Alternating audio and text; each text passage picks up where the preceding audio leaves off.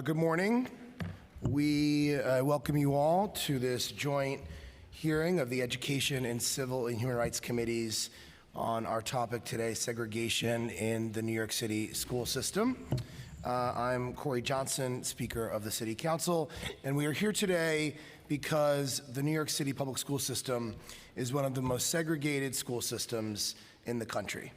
This is unacceptable, particularly in a city like ours that prides itself on its diversity. I want to thank my colleagues, Chairs Treyger and Eugene, for holding today's hearing on this critically important issue, and I want to thank all of the council members who are here today. I want to thank Chancellor Carranza and his staff for joining us here today, and I want to give a special thanks to all of the parents and advocates, and especially the students who have come out today to share their views and to help us work through the very difficult problem of school segregation, an issue that's very important to me, to the council, and to all New Yorkers. The current focus on segregation was sparked by recent statistics regarding admissions at the city's specialized high schools. But the lack of diversity at specialized high schools is also a symptom of the overall problem of segregation throughout the school system. And that is why I outlined a number of steps in an op-ed last month to address the issue of segregation at both the specialized high schools and the school system as a whole. Addressing segregation system-wide will require a dedicated long-term effort that must include input from a variety of experts and stakeholders, including teachers, principals, parents, and students. And this is why we are proposing legislation to make the School Diversity Advisory Group a permanent body that will continue to make formal policy recommendations to the mayor and chancellor related to increasing school diversity. In addition, the committees will hear legislation that will create a school diversity monitor within the New York City Human Rights Commission to increase oversight of this work and help inform principles of equity.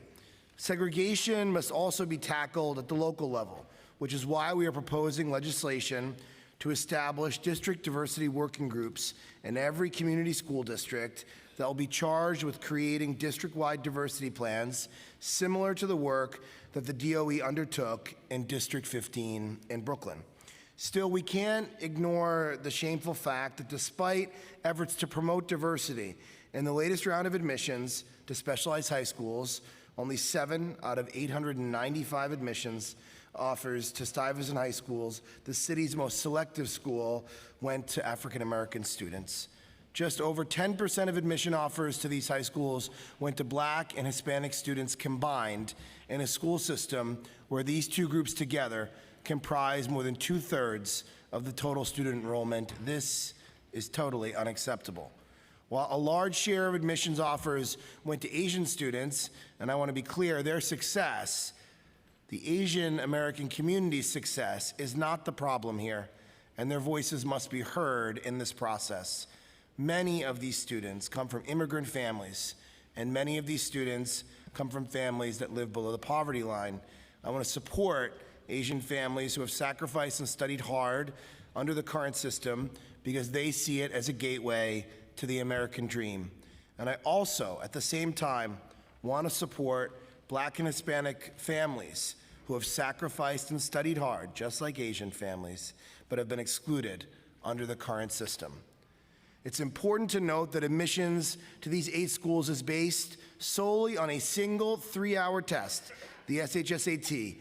In fact, these 8 schools are the only public high schools in the country that base admissions entirely on a single test score. Even colleges and universities don't base admissions on test scores alone, but rather on multiple criteria, and there's a good reason for that. There is broad scientific consensus among testing experts, psychologists, and educators that high-stakes decisions that affect students' educational opportunities should not be made on the basis of test scores alone. That's why I came to the conclusion that the specialized high school admissions process must change.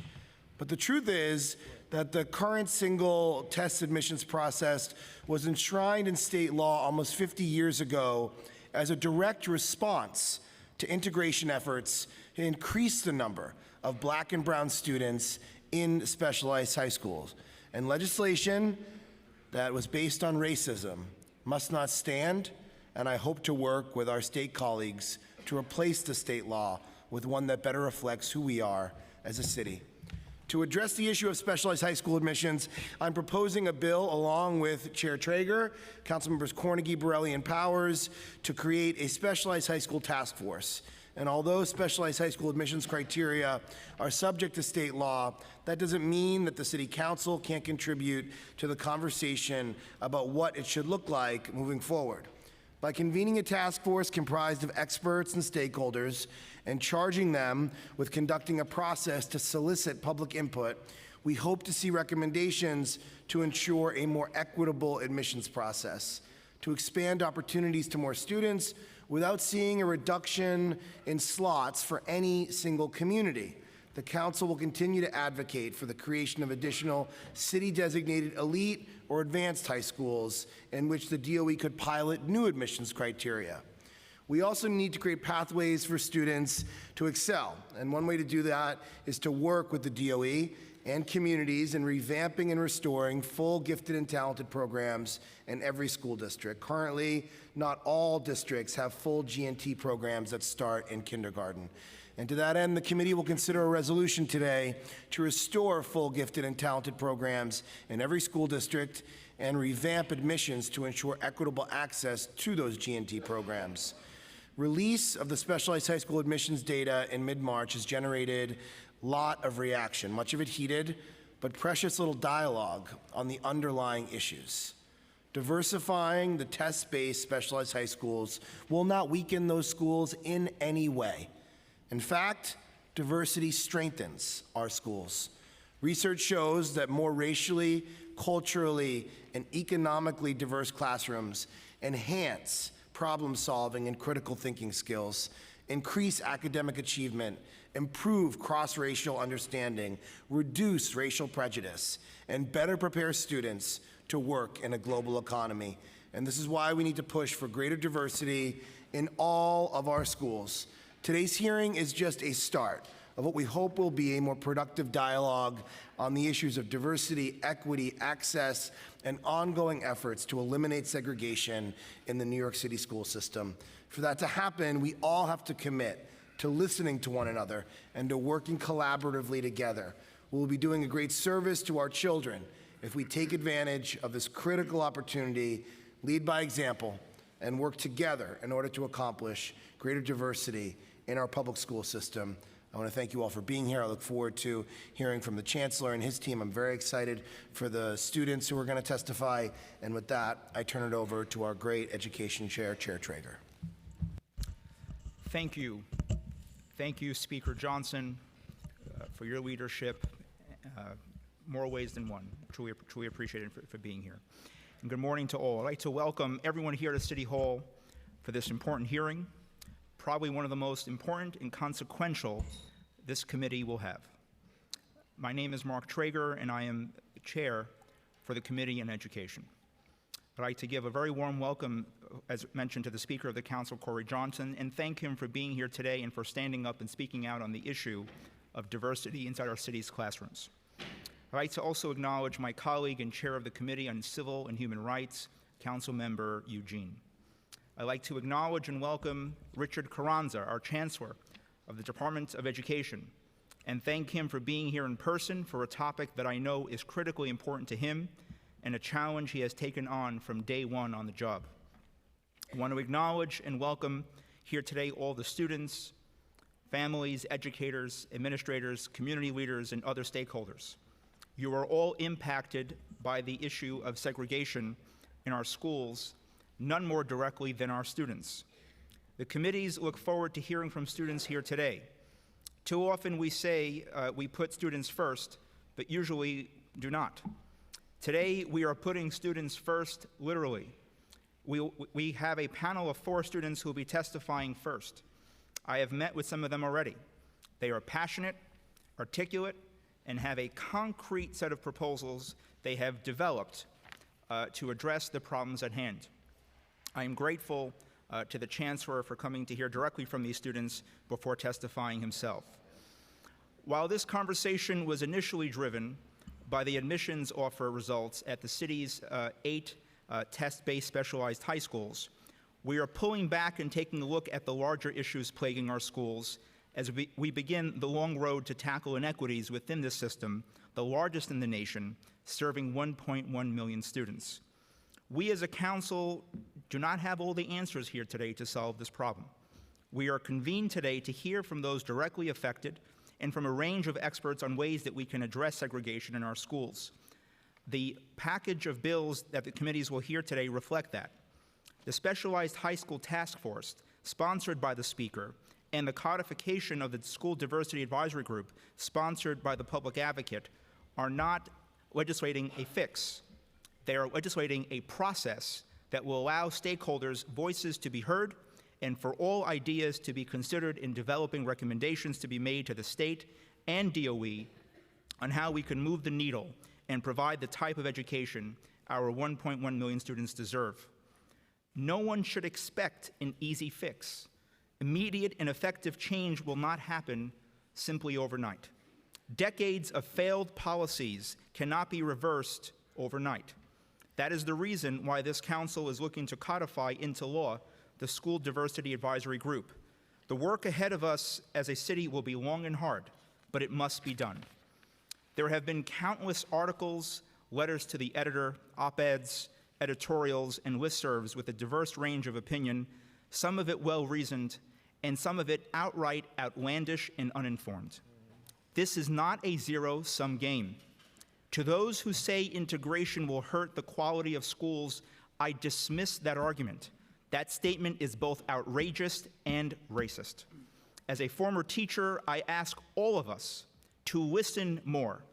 Listen. Listening is sometimes a lost skill these days. We must not allow voices on the extremes to pit different communities against one another. The conversation we begin today and the legislation we will hear is a process that examines the whole system. We cannot lose sight of the bigger issue and focus only on 8 schools in a system with more than 1,000 schools. We cannot lose sight of the system as a whole and focus on 8 schools educating approximately 15,500 students out of 329,600 high school students. All schools should have the resources, staff, and educational programs to let our students thrive. All parents should be secure in the knowledge that the neighborhood school their child attends will set them up for success. All students should be secure in the knowledge that the school they attend will arm them with the skills and tools necessary to compete in this global economy. Some people argue, just expand gifted and talented programs and we are all set. I certainly agree that G&T programs should be in every single school district, but we must ensure they all begin in kindergarten. I also believe that G&T must be revamped and reimagined. Simply expanding it in its current form will just mirror the problems we see at the specialized high schools. The current admissions process for G&T changed for the worse under the Bloomberg administration. Up until 2008, the 32 community school districts each used various community-driven measures to choose kids for G&T classes. Former Mayor Bloomberg decided to centralize G&T admissions and require a minimum 90th percentile score on national standardized tests. Bloomberg's policy change resulted in the City Department of Education closing down 60 G&T programs, mostly in Black and brown communities, from 2009 to 2013. So while we must expand G&T or expand some form of enrichment, we must also reform G&T. That is under our control in the City of New York. It is time for this administration to tackle this issue. Let us not have a conversation driven by misinformation. Let us not form opinions based on fear. This hearing is an opportunity for all voices to be heard, to help shape the laws and policies that will transform our city school districts, the third most segregated in the nation, into one of a true integration, where our classrooms are diverse across ethnicities, socioeconomic status, academic ability, and disability status, among others. I hope the conversation our committees start here today will lead to others on housing, infrastructure, transportation, and other facets of New York City policy that contribute to and have exacerbated the segregation that we see in our schools. But that shall not stop us from moving forward with respect to our schools. Moreover, I'd like to say that I am proud to sponsor legislation that we will be hearing today that will require DOE to report on the demographic makeup of our staff of over 1,800 schools. Our administrators, teachers, and school staff should reflect who we are as a city. Students should be able to see themselves in those people. I look forward to the reports contributing to the conversation around school integration, not only of our students, but also of our Department of Education. I want to just very briefly share with the public about the high school that I went to. I went to Murrow High School, a non-specialized high school, and I am so proud to be a Murrow High School graduate, class of 2000. I know I've dated myself. But in Murrow, we still are. Murrow High School still is an incredibly diverse school. Diverse not just in terms of student body, but also diverse in enrichment opportunities, diverse in terms of curriculum. In Murrow, I was a stronger history student, but not always the strongest math student. So in history, I had opportunities for enrichment courses or advanced placement, but in math, I was more in the general class that needed more time and more support. So enrichment was not based on one measure. It was based on students' abilities and strength areas, and I had always opportunities to excel in different subject matters. Murrow also had a very diverse and rich curriculum that taught me that there is a rich, deep culture out there beyond just Western literature. We didn't just read about Macbeth Shakespeare. One of my favorite books that I learned about that impacted my teaching career was the book titled Things Fall Apart, written by a Nigerian author that helped shape my views of the world.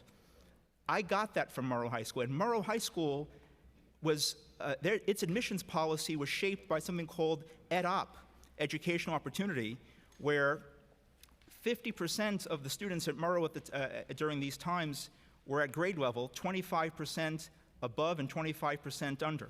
There was academic integration, which I think also sometimes gets lost in today's conversation as well. So when some folks say that they would like to see all schools like Brooklyn Tech or Stuyvesant, I'll happily say that I like to see more schools like Murrow. I enjoyed Murrow High School. I got a great education from Murrow High School. So I felt I wanted to share that to kind of shape and frame this discussion, that we have some outstanding schools beyond just the ones that some folks speak about. I want to also thank really the outstanding City Council staff that have worked so hard to prepare for today's hearing and other hearings that have been happening. And I want to thank Malcolm Budahorn, the Committee Counsel, Jan Atwell, Policy Analyst, Kalima Johnson, Policy Analyst, Caitlin O'Hagan, Fiscal Analyst, and Chelsea Bedamore, Financial Analyst. I want to thank my Chief of Staff, Anna Scaife, and Vanessa Ogle, my Policy Director. And I will now turn to my colleague, Chair Eugene, for his opening remarks. Thank you very much, Chair Treyger. Good morning. I'm Matthew Eugene, the Chair of the Civil and Human Rights Committee. Today, our committee is joining with the Education Committee to examine the important issue of segregation in New York City school. Before I begin, I'd like to extend my thanks to Chair Treyger for initiating this important hearing and to acknowledge the support and the leadership of Speaker Johnson as shown on this issue. As a nation, we have moved on from explicit segregationist policies as Jim Crow. However, the legacy of such policy have lingered, and unfortunately, our city school system remains highly unequal and segregated environment. As one of the most diverse cities in this country, it is vital that all New York City students have fair and equal access to quality education. A solid education is a cornerstone for further academic pursuit, and it is essential to providing the fundamental skill for successful life. As you know, education is a passport to the future, and that future should be available to all city students, regardless of their racial, ethnic, and socioeconomic background. Being exposed to different people in educational environment help to instill empathy, compassion, and understanding of difference. And also, for instance, research shows that Hispanic and African American students receive higher grades on exam in integrated school, while the gap in SAT scores between white and black students is wider in segregated districts. Dismantling area of systemic inequality has been a major goal of the City Council. Just last year, this committee helped pass legislation to increase the diversity within the city public workforce so that it too was more reflective of the city's population. The legislation we are hearing today aims to achieve the same goal in our education system, for the opportunities for growth and personal achievement to be as widely available as possible, and for access to quality school to not be hindered by race or class. While this legislation will not completely remedy the inequalities that exist in the city or fully redress the other important factors that impact school segregation, we believe that this bill makes an important, very important first step.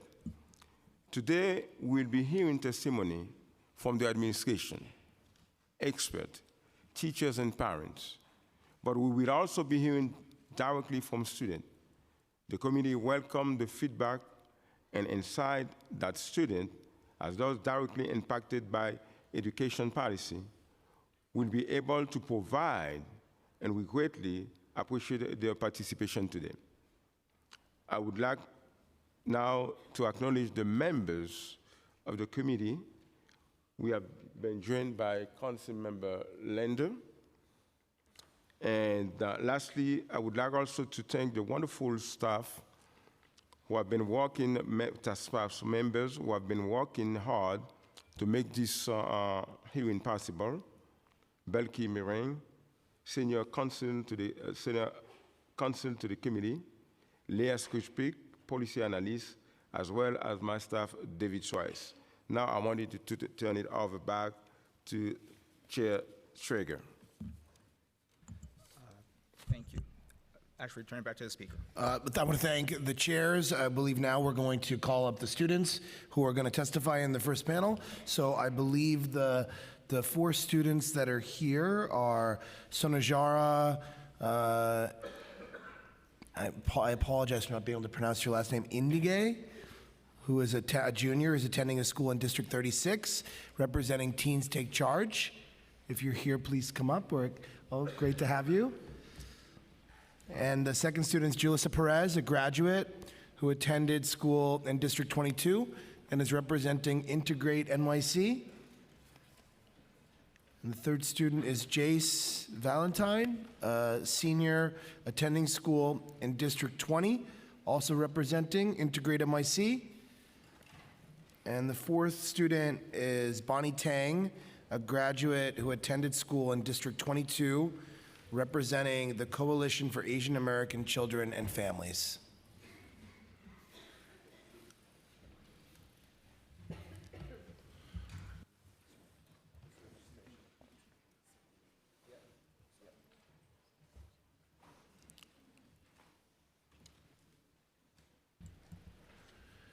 So I want to welcome you. You may begin in whatever order you'd like. Maybe we can start with Sonajara, and just make sure the red light on your mic is on. You push that button, and if you could just ensure to announce yourself and your name for us. So you may begin. Thank you for being here this morning. Welcome. Hello, my name is Jalissa Perez.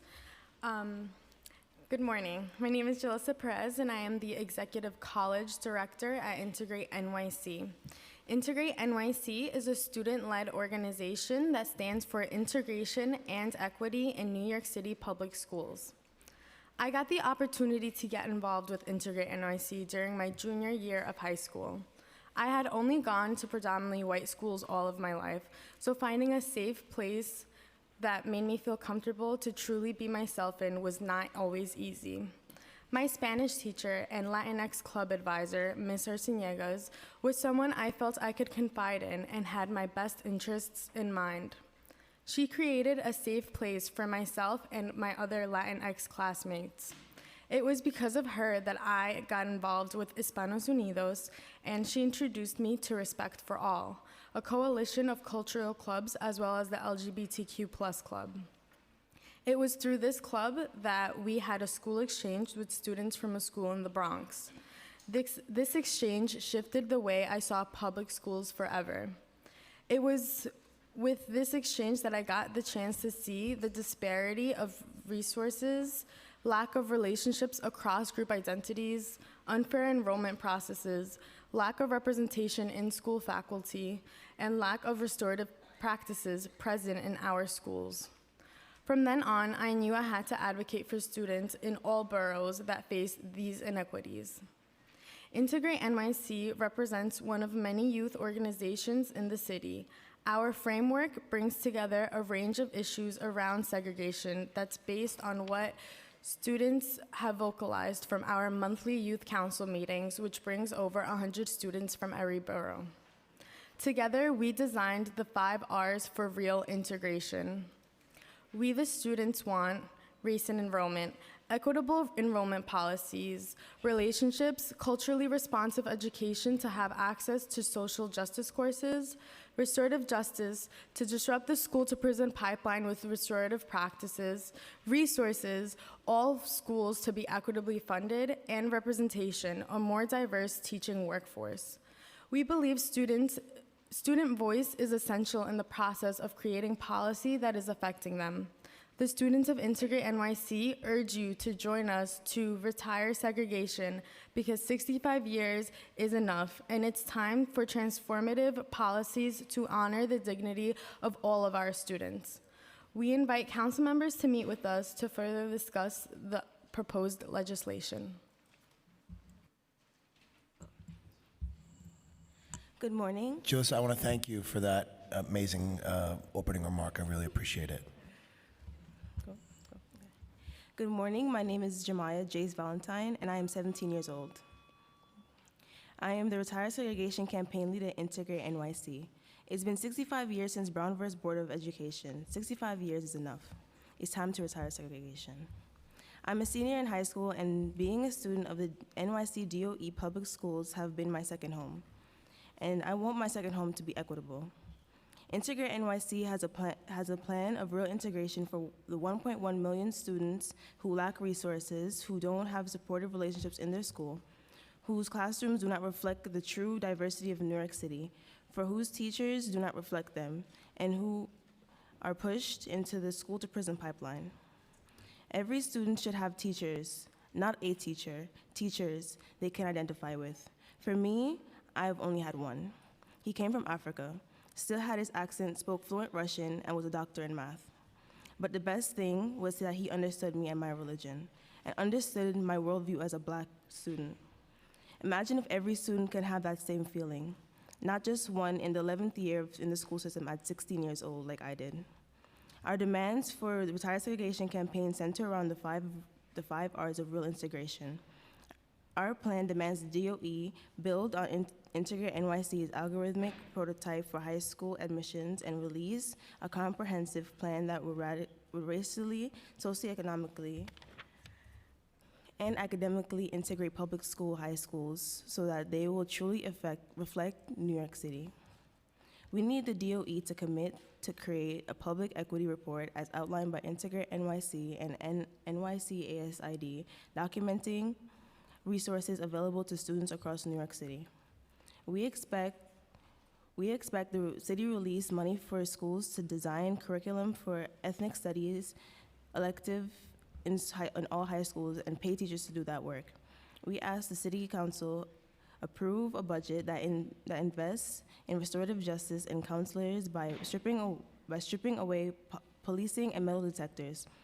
And we call on the DOE to name a group of educators, policy makers, and advocates like NYC Men Teach and students to design a blueprint for teaching fellowship and provide scholarships for NYC students to become educators who serve New York City public schools, because we are the ones who are affected.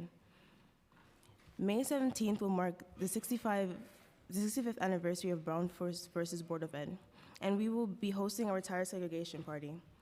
We ask each of you to join us there to commit to your part to retire segregation. It has been 65 years, but not enough has changed, and it's up to you to help us. Thank you. Jace, I want to thank you for that really wonderful opening remarks. I really appreciate it. Thank you for being here. My name is Bonnie, and I went to public school here in New York City from pre-K to 12. I'm currently a college student studying at Stony Brook University. When people think of New York City, the ideas of diversity, inclusion, and equity comes to mind. However, this isn't the reality we live in right now in our public schools. New York City does have a very segregated public school system, and access to different resources aren't at equal reach for everyone. Our schools aren't integrated, and our students deserve better. Asian Americans have historically been used as a wedge by society to initiate conflicts within communities of color and to create a distraction from the real issues of equity and inclusion. Asian Americans face systemic injustices just like other communities of color. Stereotypes may say otherwise, but we are not your wedge. We are in the fight for equity and integration in public schools as well. The model minority myth was created with the intention of initiating intergroup fighting within communities of color. This doesn't benefit Asian Americans. In fact, the myth hurts us by telling our Asian youth that if we're unable to attain wealth, then they're not Asian. There have been some conversations on making our curriculums more inclusive and reflective of minorities. We are a minority too, so where is our history that isn't about the Silk Road? Almost all of my peers throughout high school didn't even know that Chinese Americans weren't allowed to become citizens until 1943, and that people from Asia were also restricted from immigrating here to the US for decades. Does it sound like we're the model minority to you? Within our public schools, we have guidance counselors, but how many of them are Asian? Representation is another area where we lack in. If there were greater resources available in regards to mental health in our public schools, then our youth will know more about the model minority ahead of time. So no one's perfect, and they should know that too. Being put under the mental stress of everyone being perfect isn't healthy for one's upbringing. Asian Americans have the highest poverty rate in New York City, so why don't we talk about that? We're not the model minority, and there's no truth to the myth. Just like other communities of color, we have been oppressed throughout history. Integrating our schools will reduce racial bias and counter stereotypes. If students are racially isolated from one another, then it's easier to develop a perception of another group that they have not been in contact with or been in the same classroom with. Thank you, Bonnie. Thank you so much. Thank you for inviting me to speak at this hearing and for allowing us students to speak before the DOE. At the last hearing in December of 2017, all of the DOE leaders left before we had the chance to testify, so I'm going to address my remarks directly to them. My name is Sokhna Jaden Jai. I am a junior at Brooklyn College Academy and a leader at Teens Take Charge. Right now, I am missing my English class, a class filled exclusively with students of color, to come speak about a crime that has gone on for too long.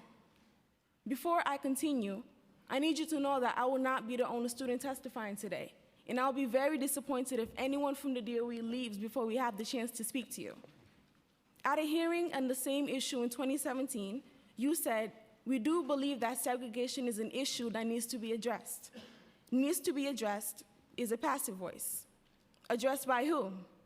Let me put my skills from English class to use.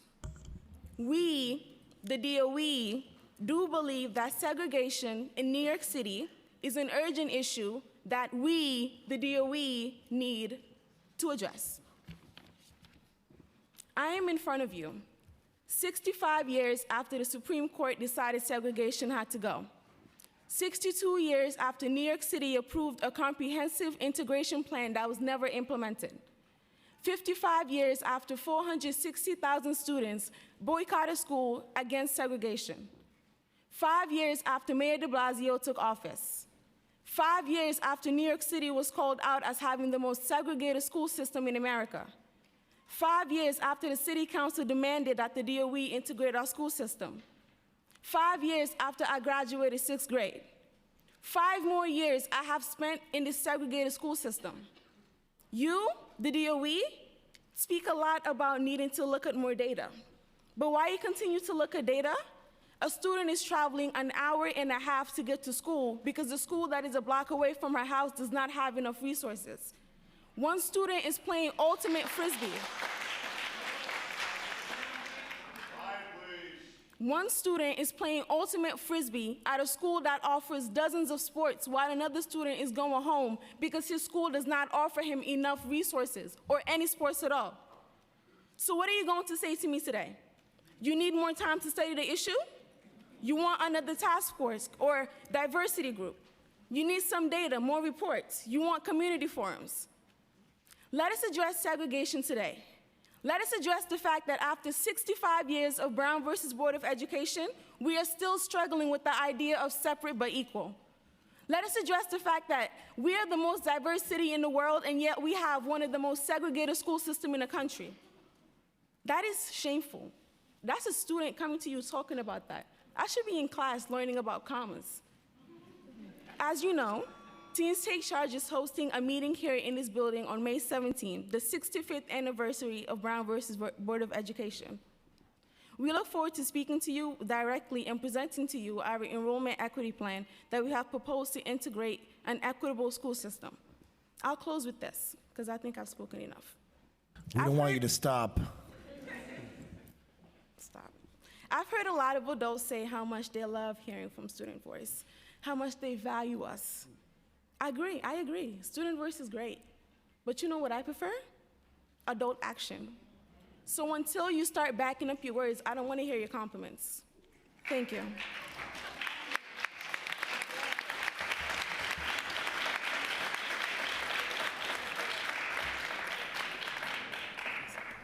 Thank you, Sanajara, for being here today and for those very powerful words and remarks. I really appreciate it. I'm sorry you're missing school, but I'm glad that you're here. I hope it's worth it. Thank you. Are there any members of the committee that have questions for any of the amazing young people that are here today? Okay. I want to thank you all, but before you leave, I know Councilmember Lander wanted to make some very brief remarks. So I've said on a lot of occasions that the students of Integrate NYC and Teens Take Charge are the most inspiring thing happening in New York City. And I don't want to blow smoke. I think your point that we haven't taken action that would show that we've been listening is really important. But I think it's important to hear, too. And it's not just that you're demanding that we end our denial and take action on segregation. It's that you're modeling the city we could have if we took it seriously. So it's not only tokenizing your voice, it's like genuinely listening to the demands you make, taking them really seriously. And I would urge people both on the 5 R's of real integration and the high school integration plan that Teens Take Charge has developed, dig down into the details, because we're going to hear from the chancellor, we're going to ask a lot of questions, we're going to hear from a lot of people. But both of these groups, you have not just elevated student voice, you've put really specific demands out. And the work around the metrics of the 5 R's, the work around the high schools, and we're going to hear a lot later about 8 of the about 400 high schools. But Teens Take Charge and Integrate NYC have put out a plan that will look at integrating the other 392. And I really appreciate it. So I just want to say thank you guys for coming. You know, we had a first hearing on school segregation about 5 years ago, as a couple of you referenced. And at that point, we were really just in denial, I'll be honest. You know, we did not hear the word segregation or integration from the Department of Education. We did not embark at that time on a serious plan to do something about it. And while we still have a long way to go, we are in a different place today where we have not yet taken serious action at the scale needed, that is for certain. But I think maybe we're past the denial phase. And if we are, it is because young people working with activists and teachers and administrators have made it impossible for us to ignore or deny any further. And I really think it's on both sides of calling out the harm and putting in bright relief what systemic racism and segregation do, and also offering us a glimpse of what would be possible if we could have a city led by and educating in a profound and integrated way students like you. So I just want to say thank you, not just for being here today, but for the serious organizing work you're doing, and for the fact that I know it's not going to end when you go back to class, that we're counting on you to hold us accountable and keep pushing all of us together. Thank you. Thank you. Thank you, Brad. Thank you all for being here. We really, really appreciate it. Thank you so much. So next up, we are going to hear from the Department of Education. We're going to hear from Chancellor Richard Carranza, who's here, Deputy Chancellor Josh Wallach, and Deputy Chancellor LaShawn Robinson. And then after the administration, DOE, we're going to hear from Assemblymember Charles Barron, former Councilmember Charles Barron, who's with us today. He will speak after the administration.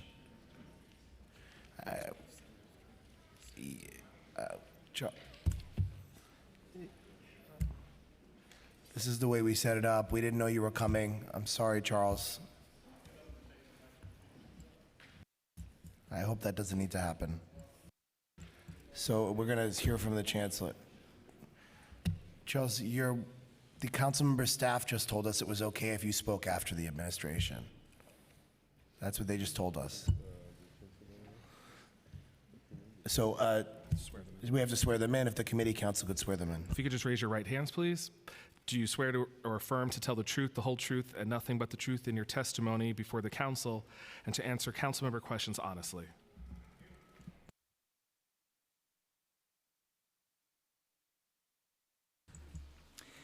So good morning. I want to start my remarks by saying that as an educator, I could not be more proud of the students that just spoke. And I would disagree that while it may be important to be in class learning about commas, this kind of civic engagement is a whole lesson in and of itself. So bravo to our students. And if you need a pass for school, I'll be happy to write you one. So I want to say good morning, Speaker Johnson, Chairs Treyger and Eugene, and all of the members of the Education Committee and the Committee on Civil Rights that are here today. I also want to recognize Assemblymember Barron, who is here, and I want to thank him for his unflinching voice in the conversations that we're going to have here today. I know you'll be able to hear from him in a little bit. I am joined this morning by Deputy Chancellor Josh Wallach, who is Deputy Chancellor for the Division of Student Enrollment and Early Childhood Education, and Deputy Chancellor LaShawn Robinson, Deputy Chancellor for the Division of School Climate and Wellness. Thank you for hosting this important hearing, and I would also like to thank Speaker Johnson, Chair Treyger, and Council Members Lander and Torres, and the City Council for your partnership, leadership, and advocacy on behalf of our 1.1 million students. Now I know, just as Mayor de Blasio knows, that and just as everyone else in this chamber knows, that public education is an investment in the future. From my own experience as a student, a teacher, a principal, and now chancellor of the largest school system in the nation, I can tell you that beyond a shadow of a doubt, a public school education can change a life. Unfortunately, school segregation robs many students and those living in poverty of a high-quality education they deserve. So, as our students asked, let's have some real talk. This month marks 65 years since the Supreme Court issued the landmark decision in Brown versus Board of Education. 65 years.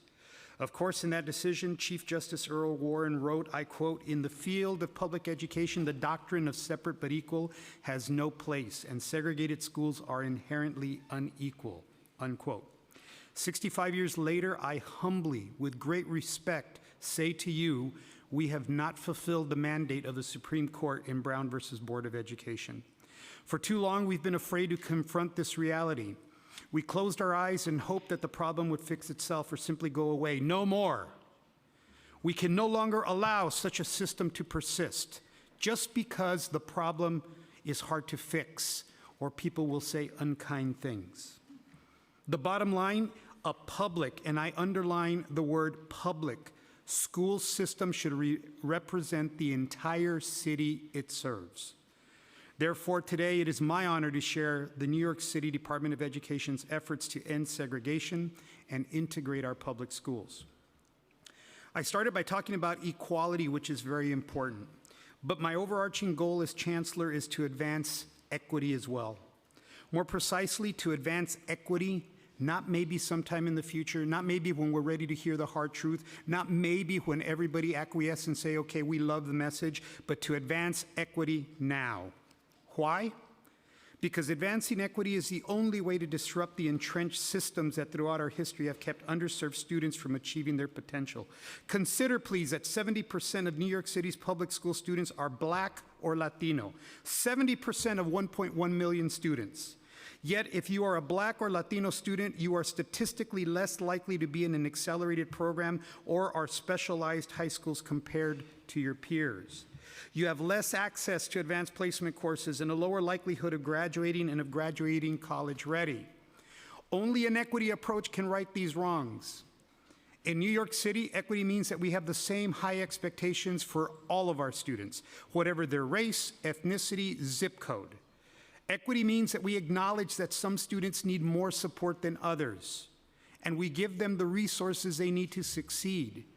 Equity means that we accelerate our work to reverse historic injustices, empower communities, and intervene throughout a child's journey through our system. Equity means that all of our students are on a path to high school graduation, to college if that's where they want to go, and meaningful employment. Integration advances equity because it allows our children to learn from one another's diverse perspectives, backgrounds, and experience. Significant research demonstrates that integrated classrooms lead to improved academic test scores, improved critical thinking and problem-solving skills, lower dropout rates, reduction of racial bias, enhanced leadership skills, and better preparedness for success in the global economy. Integration doesn't lower academic achievement for any student. It improves it. Yet I can't tell you how many times I hear in this discussion where there's an equation to diversity and a lowering of academic students. I will call that racist every time I hear it, and I will say it. So if you don't want me to call you on it, don't say it. We have no illusions. Meaningful integration of a system of 1,800 schools is tough work, and we know it will not happen overnight. What is more, integration means different things to different communities. It is not just about the movement of bodies or giving Black and Latino students access to certain schools. It's much more than that. Achieving meaningful integration is far more complicated and far more important. Segregation, on the other hand, does shrink opportunity. So we are confronting this problem head on. With all that said, we have taken real steps to improve integration in schools in some of our most diverse but segregated school districts. After a community-driven process, Districts 1 and 3 in Manhattan and District 15 in Brooklyn are implementing plans to increase school diversity. These districts have prioritized underrepresented students for admission into schools district-wide. In each of these districts, the majority of schools have met or made progress towards their diversity goals.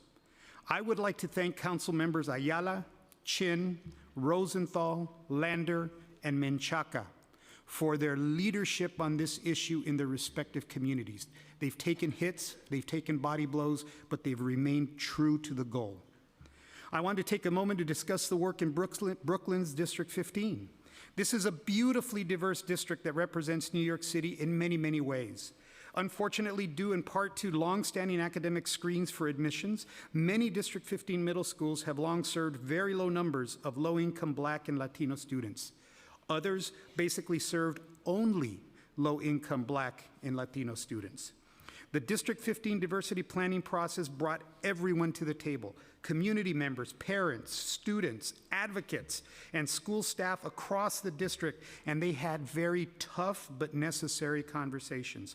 Conversations grounded in data and occurring in different languages. The District 15 working group looked at a huge amount of data and research, including middle school enrollment demographics, patterns of racial housing segregation, and academic outcomes. They looked at a variety of potential solutions, and then they put forward a comprehensive plan to change the middle school admissions process. Mayor de Blasio and I were proud to approve their plan. Now, the academic screens are gone, replaced by a lottery where students are matched to the schools they want to attend. District 15 middle schools prioritize about half of their seats for students from low-income families, multilingual learners, and students in temporary housing.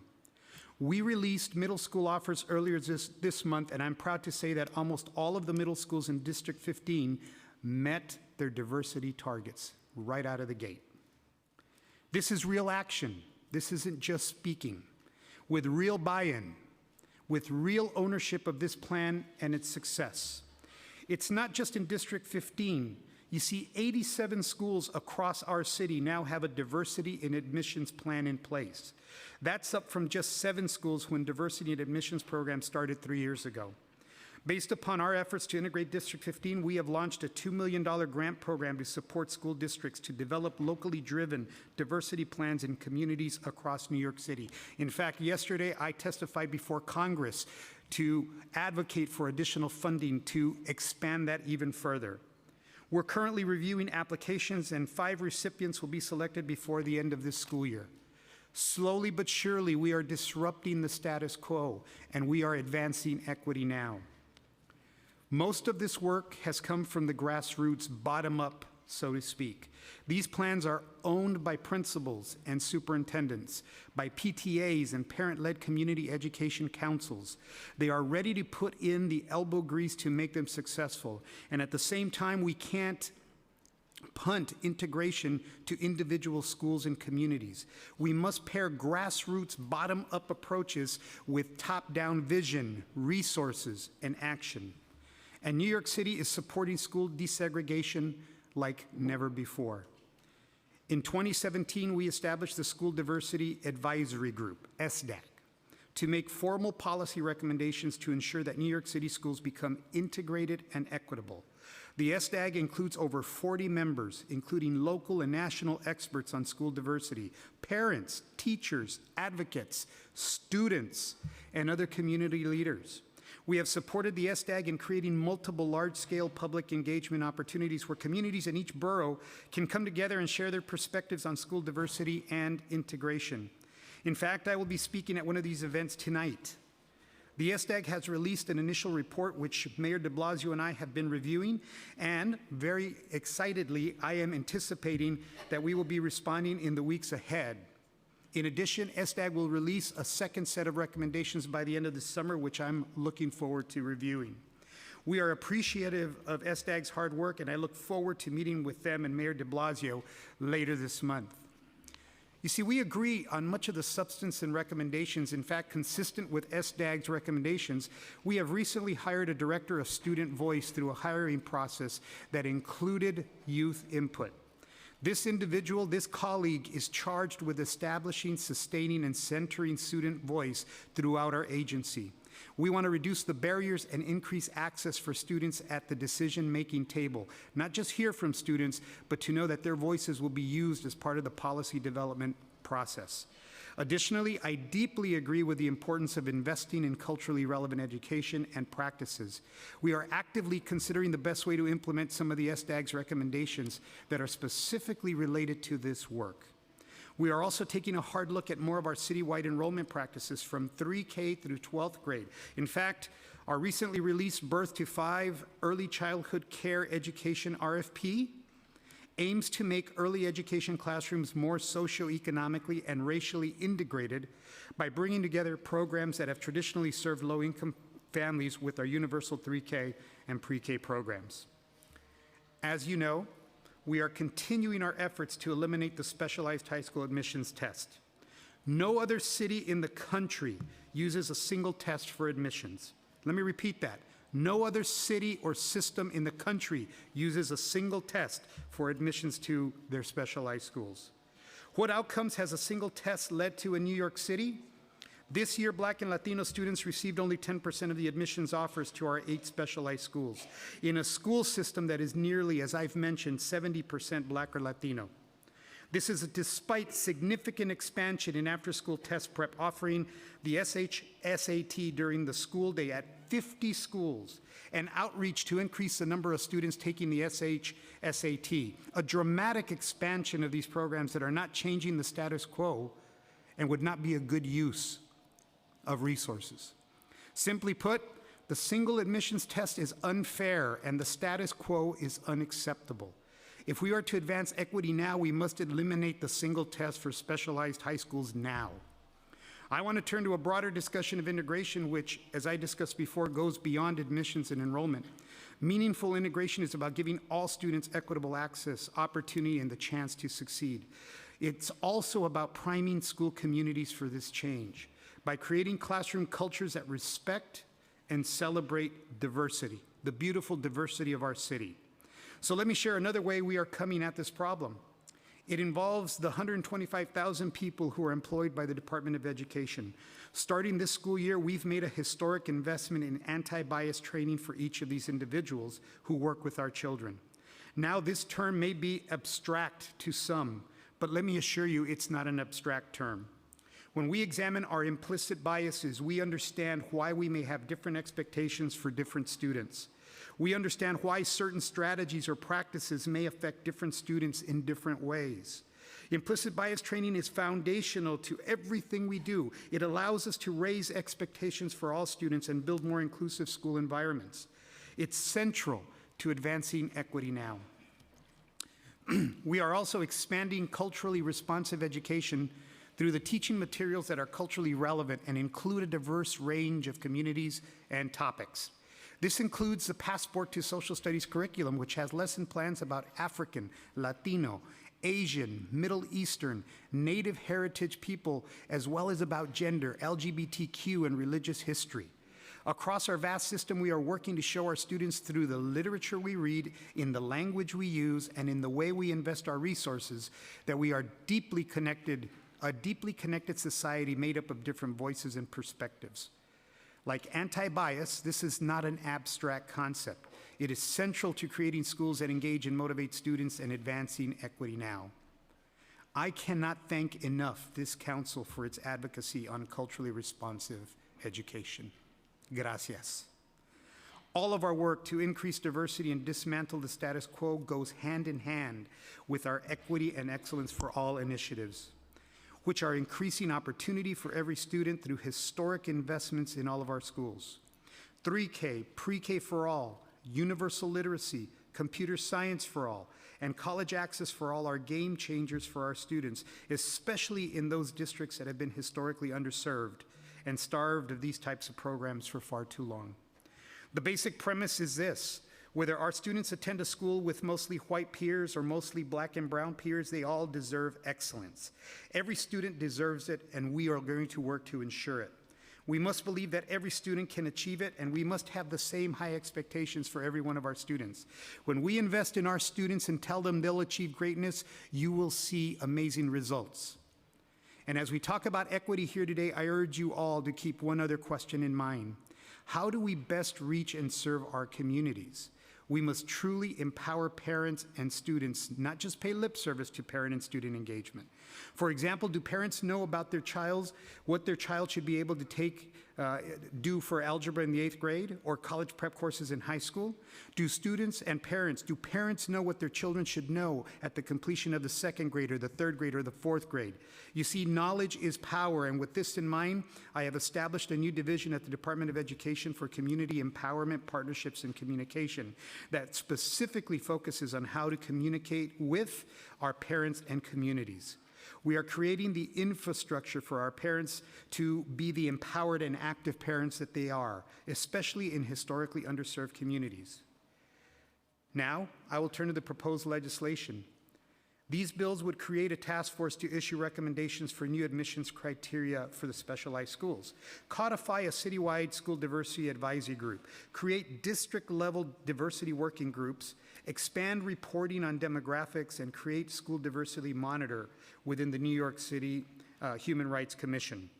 The goals underlying these bills are consistent with our goals. We are committed to soliciting input from a wide range of stakeholders throughout the city on increasing diversity in our schools.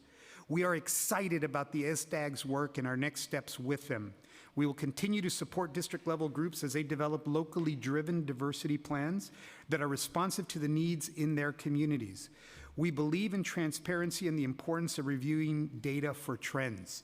In fact, my transparency has not rubbed everybody the right way, but that's okay, because the data is the data. We are committed to urgent reform on the specialized high school admissions process, as our existing proposal demonstrates. We welcome the support of the council in achieving these goals and look forward to further discussions on these bills. The goal of our diversity agenda is to build a future that is not bound by history, not bound by demography, or by income. That is what equity and excellence is all about. We believe we can create a school system that truly reflects the best of our diverse, inspiring, and innovative city.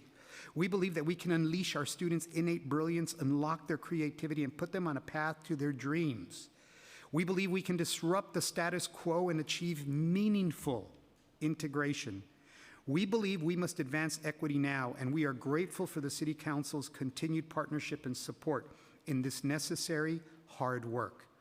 I want to thank you for your time. I want to thank you for your dedication to this topic, and I would be happy to answer any questions that you may have. Thank you, Chancellor Kronza. Thank you for your testimony. Thank you for being here. I'm going to start off with a few questions and then turn it over to the chairs. So you spoke, of course, at length about some of the plans and programs and vision that you have for the DOE and trying to address segregation. But what is the department's overarching plan to address segregation in a meaningful, systematic, and sustained way? So I've talked a little bit about the role of the School Diversity Advisory Committee, and I think this is an important committee that we are working with. These are individuals that have given of their time for a number of years to study the problem, to look at the problem, and dive deeply into the problem. As I've also mentioned, we're going to get a second set of recommendations, which I understand will include recommendation on screens. We don't want to get ahead of that advisory group out of respect for the hard work they're doing. That being said, it has been my experience that the only way you can tackle issues of segregation and integration and diversity is by looking at the systems and structures that underlie the very systems and structures that give you the kinds of results that you get. And by that, you have to look at the data, and once you look at the data, you have to examine what those policies are. The results are really clear, Mr. Speaker. When you have students that only 10% of students in a specialized school environment are made offers to that specialized school environment, and the very process, the very structure by which students get that opportunity is unlike any process anywhere else in the country, is it any wonder then that you get such a skewed result? So we are looking at systems, we're looking at structures. And from a community-based perspective, our community organizations and our community school districts are taking on this issue through a grassroots organization process as well. District 15, District 1, District 3, as I've mentioned, have all made significant proposals. It's a both grassroots and top-down approach. But let me be very clear. The overall strategy is to continue to lay a vision for integration of our schools, to continue to focus on systems and structures that perpetuate the unacceptable status quo, and to really seed, support, and help the local organizing that has happened, including our students, whose voices are becoming more and more significant around lifting the issues that keep the current status quo in place. We hope to act upon the recommendation of SDAG and our various input groups as we go forward, and that's the immediate plan. So SDAG, the School Diversity Advisory Group, which you mentioned in your testimony is made up of, I believe, about 40 individuals. Yes. And you've mentioned here today, Chancellor, and I think you've shown in your time as Chancellor a real willingness to have a partnership with the City Council. There isn't a single appointee of that group that the Council had any say in, though our bill would say that the City Council does have appointees to the SDAG. Would you support the Council having some role in deciding who some of the appointees of the advisory group should be? Well, I think the group has been working now for quite a while. So it is a working group. It's chaired by two very capable chairs. Again, I would like to learn more about what that would look like. I know under the current proposal, it would be another group that would be appointed that would have more direct representation by the City Council. I don't think that we're far apart here. I think that when you look at who is part of that SDAG group, the City Council would be very impressed with, in fact, would probably name some of the same people on that group. But again, I'd like to learn more about what that would actually look like in terms of an implementation. So the districts that you mentioned District 15 and you mentioned 87 schools across the city that now have diversity admissions plan in place. What about school districts that wouldn't want to participate in looking at how to desegregate? What would your vision or approach be in those instances? So I'll share some comments, and I also wanted to mention for the council that I have two very capable deputy chancellors that may just chime in as well. So I want to give them free rein to be able to do that. I think it's critically important that as I've spoken from a top-down and a bottom-up approach, this is where the rubber meets the road. You have a coalition of the willing. So you will have communities and community districts that are willing to take this on, want to have this organizing initiative, and we're going to support them. And there will be some ideas that will be generated from the local community. I think that's really, really important. But to your point, there are going to be communities that will say, we don't have an interest, we don't see this as a need. That's where it's critically important that from the top-down perspective, where we're looking at policies, we're looking at practices, we're looking at regulations, that we are taking a look through an equity lens with the support, obviously, of our elected officials, but we are looking at, are there policies, protocols, regulations that are not equitable, and changing them when we need to. And again, part of this very difficult but very important conversation is lifting those tough conversations so that when those policies are identified and there is movement on them, people at least have been heard about what either their support or their opposition to those could be. But Chancellor, and before you go, you highlighted a few school districts which I think we are really proud of and the work that they've done, and they deserve tremendous accolades, and I think they're a model for other school districts across the city. But that's a very small handful of school districts. That's a handful out of 32 school districts. It's a very small number. So if we're going to make meaningful, systemic change, letting an individual school district opt in and receive a couple of $1 million to work on a plan, that doesn't seem like a way to make rapid systemic change. Yeah, so and what would you say in response to that? Yeah, so Mr. Speaker, that's not the plan. So it's both a bottom-up with the coalition of the willing, but it's also a top-down where we're pushing the engagement process, we're pushing changes in enrollment processes.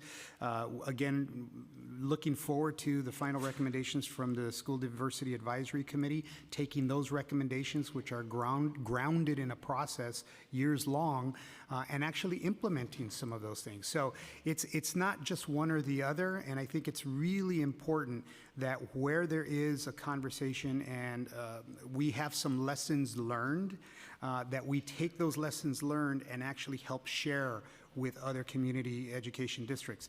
You know, the irony of the question, though, is it's a good question, but I recently spent countless hours in conversation with folks about the issue of mayoral accountability, mayoral control, if you will. And there was this great pushback about the fact that, well, you don't listen to parents, you don't listen to communities, what about community education districts? And as I talked to parents and the community education councils and parent leaders, I said to them, we're listening to you. We're not going to come and shove something down your throat. You're going to be part of the conversation. This is exactly what we're talking about. There has to be that kind of engagement. There has to be this kind of a conversation. But make no mistake, advancing equity now means that there will be some changes, and that perhaps not everyone's going to like those changes, but in the spirit of the urgency of what is happening to our children, we want to make sure that people are having an opportunity to engage in those things, but we want to do the right thing. That's very helpful. That's a very helpful level of context to understand that even outside of an individual school district or community education council not wanting to participate in something like District 15 did, there will still be support given to individual schools and support given or policies change that would still help integration efforts in a significant way, even outside of a process that a local school district be resistant to. Is that an accurate way to say it? That is a very accurate way, Okay. sir. Josh? Yeah, thank you. I would just add that I think we've seen in an encouraging way across the city, in districts, and across all 5 boroughs, schools and groups of schools stepping forward to be part of our diversity and admissions programs. And just in the next month or two, we will be announcing awards from that first tranche of funds for planning, with 5 districts stepping forward to replicate that community planning process, with 5 more behind it soon. And then on the top-down end, I would just say, as an example of that, one move that we made over the last year under this mayor and chancellor's leadership is transitioning away from a high school admissions method where you had to know about a tour or open house in order to compete for the seats, to one where, just as Chair Treyger described, the educational option or opportunity model. And 132 programs across the city made the transition just in the last 2 years to that model, which fosters much more academic diversity. And that just happened from the top-down method, if you will, across the city as a citywide policy. So we are taking both of those approaches as we go forward. Okay, I want to get to a few other questions quickly and then turn it over to my colleagues. According to the Center for New York City Affairs at the new school, students are opting out of their zone schools at higher rates now than they did 10 years ago, while Asian and white students are less likely to opt out of their neighborhood zone schools than their Black and Hispanic peers are. Research shows that an increasing number of students are opting out. Almost 60% of Black students opted out of their neighborhood zone school, up from 38% a decade ago. And in 2016 and 17, 39% of Hispanic students opt out of their zone school. I want to understand, why are so many students opting out of their neighborhood schools, and what is the DOE doing to address this issue? So, again, I'd like to dive in a little deeper into that, and I'm going to ask Deputy Chancellor Wallach to opine as well. I think what's important is that when you look at the indicators of schools in New York City, the data is pretty clear that schools are getting better. Graduation rates are up, dropout rates are lower, academic achievement is improving. So the schools are getting more robust. But I also think that it's critically important that if parents are going to have a choice, you have to give them a school that's worth choosing. And that is the crux of our work, improving schools across the city in every neighborhood. I think it's also important that, and I'm not sure how that data is cut, so how many of those students are choosing to enroll in a charter school? How many students are choosing to go to a private school? We know that in the last 10 years, the options that students and families have in New York City are much greater and much more robust than they've ever been. So there's more options for students. So that's when I say I want to cut that data a little bit finer. That's part of what I'm talking about. But let's be very, very clear. The equity and excellence agenda is focused on doing just that, creating equitable and excellent options for parents and students in every community of our city. I think part of that is making sure that we know where they are, we know what they are, and that it makes sense from a cohesive perspective in terms of what options parents and students have. I would just add on to that to say that we do have we have choices for families as part of our enrollment system for kindergarten, and part of what you're seeing in that data is families exercising that choice. But as this administration and this chancellor's Equity and Excellence for All agenda kicks in, and we have more 3K in our city, more pre-K in our city, the integration of early education programs, the successful Universal Literacy Initiative, which is improving early literacy instruction through all our early elementary grades, computer science for all throughout all our elementary schools, and as the performance and the experience in those schools improves, more and more families are excited about the elementary schools and staying in the schools in their neighborhoods, or finding excellent options elsewhere. And we're seeing that success, as the chancellor says, year in and year out as we go through our school improvement agenda. So Josh, we've been trying to get data from you all on universal literacy, and DOE has not given us that data. Why is that? I'm not sure what data you've been asking for, but if we can talk about it and we can try to get you the data you're looking for. We're proud of that program and happy to share. Okay. Chancellor, the School Diversity Advisory Group, as you mentioned earlier this year, released their first set of recommendations with respect to integration efforts in our school system. Does the administration have a plan to adopt any of the specific proposed recommendations that were outlined that you could outline today? So I can't outline it today because we do want to circle back. I mentioned in my testimony we're going to be meeting with the School Diversity Advisory Council, and we want to share with them. But there are a number of recommendations that we are prepared to adopt, and I want to congratulate them. They did some great work. Have timeframes been established for those recommendations that the department plans to adopt? Again, there is a second tranche of recommendations coming later this summer. It will be shortly after the summer where we'll have a more comprehensive conversation about which ones. Will the DOE publicly release its response to the report? Yeah, all of our responses are public. We absolutely will. And will the DOE simultaneously brief the City Council on what recommendations they plan to adopt? Well, I think just from my perspective, out of respect for the City Council, I think you will get a briefing right before we do a public release, so you know first. The DOE operates a diversity admissions pilot program, as you talked about, which gives priority in the admissions process to students who qualify for free or reduced price lunch, English language learners, and those in the child welfare system or who are impacted by incarceration. According to DOE's website, currently there are more than 75 schools and programs participating in this pilot, and it just started out at just 7 schools in 2015, so that is huge progress. Does the DOE plan on opening up this program to even more schools above the 75 schools? So the answer is yes, but Josh, you want to add a little color to that? Absolutely, and we welcome innovative proposals from all over the city.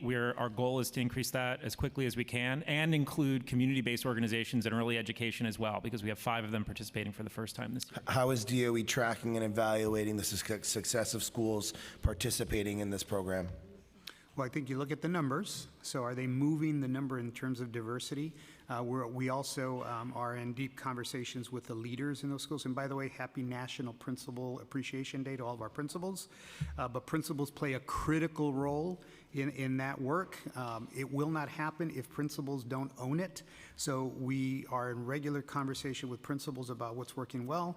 And then under the leadership of our Deputy Chancellor Wallach and his team, we are gathering best practices. What can we learn that schools are doing, and then how do we share that with other schools that want to engage in a similar process? So I want to go to the charts on the screen. As shown on these charts, Black and Hispanic students represent nearly 70% of the New York City student population, but only 4% and 6%, respectively, of the specialized high school population.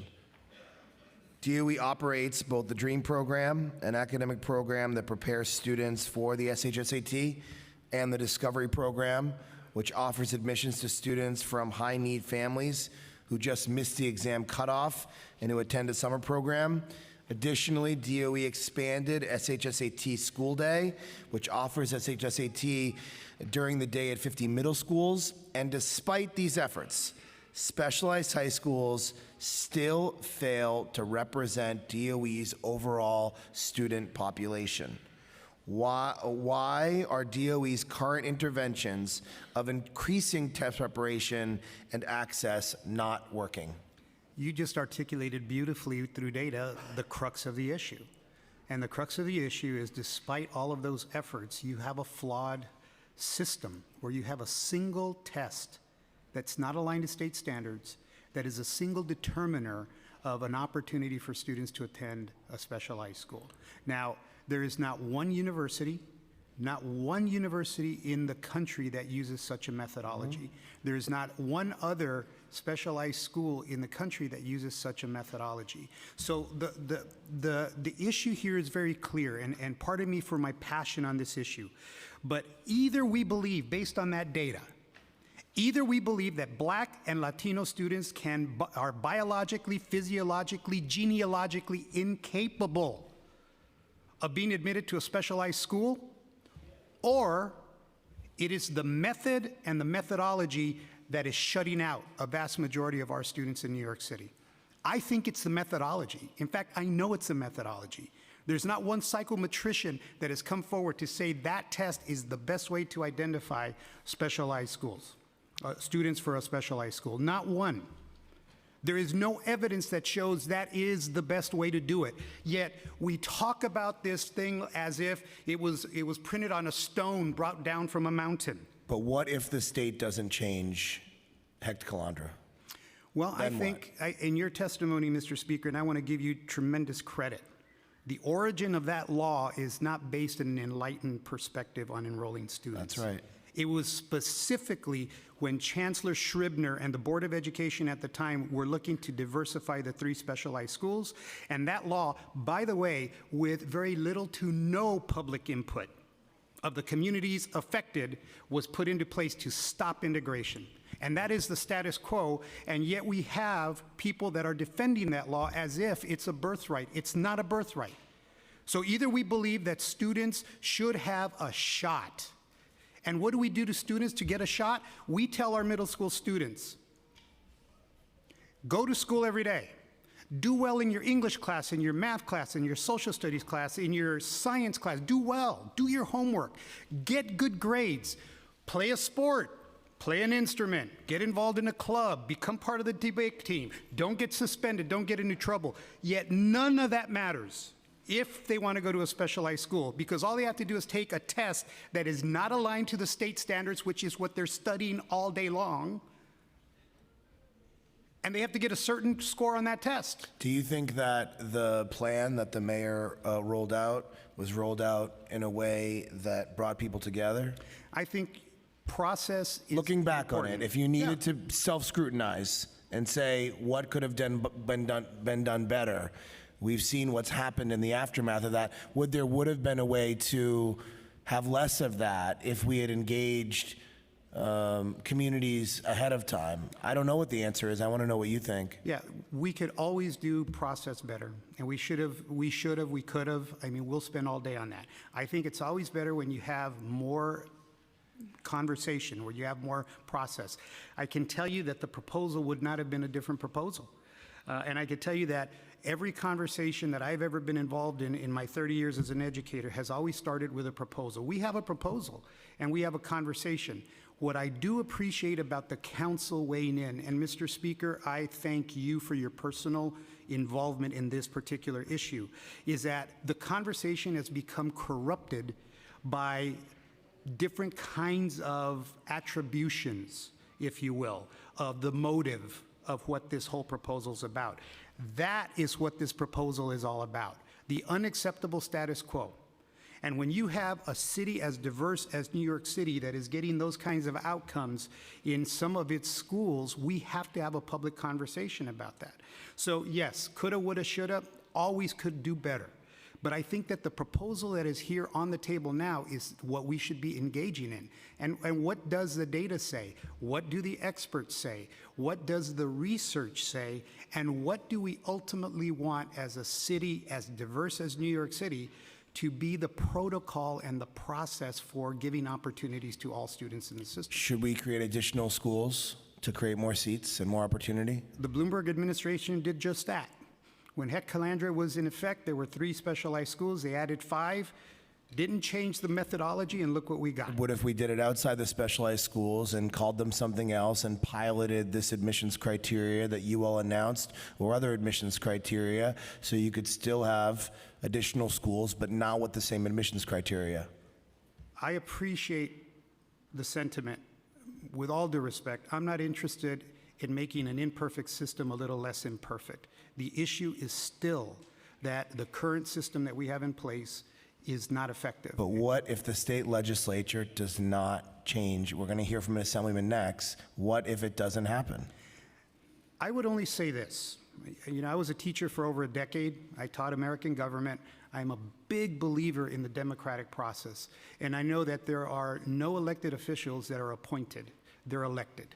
So I think that it's important that the community is involved in this conversation because this is, make no mistake, a civil rights issue.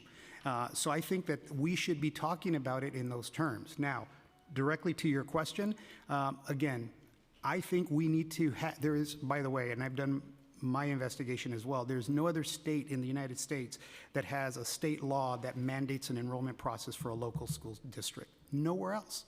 So I think that's important as well, that we should have that conversation. I don't think that we move this conversation. Our students were so beautiful. We've talked about it a lot. We need to stop talking and start acting, and I think we start acting by not skirting the issue of the state law, but taking that on directly and taking on the notion of what it is that we want for our kids. Okay, I want to end with this. Chancellor, we just went through the preliminary budget process. The mayor announced his executive budget last week. We're starting our executive budget hearings next week. The lack of detail that we have received from the Department of Education on the budget is totally unacceptable. I want you to know that from me. It's unacceptable. Cuts, pegs, over $100 million, with no new investment in fair student funding, with no new investment on all of the issues that we know work and that have mattered to this council, is disrespectful from this administration in the budget process.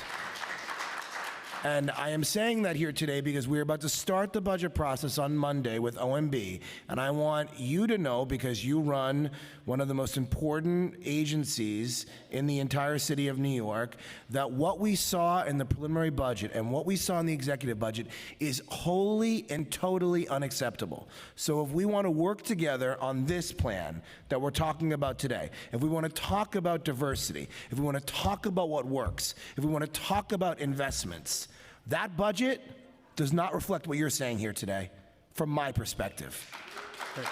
So, no, please. So, cutting back extended learning time, cutting back breakfast in the classroom, not investing in fair student funding, not investing in all the things that the city council spent weeks on putting in a document in a thoughtful way and not getting a response from it, I find to be wholly disrespectful and in contradiction to the testimony here today. So I want you to know that I look forward, hopefully, you won't be here, but the OMB director will be here on Monday.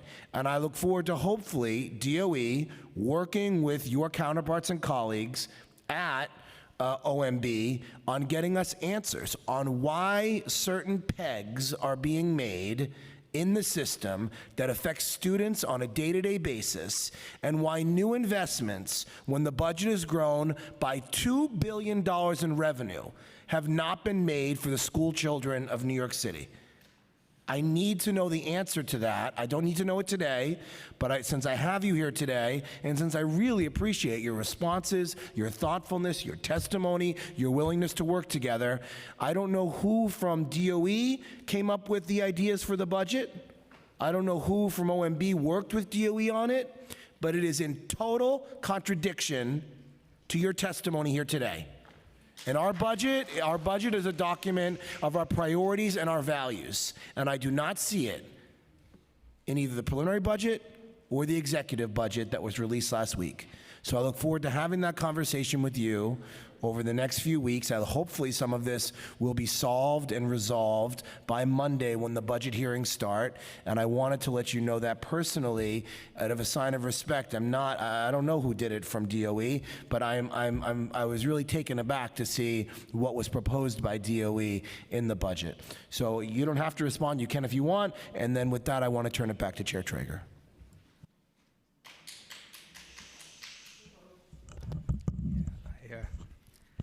I better not get started on the budget right now.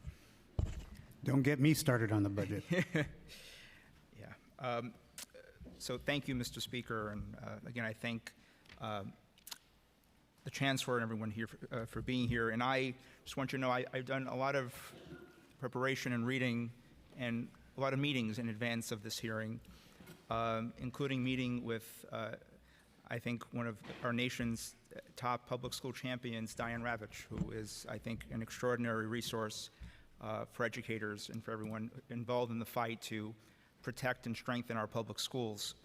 And I guess, Mr. Chancellor, the old teacher in me also had to create a graphic organizer for myself about what is within the state's control versus what is within our control. And so I want to just begin some of my questions.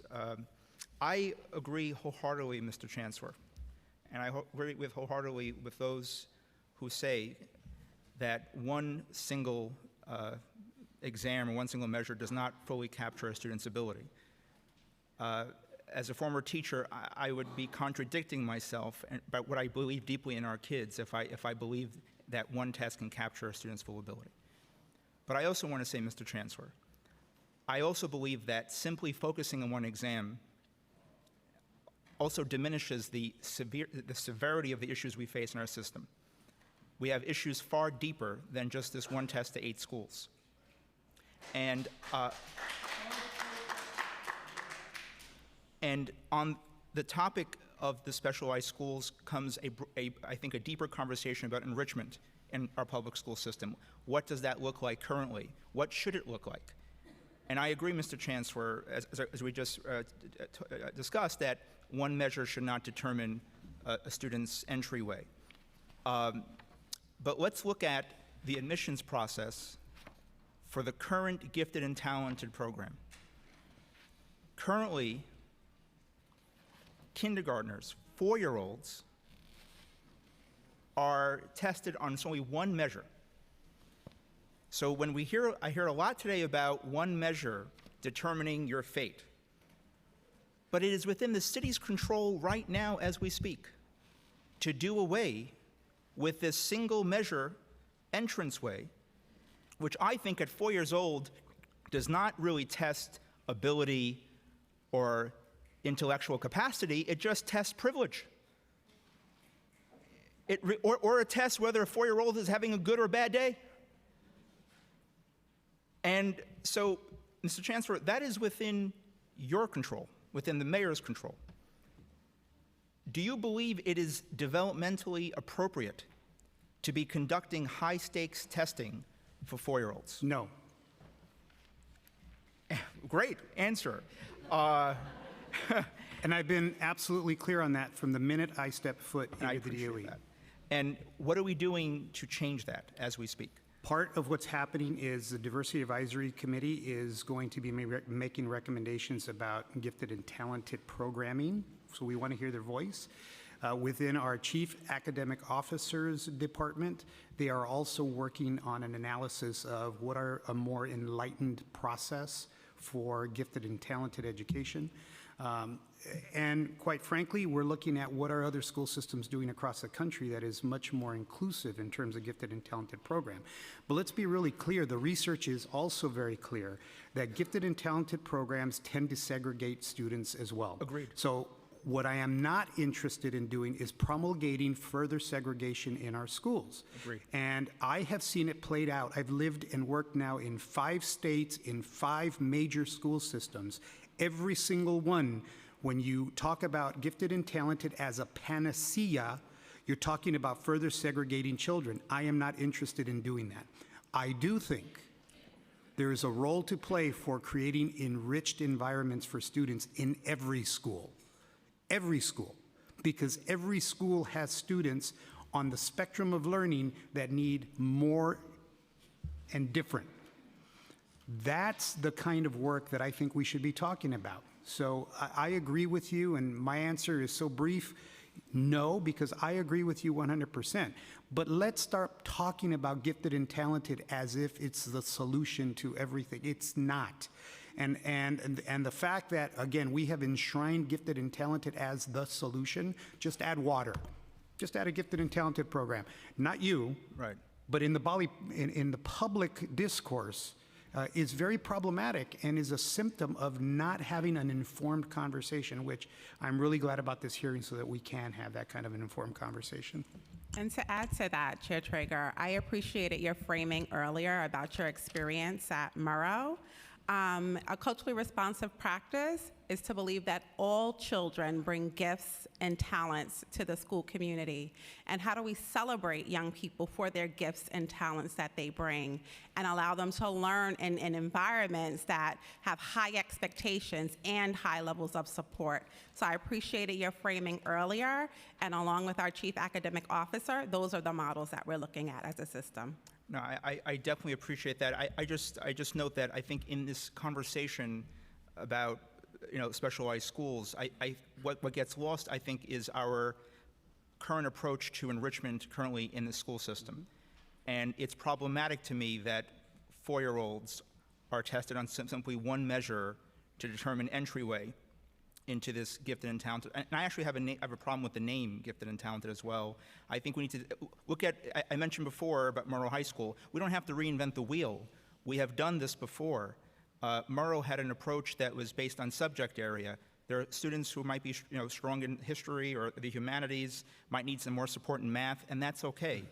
I had excellent classes in both subject areas where students who are stronger than me in math helped me.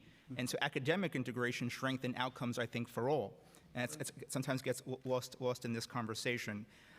In Fair Student Funding formula, DOE uses poverty levels as a proxy for educational achievement for early grades before standardized testing scores are available. Do you believe that gifted and talented tests accurately measures the ability of 4-year-olds and other young children, and to what degree are test results correlated with economic status? And the context of this question is that the Fair Student Funding formula is again within the city's control. The city adopted this. Now, granted, it was adopted under the Bloomberg administration, which I have a lot of problems with, but this is within our control right now, where test scores where poverty levels are used as a proxy for educational achievement. If you can comment on that, Mr. Chancellor. Yeah, so the answer is no, I don't believe that they correlate. And as I've publicly stated on numerous occasions, everything is on the table. We're looking at all systems and structures. This is also one of them. Right. I appreciate that. And again, I'm just going to read off some quick things about what else is within the city's control. Most recommendations outlined, as we heard, by the School Diversity Advisory Group, initiating diversity working group discussions in all school districts to come up with district-level integration plans where geographically possible. Another thing that's within the city's control, as we just discussed, revamping and expanding enrichment programs and eliminating the sole measure to testing 4-year-olds. We heard before about the specialized high school exam not being aligned with the state curriculum. I agree the Heck-Coendra law is problematic, but the Heck-Coendra law does not mandate that the city use this test. The city actually pays Pearson to create this test. We can cancel that contract right now and have measures that are actually aligned with curriculum. We should also, the city also has the power to reimagine the screen schools admissions process. The city also has the power to use metric goals outlined by student advocate groups for socioeconomic, academic, and racial integration and other factors such as students with IEPs and English language learners. We could also, within our power, make integration count via school and district accountability measures. So for example, when an executive superintendent visits a school district, or one of the questions, what are we doing to integrate our districts? Is that a question on their performance checklist? I'm not sure if they still use performance checklists these days, but that's what I know back in my days of teaching. We can adopt, I heard Deputy Chancellor talk about this, adopt the Murrow High School ed-op approach to admissions and have carefully thought out comprehensive enrichment opportunities based on student strengths. We can increase fair student funding, as the speaker just talked about. Mr. Chancellor, it is outrageous that in this budget that we've just saw, that not one dime was added to increase school budgets in New York City. But yet, the mayor and some of his folks' campaigns are on the theme of schools, not jails. In the budget, there's billions for jails and not one dime to increase our school budgets. That is outrageous. So we have the power within our city to increase fair student funding to schools in marginalized communities and help fight back the perception of failing schools in those communities with resources and aggressive and effective community outreach. So these are just a number of things that we have the power to do, Mr. Chancellor. And I also just want to, I know that the speaker touched upon this, the recommendations of the Diversity Advisory Group.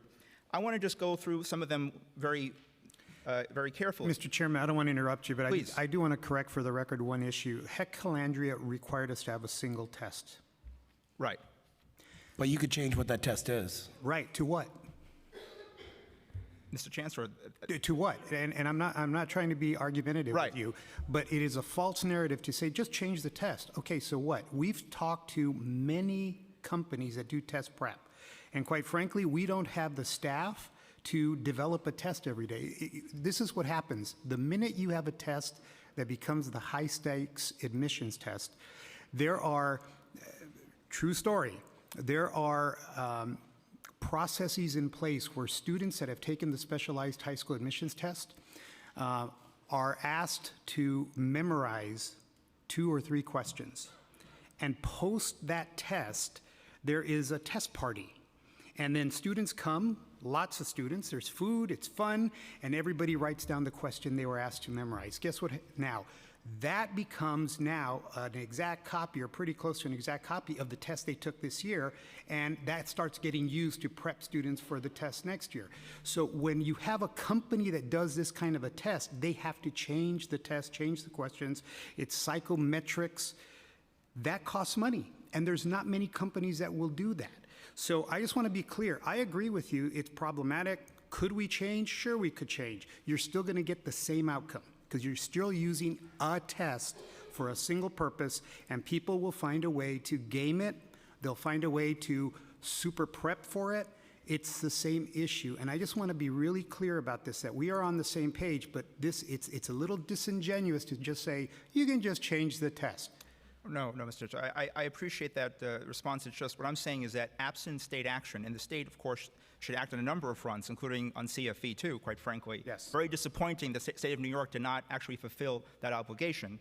But what I'm saying is that when I hear city officials, including folks from the DOE, complain that the test is not aligned to state curriculum, respectfully, the city of New York pays Pearson to create the test. So the city actually is responsible for a test that's not aligned to state curriculum. That could quickly be changed immediately, in addition to pursuing state corrective action. But that's within the city's control. What I'm reading in my research is the city renews Pearson's contracts and keeps paying them millions of dollars to come up with the same test. And the only thing they changed in recent years was removing questions on what's called scrambled paragraphs. That was the big change.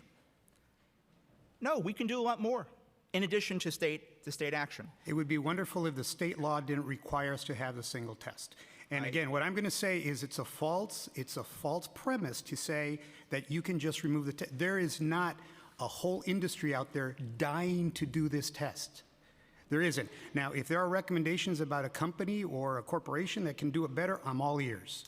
But until then, we have a flawed system based on a flawed law that requires us to use a test. Right. And we can talk about how we could change that test, and it's under our purview. The problem is the deeper problem. The law is the problem. But Mr. Chancellor, the recommendations the mayor put forth in absence of the test also relies on tests.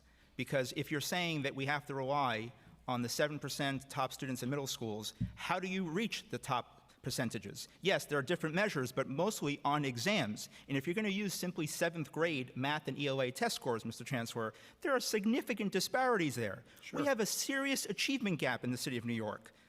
And there's a focus on, and quite frankly, integration should not just begin at the 9th grade in 8 schools in New York City. Absolutely. And it's not, as we've testified, there's a lot of work that's happening Yes. in many areas Yes. of the DOE. I agree with you, but at least that top 7% is studying the state standards in their classrooms every day. Right. At least. And students and parents aren't told they have to go to a certain middle school because they have a better percentage of students going to specialized schools. This is one topic of a much broader agenda, and I agree with you. I'm not quibbling with that. Right. But let's be precise in what we're talking about here, because I think we're on the same page. Right. So I want to read off very quickly, and then I'll be mindful of my time because other colleagues have questions, and my co-chair. A couple of the key recommendations that were put forth by the School Diversity Advisory Group report, I really encourage folks in the public to read this report. I want to credit the stakeholders that worked really, really hard, and some of their recommendations here are really outstanding, I think make dramatic change. But I just, for the sake of being on the record, Mr. Chancellor, I just want to ask you, for example, some of their key recommendations. Do you commit to one of the short-term goals? Elementary and middle schools should be measured against their district's racial, economic, multilingual learner, and students with disabilities percentages. Do you commit to implementing that goal? I think that's a great idea. As I've testified, we are going to meet with the School Diversity Advisory Committee and let them know exactly which ones we'll implement. But I think it's a good idea. Do you commit to creating a chief integration officer? I am the Chief Integration Officer. And let me give you an example of why that's important. Because in every system that I've worked in, the minute you create the Chief Academic Officer or the Chief Integration Officer or the Chief whatever officer, it lets the system off the hook. Because integration is now not my responsibility. It belongs to the Chief Integration Officer. Let them worry about integration. I don't want anybody to be off the hook. Integration is everybody's job. And I, as a chancellor, am responsible. I am the Chief Integration Officer. So, Mr. Chancellor, respectfully, and I appreciate that response, but respectfully, yesterday I sat through the DOE, another hearing with the DOE about hearing from your folks that everyone in the DOE should be aware of Title IX. Or everyone should be, trained and skilled. We had students testify yesterday that not one of them knew that there should be, or that there is distributed Title IX brochures or Title IX posters, or that there even is a Title IX coordinator in the school system. So when I hear folks say we all should do this, Mr. Chancellor, yes, in an ideal world, yes, but you do need someone who is empowered and hold folks accountable, and with the skills qualification and the time and capacity beyond just overseeing. You have an enormous job, Mr. Chancellor. I was a teacher, but I wasn't a social worker. Does that mean schools don't need social workers? We desperately need more social workers in our school system. I agree. And so I'm careful about titles and capacity. We need folks geared in these roles. Do you commit to adding metrics to school quality report related to diversity and integration? As I've testified, we are going to meet with the School Diversity Advisory Committee and have a conversation with them. I think it's a good idea. Do you commit to requiring all 9 school districts with sufficient demographic diversity of population to develop diversity and integration plans? And notably, there are districts 1, 2, 3, 13, 15, 22, 27, 28, 31. As I've testified, we're going to meet with the School Diversity Advisory Committee, and we will have that conversation with them directly, but I think it's a good idea. Do you commit to ensuring that all Family Welcome Center staff should be trained to support students with disabilities and should be prepared to help students consider all school options within their community? Yes. Do you commit to ensuring that school staff should be trained to welcome and accommodate students and family members with disabilities, as well as immigrant families who need interpreters at school fairs and tours? Yes. Do you, in terms of resources, in September 2018, DOE announced a $2 million school diversity grant program for districts to develop community-driven diversity plans. Do you commit to expanding this funding if should you receive more applications, and quite frankly, is $2 million enough to have a citywide conversation about how to diversify our school districts? If we get the resources, we will allocate those resources. Well, Mr. Chancellor, we will fight for those resources. Thank you. We just have to make sure that the mayor and OMB works with you and works with us to get those resources into DOE budget. Another key item for us, do you commit to investing in program offerings to ensure that high-poverty schools have the same curricular, extracurricular, and after-school opportunities as schools in more affluent communities? We will meet with the School Diversity Advisory Committee and have the specific conversation with them. I think that is a phenomenal idea. Let me just interject here. Chancellor, I say with respect, I mean, I understand you're answering that question in a certain way. The School Diversity Advisory Group is not a separate branch of government with oversight over this administration. The City Council is. So when we ask questions at an oversight hearing, it's not, I will go to a group that was handpicked by the administration and give them answers and give you a briefing just ahead of time. We expect answers. So if you have the answer and you know what the answer is, give the answer and don't say you're going to wait to inform a group of people who are not democratically elected and each represent 170,000 people and who have a charter mandated responsibility to have oversight over your agency and this administration. Mr. Speaker, thank you. But with all I mean, it's disrespectful to keep answering questions like that to the separate branch of government that our job is to hold oversight over. I'm familiar with the. So please don't answer the questions that way. Well, it's not a way to work together. Mr. Speaker, if I may, it is also disrespectful to that committee that has dedicated 2 years and put together a list of recommendations, who is going to come back to us in June with the second set of recommendations, for me to, in a public meeting, without giving them the respect of their time and effort, incredible time and effort, to come out ahead of them without having the courtesy of meeting with them first. So it's a matter of how I have been so transparent today and every time I come to the city council, because I respect the role of the city council. In fact, some of our greatest advocates for the positions and the initiatives are sitting here in the city council. So I have tremendous respect, but I am not going to disrespect that hardworking committee and the work that they've done. So we can choose to look at this as being disrespectful. I would respectfully ask that you don't look at it that way. And I am going to say, do I commit? I'm going to give you the exact same answer because I'm going to speak to that committee, and then I'm going to let everybody know, including the city council, where it is that we stand. But I'm going to respect their work first. Okay, but Chancellor, I understand that, but let's be clear. That committee, of course, deserves a huge amount of praise and kudos and accolades and respect for the work that they did. Yes. They do not supplant the charter-mandated responsibility and authority that we have as a municipal legislature.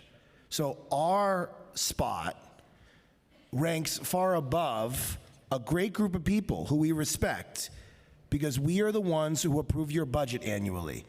We are the ones who have subpoena power over your agency. We are the ones who can pass laws that have to do with data collection at DOE. So I understand what you're saying, but there is not an equation here on we're on the same ground. The city council is the municipal legislature. We hold a different spot than an appointed group of people who have done great work, and it's important for me to establish that as leader of this body. Noted, sir. Thank you. And just for the record, the Diversity Advisory Group is not a new creation. This was born out in 2017, and their report came out in February of 2019. It's now May. We have been reading their recommendations that the DOE asked them to put together. So when hearing that the DOE needs to go back to meet with them again to discuss things that they asked them to recommend in the first place years ago is a circular argument, Mr. Chancellor. I think we have the capacity to process their recommendations and begin implementing them right now. And that is why I'm asking, just for the sake of being on the record, about some of their key recommendations, which I think are really outstanding. And I'm just going to continue because I have a couple more, and then I'll turn to my co-chair. Does the DOE commit to investing in growing and strengthening high-performing schools, again, with the understanding that we revamp enrichment and not use the Bloomberg-style enrichment approach to schools outside of Manhattan? It's a good idea. Do you commit to ensuring that every school have the resources for a high-quality student council? I think that's very important for every school. Do you commit to a General Assembly that should be created with representatives from every high school to develop a citywide student agenda and vote on key issues? Student voice is critically important, and I think that's a good path. Do you commit to creating a standing committee of students on high school admissions to advise the chancellor? Another good idea. Do you commit to also make, well, actually, this is an issue that I think you and I have discussed quite a bit, working together to provide culturally responsive pedagogical practices at all schools and for all students. This is an issue I think you and I have seen quite a bit of alignment. And one budget, final note, Mr. Chancellor, in your testimony, you talked about making sure that that this conversation is deeper than just admissions policies, making sure that our schools respect all, appreciate all. That's why I was also deeply disappointed that the exec budget eliminated $1.3 million in restorative justice programs for our schools. That, again, is contradictory to some of the things that we're hearing today. We need to incorporate the discussions about how we view and what we're seeing in terms of school climate practices. We're still waiting respectfully for an MOU that has not been, we've been told for quite some time, where the NYPD needs to release their stranglehold over our school system. It's a school system, not a police system. So there is quite a bit of things that we're still waiting for. And so I would like to now just turn, if you want to respond, and turn it to my co-chair who's been very patient. Thank you, Chair Treyger. I just want to correct the record. We are actually ramping up restorative practices across school communities. And this year, we went from 1 restorative district to 4, and we are increasing the impact in restorative practices next year. And I welcome an opportunity to meet with you in council to talk more about that work and how we're leveraging internal resources to do that. Thank you. Thank you very much. And I'll now turn to my co-chair, Chair Eugene. Thank you very much, Chair Treyger. Chancellor, first let me thank you for your dedication and all the effort that you and your staff you are doing to address the segregation in our school. And thank you for your testimony. But in your testimony, you mentioned that this month marks 65 years since the Supreme Court issued the landmark decision in Brown versus Board of Education. And you mentioned also we have not fulfilled the mandate of the Supreme Court. And I'm going to continue. You say that school systems should represent the entire city it serves. And as a chancellor, my goal is to advance equity. Those are very important and beautiful statements, but the student who was speaking recently, and it seemed that she was tired of rhetoric, of ideas and data. But I think that if she was here, she would ask, Chancellor, what you will do differently with your staff, with the Board of Education, to make sure we really address the segregation in school. What it will take to do that, because we have been trying or waiting for 65 years. What you would do differently? So the student was incredibly poignant with her words and what she said. I think what's different is I would ask you just to think about a couple of things. Name a chancellor in the last 30 years that has spoken so bluntly about segregation in the schools. I think it's important that this conversation be had in not flowery diplomatic terms, but in the real talk that I hear when I visit schools and I hear from students in the community. I think that's important. I think it's also important, as our Deputy Chancellor has mentioned, that we are investing in building capacity for the adults that work with our children, to do that in a much more enlightened way. So the work around implicit bias training that we're doing, the work around creating restorative practices in all of our schools, the work that we're doing to invest in social-emotional learning conditions so that the conditions are better. To Chairman Treyger's point, there is an MOU that is going to look very different in terms of the roles of law enforcement in our schools. The work that Deputy Chancellor Wallach has talked about in terms of the organizing and the seeding organizing that is happening in local community education councils and districts across the city. All of this points to real work that is happening right now with real investments. But we also have to recognize that the conditions that exist are decades in the making, years and years and years and years. So it also is important to recognize that this will require the kind of conversation that we're having here today. When we talk about segregation in school, we are talking about the student. And those students, they come from different communities. They come from the community.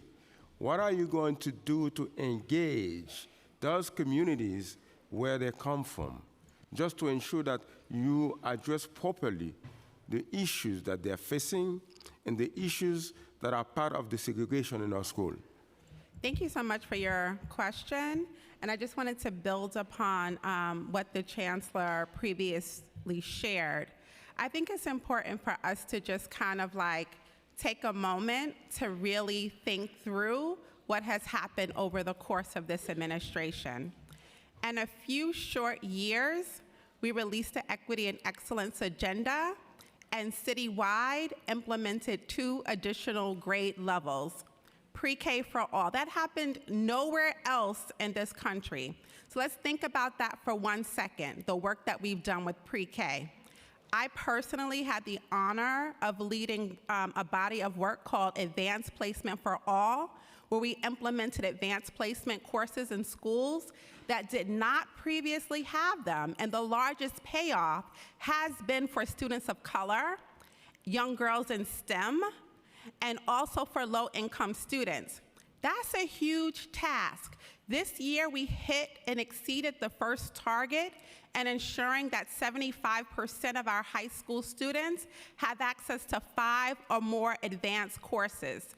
So when we talk about equity and excellence for all, that's the kind of work that we're talking about. And we're not just talking about going to places where those courses were not.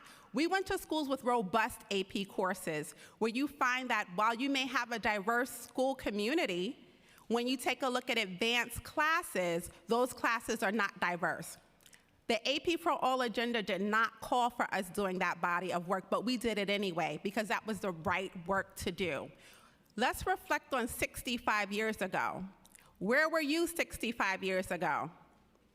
And let's imagine if you weren't physically here, where would you have been 65 years ago? What were you doing? What would your legacy be? What would you say about this time and this moment?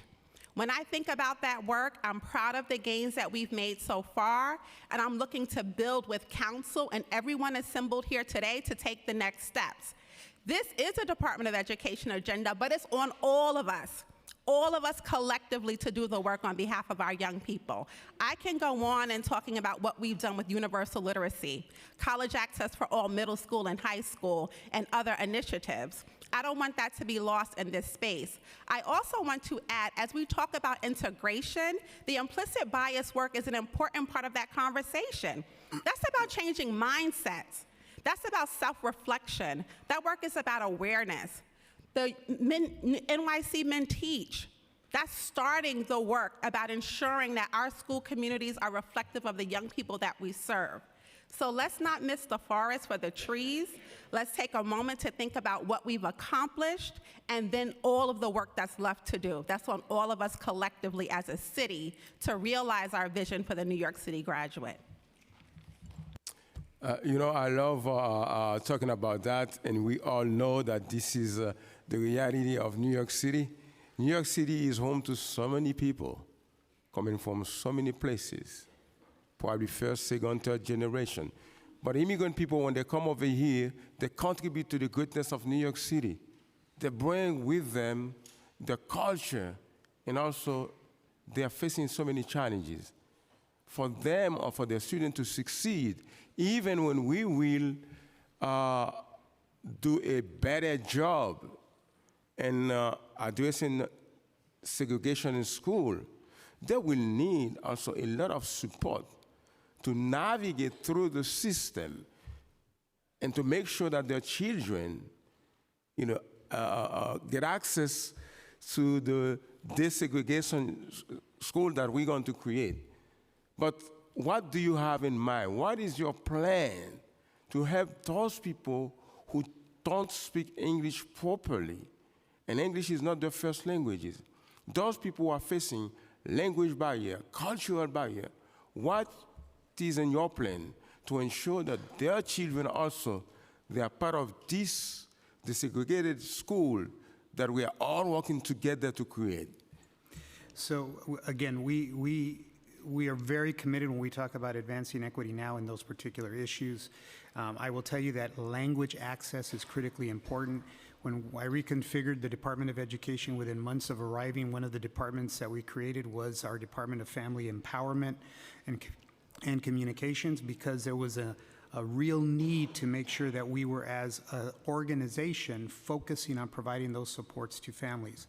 Now, have we gotten where we need to be? Absolutely not. But there is a new focus and orientation around making sure we're serving our immigrant families, our immigrant students, and we're providing the language supports that families need. I will also say that it's important to realize, and why this conversation is so important, is that schools are microcosms of the greater society. So, it's been mentioned here, when students come to us and those students are in temporary housing, when students come to us and there's issues of intergenerational poverty, issues of intergenerational incarceration, food insecurity, schools in and of themselves can't solve those issues. But what we can do is working in unison and synergy with other agencies in the city, connect those students and families with the appropriate resources to help them with those challenges as well. And obviously within the Department of Education as well, having an orientation so that we're serving those students and have resources available to serve those students as well. That's what we're doing, sir, and that's part of the greater plan that our Deputy Chancellor Robinson was just referring to as well. Thank you very much, Chancellor. But there's a very important part that I want to mention also.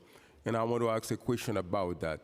Because you know that those children, they came from different countries, they speak several languages. But what is the effort that the Board of Education is doing to recruit teachers who speak different languages, who have the culture of those students, in order to facilitate the transition, to make the bridge? Because let me tell you, I used to be a teacher too myself in my country. And I used to teach French literature and Latin. I don't know if they're still teaching Latin. But the children, when you offer them the good environment that address their issues, they will succeed. And let me say that also, I had the privilege to study in many countries and several languages also. But it was possible because of the environment of the school. And Rousseau said that, Rousseau, a philosopher, a thinker, a French philosopher, said that human being is the product of the environment. So my question to you, what are you doing to recruit teachers who speak the language of those children who come from different ethnicity, just to ensure that they can start very good and they can navigate and be integrated in the system and to enjoy the desegregation school that we are trying to create? So again, very insightful question. That is the single greatest challenge of any school system anywhere I've ever worked, is to have a diverse teacher workforce, a diverse administrative workforce. We are partnering very strongly with CUNY, and the new chancellor and I have already had conversations about how are we recruiting people into the teacher pipeline that are a diverse group of individuals.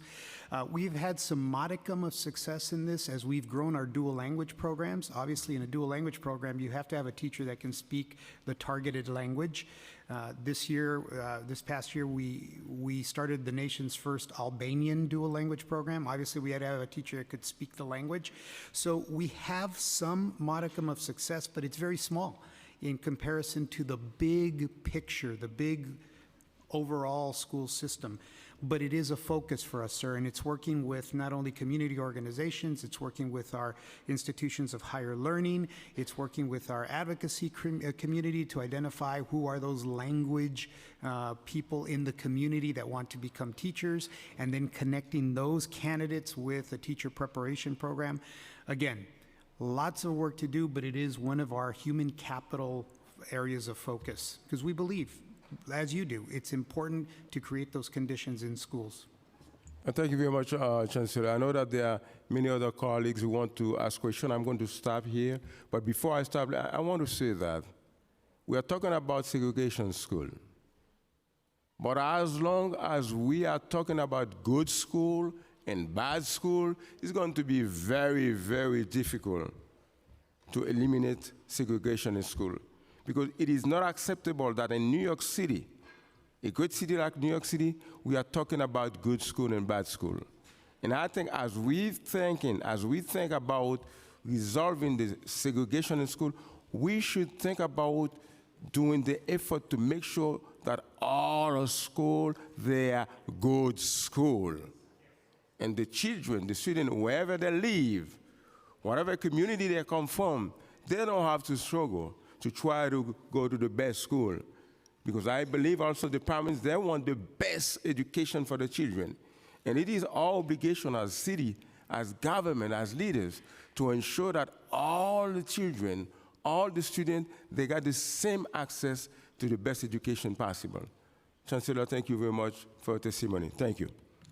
With that, I turn it over to Co-Chair Treyger. Thank you very much.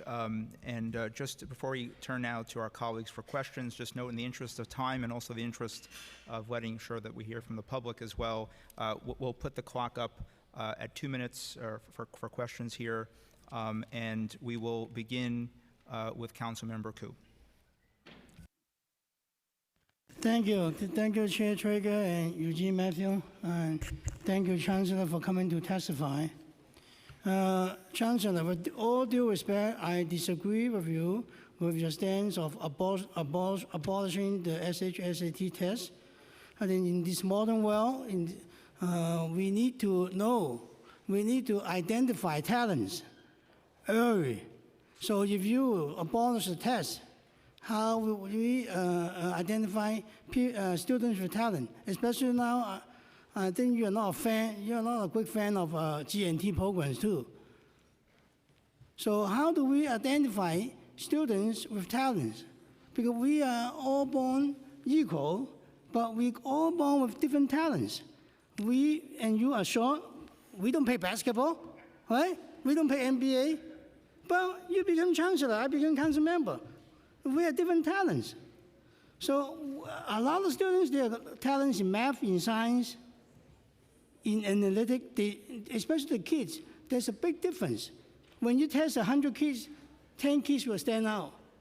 Out of the 10 kids, maybe 5 will stand out more. So we have to have a system to identify kids that are smart, that they can achieve academically.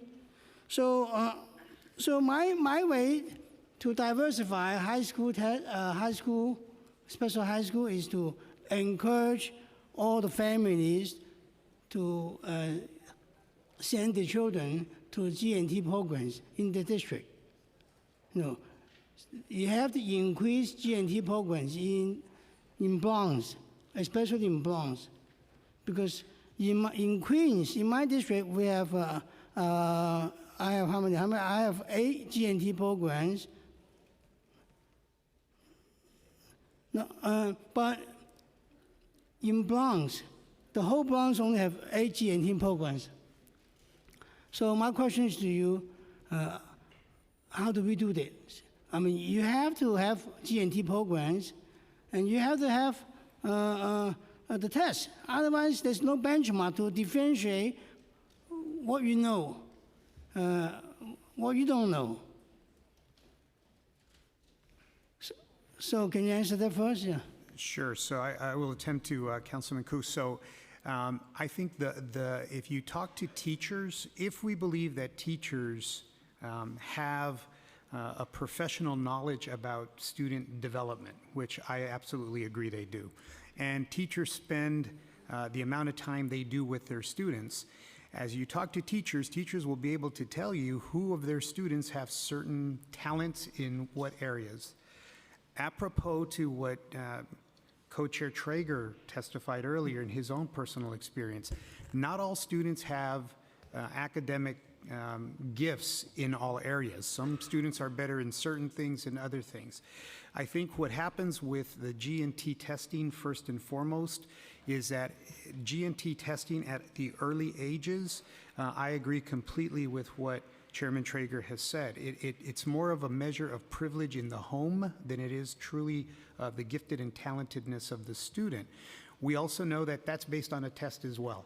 You know, we've read newspaper stories about families paying $600 an hour to tutor their 4-year-olds for that test. That's not a true indication of what gifted skills that student may have.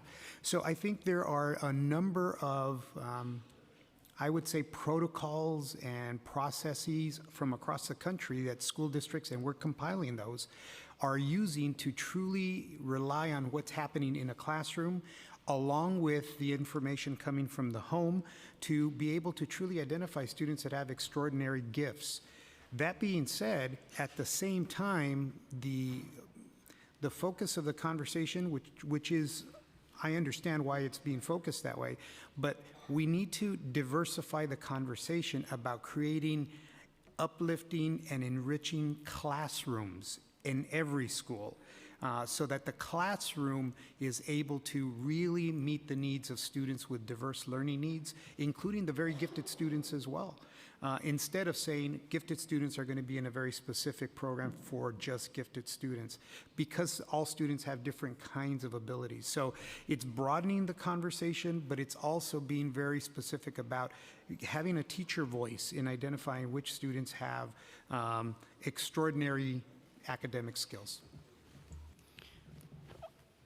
Done? Okay. Okay, thank you, Councilmember Koo. And next, Councilmember Lander. Thank you, Mr. Chair. Thank you for this hearing. Chancellor and team, it's really good to see you here. 5 years ago, when we had the first City Council hearing on school integration in decades, the Department of Education staff would not say the word integration or segregation out loud. It was like a profound act of denial, despite the fact that the UCLA report had made clear we had some of the most segregated schools in the country. We as a city and the DOE as an agency was in a state of denial. And to hear you come today and give this testimony that reflects clarity about the problem and a commitment moving to the solution is a credit to the organizing that's taken place, those students before and the partners that have been organizing, and it's a credit to your leadership and your team. And I also want to shout out Deputy Chancellor Wallace and Robinson and Sadie Campo-Amor and Emmy Liss and Andy McClintock and a team of people that have been working to do it. In partnership with students and activists and organizing. And the D15 process, as you point out, has been really inspiring, not just in its outcome, but in its process.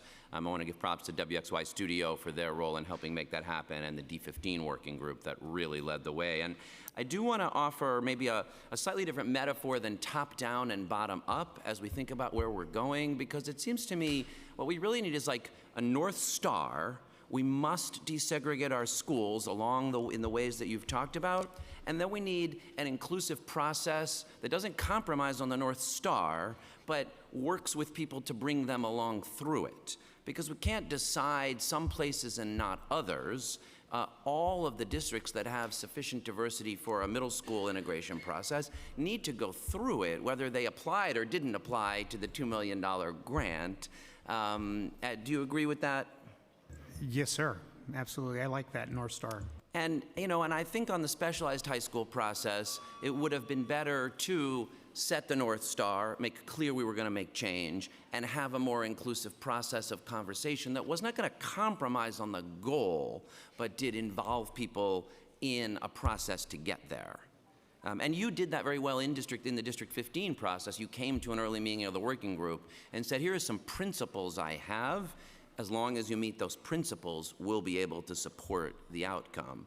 So I think that might be a good way of navigating this tension between we have to do it together and we have to involve and include and have hard conversations along the way.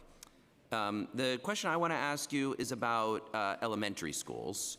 And I appreciate your point of view that the only thing we've really said so far about elementary schools is this conversation about gifted and talented programs. And the idea of doing more to segregate our 4- and 5-year-olds by whether they're good on high-stakes tests is like just excruciating. Like the idea that that could be anybody's solution to what New York City needs is like, let's segregate more of our 4- and 5-year-olds off from their peers and put the high-stakes test taker 4- and 5-year-olds over here and all the rest of them over here. We know it would segregate racially and economically, but it is about the most depressing thing I've heard about the idea of what the human spirit is and what we want for our city. So I appreciate your clarity on that, and I really hope that is not the direction that we go.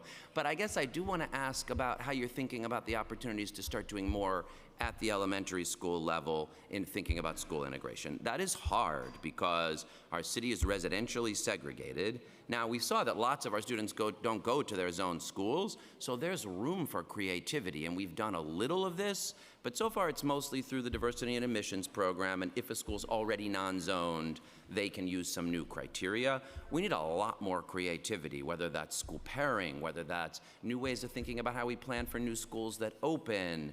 There's a lot of examples around the country, and some like what happened in District 1. So there wasn't a lot about that in the School Diversity Advisory Group Report 1. Maybe there'll be more in Report 2, but I want to hear a little bit what we can look to see in terms of starting to really push some new ideas, some experimentation, some pilots, and some plans in our elementary schools. So thank you for the question, Councilman Lander. I think I want to publicly also thank you because you were out there taking hits during the process and were steadfast about putting out the North Star. So I want to thank you for your commitment to the process. Look, I think these are all interrelated, and then I'll try to be as succinct as possible. So there is an ideation that we have baked into the mindset in New York City that says, if you want to go to a specialized school, then you have to go to certain middle schools because they have a preponderance of admissions to the specialized school. They send kids to the specialized schools, if you will. So in parents' minds that may have that ideation, they'll say then, okay, of the 600 middle schools, I only can go to 21 or 22 of them. Those are the only ones I'm going to look at because that'll get me to a specialized school. And then what we do is we say, if you want to go to one of those 21 middle schools that have over 50% of the seats they send to the specialized schools, then you only have to look at a certain portfolio of elementary schools because they send kids to these middle schools that are screened. So it becomes this self-fulfilling prophecy that says you have to go to certain elementary schools to go to certain middle schools that will get you to a certain specialized school. Now, we know that there are many more students that go to many more schools other than just specialized schools, but the ideation is in a very real way baked into what people think about in terms of public schools in New York City. And what's important about that is that when you triangulate that ideation over the data, which shows that parents are and students are choosing schools outside of their neighborhoods, then you can understand why I said that if you're going to have choice, you have to give parents and students schools that are worthy of being chosen. And one of the things that I think we don't talk a lot about, but I think is really important, is that there are some schools, because we in the Department of Education don't control for housing patterns. We don't control for decades of redlining in terms of where parents and students live. And there is this notion that if you have a school that is overwhelmingly African American or overwhelmingly Latino, that there is also this idea when we talk about integration that, well, if you add white students or Asian students, the schools will get better. not in and of themselves. The issue of integration is about America. That's who we are. We're an integrated, or let's just put it this way, we are a diverse nation. Integration is good because we learn from each other, we learn about each other, we get to have students learn in an environment that they're going to live in when they leave school, and especially if they live in New York City. But this idea that we have to make good schools and good school choices, this good and bad, I want to say robust school choices in every single neighborhood. What does that look like? There are some communities that I have spoken with where parents, and these are black parents, have said, you know what? Stop talking about integration. We want our school to have these kinds of programs and opportunities for our kids. And we know that we're going to, because of all of these other issues, we're going to be a mostly black school. But we're okay with that because we know that the academics, the opportunities, the enrichment is such that our kids are going to get a really good experience. That's okay too. But it has to do with programming. It has to do with the kinds of resources that you invest to create an equitable opportunity for those students. It has to do with how we create the conditions that parents are empowered to advocate for their children. It's all interrelated. But the goal should be, from my very humble perspective, always, to use your term, the North Star should be the better we integrate our schools, the better we reflect New York City, and the better we will prepare our students to be successful in a post-3K-12 environment. So my time's well past up, Yes, but I Mr. just would push a little bit on this, which is to say, and I won't ask another question, Sure. we Councilman should Anderson. not let segregated residential geographic Right. history be a dictate to educational destiny, and we don't have to. We assign all the kids to all the schools as a matter of public policy. And if we believe that integrated education is important, surely we would believe it most at the elementary school level. And I'd like to see us, as much as we're already doing and as bold and as you've been, there's work to do in thinking more seriously about what we can do at the elementary school level if that's our North Star. Thank you. And thank you for your indulgence, Mr. Chair. Thank you very much. And next, again, members, we're trying to be respectful of time because we want to hear from the public as well. Next, Councilmember Powers. Thank you. I have to go back and chair here next door, but thank you for that. And thank you to this chair for having what's going to be a very long day ahead of him, but for being a great chair and sticking through it. I just have two questions, and I'm going to go back. One is, I don't know if this has been discussed yet, but can you discuss gender representation in the specialized high schools and where we are in terms of being representative of gender relative to the general population? Yes, I can talk to that. If you look at fall 2019 admissions, you see that although females were 51% of the students who tested, they make up only 46% of the offers, whereas male students were 49% of the students who tested, but 54% of the offers. So they tend to do better on the specialized exam than girls and women do. Okay, thank you for that. Is there any, and I actually have two more questions on it. One is there any evidence once you get into 9th grade or 10th grade that the grade performance holds to that pattern? No, there's no evidence that holds through performance in school. Great, thank you. And my last question is just to talk about the scoring a little bit of the exam. I was reading a study from MIT. I'll just use one example, but there's a few in here, so I'm just picking one. Scoring 90% or 94, let's say, scoring in the 90 or 94th percentile in one dimension being there's two parts of the test. There's a verbal and a math section. I don't they're properly titled that, but there's two sections here, 95 questions. If you score 90th in the 90th percentile, let's say on verbal, but you're only required to get 50 or 60% in the other section in order to achieve admissions into, in this case, it's Brooklyn Tech. Those numbers shift as you go into different schools. By contrast, a student scoring in the 80th percentile in both would have just missed getting in. Essentially saying if you get like 80 and 80, 85 and 85 on both, you don't get admitted into like a Brooklyn Tech in this example. If you get 94 and then 60 percentile, you do. Can you confirm that is the matrix, or maybe talk more about the scoring and how that is affecting admissions into the schools?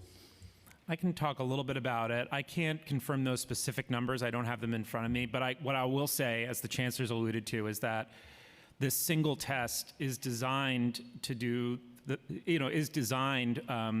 perform a certain function, and that function is to rank order students for admission into the specialized high school, and to just produce that ranking. But there is no evidence that shows that it's the best way to select students for those schools. In any event, what the test does is, by weighting certain questions more than others, it produces that rank order that is required by the Heck-Calandra law. And so I think what you're alluding to are features of the scoring is set in a way to produce that rank order. But I think, as the chancellor and as the mayor has alluded to, we believe that there are better and fairer ways of making those choices of which students should be in those schools. Okay, thank you to the chair. And the reason I ask is there's a resolution here around the scoring and creating clarity on the scoring because of a concern around that it's heavily weighted and then potentially looking at, and also the chair's mentioned, maybe there should be other subjects, science, for instance, that should be included in any evaluation of a student. But anyway, to give clarity to that, so as we have a task force to discuss next steps. Thank you to the chair. Thank you very much, Councilmember. Next, we'll hear from Councilmember King. Good morning. Thank you, Mr. Chancellor, and your great team. I'm going to come from a perspective talking on both sides of the coin here, and understanding the historic perspective of the Department of Education, how it was laid out, and understand American society as it is. And I would like to ask you, as you continue to resurrect the system, that having a conversation with everyone who works for the DOE and everybody's advocating that it was a system that's doing what it's designed to do. People say it's flawed. No, it was built to be discriminatory towards people in the United States of America. It's a discriminatory system. So it's doing exactly what it, but until we have that put it out there like this, it's built to be discriminatory, and now I'm going to change it. It's not going to be discriminatory anymore. For that means to all the educators that are in the room, if someone wants to have a conversation about diversity or changing it, that they don't get punished. Because I hear from educators in the room that when they try to do something differently to be more inclusive into a conversation of history, they get punished by being able to have that conversation. So I'm asking you on that end to tell your principals, the superintendent, if you have a strong teacher there who's trying to help students be better, it's not for them to shut it down because it doesn't go in line with the new agenda, but it goes in line with the old agenda. And I think if we can get that way, we can start changing the mindsets. And when you talk about implicit bias, those educators that are in the room had to free themselves of some of the old ways that are on the books. Also, I want to add, when we start talking about testing, we are a society that's full of tests. Now, I'm not saying that getting rid of the test is the best way to do it. I'm not saying keeping the test is the best way, but we do test everything. And it's a way to assess the minds. You hear Councilman McCoo talk about, hey, he can never play basketball, but you know what, I can be an engineer because my brain puts me there. There are some students who are going to be physics, they're going to be a scientist, but their brains at whatever age doesn't lead them on that path.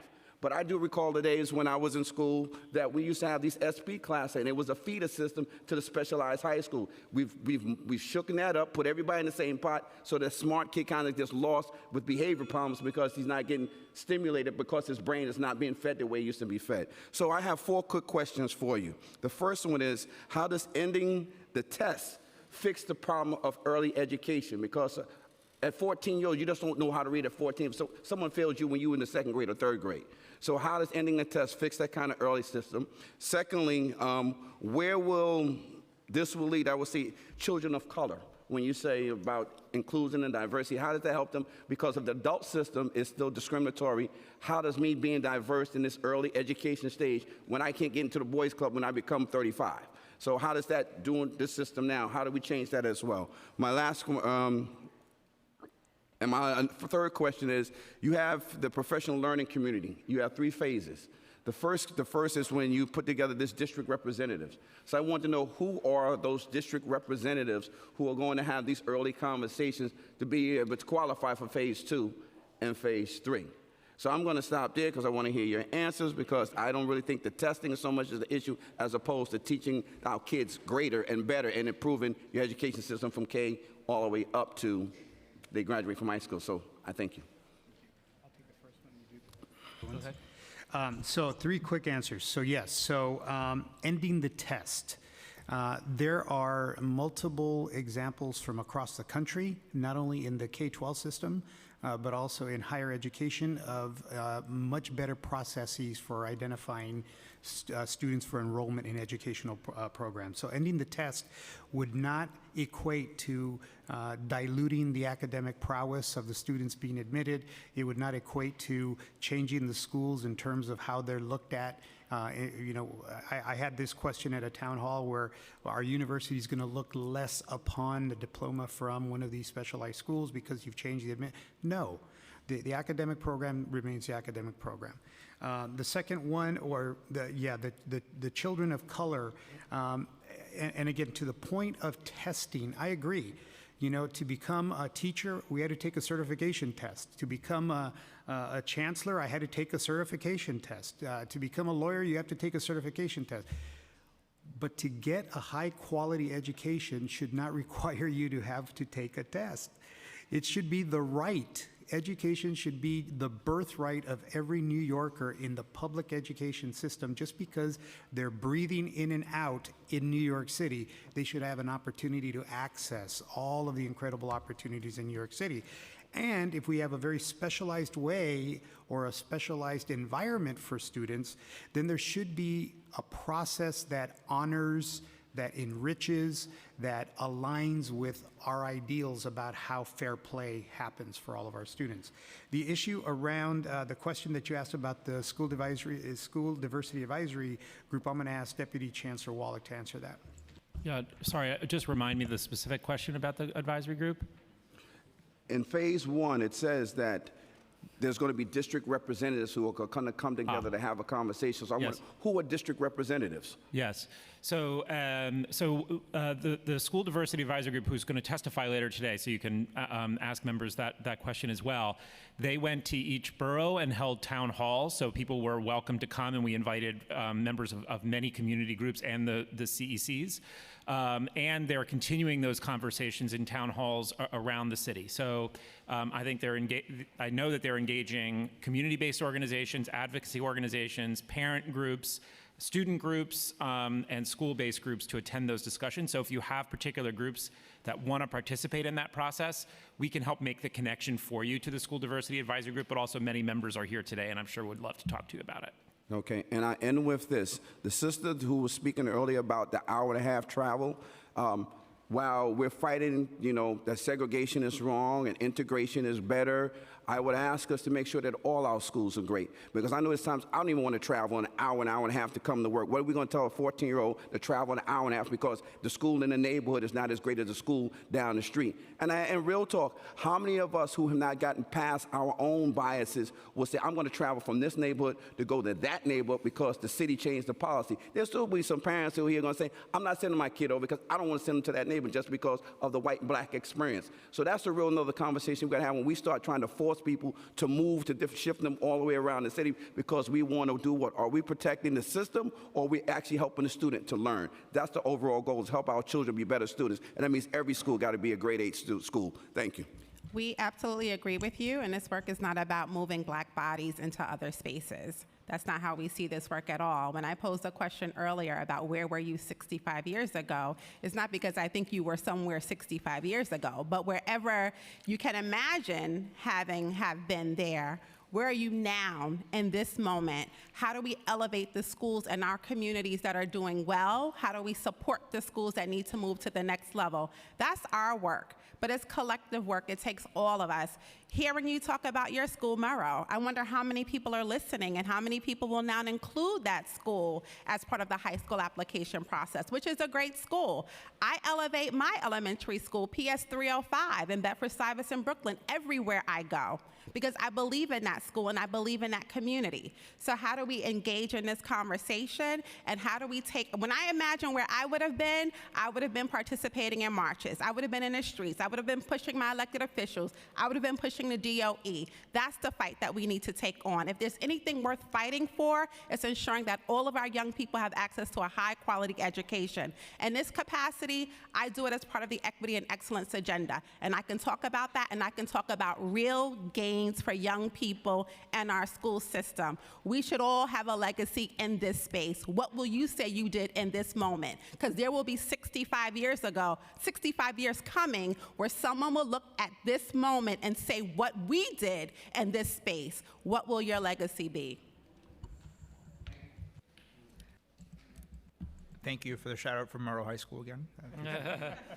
And kudos to your elementary school as well, Bed-Stuy. Next, we'll hear from Councilmember Cornegie. Good afternoon, Chancellor. And good afternoon, team. Thank you, Chair. I want to start by, on behalf of all of the PSAL athletes, saying that it is not mutually exclusive to play basketball and have some level of intelligence. I want to focus my attention and intention on G&T. I never proposed that it be a panacea, like you mentioned. However, there are pipelines and pipeline schools in Brooklyn in particular that are sending the predominant numbers of students to specialized high schools. I also want to give a little historical context. In the 80s, I was an SP student, and I went from being an SP to having my father pass away and being in special ed in the same year. And that was primarily because we didn't have guidance counselors and or therapists in the office to identify, in the school to identify that I was going through a trauma at that particular period. So there is a need for that, especially in minority schools who are always, their students are facing PTSD, quite frankly. But what I want to talk about is the fact that in the 80s, in Brooklyn Tech, 59% of those students were of color, primarily black. When Bloomberg decided to decentralize or centralize the G&T and took the ability to judge those students or have those students give a criteria that met the community level criteria, it changed dramatically. So now we're down to below 1% of students in 3 decades, which is phenomenal to me to think about that change. So I know that there are pathways. There are in Brooklyn, District 21 has about 10 gifted and talented programs, and the predominant seats in Brooklyn Tech come from that district. It's an easy correlation to make. In my district, as of 2014, we were able to reinstitute gifted and talented programs in CEC 16. We have 1 gifted and talented program in 3rd grade, 1 in 7th grade. So I'm still losing parents. I'm hemorrhaging parents daily who are choosing to go to other districts because 1, there's so little seats for gifted and talented in the district, and 2, those are very under-resourced.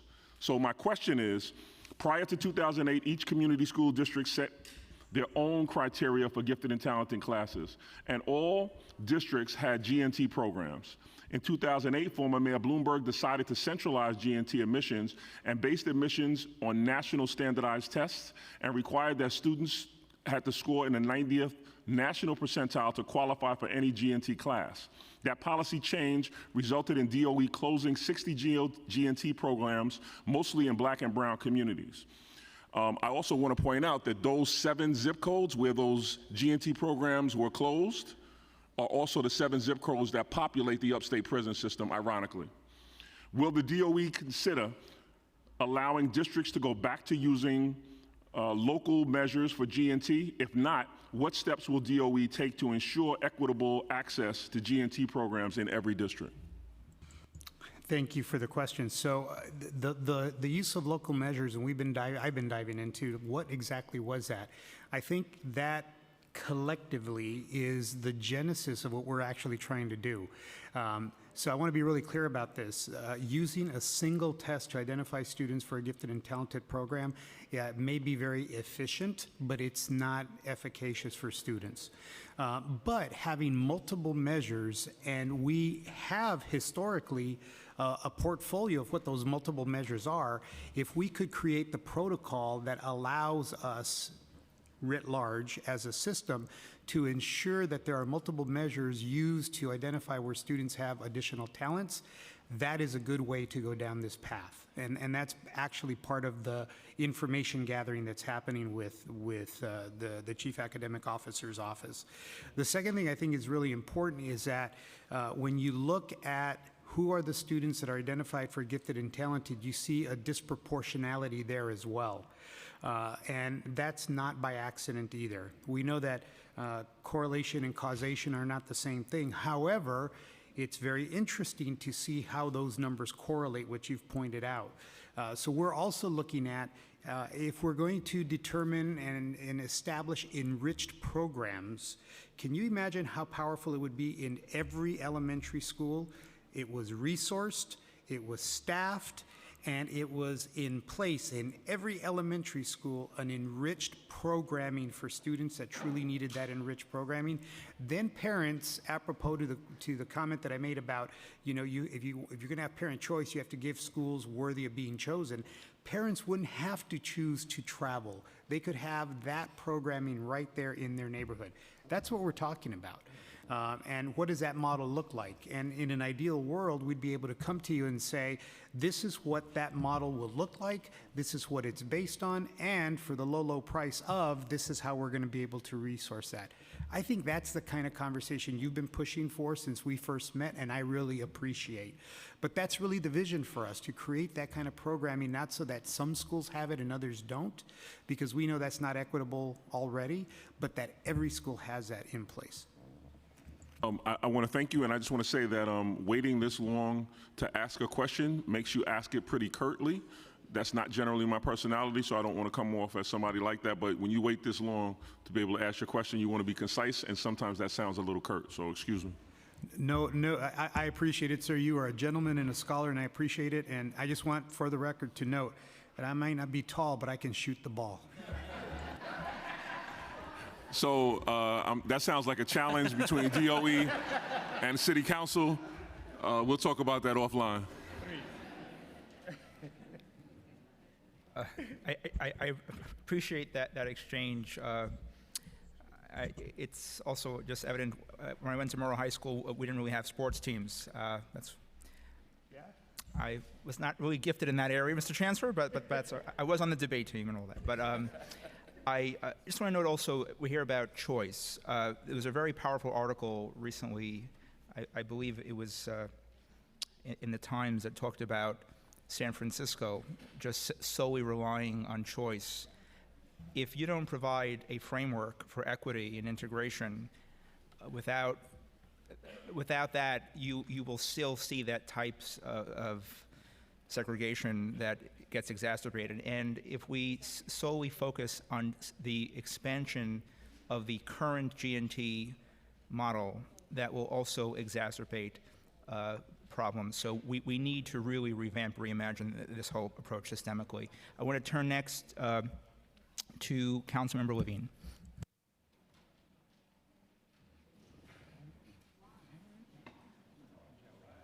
Not paying attention in class.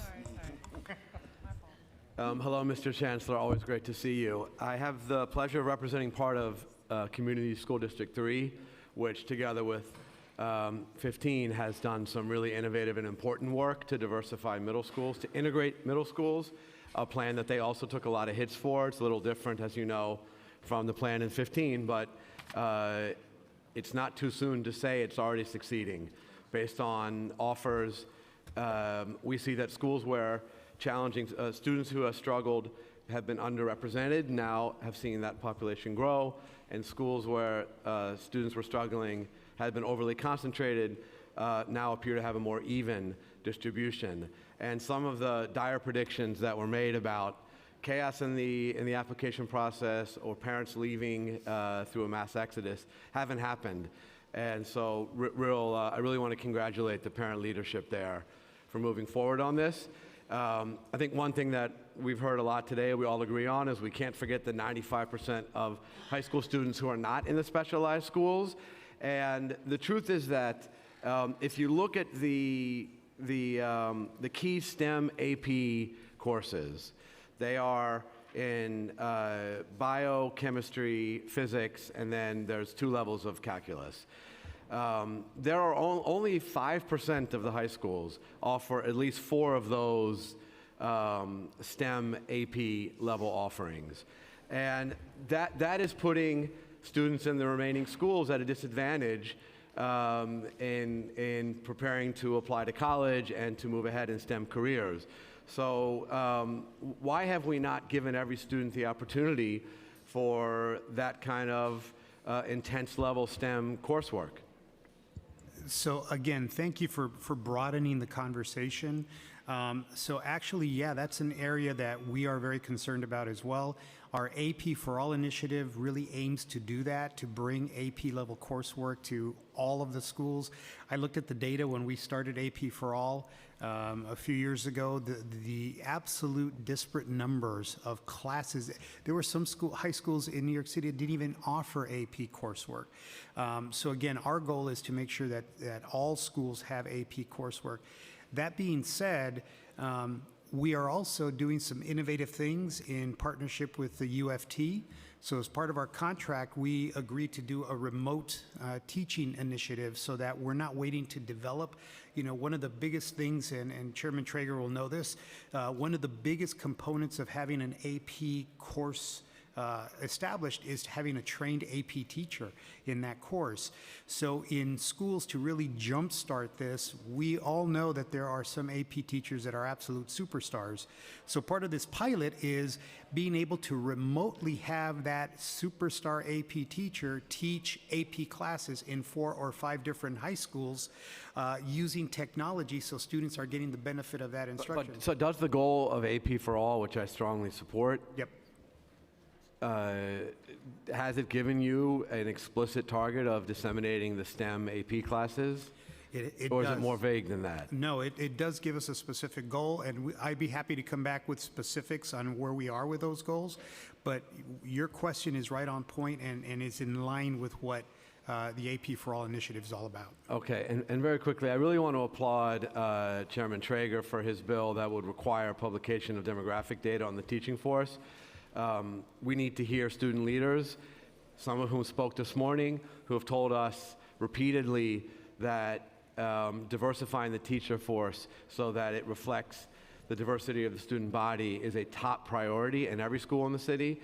I can't believe that given the articulated priority that the administration has repeatedly spoken about publicly of this goal of expanding the number of teachers of color and men of color in the teaching force, that you're not already collecting and tabulating data on this. And I wonder why it would require legislation if it's a goal that you have already laid out for your department. So we can get back to you with more specifics. My understanding is we're gathering this data because we do have goals that we're working towards. So what is the progress then over the last 5 years? I'll get back to you with specifics on the data, but this is a goal that from day one that I've been here has been very clearly articulated. Okay. Two very quick points, and then I'll pass it back to the chair. We also heard from students about, and we've heard it repeatedly from student leaders, about their desire for more resources in their classrooms and in their school buildings. So when Speaker Johnson spoke about our frustrations in the budget, that was not superfluous to the debate around racial justice in our school system, because resource questions are at the heart of that. We don't have enough guidance counselors or art teachers or librarians. We need more resources to reduce class size. And so budget questions are at the heart of the agenda that students and also your own advisor group on diversity have laid out. And lastly, I just want to make a point that you might not be surprised to hear me raise, because we've spoken about it before, about of an incredibly successful integration strategy, which is sitting right under our noses, which is not getting the attention that it deserves, in my opinion, which is dual language programs, which, as you know, are dual language programs are an immersion model where students spend half the day in English and half the day in another language, but they happen to naturally bring together phenomenally diverse student body. And this is happening organically throughout the system now in hundreds of schools. My sense is that DOE sees these primarily as a tool for English language learners, which they are, but that you haven't seen them as part of, well, first and foremost, a strategy to disseminate multilingualism, but relevant to today's discussion, as a strategy to bring together diverse classrooms. And generally, these are expanding when parents take the initiative. And something I've heard you articulate today is you don't want to leave integration, such an important priority, to the initiative of parents, as important as that is. You want to drive this centrally. So why aren't we doing that for dual language programs as well? I would just add quickly that we do prioritize those and see them as an integral part of the Equity and Excellence for All agenda and this school integration agenda. And that's why I think in the 2018-19 school year, we added 32 dual language programs, and so now we're up to 270 across the city. We are pushing to expand those, and if you do have ideas about where there would be good opportunity to expand, we're wide open, and our Chief Academic Officer, Linda Chen, works hard at that, and we're going really fast. That's great, and I'm over time. I think that those programs collectively, as wonderful as they are, reach maybe 3%, 4% of students, and that they were largely initiated by parents who came to DOE.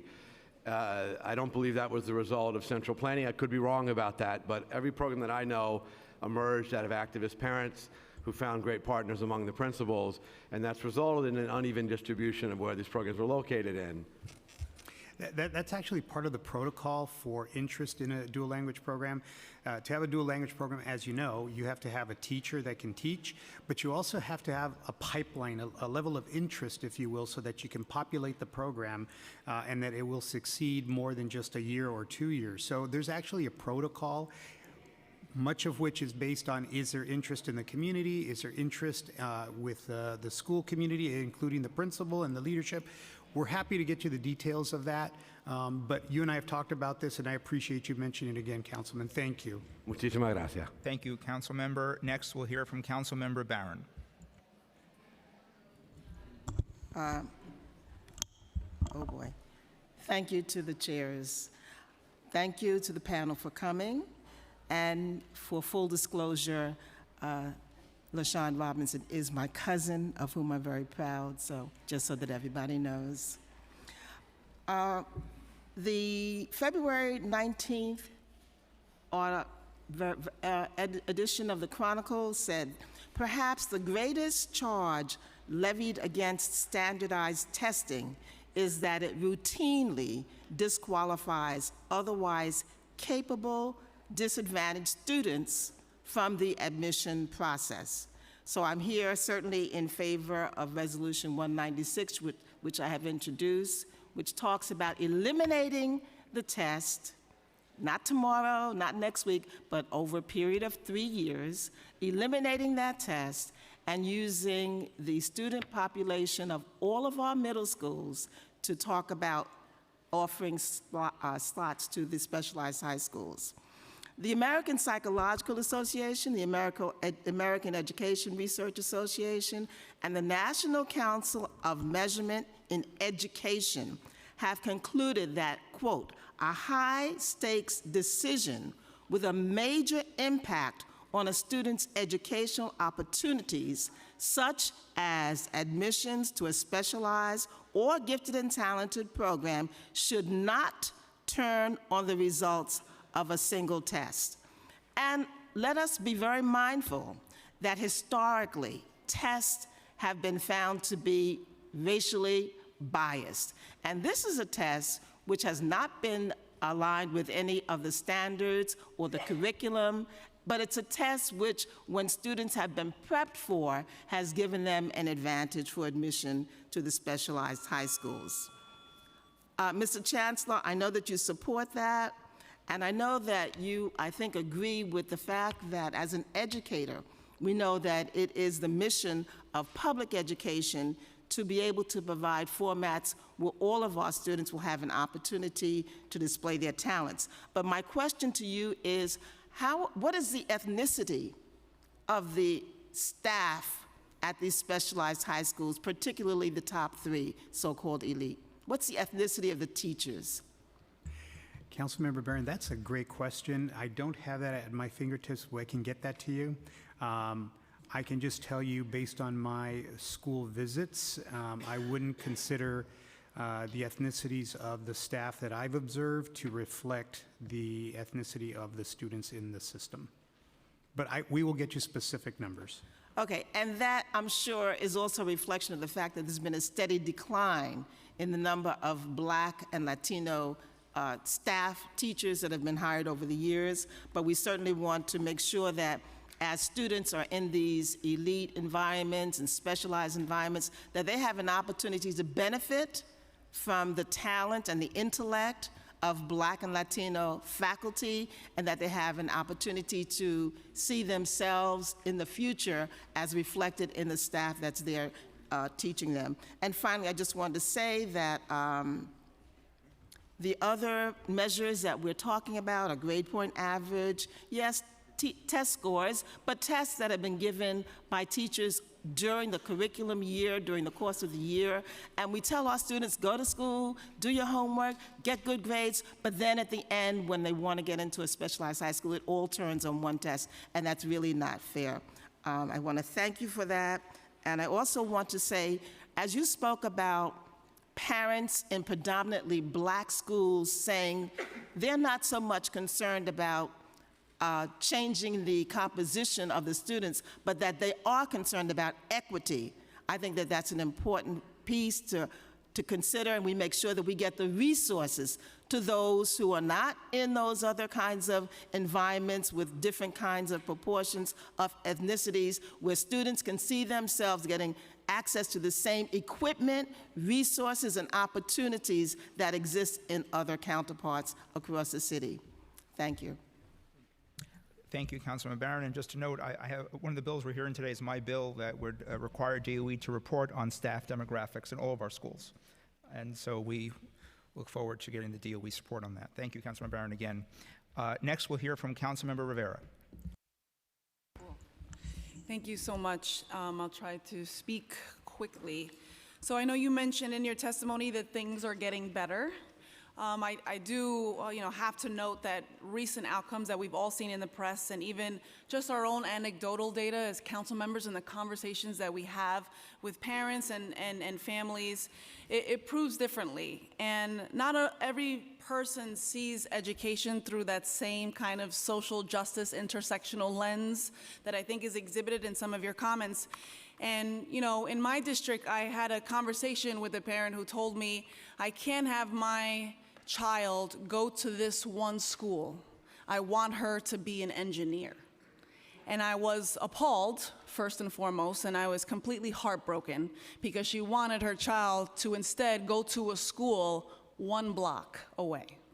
So just in my district alone, it is so segregated, it is so problematic in terms of how people see the wealth of resources, how they're shared, that I have to give a lot of credit to my community education councils who have been doing tremendous work around this issue of diversity and admissions, and doing it with little to no resources and as volunteers. People like Lisa Donlin and Naomi Pena and Shino Tanakawa, who have been giving hours and hours and years of their life to this. And so when you say recommendations by an advisory group are important, I totally agree with you. And my bill is trying to build on some of the outstanding work that has been done by my local CECs, but also to include every level of educator, elementary and middle school, principals, students, of which you said how students' voices are so critically important. And so this would be, I think, a working group that is very diverse and would hopefully build again on all of the achievements. So while I'm not expecting you to endorse my bill over any of the incredibly important bills that are in this package, I do want to ask, what have you learned from the work that has already been done in school districts 1 and 2 and 3 and 15, and how are you hoping to really build on that? So thank you, Councilwoman Rivera. I just want to say that your story about that parent breaks my heart too. And that's what keeps me up at night, that any parent would not feel they can send their child to the school right around the corner. That's the crux of the work that we will do together. I also want to thank you for mentioning the incredible leaders that you just mentioned. I agree with you. I get to meet with parent leaders regularly, and the names you've mentioned are people that have taught me a lot about the work that's happened here in New York City. So lessons learned are this. One of the council members mentioned that in the schools where teachers want to teach in a very different way and do things that are uplifting to students, that they are told they can't do that because we don't talk about that in this school. Part of why I think I've been so outspoken and hopefully clearly spoken about this issue is that I want to empower teachers and paraprofessionals and principals and secretaries and student nutrition workers, the people in the schools, to understand that this is the agenda, that you should be talking about this and looking at the work in a very different way. But number two, the other lesson that I've learned is that we haven't in the past listened and given an appropriate place at the decision-making table to the very kinds of parent leaders that you've just talked about. And what we've really been trying to do, and I'll let them either verify or counter, what we've been trying to do, and I'm going to make it very personal, what I've been trying to do is make them understand through my actions that their voices are being accounted for, their voices are at the table, that their perspectives are influencing policy. And in the toughest of the days in this kind of a conversation, all I have to do is to think about those parent leaders, and quite frankly, think about the student leaders that have sat with me and shared with me very difficult stories about what their experiences have been, to really prop up this notion that this is a conversation New York City is ready to have. Quite frankly, the reason that I've been so strident here before the City Council today about really honoring the work of the School Diversity Advisory Committee is I fully understand the hierarchy and the official capacity of the City Council. It's no disrespect to the City Council, but here we have residents that have given their time that deserve the respect of a conversation, because what I've heard from those parent leaders in the past is, we will talk about something, we will work on something, and then all of a sudden we'll hear somewhere else that decisions have been made without the respect of having us as part of the conversation. So what we're really trying to do here is to honor those voices, but I will tell you there's a lot of work that's been done, and we're trying to gather that work and those good practices to really create the kind of system that you're describing, that a parent doesn't feel they have to go somewhere else to get the kind of education they want for their child. I agree that they have done a lot of work. I stressed that in my opening statement. But the parents, the educators, the advocates, this would enable them to also choose a not-for-profit that can help them implement some of their ideas that they will flesh out ultimately. And I think that they know the not-for-profits that are also doing the real work around segregation in our school system. And in terms of visiting my district, absolutely, we have amazing schools there. PS 34, PS 15, they're all great schools. I'd love to visit one with you one day. Just humbly, born and raised in the district, so I could probably show you a thing or two. So I hope to see you there. You have my commitment. Let's do it. Thank you, Councilmember. And next we'll hear from Councilmember Rosenthal. Thank you. Thank you so much. Thanks, Chairs. Thank you, Chancellor.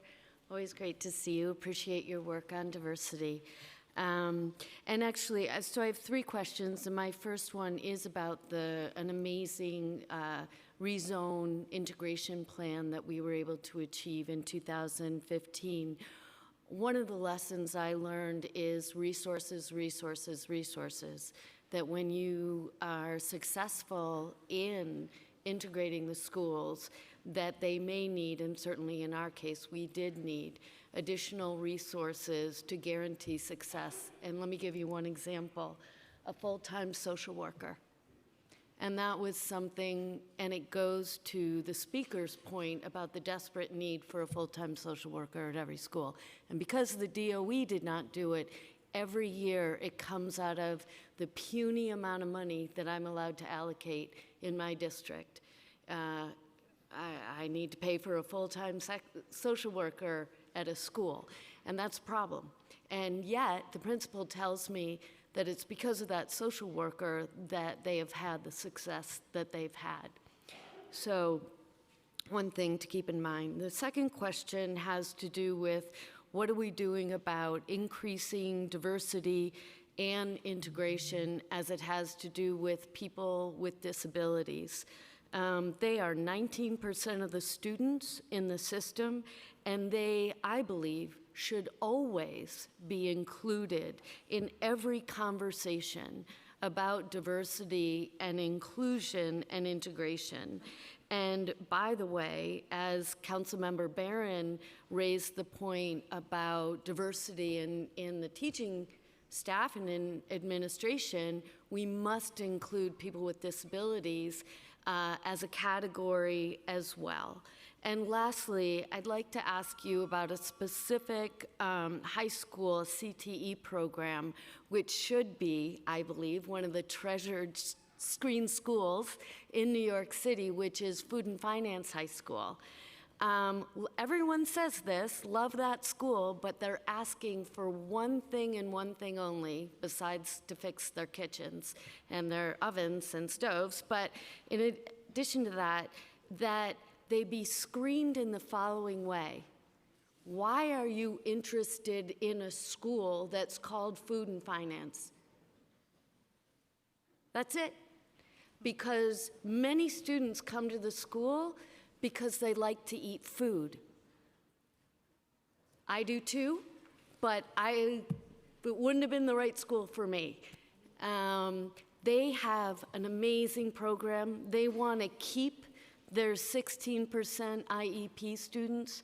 They want to keep their 55% Black students, 43% Latinx students. They want to keep all of that. They have an 86% graduation rate. Many of their students go on to college. They want to keep all of that. They want to be able to ask one question. And at that juncture, I would ask that you list them as one of your prize specialized high schools, because they are a prize in my mind's eye. What they do with students is delicious. So let's start with the integration stuff. So thank you, Councilwoman Rosenthal. So if you don't mind, a little friendly amendment, I'd like to start with Food and Finance. That's a great school. I had a great visit there. I know that we are working with, as part of our master facilities plan, around some mitigation of some of the issues there. The students were fantastic. And I've been quoted as saying that screens are the antithesis of a public school system. But what often doesn't get quoted is what I also said. The caveat was, unless it's for a very specific reason and it's a good reason. Asking, why do you want to come to a school called Food and Finance High School is probably a really good question. So that would fall into that category of a good reason. So I just want to say that, a big shout out to them. They're a really good school. Now, the issue of disabilities, you are absolutely right. One of the things that I think doesn't get talked about often is what is the number, what is the percentage of students that are attending the specialized schools, what is their disability, student disability percentage? I will tell you, we have that data. It's very, very low. So, we talk about race and ethnicity, and we talk about the gender issue, but this is another critical issue in that particular conversation. And I'm just going to double down on that. Sure. Can you imagine kids going to school with kids in wheelchairs or who have hearing loss or are blind in their classroom? So as they become working adults, those individuals, 11% of our population, are hired, which is really the key to it all. I couldn't agree with you more, and even more so, they do the hiring. Imagine that. So what we have done is this year we instituted a priority for students with disabilities. Unfortunately, I like to say that in New York City, of our 1,800 schools, we have a portfolio of buildings that is very historic. It's another way of saying they're not all accessible. And that's an issue. We have old buildings. But of the buildings that are accessible, we have prioritized in the 5-year capital plan $750 million to address those issues of accessibility. In addition, we created a priority this year for students with disabilities. For any school that is fully accessible, they get a priority to go to those schools because of the accessibility. We want to make sure that they go there. Do families know that? Yes, we've been doing a robust information campaign to families, and we're going to continue to do that. But again, this is also that notion of when you include a student, it's more than just having them go to the same school. You have to include them in the very fabric of the classroom and the classroom activities and make it a, I heard a story when I first got here of a student that was functionally or physically disabled and couldn't go on a field trip because they couldn't get the appropriate transportation that could transport the wheelchair. I mean, we were on that right away, but those are examples of when you're going to include, you have to fully include. We're with you on that. Manhattan School for Children, no playground, no accessible playground. And again, the council member at the end of the day is going to have to fund making that playground accessible, which was my first question, which has to do with resources. So resources, again, are the lifeblood. It's interesting, I don't have a printing press. I don't get to print my own money. I don't get to sell things and increase the price so I can increase the revenue I collect.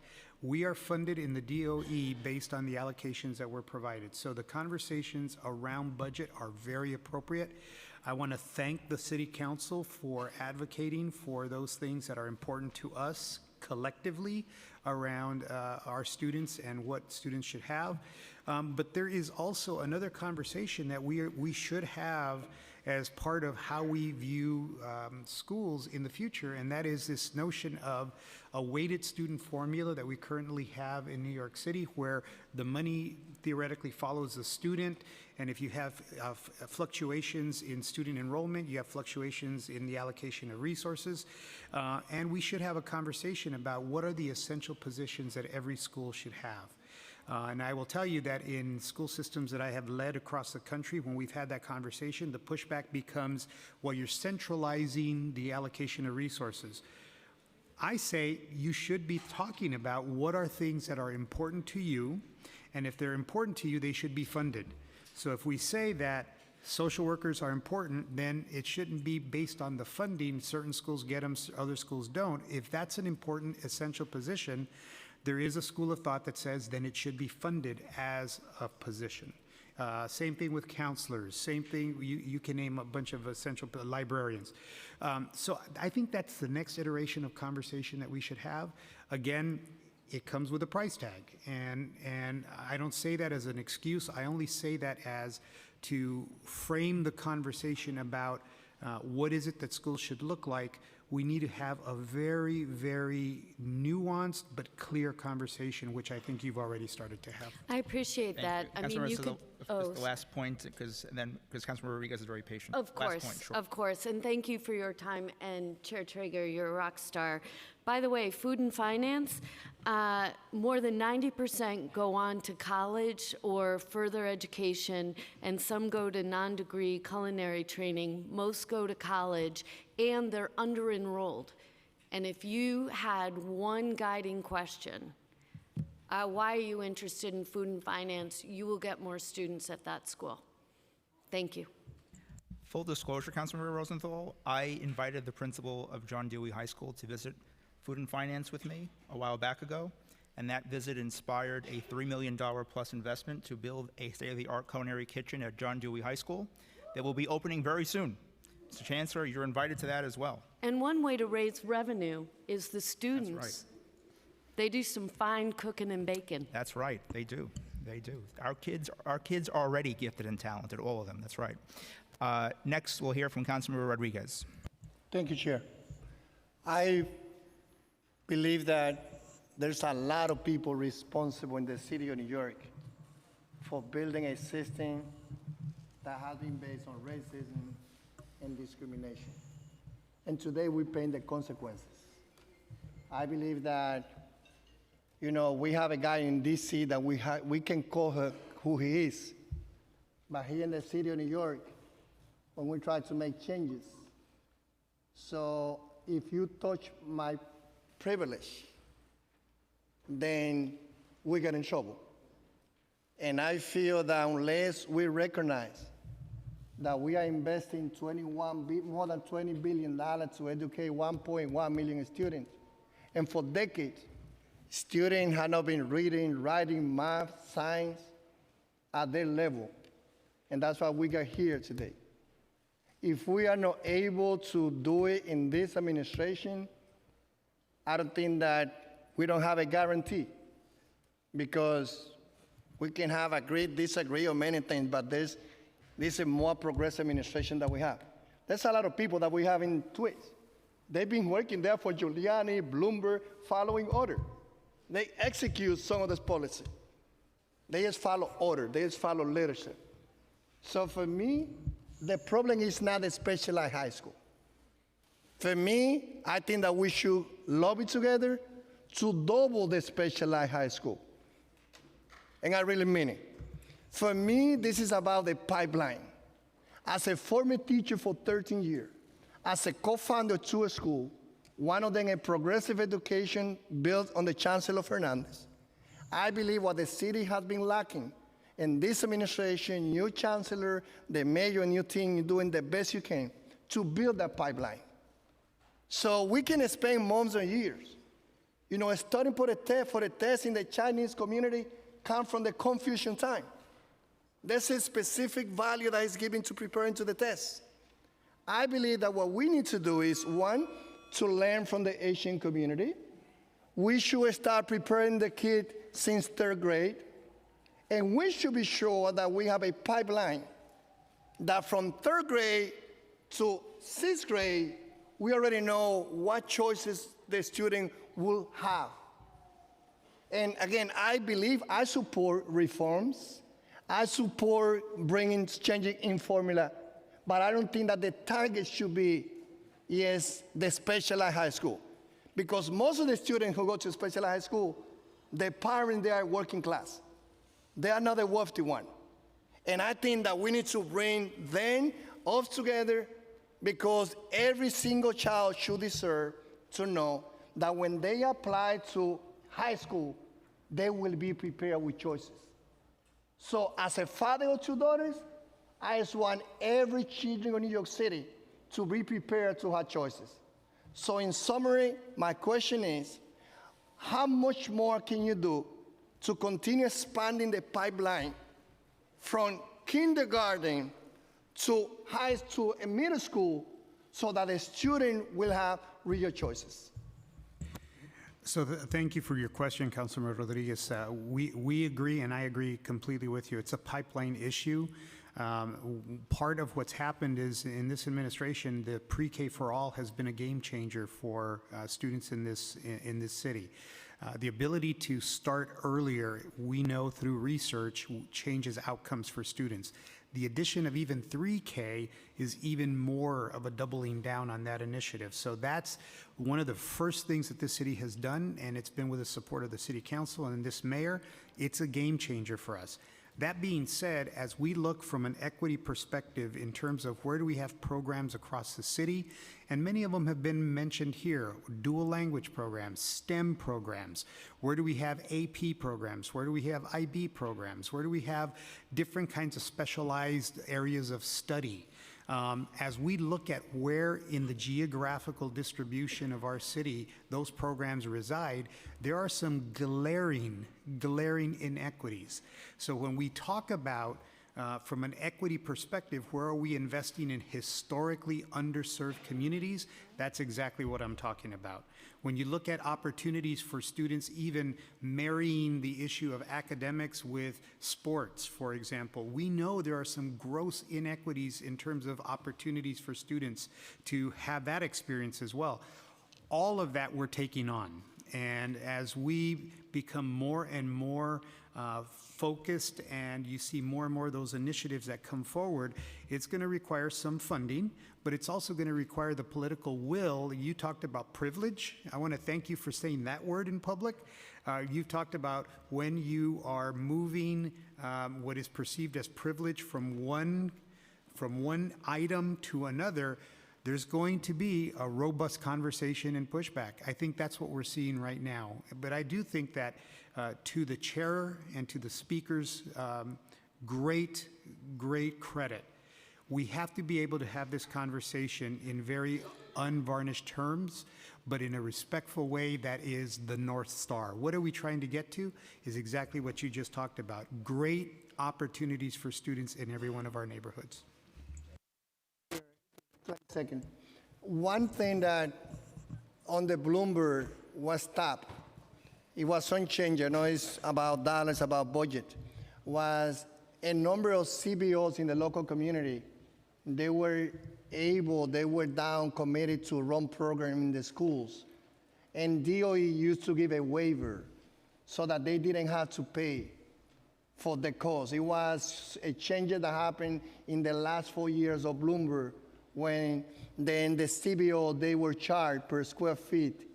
I hope that if you can look at that with your team and look at the possibility that provide a waiver for local CBOs that are interested in provide free program in the schools that can complement, I think that it will also can help. We will absolutely look into that. Thank you. Thank you very much. And just want to note, council members Koo, King, and Barron have one and only one more additional follow-up question. One? So, because in the interest of hearing from the public, we just want to make sure that we... Mr. Chairman? Yes. Is there an opportunity for a bio break? I've been here since 10, and I've been trying to hold it. I think that is very fair, Mr. Chancellor. You get a bathroom pass, absolutely. 5-minute recess. Yeah. Strict 5-minute recess. Thank you very, very much. Wait. He's coming back. Oh, 5 minutes.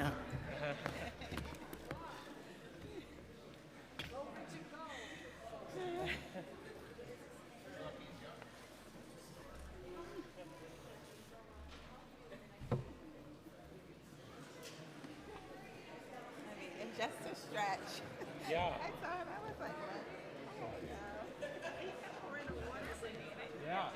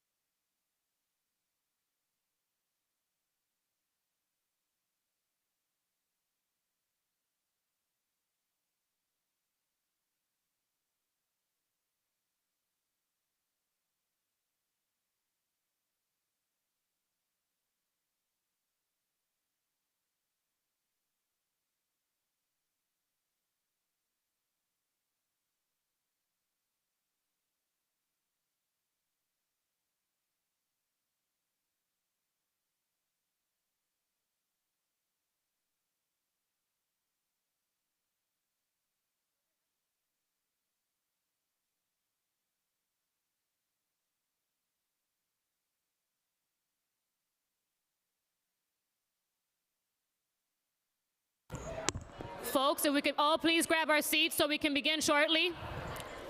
Can we please all grab our seats so we can begin shortly?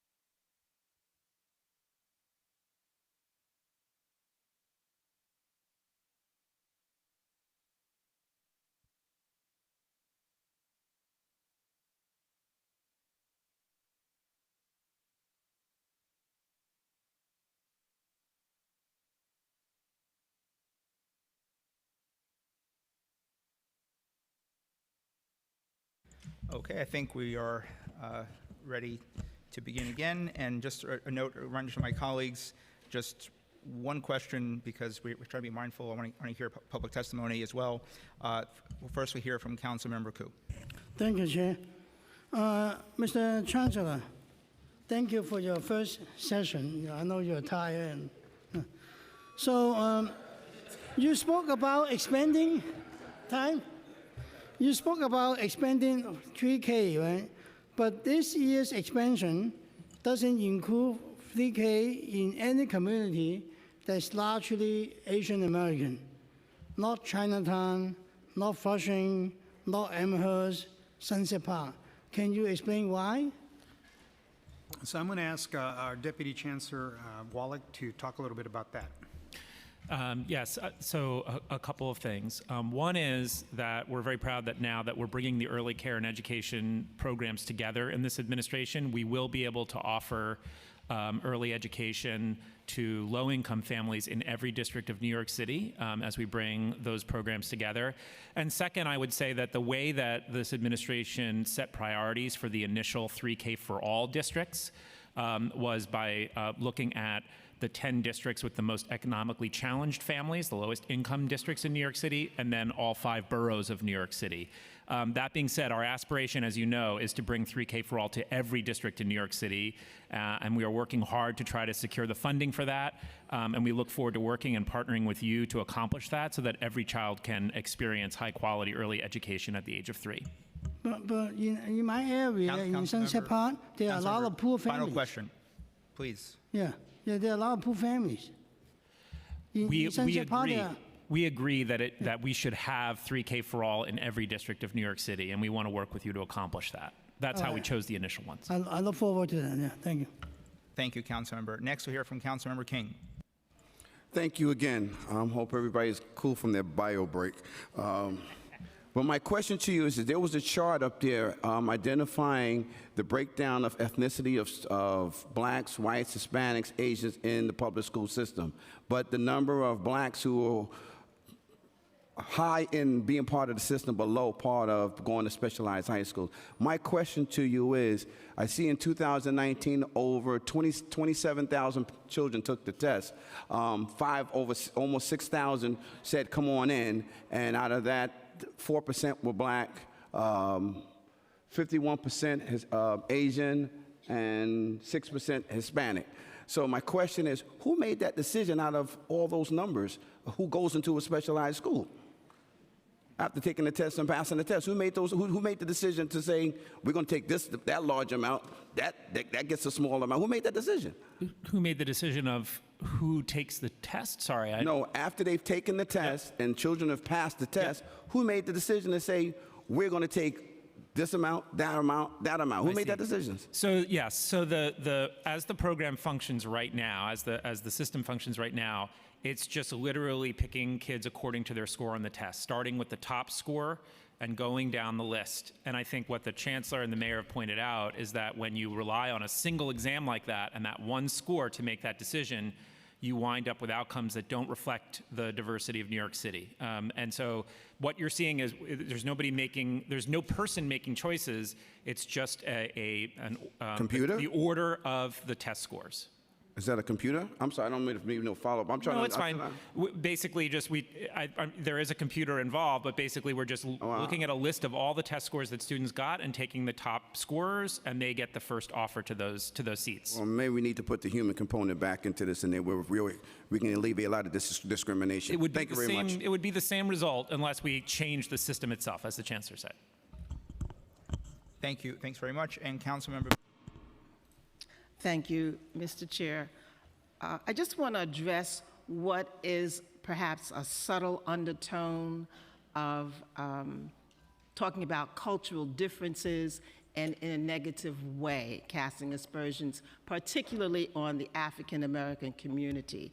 And I just want to remind people that historically, we know that mankind began in Africa, and we know that the Greeks and the Romans went to African nations to study. They went to the universities of Timbuktu and Sankore to study. And we know that once Africans were kidnapped from Africa and brought here to this country, that they were denied an education and that they suffered perhaps death if they tried to learn to read. But nonetheless, they always pursued the dream of being educated and pursuing higher levels of education. So for those people who are making innuendos that, well, if it were really important, perhaps we'd be able to find a way to pay for the training that other communities pay for, I think that that's not based in fact. And I just wanted to ask the Chancellor to talk about the fact that even though we know that tests may not be designed to be prejudicial, when the results of the test come such as to give disparate results, they are in fact discriminatory. And I just wanted to ask the Chancellor to talk briefly on that. So thank you, Councilmember Barron. So testing in and of itself must be for a specific purpose, which points to the validity of the test, and it must give you a consistent result, which points to the reliability of the test. We know that the human condition, especially as students are developing their academic capabilities, as students are developing their vision for what they want to do and what they want to study, are much more than the sum total of any one test. Now, how those tests are constructed, what the correlation is to the way the questions are worded and the background of students, how the test is put together in order to give you a certain conclusion, all of that factors into who does well and who doesn't. So if the notion is that we want to have students who, number one, there are a lot of students who could go to specialized schools who choose to go to other schools because they want to study in a particular school or school environment. But for those students that do want to go into a specialized school environment, then we know that the test as it's currently configured is not meant to identify talent. It's not meant to identify capabilities. It's not meant or constructed to identify grit and resilience. It's only configured to screen. It's a screening test. And in some cases where you may have 5 answers to a question, 3 of those answers are all correct, but 1 is a little more correct. That doesn't tell you anything except how well you've been prepared to take that screening test. And the results are pretty clear. As I've said in my testimony, either we believe it's the kids, or perhaps it's the condition, the instrument, the protocol that is giving us the kind of outcomes that we're getting. That can't be the way that we provide opportunities in a city like New York City that is so diverse. And I also want to emphasize, and I really want to thank you for pointing out the subtle language that gets used when we talk about this particular issue. Because I, like you, will not be silent about that. Let's be respectful about how we talk about this issue, but let's be very, very clear that all students in New York City deserve an opportunity, not a guaranteed space, an opportunity. And how we structure those opportunities says a lot about what we believe in terms of our city. That's what this conversation is really about. It's not a good system, it's not a good test, and it's giving us results. Even in terms of boys versus girls being successful, students with disabilities, et cetera, on a lot of different indicators, there's no one indicator that shows us this is a really enlightened way of choosing opportunity for students. Thank you, Mr. Chancellor. Thank you, Mr. Chair. Thank you, Councilmember, and very strong and much needed point, because you're absolutely correct and spot on. I truly appreciate leadership on this. Mr. Chancellor, just very quick follow-up, and just we'll close out to get here to the public. Do you believe that charter schools have exacerbated segregation in our school system? Well, yeah, I was just on a panel with a number of researchers, and the research is clear that by and large, and I'm not talking about New York City, but by and large, charter schools are more segregated in their student populations than traditional public schools, writ large in America. That being said, there's a lot that's been talked about and written about. Well, 10 years ago, 20 years ago, I want people to keep in perspective that there are many more opportunities right now than there were 10 years ago, 20 years ago. Private schools have scholarship programs that offer these opportunities to students of color to go to private schools. There are a number of charter schools that take students and enroll students in charter schools. So the options and the opportunities are greater, particularly for Black and Latino students. So there's some of that as well. But again, I have no quibble, no fight, except for the fact that we currently have a system in place that I think systematically excludes opportunity to certain groups of students. Right, because on the topic of problematic admissions, many charters don't really give you a choice, they give you a chance. They give you basically a ping pong ball. Talk about problematic admissions. A ping pong ball will decide your admissions into a school. So that's, I think, also problematic, and I think that should be brought into the conversation. And just to wrap up, I want to just clarify with regards to the important work of the advisory group. Deeply value their work and their recommendations. I guess I was under the impression that there was a meeting, or should have been a meeting already, between February and now, and based on what I'm hearing, there was not a meeting yet. Is that correct, Mr. Chancellor? So the committee is continuing to meet, right. But there is a meeting that we're scheduling where the mayor and I will both meet with the committee to discuss the recommendations and then what the next steps are as well. That's the meeting that I'm referring to. And just to clarify, because I want to just credit their work, there's just eagerness on our part to begin to implement very key parts. There's an eagerness, a passionate eagerness to start. As we heard from the students, it brought to mind the famous words, the fierce urgency of now, to start working and implementing, actualizing these things. Final note, one of the pre-considered intros is my bill with regards to asking the DOE to report on staff demographics in our school system. Does the DOE have a position on that bill that they could share today? I think it's a great idea, and we do compile that data about the demographics of our staff. Our human capital division it has a mandate to look at the diversification of our staff, so it's readily available, but I think it's a good idea, and I think it's a public conversation that should be had. Right, and I think it's just to kind of, certainly our school system, our staff should be reflective of our city, of our student body. But I also wanted to lead to another deeper issue that I've shared with Mr. Chancellor about teacher preparation, our future educators, making sure that the curriculums to prepare future teachers is not just focused on content, but also pedagogy, culturally responsive, approaches as well. A lot of work to do around those areas. So, and I just want to note in closing, Mr. Chancellor, you have been very visible and on this issue from the beginning. You have taken your fair share of hits as well, and I think that at times there are some heated exchanges here, but I think we're all really on the same page about getting the best system for our children. Just know that there are advocates here in this body that just want more resources for our schools and create a more fair, equitable process for all. So I thank you for your leadership and for your team as well. Thank you. Very good, thank you.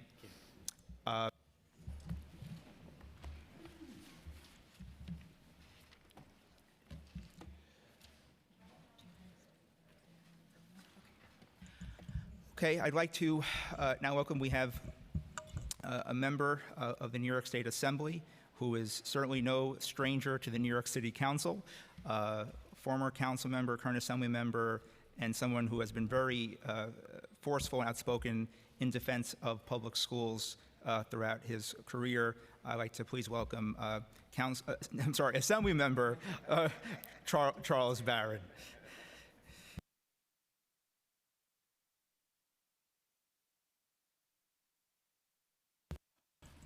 Mr. Chair, once you say council member, you're messing with my domestic tranquility. So I just want you to call me, I am the state assembly member. Education should be for liberation. It should be for liberation. Liberation from poverty and liberation from a racist, parasitic, predatory, capitalist system. It is this system that perpetuates a value system that is hierarchical, the Weberian value system of class. It is a system that maintains poverty and maintains an unequal distribution of wealth. It is a system that is showing there's a gap between the rich and the poor widening every day. So when we educate our children, we can't say that we just want to educate them so they can get a good job, or educate them so they can climb up the ladder, or educate them so they can be integrated into a system that even Martin Luther King said in his latter years, perhaps I'm trying to integrate into a burning house. This is Martin Luther King, not Malcolm X, whom I really love, and said some other things, and I'll tell you about that one day. But this is a system that needs radical transformation. This is a system that needs change, root changes. So oftentimes, we organize and talk about the symptoms of a deeply rooted systemic problem. Poverty is a symptom. Miseducation is a symptom. Inadequate health care is a symptom. The problem is capitalism and its ideological foundation, racism, which permeates every institution in this country. I just thought I'd open up with that. How y'all doing? So I firmly believe that a socialist value system, a socialist economic system, a socialist political system is a better system. It is a better system because it has a better value system. It values people. It values people over profit. It values need over greed. And I think this is the kind of value system that we must teach our young people. That's why I was so proud of this panel of young people that came up here. They didn't talk about their personal stuff. They talked about what could be better for all of them. And that's why I'm here today. So I want to give you a little report from the state. 2 white men are in an ego battle over the resources and controlling of the education system in New York State and New York City. One of the white men's name is Governor Andrew Cuomo. The other white man is Mayor Bill de Blasio. They are battling each other and trying to punish each other over funding and who's going to pay for what, and not caring whether that impacts the children of the system that they're depriving money from. We must end mayoral control. No one person should have any dictatorial control over the system of 1.1 million children with a budget of $32 billion in 1,800 schools and thousands of teachers and principals. No one person who is not an educator should have that control. Some people said, well, we want to give him that control so we can hold him accountable. Accountable? Mayor, you are accountable to every agency in the city. You are already accountable. It's not accountability, it's control. Control over an $8 billion budget, an $8 billion contracting budget. Do you know how many people are becoming millionaires off of the contracting budget of New York City? $8 billion. There are some cities that don't have $8 billion. And this is just a contracting budget. So we were upstate, and I was trying to fight for y'all to get more money for New York City. We were battling. How do you have a state that has $175.5 billion, $175 billion, $27 billion for the state education budget, a city with $92 billion and $32 billion for the education budget. That's a lot of money. I don't even know how to make all those zeros. That is a lot of money. There shouldn't be any poverty. There shouldn't be this kind of unemployment. There shouldn't be hungry children in New York City and New York State with that kind of money. But it doesn't go where it needs to go. In 2006, the court said, because of the racism of the state and the unequal distribution of wealth to black and brown schools, the Campaign for Fiscal Equity said that they owe these schools $6 billion. This is in 2006. Here it is, 2019, they still owe $4 billion.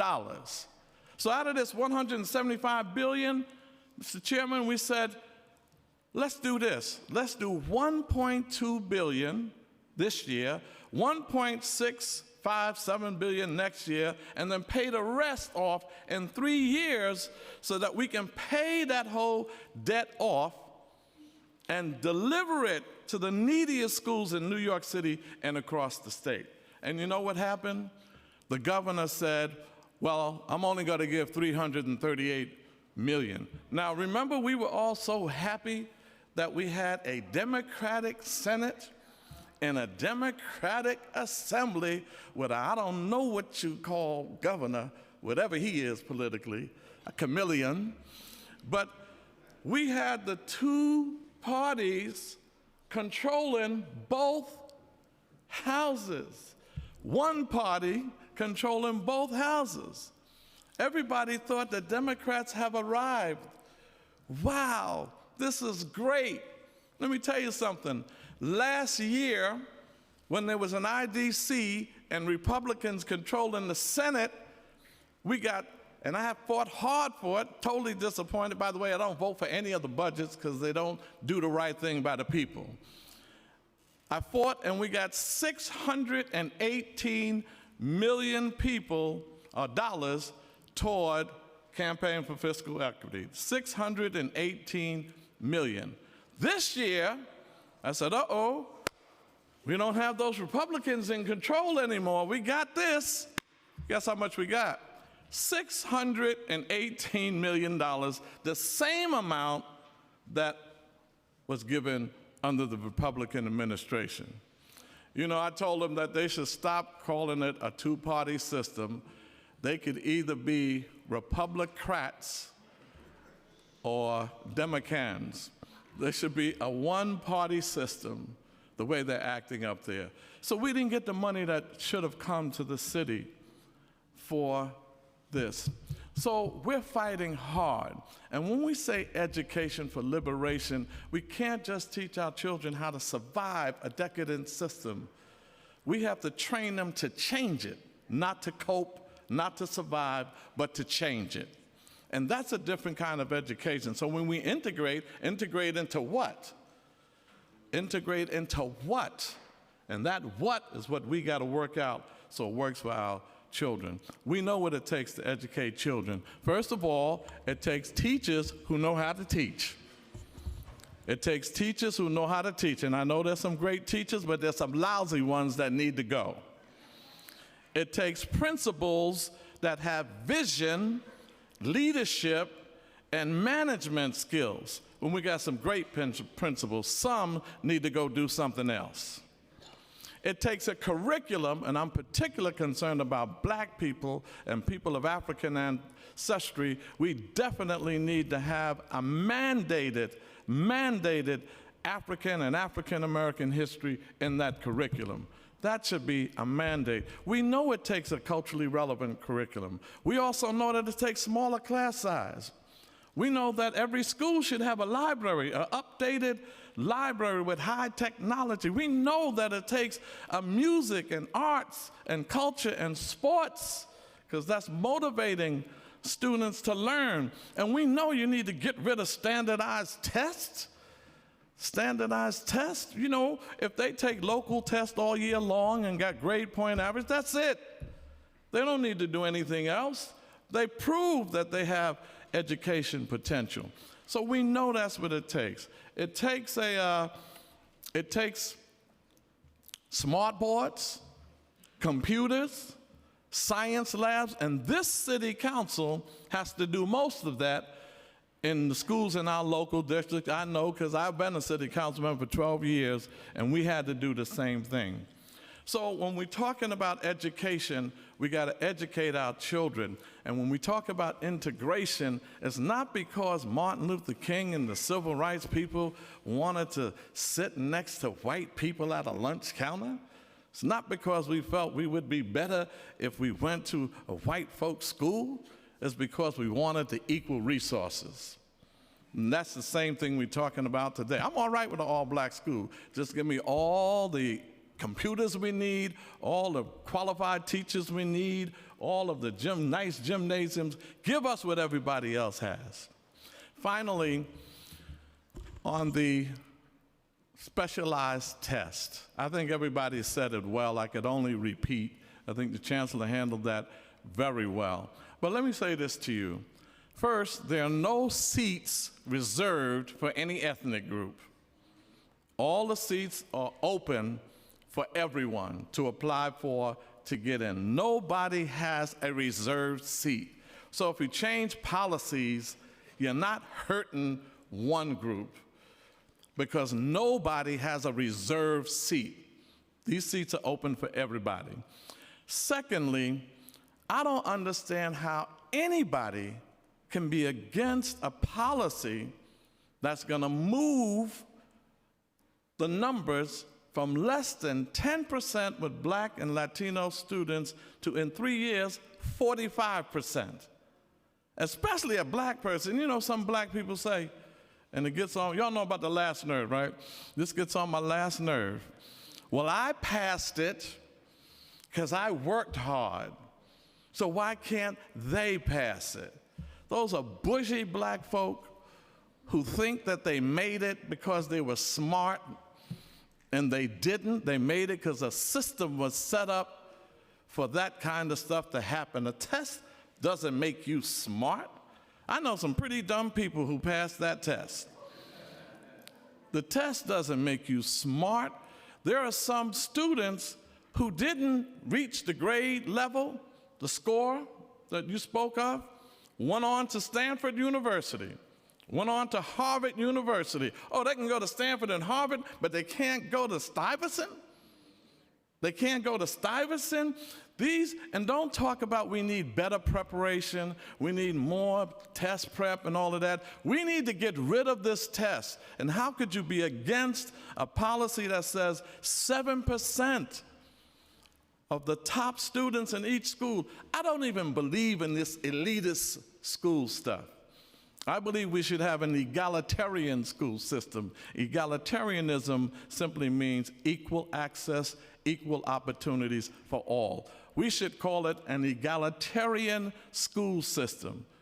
That's what we need, that's equal for all. And for those who try to escape away from the standardized, the test being removed, and they try to run to, oh, we don't just need to talk about the test, we need to talk about pre-K, we need to talk about some of the other issues in education. Well, we are, and we've been talking about that. But don't try to run away from the fact that this test needs to go, and we need to have equal access for everybody. So if a school is all Asian, then they will have 7%. If a school is Latino, they will have 7%. If the school is mixed, they will have 7%. That's equal, fair access for everyone. Because you went to cram schools, crammed thousands of dollars you spent on cramming your children to pass this test that is only teaching them to pass a test. It doesn't measure their academic or their education potential. It just shows that they can take a test. Let's end it. Let's end mayoral control. And let's talk about this state's debt that they owe to this city and to the schools in this city. So I want to thank you for allowing me a few expressions. I want to let y'all know something, and I tell this to the public. There is a council member, and I have to confess that I really love this council member a lot. I think she's one of the best council members, and it has nothing to do with the fact that she's my wife, and that's of 36 years. It has nothing to do, this is an objective opinion. I think she's the beautifulest, smartest, brilliant council member that this council has ever had, So now that I got my brownie points, I thank you for the opportunity. Thank you. Does the council member have any questions for the assembly member? Or is it after the hearing? You did well. Thank you. Thank you, assembly member. Thank you very much.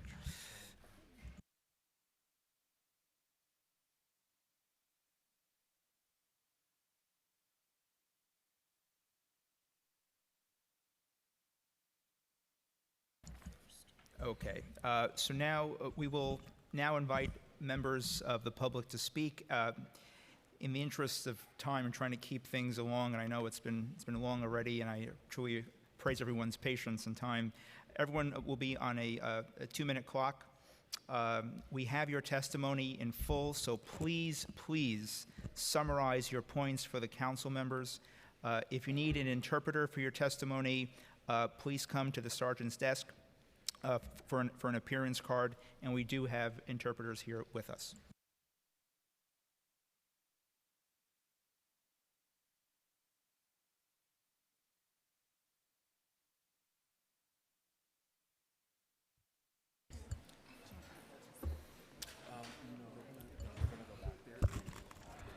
Hello， 现在我们将要是希望呢能够让我们的这个公众的这个人员呢能够上来这边呢进行这个咨询，然后每一位人士呢他们有2分钟的时间，如果你需要翻译的话，你有4分钟的时间，然后呢所有的人呢希望能够把你们的问题呢都能够简短浓缩的把你们的重点说出来。如果你们需要翻译的话，你可以举手让我们知道，我们会提供翻译的服务给各位。谢谢大家。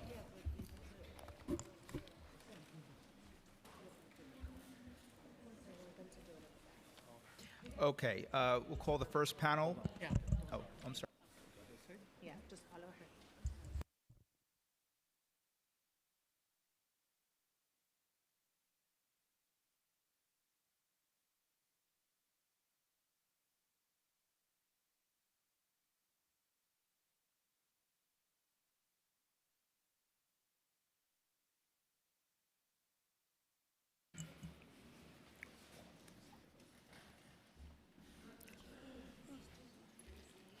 ভদ্রমহিলা ও মহোদয়গণ, এখন আপনাদের পক্ষ থেকে এখানে কথা বলার সুযোগ দেওয়া হচ্ছে।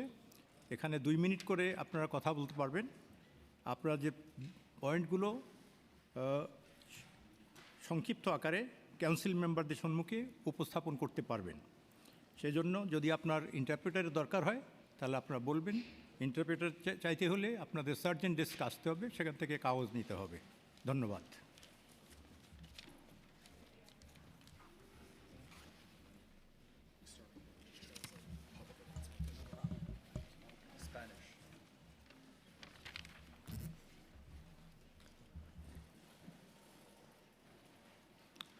Ahora invitamos a los miembros del público a que hablen.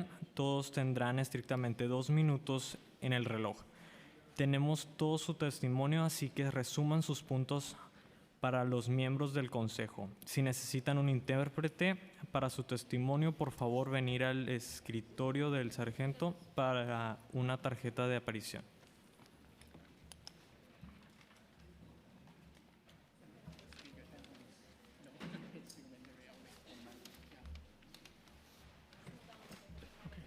好，我们现在可以就是邀请所有公众来，如果你有想发言的话，每个人有2分钟的时间，尽量是简化你的想法跟观点，来参与这个听证会。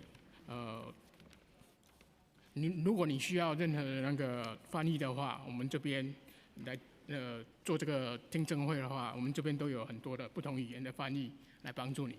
你需要的话，请提供你的出席卡，然后我们会帮忙做你及时的翻译。OK。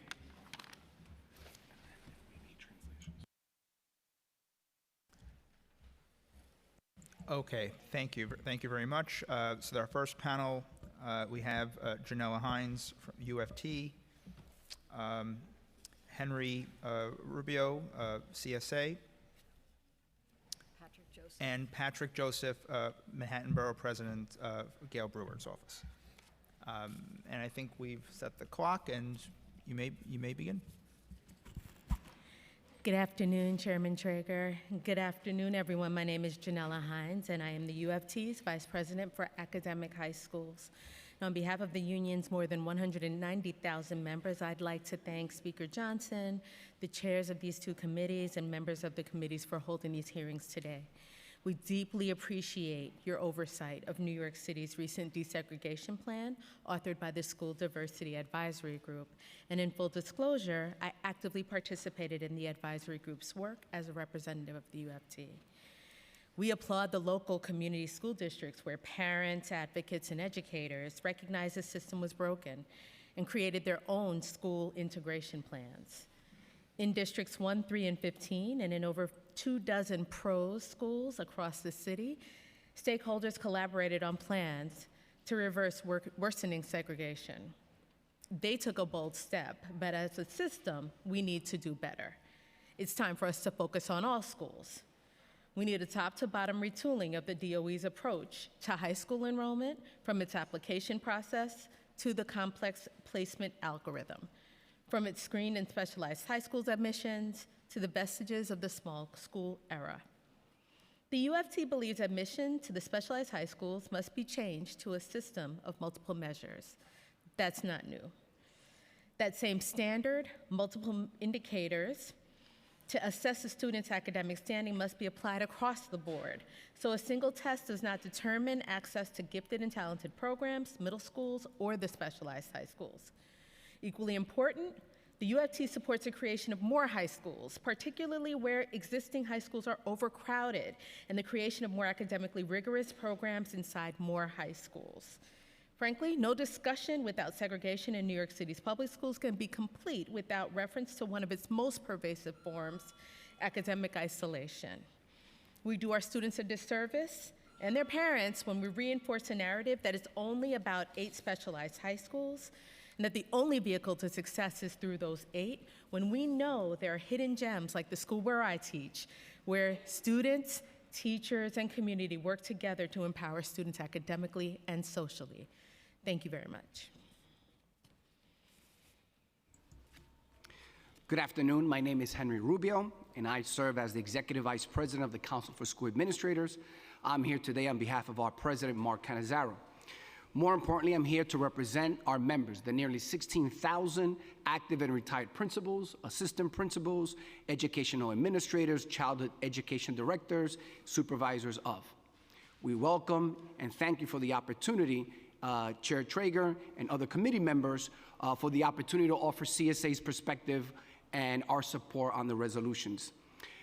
As we argued in our testimony last winter, at CSA, we believe that our students of every race, gender, and socioeconomic status benefit from a diverse and inclusive classroom. In fact, thanks to the City Council for its support of our Executive Leadership Institute that also promotes professional development to that end to school leaders across New York City. Now, there are, of course, many possible ways in which the DOE can address systemic segregation in our public schools. And our members, our school administrators, the city's school leaders must always be included in that dialogue to diversify our schools. Let's always be reminded that it is our school leaders who face the critical task of implementing these plans on a daily basis and addressing the fears and concerns of those who oppose them. One of the reasons we believed in the potential of the District 15 plan to change their middle school admission policy and other districts is because principals and assistant principals, school administrators had been included throughout the process, and the plan had their support. The plan was the result of years of advocacy and months of public input, and the result of a challenging, thoughtful work done by principals, teachers, parents, and school community members throughout. Our school leaders must now be given the time and the resources necessary to implement any diversity plan successfully, including funding our schools at 100%. We'd like to take a moment to just thank this committee and our Chair Treyger for advocating to the Chancellor in the city for that as well. Lastly, CSA looks forward to serving as a voice of school leaders on any task force, especially in the task force of the Specialized High School Task Force. Thank you. Good afternoon. I'm Patrick Joseph, Senior Policy Analyst for the Manhattan Borough President. I'm delivering these remarks on her behalf. The Borough President would like to express her strong support for the Council's endeavors to integrate New York City schools. In particular, she would like to voice support for the pre-considered introductions 4277, 4279, and the proposed resolution 417. 4277 is Treyger's bill, that the data on school staff demographics would be shared publicly. We believe this is key, this is essential to monitoring the DOE's progress in making schools reflective of the city's diversity. While the department undergoes the necessary changes to train teachers in implicit bias and create culturally relevant curriculum for students, there is a well-known dearth of diversity within the teaching force that must be addressed. Recent research demonstrates the significance of diverse teaching staff, highlighting benefits that include increased potential for common cultural understanding, improved student engagement, less class time spent on punitive discipline, higher expectations, improved reading outcomes, improved math outcomes, et cetera, et cetera. We also believe that diversifying the teaching force will help many of our youngest scholars see the teaching profession in a new light, as there is a shortage of teachers across the country, and this might help students of color get more involved in that line of work as well. We'd also like to express support for 4279, which would require establishing a mandate for the DOE to work with all of its communities to integrate schools. Right now, the model is ground up, which is great, but we also do need our school system to comply with the ruling of Brown v. Board of Ed, and it is nigh time for that. Thankfully, Integrate NYC, who I believe is represented here today, has already designed a framework for real integration. A lot of folks conflate desegregation and integration. Desegregation is just moving bodies, right? Integration is that hard work. And so just very briefly, the 5 R's is just race and enrollment, equitable distribution of resources, relationships, developing schools that are empathetic toward all identities, restorative justice, decriminalizing schools. I didn't hear too much about that since I've been here, but that is very much key as we talk about out-of-school factors that impact our students. The over-policing of predominantly brown communities is key to that discussion. Just lastly, I want to touch on that resolution about G&T. I just want to be clear that our opinions on this, the fact that we should have more opportunity for all students and in all districts to be part of G&T programs, this is really a lesser of two evils approach.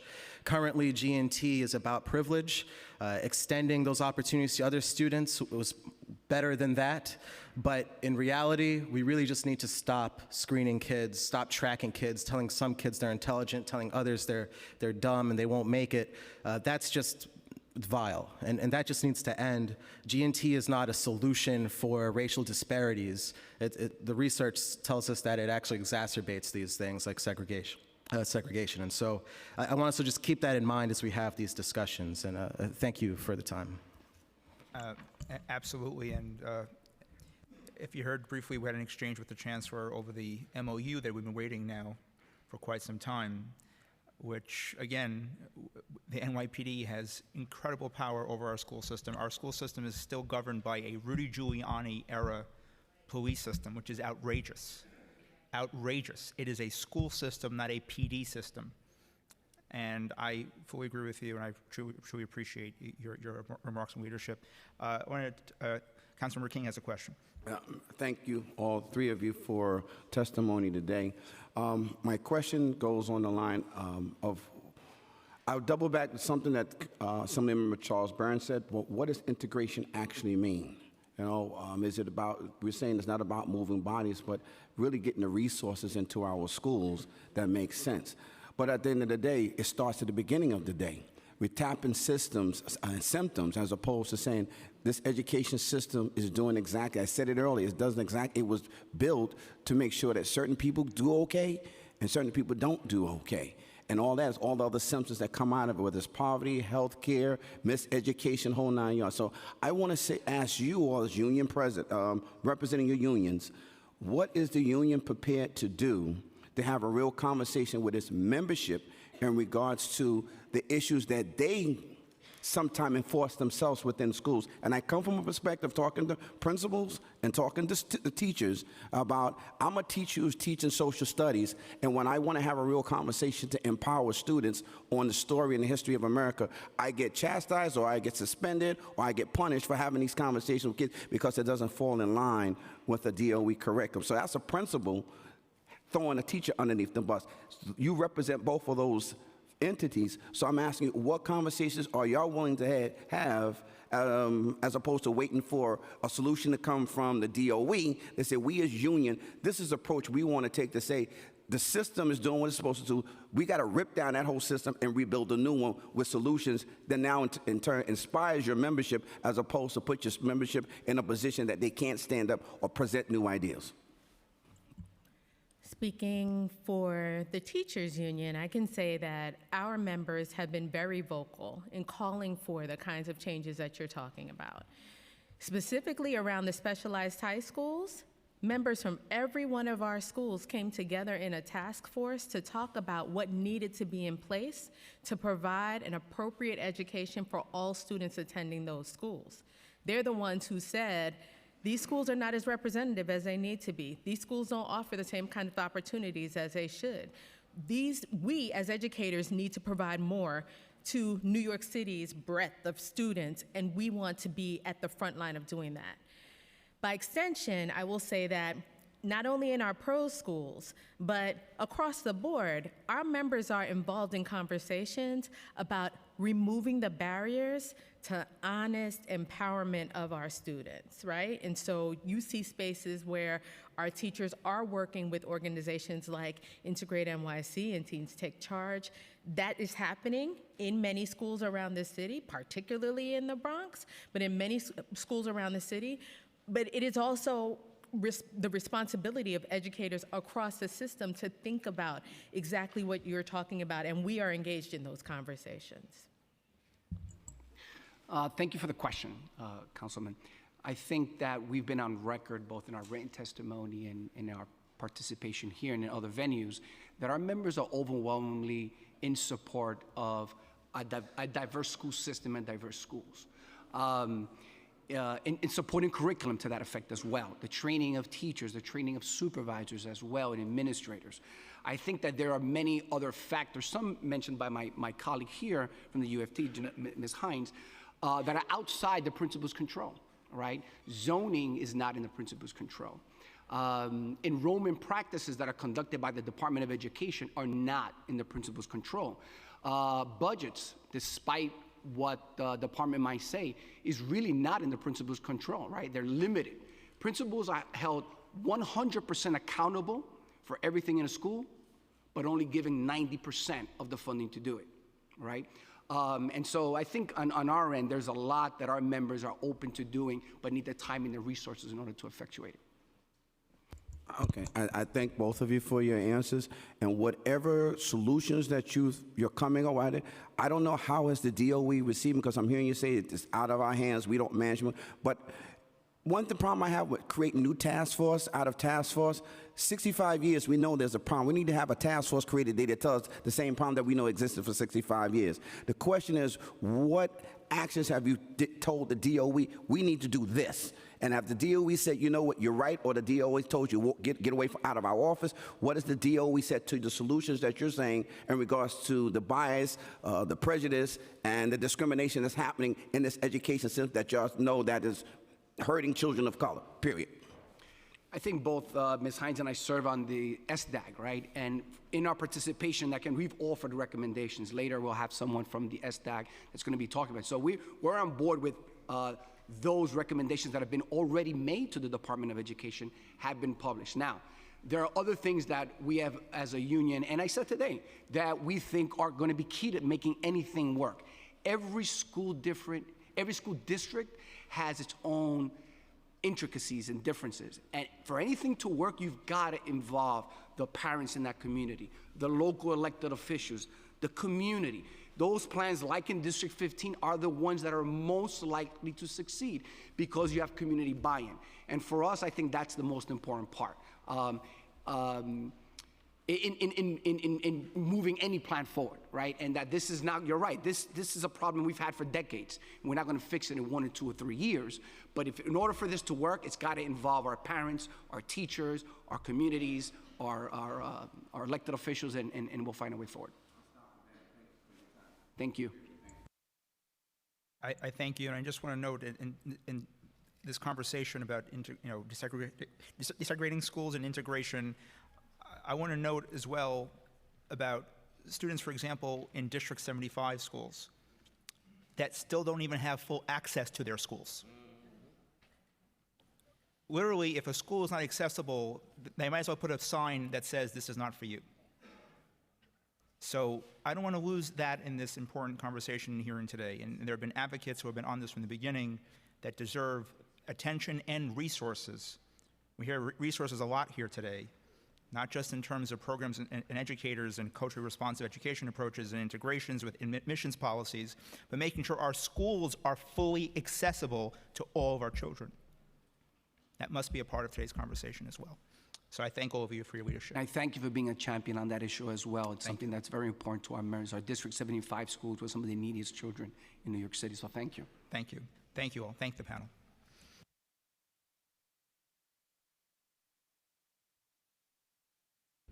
Next panel, from Teens Take Charge, Alexander Rodriguez, Tiffany Torres, Ayanna Smith, Toby Paperno, and Marcus Alston.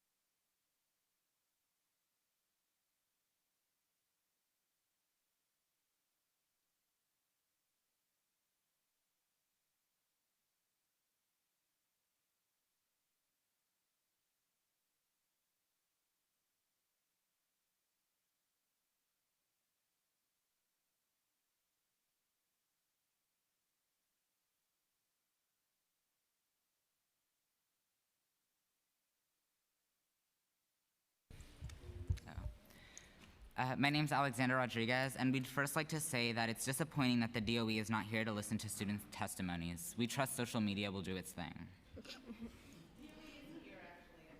Okay, thank you then. Go. Yeah. Hi, my name is Marcus Alston, and I'm from the east side of Brooklyn, a place known for its underinvested schools and dangerous tendencies. I guess it's not that dangerous anymore since Molly and Tom made a few coffee shops, but we're not going to talk about that. I'm a junior at Pace High School, a school severely underfunded, cluttered, and below the state level of performance. My school is one out of the 3 schools in a 4-floored building where Pace students, all 600 of them, are crammed into 2 floors. Maybe if I scored higher on my state test score in the 7th grade, my talents would be able to be noticed when auditioning for LaGuardia, because I figured that my talent was validated by my ability to sing, not whether or not I got a 1, 2, or 3 on my state test. I couldn't help but think to myself, maybe if I was smarter in 8th grade when I sat down to take the SHSAT, I'd make it to a specialized high school. But I quickly realized that it wasn't that I was not smart enough, it was that I was not wealthy enough. The test isn't about what you know or how good you are at math. It's your ability to obtain prep. The ability to pay thousands of dollars for prep was how you got in, the ticket to endless opportunities. This ticket isn't granted for people like me, and that's a part of the plan. A school like Stuyvesant High School, where the majority of students are white and 70% Asian, has access to so many things like working water fountains, maintained bathrooms, computer labs, and libraries, things all schools should have, as mine has lead-infested water fountains, bathrooms with no dividers, a computer lab with 1 computer, and a non-existent library. My school, of course, filled with minorities. The idea of separate but equal is what Jim Crow used to justify the segregation of my ancestors in American history, but this history seems to be what I'm living right now, so I ask, is this really history or his story? Ironically, the New York City school system is actually separate and not equal. So I guess you win, Jim. Where the more money you have grants you access to an all-inclusive 5-star education, while those who don't are left for scraps. The mission of the DOE is to create a fundamental learning environment for all students. Who is included in this all? Because it's definitely not people like me. I cannot believe that in 2019 we are living in the Jim Crow era. It is time to desegregate it in this racist system. The chairman and people of the DOE who is here, please do not boast about how great the DOE is until people like me make it to the same opportunities as those to the Upper West Side. Don't you dare. Thank you.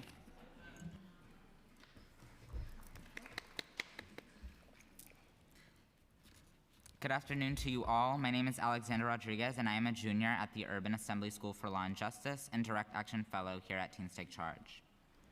Now, before I begin to share my story on being processed in this system, I ask all of you to lose all the things you think of when you see the logo on my shirt and who I am. My high school journey begins inherently with my middle school journey and the lack of support I received during my application process. Like all the other students in my class, I applied to the brand name schools. That was all the guidance I got on my application, the words of my peers. Why? Because in a school of about 1,400 students, there were only 2 counselors. My assistance with this process came from sitting on the floor of my school gym with about 100 plus other students and 1 guidance counselor. I vividly remember sitting down in my dining room night after night, struggling to find a school that aligned with my interest and location, without the support of my mother, who couldn't speak much English. All I knew was the schools I couldn't apply to and the schools everyone was applying to. The SHSAT only seemed an option to those who knew about it. So I placed pretty much at random 8 schools, and I ended up getting my 6th choice, the Urban Assembly School for Law and Justice. And to be quite honest with you, I didn't know what I was getting myself into. However, when I was placed into my high school, I was amazed to hear that I didn't have to make another at-random decision again, because my school, composed primarily of Black and Latinx students, was not going to let their students suffer because of a broken system they are a part of. Because school administration, combined with its nonprofit arm, the Adams Street Foundation, was not going to let competent children of color be failed by a broken system. Not in my school. And so, with an expansive list of robust enrichment opportunities, dozens of accurately trained counselors, and hours of college preparation starting from the 9th grade, I am not another statistic. I am an example of what could be when adult leaders adopt policies like our enrollment equity plan. Thank you.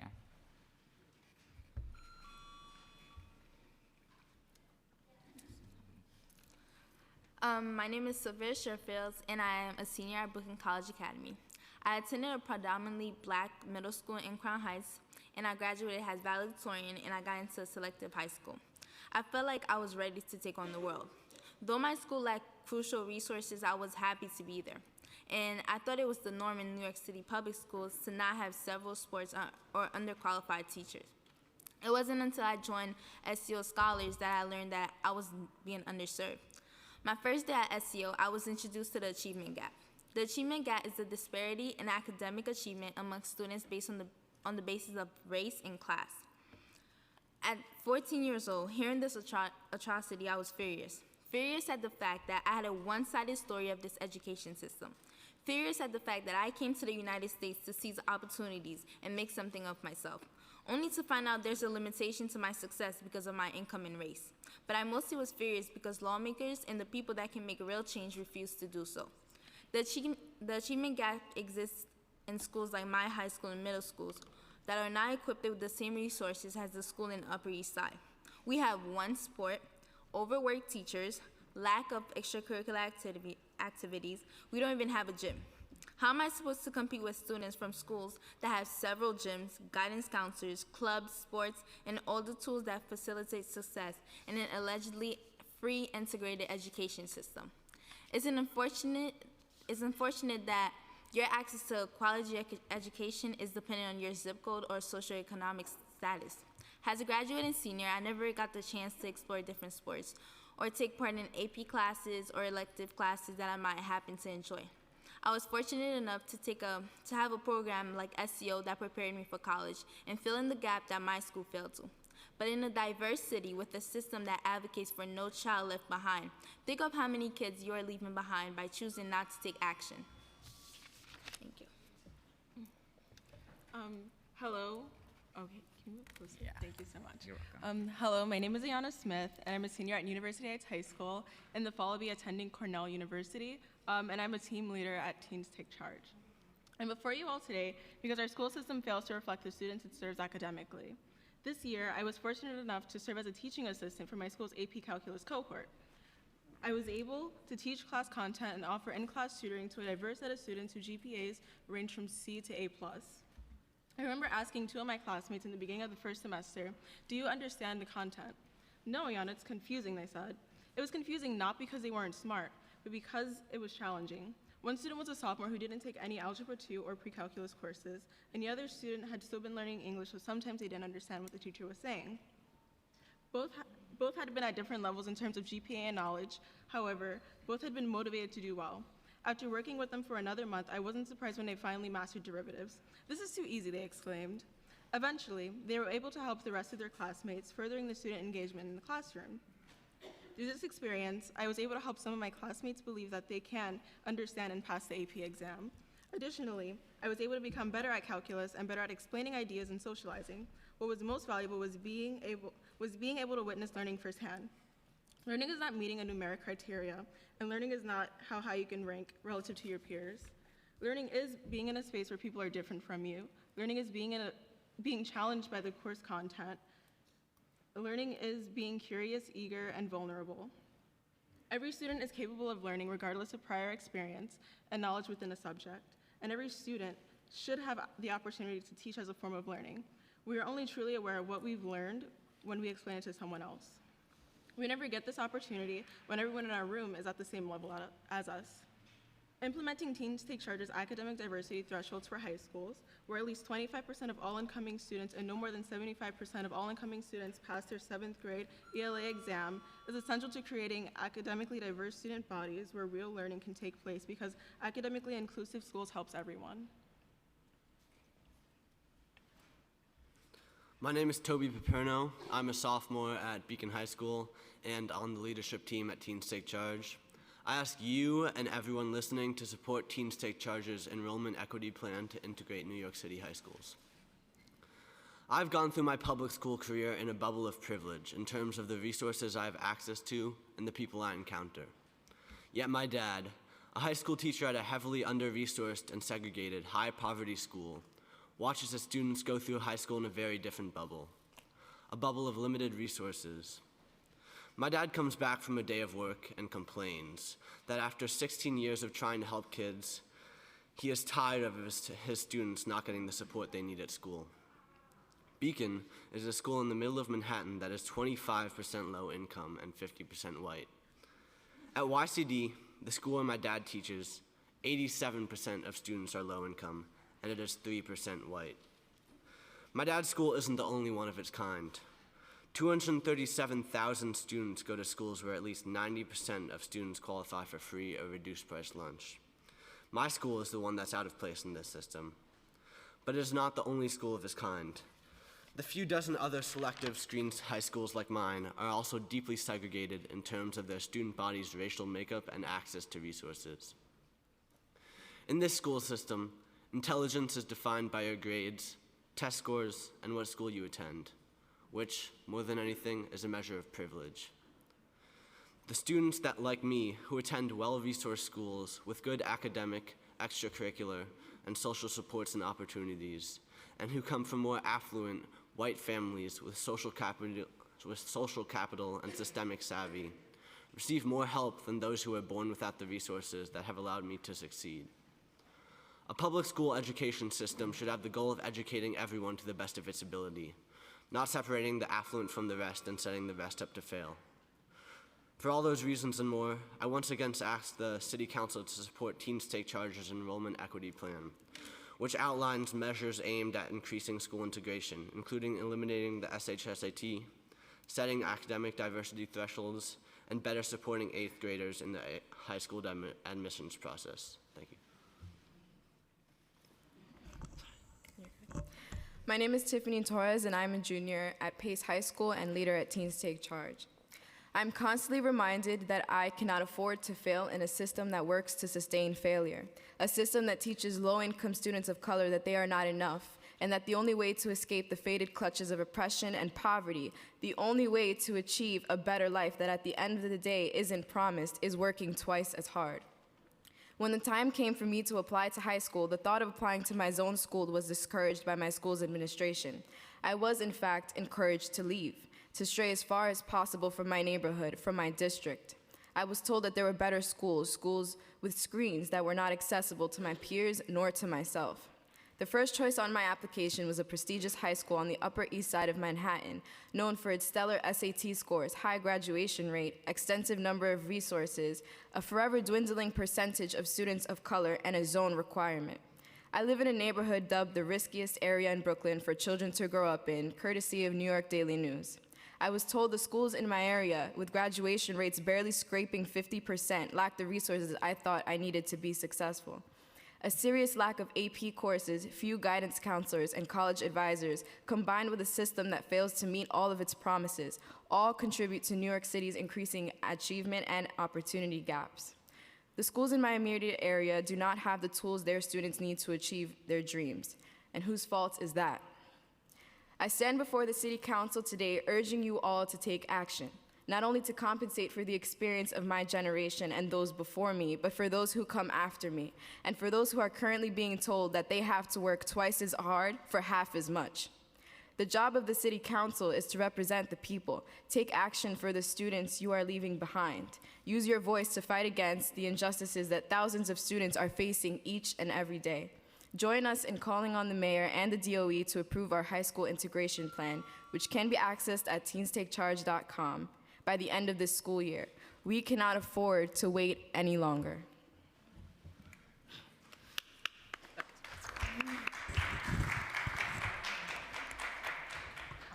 I just want to say, because I know Councilman Lander has a question. I just want to say that I want to thank Teens Take Charge, and also I think Integrate NYC as well. The meeting that we had was very powerful and very informative.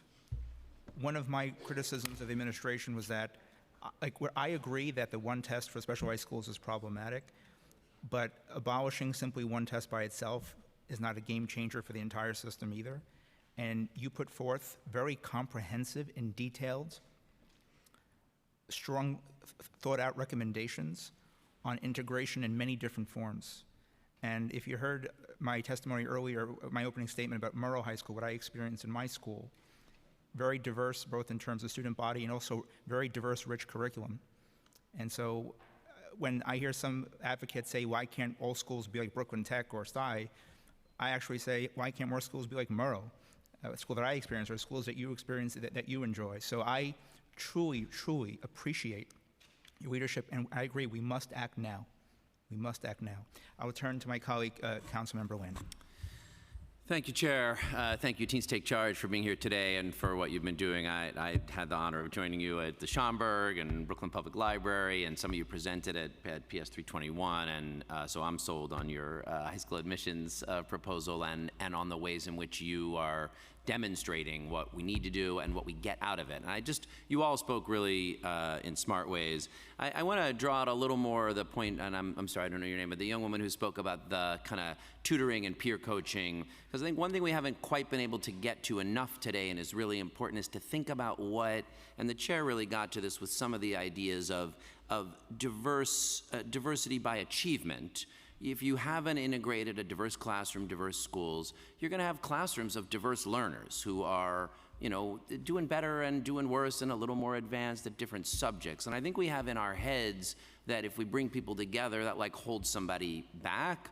And I think the story that you told about, obviously you first had to master the calculus material to be able to share it with someone. So it doesn't sound like the approach your school is taking held you back from gaining mastery.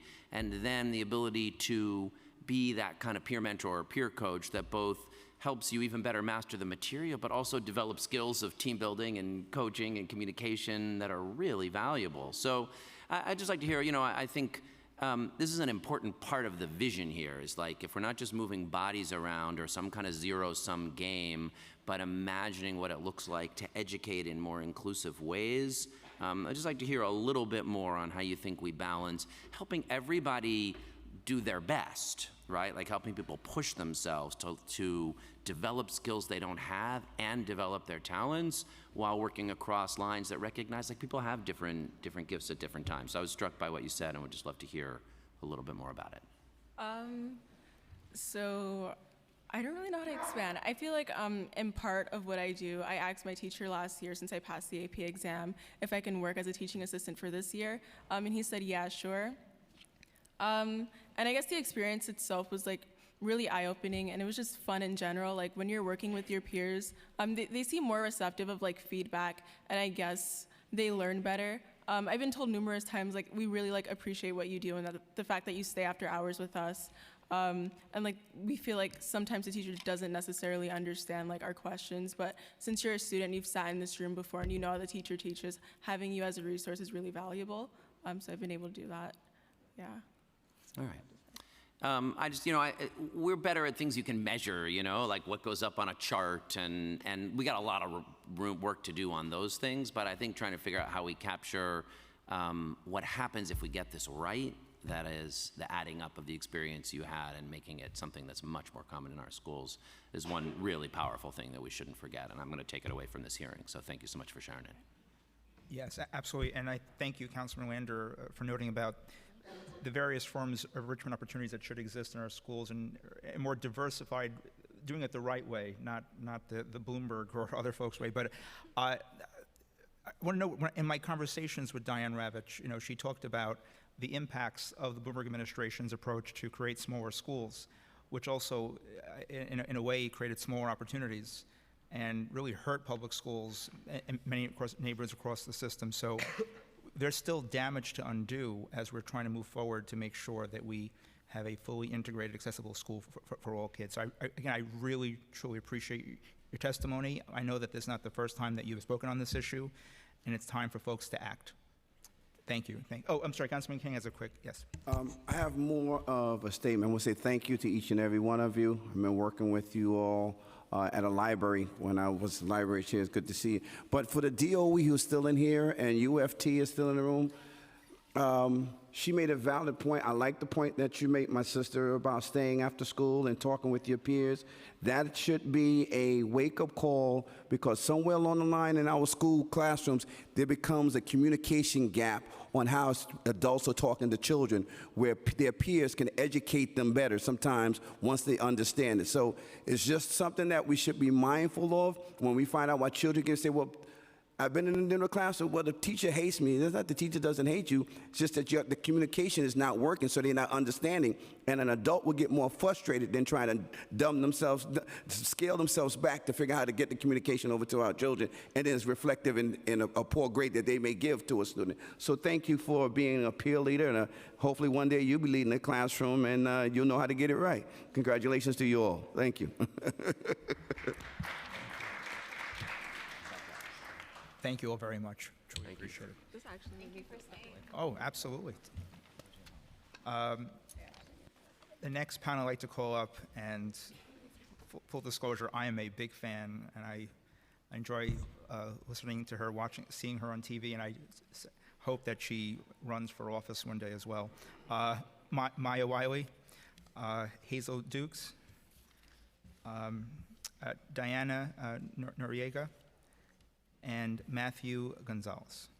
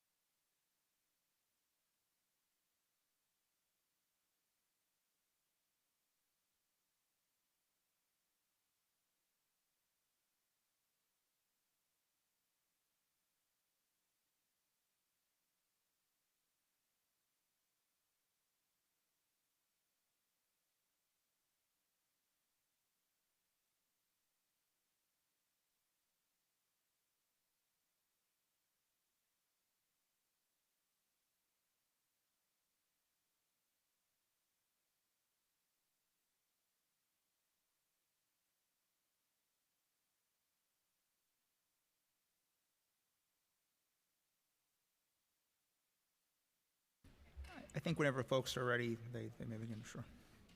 No, please help yourself to water, because it's been a long day so far, so understood. Make sure the microphone is on. Speed dating begins. Thank you very much to all committee members. We are honored to be here. I'm Maya Wiley. I am one of the 3 co-chairs of the School Diversity Advisory Group. Hazel Dukes is here as one of our co-chairs. Jose Calderon could not be with us. But can I ask everyone who's here who's part of the School Diversity Advisory Group in the audience to please stand?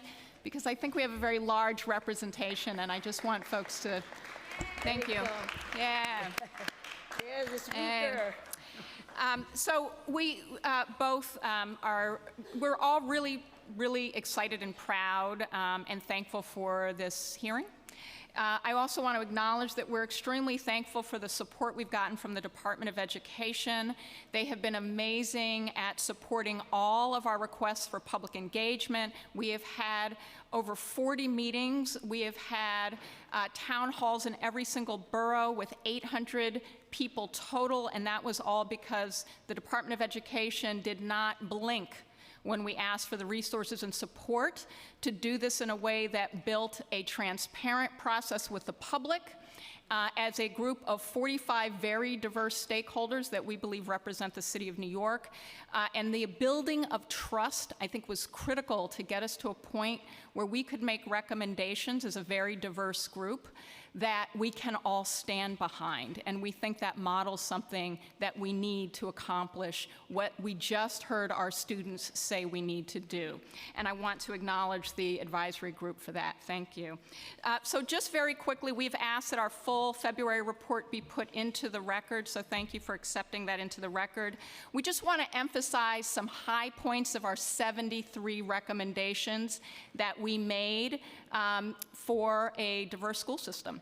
And the first is that we used the framework that you have heard from students today, the 5 R's. The schools are here for our students, and they have to reflect that. But secondly, we said admissions should, in 3 years, schools should look like their district. In 5 years, they should look like their borough. And in 10 years, they should look like the city. The Department of Education's goals need to be more aggressive. But we also recognize there's resources, accountability, and metrics. Students have to be included in that accountability. We've attached the metrics we were proposing in the testimony. I will stop to honor the time limits of the committee. You should feel free to continue. We don't want to cut you off. We're really grateful for you all being here today. We're grateful for the enormous amount of time and energy and expertise and service that every one of the members of this really sterling group has put together. My comments earlier to the Chancellor were in no way a denigration of this group. It was more just an accountability measure that when you come to the City Council, you have to answer our questions when you're under oath. You can't say, well, answer those questions to another group. So it was in no way a criticism of the incredible work that you all have done. And I would love for either you, Maya, who is amazing, or the other group, my good friend Dr. Hazel Dukes, or anyone else who's here, if there are other things you want to talk about that you think that we should know about in the context of the conversation, you have plenty of time. Don't feel under the gun by the clock. Well, I appreciate that, and we definitely felt under the gun, but mostly to honor how many important people there are here to offer testimony. The accountability, I would just say a little bit more, we said the goals need to be much more aggressive. We did recognize in admissions that it really is critically important to take what I think we just heard the UFT speak to, an engaged process with community about what will work, because not all our communities look alike, and we really recognized that as an advisory group. And so in those first 3 years really recommended that there be resource supports like we saw thanks to Councilmember Lander's leadership in District 15, having a very engaged community process for districts on those first 3-year goals. Now, we have to work also past the first 3 years, and that's why we also talked about resources and accountability. It's really, in terms of accountability, much too difficult for parents and students to understand how the Department of Education is doing on its goals, not because it doesn't have a lot of data. It has and produces and makes public a lot of data. It's just very hard to find and to track and to put it all together.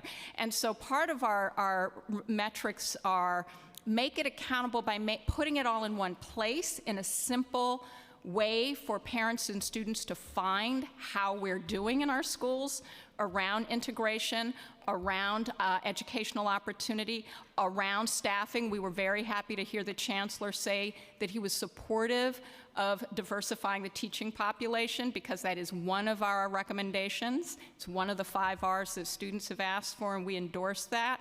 We also had suggested it be tracked. So as Councilmember Treyger, you mentioned, that is also in our recommendations, so we were happy to hear that. And I think, you know, the resourcing is critically important, as everything we've already heard. It is simply not sufficient to say that we're going to look at how the classroom looks without looking at whether all classrooms have the same kind of opportunities for advanced placement classes, for advanced science, including in middle schools, for gyms, for sports, for arts, for music. All of those are not, I hate the word enrichment personally, that's just personal. It's not enrichment, it's central and core to educational opportunity. And so too many of our students aren't getting that. So it isn't enough just to look at the bodies in the room, but what is in the room with those bodies. I'll stop there, and I don't know if Hazel, you want to... First, let me say thank you, Mr. Speaker and the Chairman, and thank you, Mr. Speaker, for coming back, because I was going to come by your office. I knew that would happen if I didn't come back. I want to say that I have given my adult life to education. Anyone in this city know that I have fought hard. I've been in court systems. The NAACP in the 60s brought a suit against New York City. And I was on the verge of going there. I was surprised that I was asked to be a part of this group, since I'm such an activist, because I believe in action. I believe in action. And I believe, as the UFT say, in this space, we can act with your leadership as the speaker, with you, an educator. You know, sometimes we don't have educators in this conversation. You have been a teacher, you understand what our children need. I want to point out that when we went through every borough, I want to say that Councilman King, we had a little spat outside, but I want to give Councilman King credit. Out of all the boroughs I went to, he was the only elected official that I saw. He was there in his community. He was there with his teachers and his principals. I think what was said this morning earlier, we all have to be in this game to get it right. But I want to personally thank you, Speaker, for the leadership that you have let the City Council provide. I wasn't here 5 years ago, Councilman Larris, when you all had, that must have been a charade, because if I'd have been here, you wouldn't have just talked over integration and segregation in the school system.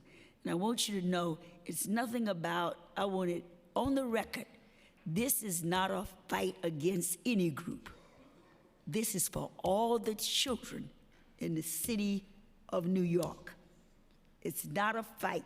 I don't want my Asian brothers and sisters to think this is a fight. The 110-year organization that I represent, the NAACP, every time that we've broken down segregation, all of us have been better for it. Thank you very much. Thank you, Dr. Duke. It's good to see you. Thank you. So we're going to speak as our separate organizations, even though we're members of the SDAG. So my name is Diana Noriega. I'm the Chief Program Officer at the Committee for Hispanic Children and Families. We recognize the highly charged nature of the discussion and intentionally enter the space as an advocate for educational equity reform that impacts and benefits all students. Educational equity is about access, inclusion, quality, and opportunity. It must be undergirded by justice. We must ensure that the most historically marginalized communities amongst us have access to the same resources that the top 5% top 5 to 10% of our students do. We want a system that has equitable inputs from birth through post-secondary education. And on the path to achieving it, we know that there's systemic issues that we have to address. The expansion of gifted and talented, increasing the number of middle school DOE test prep programs, as well as keeping the SHSAT exam as the sole indicator of admittance to highly selective public schools are not the solution to solve our problem. Currently, G&T programs only benefit 2.5% of New York City students, with vast differences in access and underprivileged communities compared to those who are privileged and well-resourced. Black and Latino students make up 70% of the New York City population, yet only represent 18% of the students in gifted and talented programs across the city. That's atrocious. 0% of the students in the South Bronx, Crotona Park, Bed-Stuy, Brownsville, East New York have seats in G&T programs. We side with research that demonstrates the problematic nature of using a single measure to gauge academic capabilities of any child, and certainly take issue with subjecting children to that type of high-stake testings at the age of 4 years old. If you judge a fish by its ability to climb a tree, it will live its whole life believing that it is stupid. We have to find a system that meets the various needs of all of our students. In line with our view that no one indicator can determine the intelligence or academic abilities or aptitude of a child, we believe the SHSAT should be ultimately abolished. We believe that admissions to specialized high schools should be layered and reflect the general practice at highly selective colleges, many of whom are actually moving towards a test-optional admissions policy. The SHSAT was created in 1971, the law supporting it, which we know supported a segregated educational system. And so we are hoping that the mayor and the chancellor take our recommendations that we're making that would benefit the entire system, not just the top 5 to 10%, particularly the SHSAT, which only works with 6% of New York City public school students. Thank you. Thank you, Diana. Hello, thank you. My name is Matt Gonzalez. I'm director of the School Diversity Project for New York Appleseed. As Diana said, I'm speaking as a member of New York Appleseed, but I'm also, to disclose myself, a member of the School Diversity Advisory Group. And so I just want to start off by saying thank you for hosting this conversation. I was at the last hearing a couple years ago, and by this time of the day, there are about 3 members in the actual room, and so we really appreciate that many of you really care about this conversation and have come to the table to join us in fighting for this work. I want to make a few points before we go forward. First, as we have these really difficult conversations, I think I want to urge and challenge all of us not to resist the kind of the urge to resort to making policy or making recommendations based on fear, based on the premise of scarcity of resources, or based on an idea that some kids in communities who have been underserved just need to get what the white kids have. I think this system as it exists now is broken. It has always been broken, and if we just say we're going to give our poor Black and Latinx students what the white kids have, we're still playing in a game of scarcity. And so I really want to challenge all of us to think bigger and bolder, because the work of integration is not just about getting what the white kids have or what the kids with privilege have. It's about getting every single one of our children in this city, in this country, a better educational experience that'll lead to a tremendous wealth of life and community outcomes. And I want us to really shift our work towards meeting that goal of making all of our schools better for all of our kids.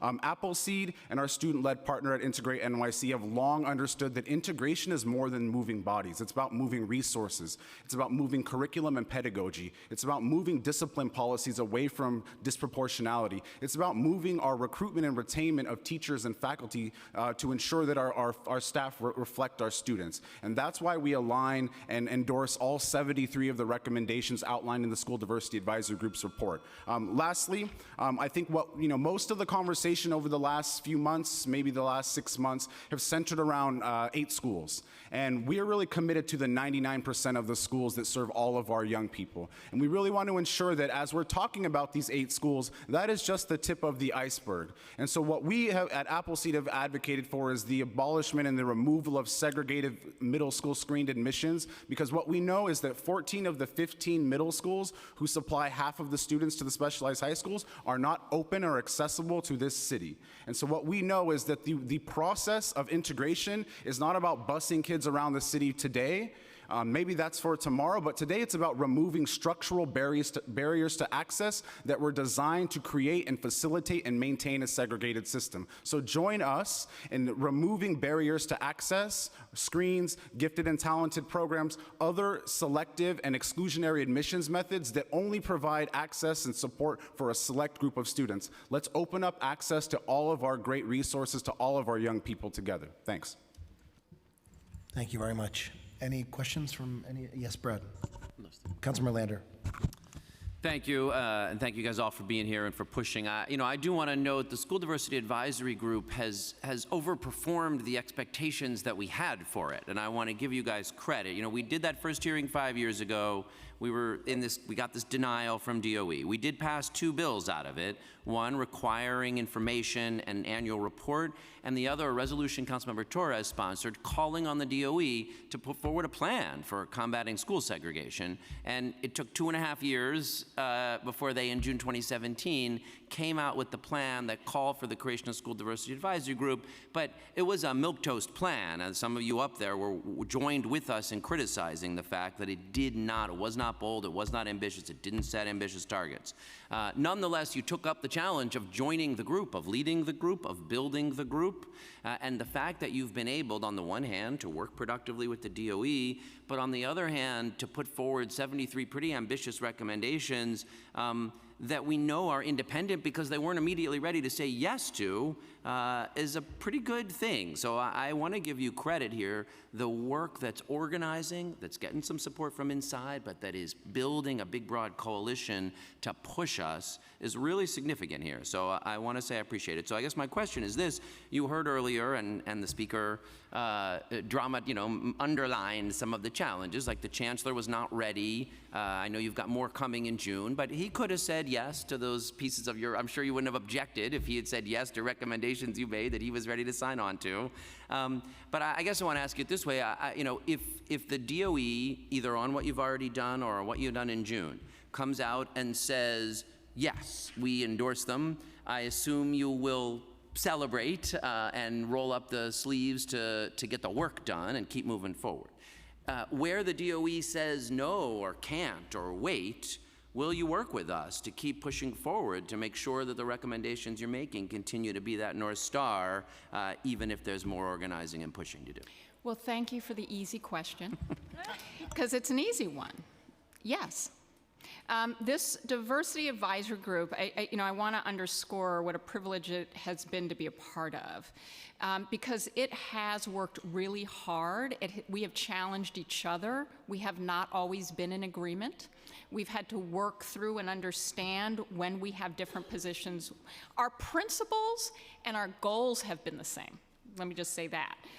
But the how and the what, there's a lot of area for debate.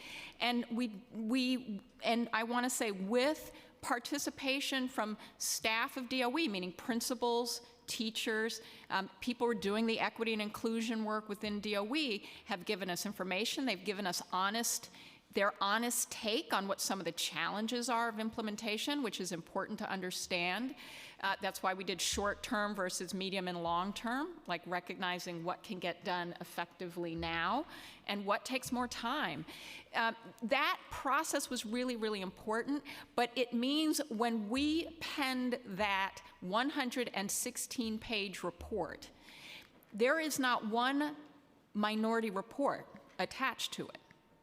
That's because we all felt we could all sign our names to that report. Whatever DOE says or does doesn't change where the School Diversity Advisory Group is on our recommendations.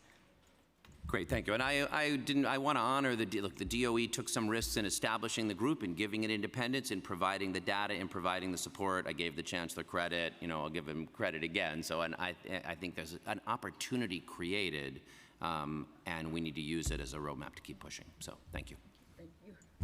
Councilmember King. Thank you all again for the long months, hours, years, conversations.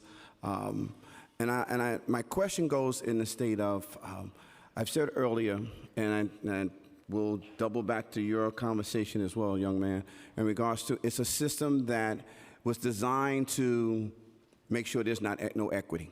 From day one, this is a system, it goes back to the system of America. So, Malcolm X says, only a fool will let his enemy teach his children. So my question is, as you come up with all these suggestions, if you're finding that you're getting pushback from the DOE on your recommendations, what would be your course of action? Because again, if the enemy is in the system of oppression, of educating our children, you may have the right solution, but someone in that room might say, nah, because I can't figure out how to join the party. Well, I think what we're hoping for, and certainly what we've seen to date, is honesty on the part of the Department of Education on what they tell us when they tell us something, right? Meaning where they are, what they're struggling with, where they see challenges, where they see opportunity.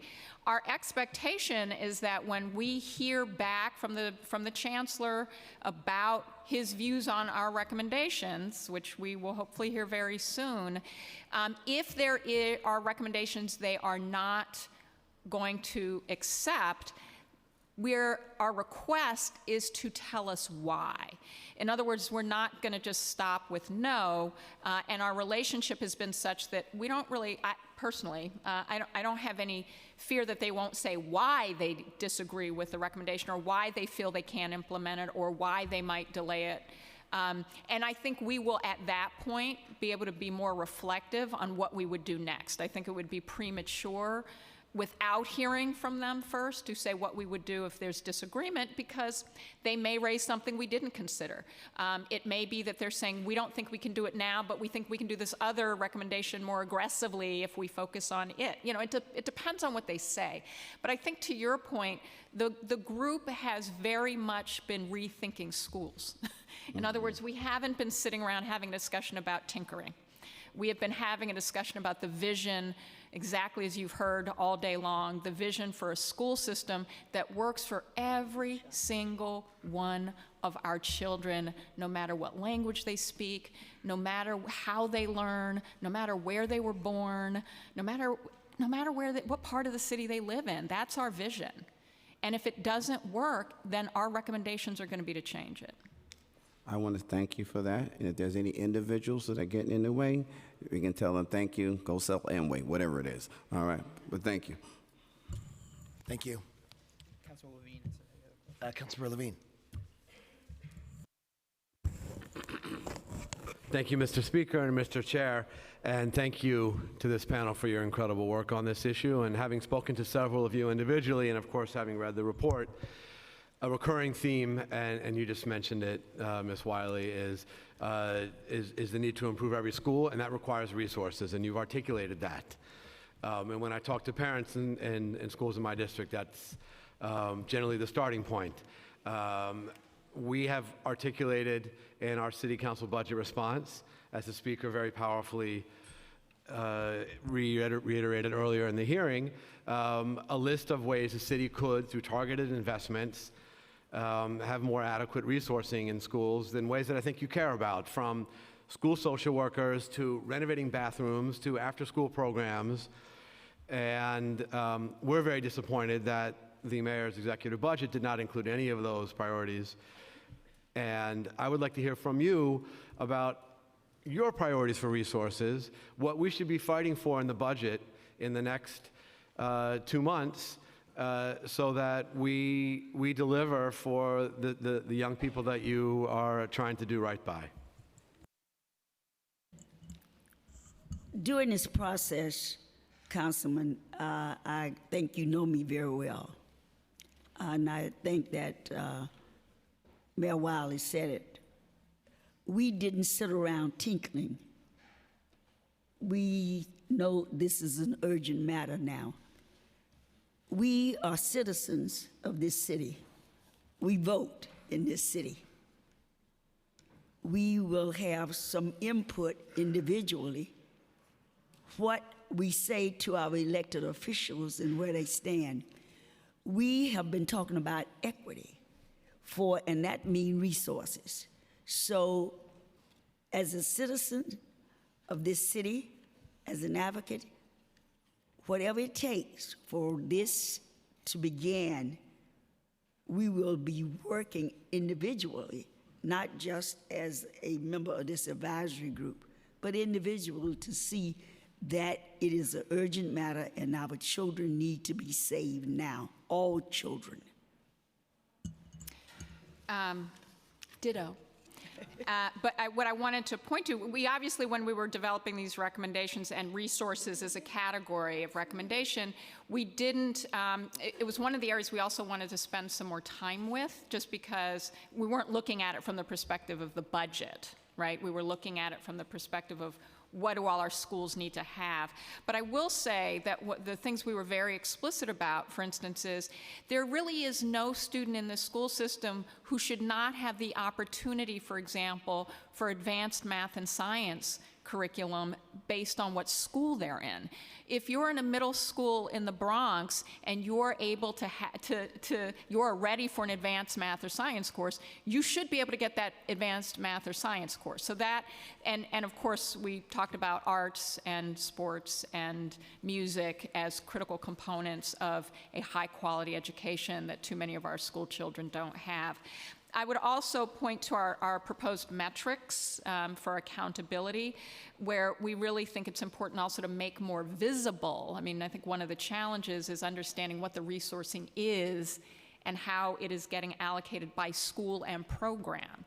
So in our metrics, our proposal to the department was, in addition to tracking race, socioeconomic status, multi-language learners, students with disabilities, the admissions, we're also tracking whether or not, what the resources or funding are by school, so that it's being broken down by school, the access to advanced coursework by school, the facilities available, the way the budget breaks down on arts and music spending. So we've actually suggested that the accountability metrics make much more visible to parents and students what the resource allocations are by school and by program, because it's another way of assessing whether there's some adjustments that should be made. Mr. Chair, we haven't talked much about the legislation in the package as part of this hearing, but I just want to flag you and I both have bills in this package that speak to aligning the accountability and the reporting with our goals, and we should make sure to work with the folks up here to make sure that that legislation really aligns with the kind of accountability that is being talked about by the panelists. To just add to what Maya said, I think the reason we also distinguish by program is because you also have different programs within the same school that have access to different resources. Or segregation within a school building where it looks diverse if you're watching who walks in the front door, but then if you go see who's in the G&T class, who's in the ICT class, and who's in the Gen Ed class, you still have segregated classrooms inside, which is heartbreaking on its own. So all those things will be helpful, and I'm certainly committed. I know the chair and the speaker and the other sponsors would want to work with you to make sure we line up the accountability and reporting in ways that accord with those goals. Thank you all again very much for your leadership and continued work on these critical issues. Just curious to note for the record, when the mayor did roll out his plan for the specialized high schools last year, I guess through a press conference, did he consult with this diversity advisory group about his event? We learned about the proposal and the rollout on Friday, and I believe it was announced on Sunday. Right. I guess the question is, did no. they my point is we learned about it after it had been crafted. Correct, and that speaks volumes more ways than one, because this group was put together really to look at, as the Chancellor notes, systems and structures throughout the DOE that have been served as barriers, and to not consult with this very group is highly problematic, in addition to not consulting with a variety of stakeholders, including this council as well. Because I note that in the list of recommendations, there's not a mention at this time of the specialized schools. I assume that's because folks were not consulted about that proposal. Is that correct? Well, so let me back up one step. The the way we have been approaching recommendations as a group is to look at the system holistically. Right. So it's just not the way we've been working to just pull out a handful of high schools. In fact, we have another report coming out in June we hope in June. Knock on wood. But we're working very hard to get to June because we have been trying to be very intentional about taking the time to be making sure we're research-based, looking at unintended consequences, understanding the data, getting as much data as we can, having an engaged process with the public, that we're looking at screens and gifted and talented programs kindergarten through 12th grade. So we will be making some recommendations, we hope, around screens and gifted and talented programs very shortly, but system-wide. So by definition, it may touch on the SHSAT and specialized high schools, but we just have been looking at the system as a whole. Right. And it would never have been the way we had talked about it to only talk about the specialized high schools. Right. And I'll close by saying I met recently with another education hero of mine, Diane Ravitch, who is a fan of, I know it might not be popular in the Bloomberg's world, large comprehensive schools, because they offer a variety of rich programs and opportunities for all of our kids.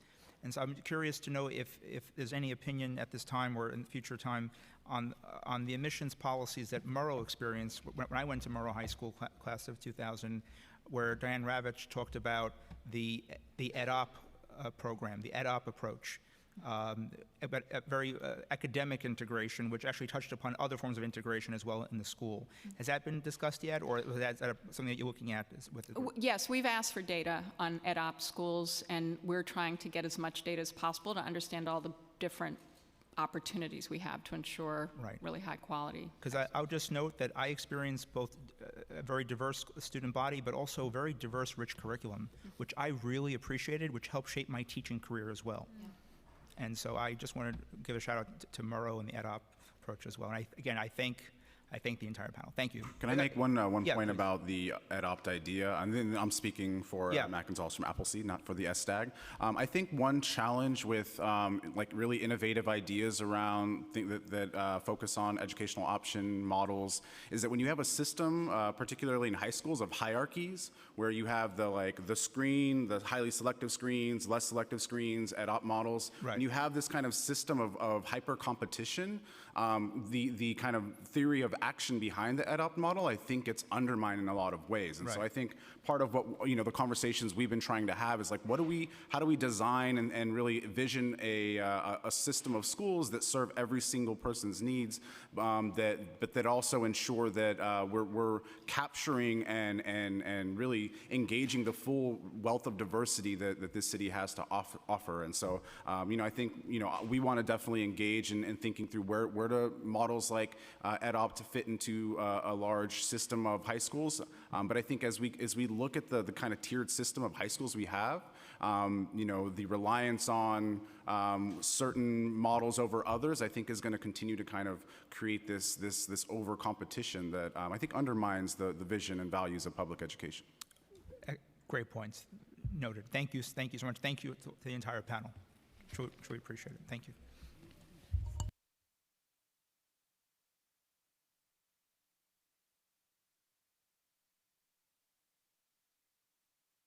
I know the next panel that we're going to call up, I think some folks might require some translation services, which we will provide. I'd like to Chang King Zhang.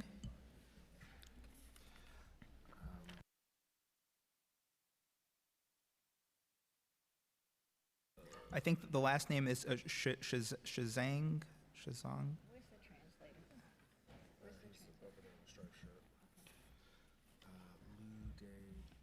Wu Day Kwan, Zhang Chang King, Zhu Hui Ni, and thank you.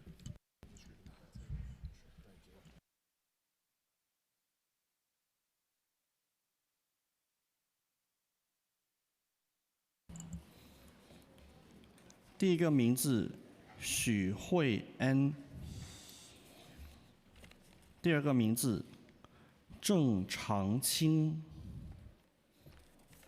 第三个名字常清征，第四个名字坚秀章，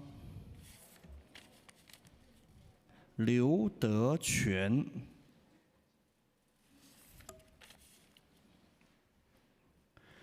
秀江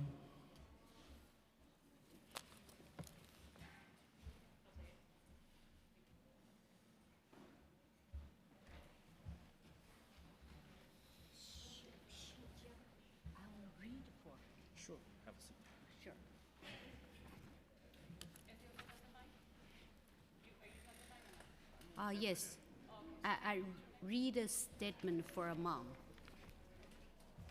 I'm here. I'm okay. You want me to read it or you want to do it? I read and then you translate. Okay, sure, no problem. Okay. Then where should I sit? You should sit here. Okay.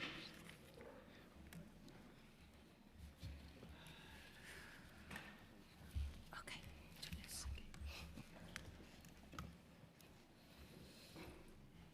是谁先开始？你先开始。Oh, okay. Yeah, I read a statement for a mom who has to go back to pick her kids up. So, 我的名字是秀江。 My name is Xu Jiang. 我是低收入家庭的全职妈妈。 I'm a full-time mom and I'm from the low-income family. 但是我希望我的孩子不再是低收入家庭。 But I don't want my child to be a low income anymore. 我希望他做得比我更好。 I wish they would do it better than me. 我希望他成为一个可以帮助社区、帮助国家的人。 I want him to be the person who can help the community. 所以我觉得教育是唯一的让我孩子成为可以帮助社区的人的方法。 So I think about that education is the most important to my child to help another people. 我把我所有的时间都花在我的小孩身上。 I spend all my time to my child. 我希望我帮助他养成爱读书的习惯。 I would help him to have most important thing is to be more time to read. 我更注意让孩子学好数学。 I will let him to focus and concentrate in learning the math. 我相信特殊高中是好学校。 I believed special high school is very important to him. 特殊高中考试并不难，只要孩子用心努力学习，就可以考上。 Specialized high school is not very difficult. He just need to be focused and concentrate, and they will get it. 如果孩子们都努力学习，纽约市的教育水平就会更好。 If all the kids can study hard, the New York education will become better. 如果每个学校都是好学校，就没有特殊高中考试、特殊高中这一说了。 If all the school is the best school, it doesn't have a specialized high school in New York City. 我非常不懂，为什么要分亚裔小孩和非裔小孩呢？ I really doesn't understand why we need to be separate to say, oh, you're the Asian kids, oh, you are the African American kid. 我们都是美国孩子。 We all American children. We all have sorry， 我们都有一个美国梦。 We all have American dream. 我们都想要有一个更好的美国。 We would like to have the better America. 谢谢。 Thank you so much. 我可以走了吗？你可以继续坐下。没有了。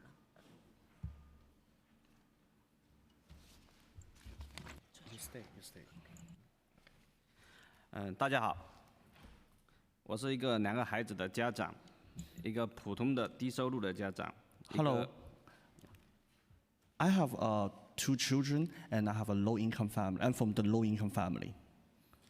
我也是一个英文并不好的第1代移民。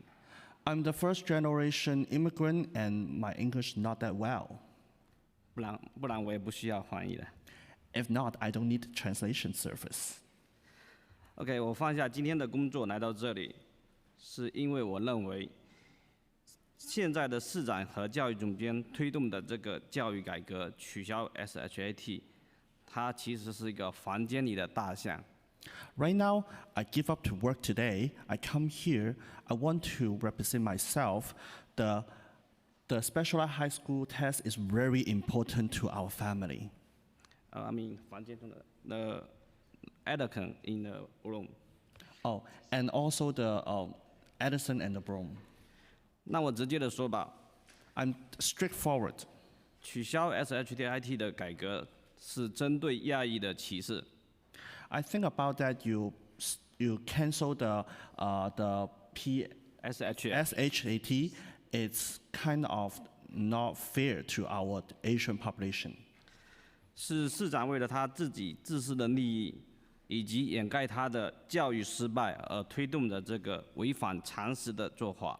I think this is the mayor is selfish, and he would give up. He give up himself to represent his doesn't do very well in his representative in the education in New York City.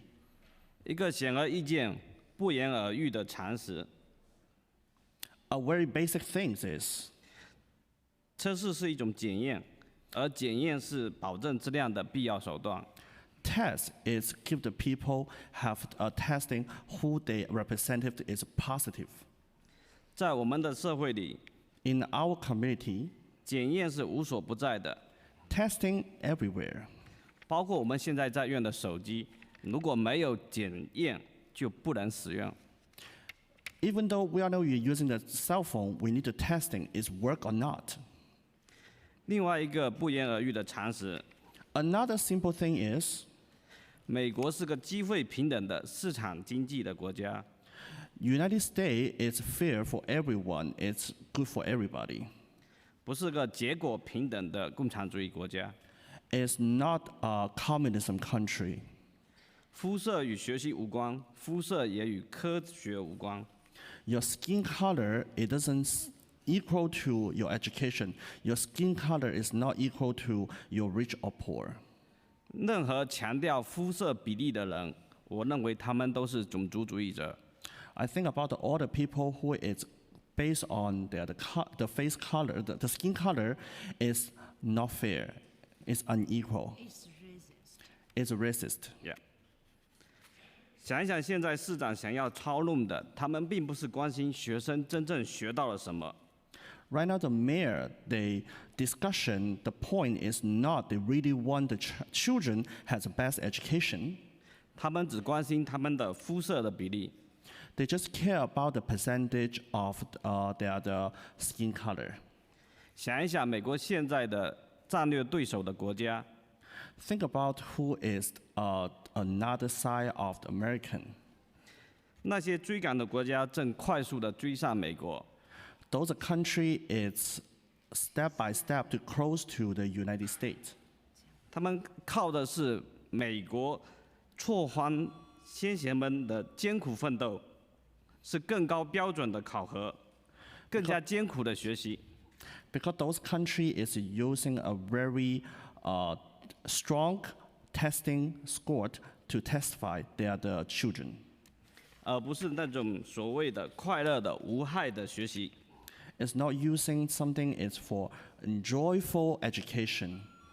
为了美国的未来，我们必须要坚持高标准的考试。For the future of our America, we should have a higher standard of the testing. 纽约时报报道 ，New York Times report. 2014年，市长拨款1.5亿美元。In the 2014, the mayor is given a budget for $140 million. 要改进94所学校。to go to change the 94 different schools in New York City. 但在花费了这么多的钱和4年后，只有3所学校有所改进。So he spent those money and the time. It's only 3 schools has changed. 改进学校的进展是如此的缓慢。So to school education changing is so slow. 迫使市长为了他的政治利益做出了这种违背常识的事。Maybe our mayor is for his future to do something not appropriated. 我有2个小孩 I have 2 children.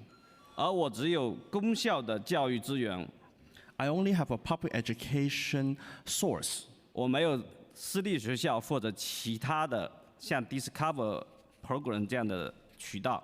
I do not have a Discover program. I do not have a private school source. 我认为，如果他们有机会通过考试改变他们的人生 I think they can through the test to change their life. 那么现在市长的改革后，我想问 So after the change of the mayor, they make the decision.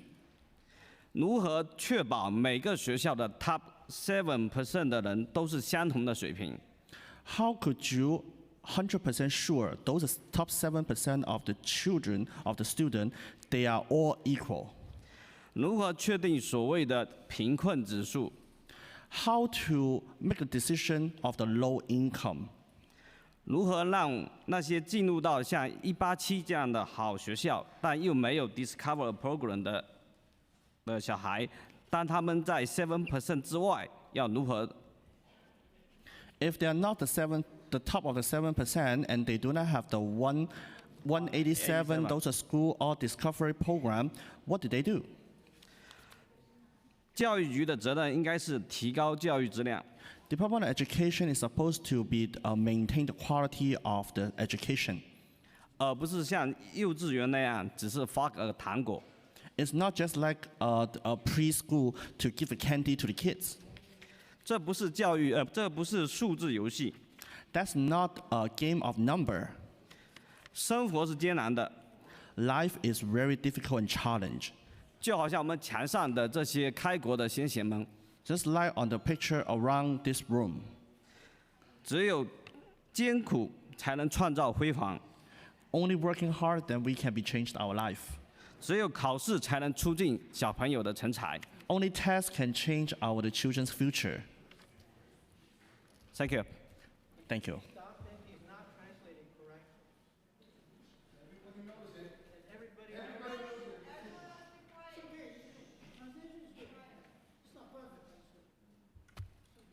Councilmember Ko, do you want to just clarify? The translation is okay. It's not perfect, but it's okay. Yeah, it's not 100%, but it's close.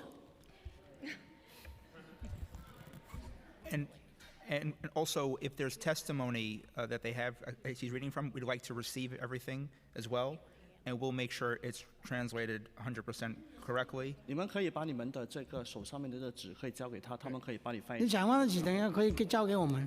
对。Thank you. Please continue. 女士们、先生们，大家好。我的名字叫郑长青。My name is 郑长青。不好意思，我比较紧张。He says hello for everyone. He got a little bit nervously so far. 我父母是低收入家庭，我是从低收入家庭出来的。All his family is low income, and he also currently is in the low income also. 我为了帮助我的父母养家，我失去了读高中的机会。He will try to help her parents to get some like financial support.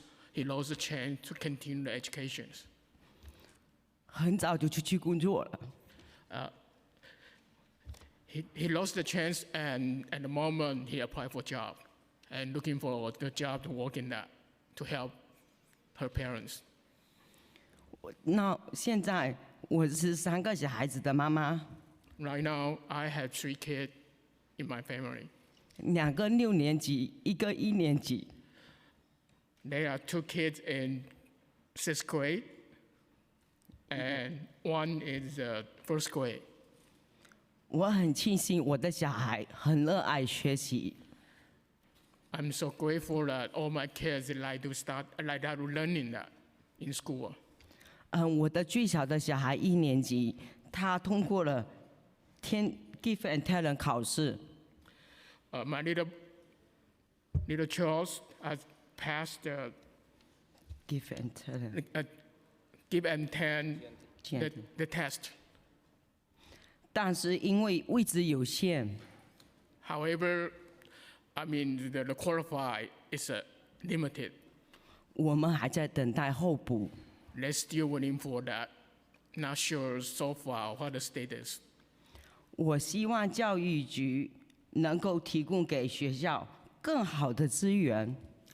I hope the Department of Education can offer more chance, even opportunity, to give all those child. 对不起。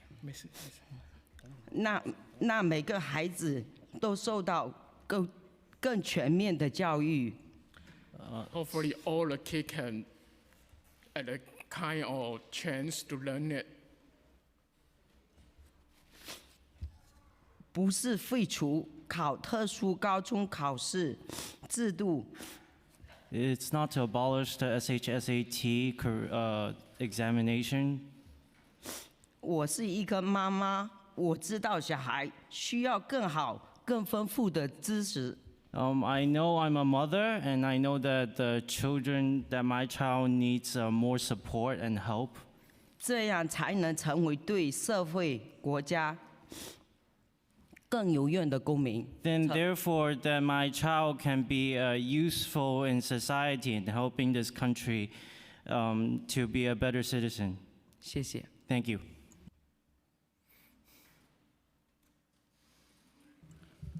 Yeah, 我要现在你们来这里参加今天的会议，花了1天的时间表达你们的身心。I thank you very much for you. Oh yeah. It's okay. You translate. Oh, okay. Translate what I said. Oh, okay. I thank you for today that you have come here even though you have taken a day off from your work, and we're very grateful that you have came here to speak. I think it's important for mainstream Americans to understand new immigrants' the situation, because most of them are first-generation immigrants. They work hard, they're low-income families, but they want their children to do better. That's why they want to keep the test, right? So that their children have a chance to go to school, and through education they can go to college and then get better jobs and become outstanding citizens of our community. 我知道很多这些家长都是第一代的新移民。他是没有什么教育，所以他们是非常努力的，希望他们的孩子也想要得到更好的教育，所以他们才是反对废除特殊高中的考试。As you can see, all of them they don't have privilege. No privilege. 你看见这些家长其实就是从贫困家庭，其实也没有就是很丰厚的底子。They work hard. They work minimum wage jobs. They work in restaurants, laundries. 他们都是洗衣店啊、餐馆，就是在那些低层的工作岗位来在工作。So if their children can do it, I hope the local-born children they can learn from them. Work hard, study hard, have a goal, and you will succeed. 就是你看这些孩子都是很努力的去为他们的将来而奋斗，我也希望其他孩子可以跟他们一样的学习，就是为了他们的将来的目标而奋斗的。Thank you. 谢谢。Thank you very much. And again, if there's anything that was not translated correctly prior. We want to get the accurate accounts. So if there's anything, written testimony or any follow-up conversation, I'd be happy to meet with folks just to make sure we get the right information. Thank you, Councilman Koo, for your leadership and support as well. 那我知道可能之前翻译如果有些不正确的话，之后写证词的话，可以翻译的时候可以更准确一点。如果觉得有什么没有讲清楚的，也可以来我的办公室去讲清楚的。谢谢。Right. And also, I just want to just give some historical context here as well, because again, this is like the former history teacher me, but the Chinese-speaking community is not a new community in this country. 那我想要讲一下历史背景，因为我也是历史老师。那我也知道，就是华人的也不是，就是他们也不是，就是新来美国的一个民族。The Chinese actually also helped build the United States of America as well. 很多亚裔还有中国的家庭呢，也是帮助建立起这个国家的。And we heard earlier testimony from students, which I appreciated the history on it, the famous Supreme Court case, Brown versus Board of Education. One of the cases that Brown overturned was actually a case that was decided in 1927, based out of Mississippi. The case was titled, I believe, Lum versus Rice, where Mississippi was systematically and intentionally excluding Chinese students from entering public schools. And that was one of the cases that Brown also overturned, in addition to Plessy versus Ferguson. And so I just want to just give context that to be mindful of the sensitivities around this issue, that, and also that the Chinese-speaking community is not new to America. They're a part of the American experience as well. 我只想给一下历史背景，就是以前1960几年的时候，我们推翻种族歧视，就是说歧视性的一些学校的时候，其实那个案子是追随到1927年在密西西比州的时候，其实也同时推翻了那个时候排除华人学校去跟白人一起共同住在学校的那个案子。那因为我是历史老师，我想要跟大家说这个背景，就是说华人并不是新来美国的。Thank you. 谢谢。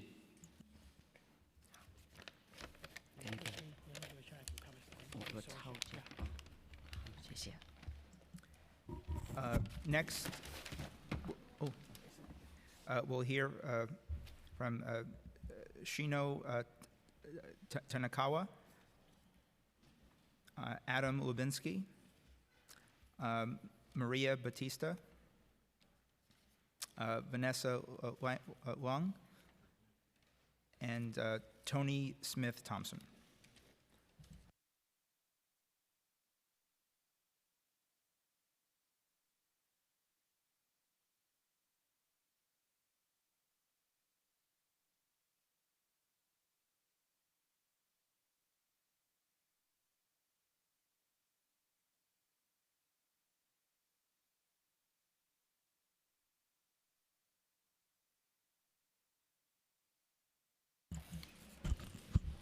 Good afternoon. Thank you for having me. My name is Shino Tanikawa. I'm a parent. I've been a public school parent for 20-something years now. I'm also the co-chair of the Education Council Consortium, which is a group of community education and citywide councils. But I am here to speak as a parent of kids in public school. So my opinions are not of the Education Council Consortium.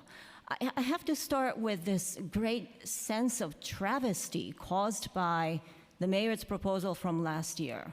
It really has pitted us Asians against my black and brown sisters and brothers, and I'm quite offended by the approach he took.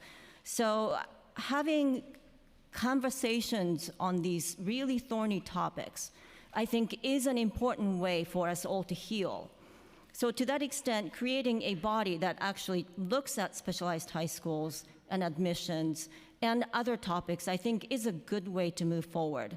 And in doing so, I really urge you to think about the marginalized communities, the communities that do not often come out to these places or speak out in public settings. And those are the voices we need to be sure that we listen to. So that is a process point that I would like to mention. And I was a little bit mystified by all the comments against the DOE. I'm not the best friends with the DOE, but since the new chancellor arrived last April, it has been a very different DOE. I have been working closely with the chancellor and his management staff, top-level staff, and it feels very different. They are listening, and I do genuinely believe the chancellor wanting to integrate our schools and end this segregation that has been the trademark of our public education system ever since it started. So I trust the DOE's willingness to do the right thing. I think, from where I'm standing, it is the mayor who is holding things back. This is mayoral control. The mayor is accountable. If things are not happening, then we have to hold the mayor accountable. We have to ask him why things are not moving forward. So that was something I wanted to mention. The other thing I wanted to mention is that we have existing established parent leadership structures like CPAC and the ECC and the CECs and citywide community education councils.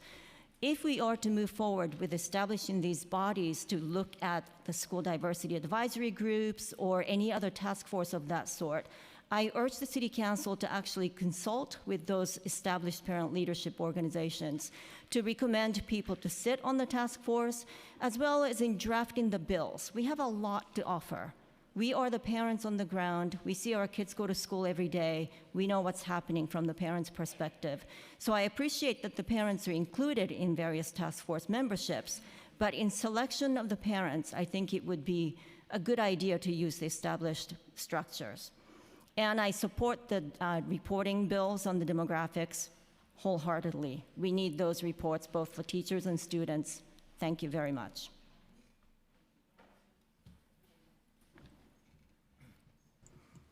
Thank you, Chair Treyger and members of the committee. My name is Adam Lubinsky. I'm managing principal at WXY Studio. WXY Studio recently helped facilitate the community-led process in District 15. We also performed research for District 1 a few years back and have worked with Boston Public Schools. This work has been inspiring and humbling, and it is also partly an outgrowth of PhD work that I did about 10 years ago. So we believe strongly in it, and we wanted to share 4 quick observations and then 4 thoughts going forward. On observations, one, through research that we've done, it has become clear that assignment policies that emphasize choice without standards to create racial and socioeconomic diversity tend to create more dissimilar schools. That was certainly the case in our research in District 1. Assignment policies that utilize school screens tend to create more dissimilarity between schools. That really was clear in the work in District 15. Changing assignment policies is clearly a very challenging process. I really want to advocate for community-based work, including the creation of working groups that have a separate ability to set out their own recommendations. I think that the work that was done in District 15, which had a lot of groundwork laid by Councilmember Lander's office and advocates, really made for a much smoother process. And then finally, in terms of observations, combining community-based processes that look at integration in combination with inclusion efforts really brings more people into the process. So very quickly, 4 considerations moving forward. D15 spurred changes to the integration policies in terms of admissions. They need to look at how the inclusion recommendations are followed up on much more clearly. Second, we should all assume that school zones aren't static, and so there could be a periodic review of school zones. Third, I think we should look at a logical link between the level of schooling, elementary, middle, and high school, and their geographic context and how community-based processes are run. Elementary linking with neighborhood level, middle schools linking with districts, high schools linking with citywide. And then finally, I want to make a point that planning our schools affects the way our cities are planned. This isn't a one-way street where housing sets up segregated schools. They both infect each other. And so when we think about rezoning our neighborhoods, we also have to think about the nature of our schools. And that carries over to how we conduct our environmental review process, which right now only looks at numbers of seats, but should also look at the effect on school integration. Thank you.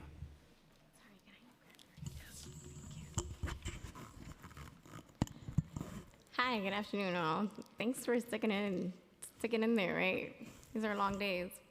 So my name is Maria Bautista. I'm the campaigns director for the Alliance for Quality Education. We're a statewide education advocacy organization that intentionally centers racial justice as part of our mission and vision. And that's what brings us here today. I specifically want to talk about the SHSAT. And as a city, we should be absolutely ashamed that only 7 Black students got into Stuyvesant, and that only 10% of our Black and brown children got into these specialized high schools, even though they represent well over 60% of our public school demographic. It's even more offensive to know that there are campaigns, some of them flush with cash, who are pushing to renew the current admissions policies while claiming that they're against segregation and systemic inequality.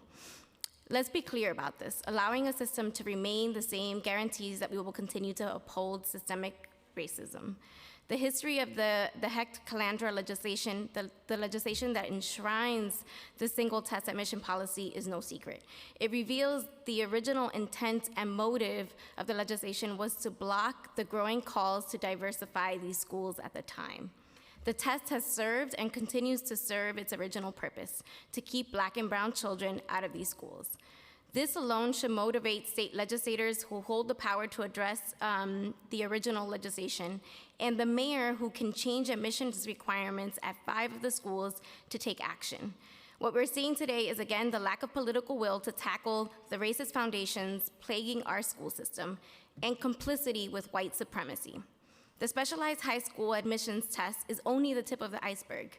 Systemic racism feeds off the SHSAT and gifted and talented programs and screen schools and segregation itself as tools to hoard resources. Worst of all, wealth and access to resources are confined to white affluent communities while the rest of our school system is under-resourced and underfunded. New York State still owes New York City public schools $1.4 billion, which Governor Cuomo has refused to fund under the court-ordered and mandated Campaign for Fiscal Equity. And this year we were also let down by our Democratic counterparts at the state level. This system ensures that our communities are forced to fight for scraps. Black and brown communities are forced to participate in the sick dance for limited resources. Our Asian brothers and sisters have felt that they've been left out of the process and feel voiceless, and this is all wrong. And so is moving forward with a plan that doesn't fundamentally eliminate the test as the sole basis for entry, and that doesn't include multiple measures. Imagine pouring all of this energy and money backing the Pro-SHSAT campaigns into a campaign to ensure that all of our schools are high-quality schools. This is where our struggle lies, and this is where we are organizationally. Thank you. Good afternoon. Thank you so much to the council for holding this hearing today. I really appreciate the discourse I've heard here. My name is Tony Smith Thompson. I'm a public school parent, and I'll be speaking in my professional capacity as an organizer for the New York Civil Liberties Union. Overall, we support the council's efforts to address segregation in New York City schools and support most of the proposed measures here. I will say that many of the proposals have distant timelines and seem to have overlapping purposes, and we really ask that you avoid creating redundant oversight bodies and ensure that resources are really put toward concrete and targeted actions. A few things: we support Resolution 196 in favor of changing the admissions criteria for specialized high schools. The reliance on high stakes testing for admissions to these schools and other programs does maintain segregation. It is for this reason that we have concerns about Resolution 417 with regard to the creation of additional gifted and talented programs. As has been stated earlier, we really must ensure that the admission systems for these programs will promote diversity and desegregation. And finally, We must remember that the goal of segregation is not just to maintain physical separation, but to isolate people of color from power, opportunity, and democratic participation. We continue to see the impact of this. Consider that 60% of white students are clustered in just 271 of the DOE's more than 1,800 schools. These schools are disproportionately better resourced than schools serving students of color in racially isolated schools. That is the purpose of segregation. Physical desegregation alone is insufficient to undo this. We must push for action beyond modifying admission systems in order to undo institutional, cultural, and pedagogical bias and discrimination. Immediately, we urge the elimination of high-stakes tests as the sole admissions criterion and urge targeted and sustained funding to ensure we can take bold and consistent action to undo segregation. Thank you. Thank you, Councilmember Treyger. Thank you, Councilmember Koo. My name is Vanessa Leung, and I'm the co-executive director of CACF, the Coalition for Asian American Children and Families. And I'm speaking today not only as the co-executive director of CACF, but also as a long-term school reform advocate and proud public school parent of 3 elementary school boys. For over 30 years, CACF has been the nation's only Pan-Asian children and families advocacy organization, and it leads the fight for improved and equitable policies, systems, funding, and services to support those in need. We have a responsibility to the APA community to advocate for educational policies that benefit all APA students, including and especially those most marginalized. Our community is incredibly diverse and vast, consisting of groups from East Asia, Southeast Asia, the Indo-Caribbean, and Pacific Islands. And contrary to the stereotype of the model minority, too many APA families and children continue to struggle to succeed. APAs have the highest rate of poverty among all racial ethnic groups. Over 85% of the community is foreign-born, 42% of households speak a language or linguistically isolated. We often face language barriers and are the first generation in our families to attend American schools and pursue higher education. CACF exists because it is our vision for all children and families, including the APA community in New York City, are safe, healthy, and able to reach their full potential in life. This includes the 216,000 APA kids in our system, including the over 5,000 kids who took the specialized high school test this year and did not make it.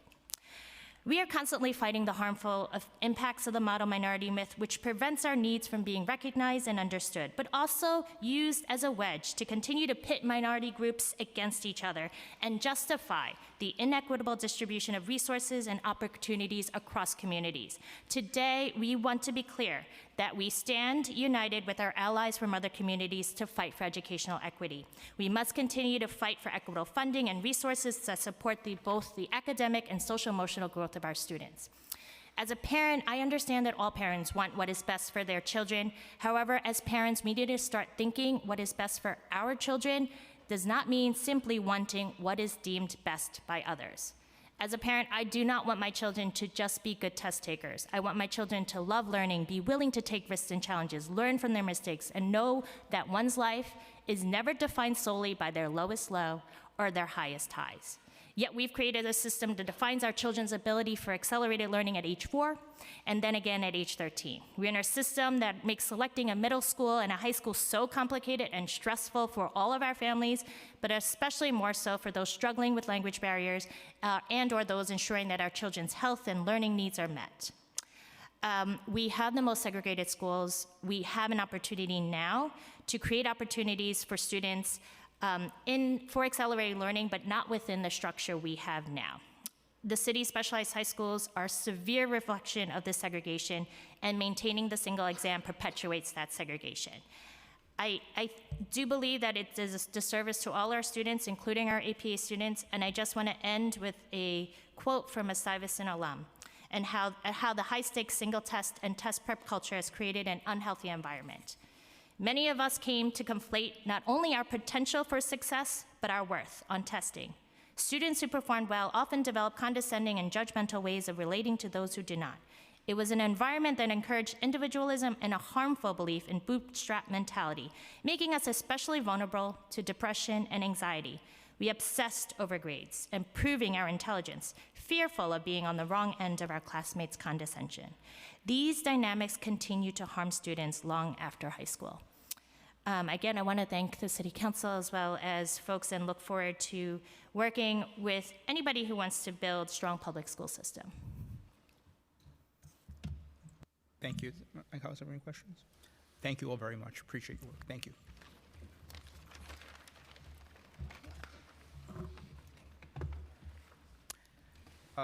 Next, we're going to call up Tasfia Rahman, Amy Sin, Anna Liu, Nada Al-Nakar, Jason Wu, Alana Muhammad.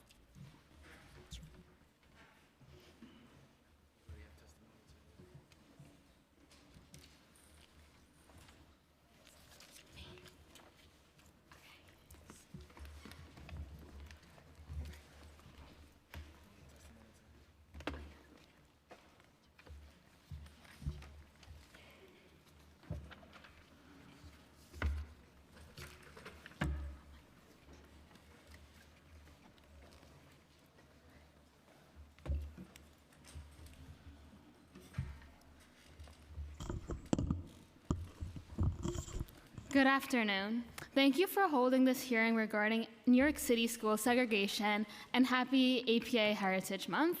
My name is Nada Al-Nagar, a youth advocate in the Asian American Student Advocacy Project and a current junior at Brooklyn Technical High School. Below is the experience of Edison Zhu, a youth advocate in the Asian American Student Advocacy Project and a current senior at the Bronx High School of Science who cannot be present today. I stand as the only student in the 2015 graduating class of PS-MS3 to attend a specialized high school. Do I, as a student who passed the SHSAT by mere points, deserve it? Perhaps, perhaps not. But what I know for sure is that the SHSAT failed to evaluate my closest friends as individuals, but rather as what the black ink shows on paper. One was a salutatorian of the graduating class with a big heart and a will of steel. Another was my closest friend, also a salutatorian, who constantly exerts himself to discover what his passion may be. He would now confidently say that it is epidemiology, inspired by his internships and professors, and driven by his dream to contribute to the greater good. On the other hand, I attended a middle school where the majority of students were fully aware of specialized high schools since the 6th grade, leading many to prepare early and ultimately get accepted into specialized high schools. It is unfair that in some parts of the city, middle schoolers are set on going to specialized high schools since the 6th grade, while in other parts, middle schoolers find out a month before what a specialized high school is. While many students in specialized high schools are capable, the same level of capability could be found in so many students across New York City if the situation of their school was different. Also, a single test does not show character nor passion, especially when the test's existence wasn't known to the class until September of 8th grade, just a month before we had to take it, and when the test materials were beyond our coursework. A single test cannot contextualize a student. A fair test is based on the parameters that all students are given the same educational opportunities and same quality education. The SHSAT is upheld by neither. We need an education system that doesn't discriminate against communities of low income and/or minorities who are systematically zoned in New York City. All students should be held to the same standard of quality of education and of accessibility to opportunities. In the long run, we need a system of evaluation that would see past wealth and race, and most definitely numbers. Thank you for your time.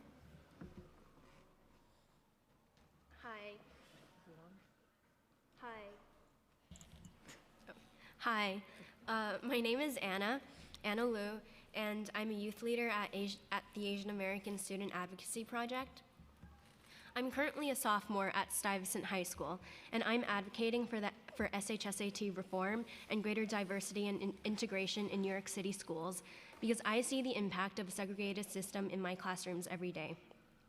Walking through Stuy's halls, I will inevitably hear the N-word thrown around casually by students who probably don't understand what it is that they're actually saying.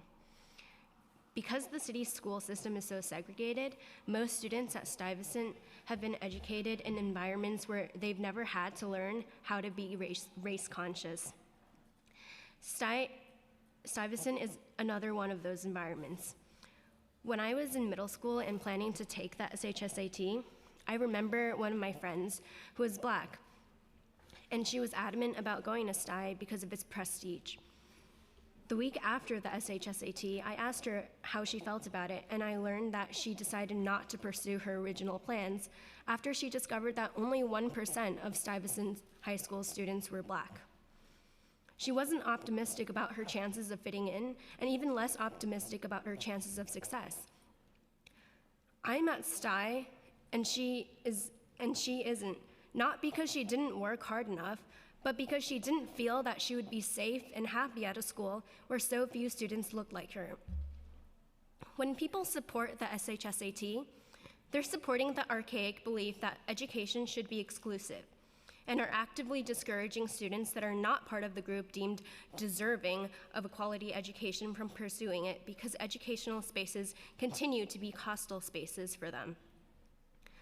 I also want to add that a lot of parents think of the SHSAT as a way for their children to receive a better quality education and to succeed in the future.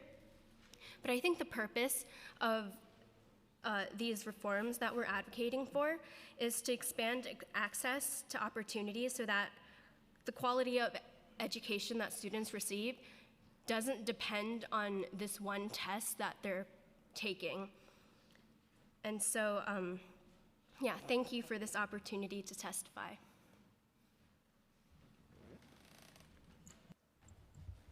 Hello, hi. My name is Amy Sen. I'm an associate professor of sociology at the City University of New York. I'm also a member of the executive committee of the STAG.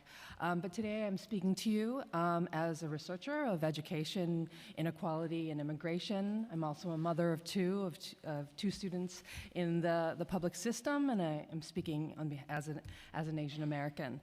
There are two main problems facing the public schools in New York City. The first being that many K-8 schools are not doing its job in preparing students for high school. And the second is that currently within the system now, there are many talented students that are denied access to some of the most elite and well-resourced schools in the city because of a flawed admissions policy. And too often, the problem one is used as an excuse to not address problem two. But they're two separate and equally important issues. I support moving away from a system that uses a single test to determine admissions into the specialized schools, but also recognize the problem inherent in K-8 schools is more fundamental because specialized schools only serve a tiny fraction of students. And this DAG has offered 73 recommendations to address educational equity, and many of these recommendations speak directly to how the city can improve K-8 schools. In this heated debate around the SHSAT, I think it's really important that we recognize that only 18% of APA students will ever attend a specialized school, and the vast majority of Asian American students have the same unaddressed educational needs as many other immigrant students and other students of color. They are attending the same overcrowded, under-resourced schools as their Latino and Black peers. They have unmet English language support needs. And so when we prioritize diversity and inclusive classrooms, and when we increase investments and efforts to build educational pipelines in K-8 schools, that benefits the APA community as well as all communities in New York City.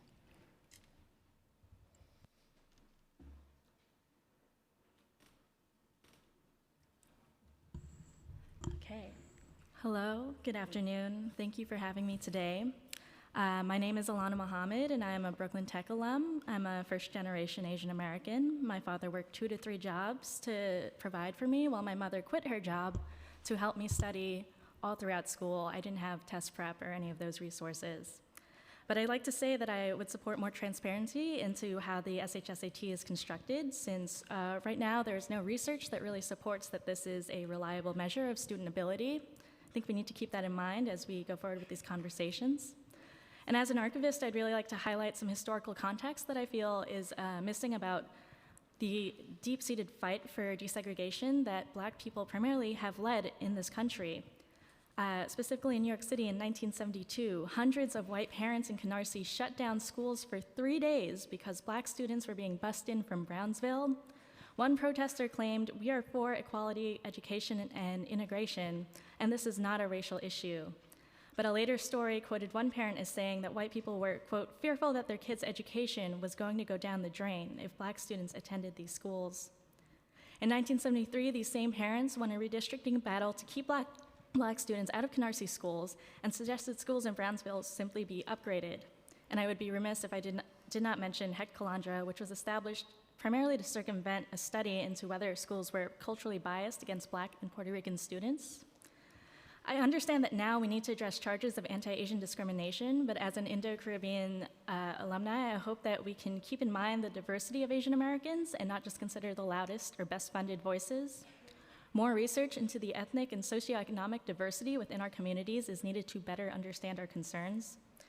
And I'd just like to say that for more context, black students are more likely to be severely punished for minor infractions in schools. Black and Latino students are less likely to be referred to gifted and talented programs despite high test scores. Non-black teachers have lower expectations for their black students. We do not all face the same challenges in education as people of color. And so expanded G&T programs and the lofty goal of fixing K through 8 have merit, but cannot alone solve the deep-seated segregation we face. Thank you. Good afternoon. My name is Jason Wu. I am a graduate of Brooklyn Technical High School, class of 2003. I am submitting this testimony in support of admissions reform of the specialized high schools and fixing K through 12 across New York City. This is not an either-or choice. We can do both. I was born and raised in New York City, and I am proudly a product of New York City's public school system. My parents were working-class immigrants from China who came to this country in pursuit of the American dream. I understand what the specialized high schools mean for the Chinese American community in New York City. I understand that the changes to the admissions process brings up complicated feelings of discrimination, bias, and scapegoating. The Department of Education could have rolled out the proposal and changes better. These are valid criticisms. However, this is not sufficient reason to maintain the status quo. Just as critics of SHSAT reform have repeatedly stated that tweaking admissions to the specialized high schools will not fix K through 8, similarly, keeping the status quo will not fix K through 12. It is short-sighted and divisive. There are a couple of myths that I'd like to address. One, Asian students are being penalized by admissions reform. This is discrimination and unfair.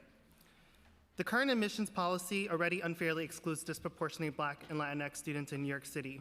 So the question is, who bears the burden of exclusion from these schools? Number two, SHSAT objectively measures merit. Moving away from the SHSAT introduces bias. The issue is the SHSAT is screening out lower income students and underrepresented students of color who also possess merit and potential. The current admissions policy is already biased. Number three, admissions reform will result in admitting less qualified students. The notion that students who are admitted through the expanded discovery program or holistic admissions criteria will somehow be low-performing students is just wrong. Number four, the specialized high schools are special. The specialized high schools, like many public schools, have many problems. Admissions reform is the right thing to do, but it does not go far enough to address racial and economic inequities in our education system. All of our young people deserve better than the very limited opportunities that exist at the specialized high schools, which are overcrowded, which have limited spots in advanced placement courses. There's a range of issues that exist even at the specialized high schools. Number five, promoting diversity hurts Asian Americans. Diversity benefits all students and promotes a vibrant learning environment. This benefits all students. To conclude, I'd like to also just address the SHSAT lawsuit that is being brought by the Pacific Legal Foundation. I believe that PLF, an organization based in Sacramento, California, is attempting to dismantle diversity integration here in New York City under a guise of colorblind civil rights rhetoric. This is the same organization that brought the Supreme Court case, Parents Involved, in 2007, which struck down desegregation integration efforts in Seattle, Washington, and Louisville, Kentucky. I am dismayed to see Asian Americans being employed as a racial wedge by PLF and others.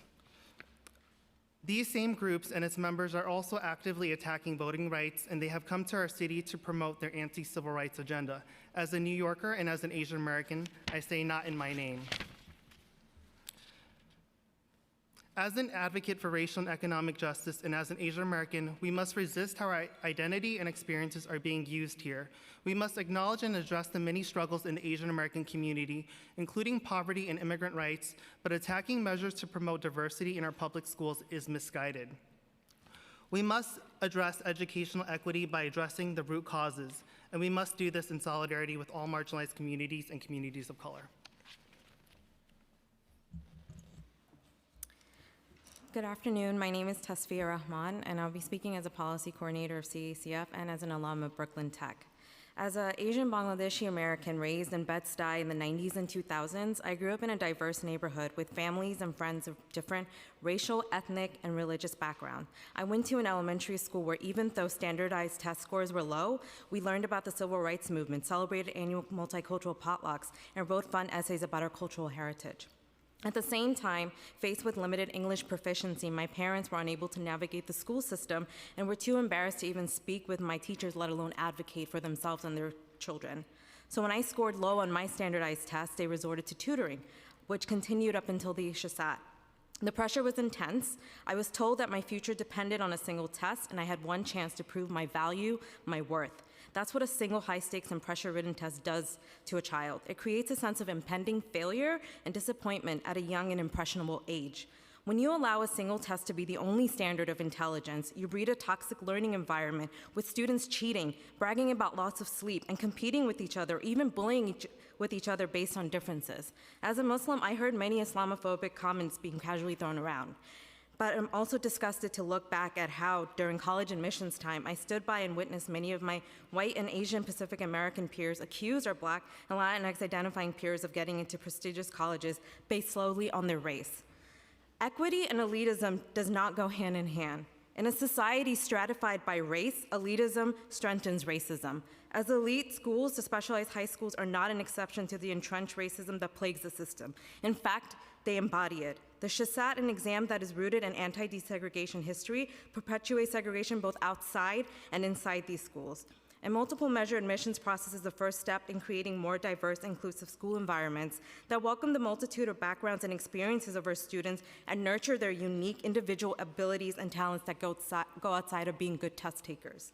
Instead of advocating for more specialized high schools or gifted and talented programs that perpetuate elitism, we must advocate for building more and better quality schools in general. We must fight for funds owed to our public schools and better pay for our early childhood educators. We must invest in improving the social and emotional growth of our students, instituting culturally responsive education, and supporting students' mental health needs. Thank you so much for the opportunity to testify. Thank you very much. I just have appreciate very powerful testimony. Just a quick question, Professor of Education, did I hear it correctly? Thank you. Well, sociology, thank you. Thank you so much for your service. Just a quick question, because one of the things that, and I appreciated Maya Wiley's, her words that she's not fond of the words enrichment, but central core services, which I support, and actually I appreciate that kind of, I think that's better terminology, vocabulary to use. The question I have is, as a former teacher, I was trained and I was told by my teaching training that we have to differentiate instruction to meet the diverse learning needs of our students. A lot of the staff development or teacher development training that I received focused on students that were struggling not at level and how to get them to level. What should instruction look like, for example, those students who are at or above the level, who sometimes complain that classrooms might be going too slow or not challenging enough? Like, what should that look like effectively? Just curious to hear your thoughts. Well, I think it depends on what grade we're talking about. In elementary school, in kindergarten, first grade, third grade, we have effective pedagogy that effectively teaches to a wide range of ability levels. Right. So segregating children at the age of 5 tracking them into schools and programs is very unusual nationally. We don't have programs like that, and we have curriculum that can teach to heterogeneous classrooms. As children get older, there's specialization, there's greater differentiation. And I think that we also need to recognize that someone who is particularly excelling in, say, in math may not be excelling in civics, and vice versa. And so, sure. I had the vice versa. Yeah, and vice Right. versa. Or, and so I think that a test isn't going to be the way in which we can capture all the dimensions of giftedness or talent. Right. And so I think that we need to, strict tracking, whether within schools or across schools, does not always serve educational purpose. Right. Yeah. Right. Because one of the things we've heard consistently from folks who are advocating for abolishing a sole measure is the use of multiple measures. I'm just curious, I guess through the advisory groups and other stakeholders, to hear what exactly those measures are and making sure that they're also supported by evidence and research. Is that right? Yeah, I think that no single metric is perfect. Right. Standardized testing is valid, I think, in my opinion. As an educational researcher, is predictive of certain things, but grades are as well. In fact, grades are the single most valid predictor of later college success, right? And so if you're going to design a mechanism to identify academic success very narrowly defined, what we know is that using multiple valid metrics that uses a combination of tests, standardized tests, and grades is more valid, is more predictive of later outcomes than using any one single metric. Thank you. Very informative. Thank you very much for that.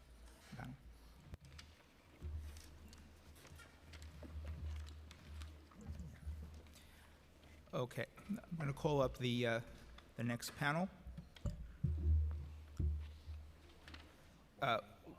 Waiwa Chin, Kevork Krimian, sorry.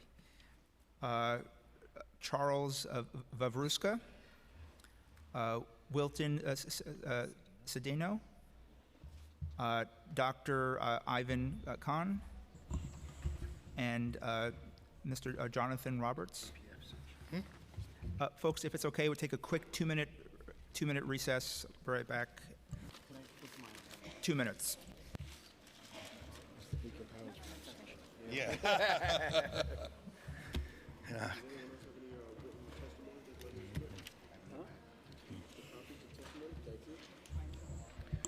These, it's 5 o'clock.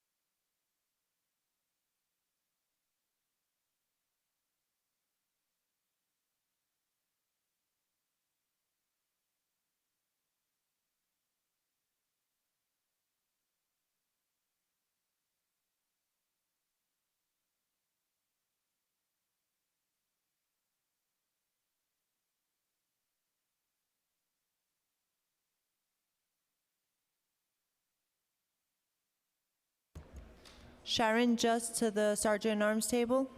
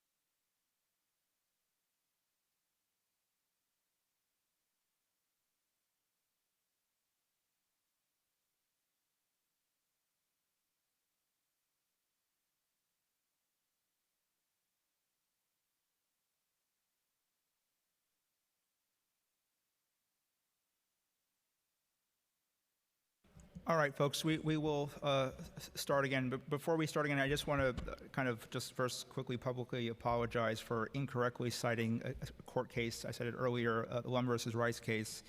I cited it in reference to the problematic decision that came out of the case that doubled down on segregation in our country, but the background of the case is highly problematic as well. So I just want to publicly apologize for incorrectly citing that, and I thank you, the educators, for flagging that for me as well. And with that, I will now turn to the panel. Hi, my name is Charlie Varuska. I want to thank the Education Committee for giving me this chance to talk. The specialized high schools have been beacons of opportunity for generations. They provided opportunities for poor children, for immigrant children, for working class children, for middle class children. They know if they work hard and use their God-given ability, they have the opportunity to go to some of the best schools in this country. The SHSAT is objective and merit-based. It doesn't ask you what your race is, where you're from, or more importantly, who you know. Now, we talked to many alum of the specialized high schools, and many of them said there was a pipeline that got them in before. These were gifted and talented programs. These were advanced classes. These were SP classes. These were honors programs. Many of these programs have gone away. That's why I urge the council to vote for Resolution 417A and expand gifted and talented. But we have to ask ourselves, why does Mayor de Blasio want to get rid of the SHSAT? And today, DeRoy Murdoch has exposed a Mathgate scandal. It's a huge grade fraud scandal which is being pulled on our parents and our children. And I request that this council investigate this scandal, because if our parents don't know that their children aren't learning because they're getting high grades when they're not being taught math, that's a huge problem. Maybe worse than the lead scandal in our public housing. And why does Mayor de Blasio want to get rid of the SHSAT? Getting rid of the SHSAT allows him to cover up that scandal and continue grade fraud and continue scamming our parents and children. So I tell the council, please keep the SHSAT in place. Do not recommend Heckler be repealed, and please investigate this Mathgate scandal that Mayor de Blasio and Chancellor Carranza are imposing on our children. Thank you.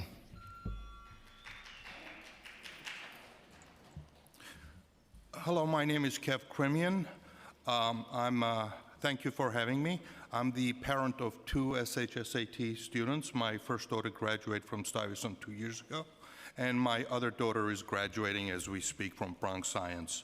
I've been in and out of, as a volunteer parent in these schools for 6 years. I'm as appalled by the lack of diversity as everyone else. But the SHSAT is not the problem. We had a kid here earlier from selective schools, like Townsend Harris, Bard, Beacon. These are not SHSAT schools, and the lack of diversity there is not that much different than the SHSAT schools. I think the problem is the breadth of the pipeline. The lack of opportunity for every kid to know about these programs, to know about the GNT program that feeds into SHSAT. My wife, as a stay-home mom, made it a full-time job to figure out the GNT program in our district. We were zoned for PS 49, the test was in PS 87, and the program was in PS 153. Sounds simple now. It took months to figure it out. And we were parents who located in New York after our service overseas for the GNT and the SHSAT programs. So it's lack of information, not the actual process of getting into these schools. These schools are not that bad. They've produced 12 Nobel Prize winners in physics and chemistry. That's like 5% of all Nobel Prize winners in chemistry and physics. That's a statistical anomaly. That's like batting 300 for 30 years in a row. It is something special, and we gotta be careful of the unintended consequences of fiddling with this. May not seem related, but I'm reminded of how we lost Amazon in Queens.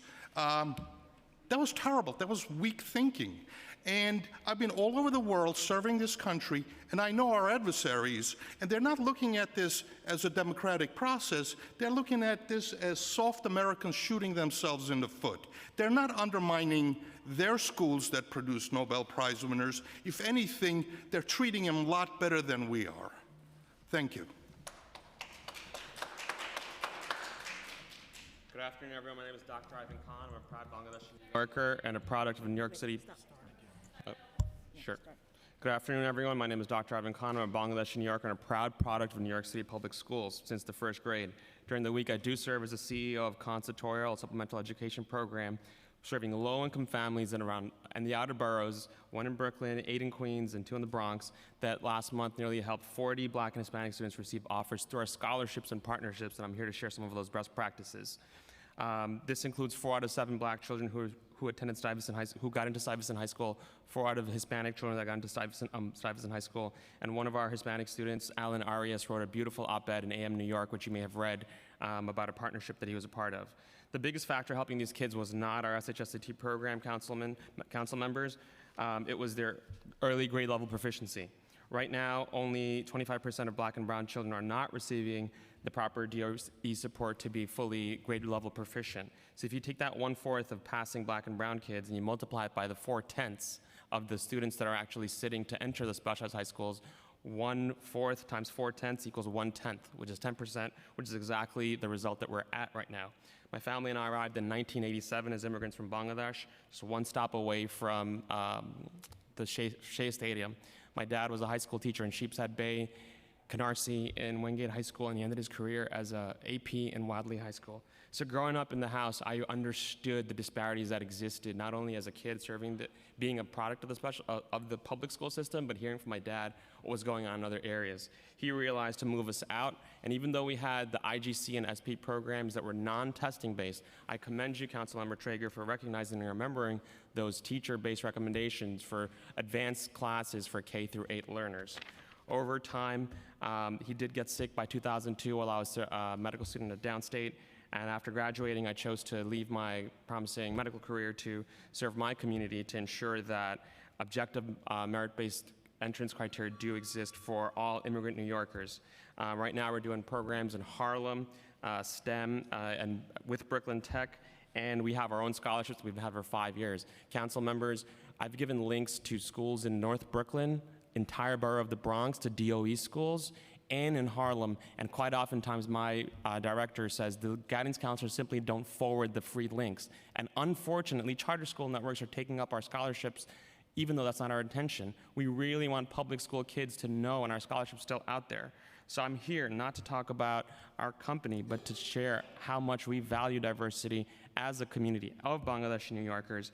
And even though I lost my dad and he got to see a lot of the Bangladeshi community do well for himself, it's my legacy to ensure the same success happens for Black and brown children, Blacks and Latinos, and I want to remind everyone that the SHSAT was validated through an article in the New York Times that was released this past summer. So we can't blame the messenger for it. Let's fix the pipeline, and we can't miss this opportunity to fix our grade level proficiency once and for all. Thank you so much.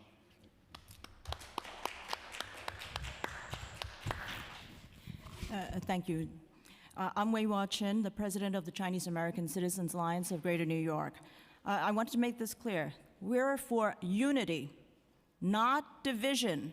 We're here for inclusion. And there are people who are attributing all sorts of opinions to us that I find really offensive because we never even thought them, we never said them. Maybe there are 1 and 2, but you find that in any group. But it is not fair to attribute to Asians saying that we own these schools. That is not true. No one owns these schools. We pass through them, we learn from them, we grow from them, and we thank our teachers for what they give to us. Thank you also, Chairman Treyger, for some history, because I really appreciate it. I have this included here too, because 3 days and 150 years ago, in harsh environments, in harsh conditions, the Chinese completed 10 miles of railroad tracks in 12 hours. That is an amazing feat that has not been surpassed to this day, even with modern equipment.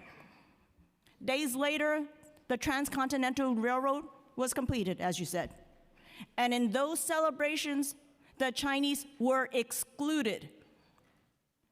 To add to that, because we worked so well, the Chinese Exclusion Act was passed. And that was the only act ever in America to exclude a people and to deny them civil rights because of their ethnicity. Now today, 150 years later, we are again being excluded because of exemplary performance, because of race. Feel our sense of injustice. No one should be excluded because of race. The SHSAT is an unbiased academic measure that ignores race, wealth, ethnicity, power, or privilege. For years, the schools were mostly Jewish. For 20 years, the majority of tech was Black and Hispanic. Now the schools are mostly Asian because of the changing city. The schools are great. The meta-study commissioned by the DOE validated the test. The test works. What doesn't work is K-8. The proposed admissions changes cover up the failing K-8. We want to bring back gifted and talented with changes, not necessarily with one test, but with a number of different entry points, in fact, as children grow. And those were the pipelines to the specialized high schools. We should not exclude one poor group of children for another. They are all our children. We don't exclude and divide. Instead, let's include and educate. Please oppose Reso 196 and support Reso 417. Thank you, sir.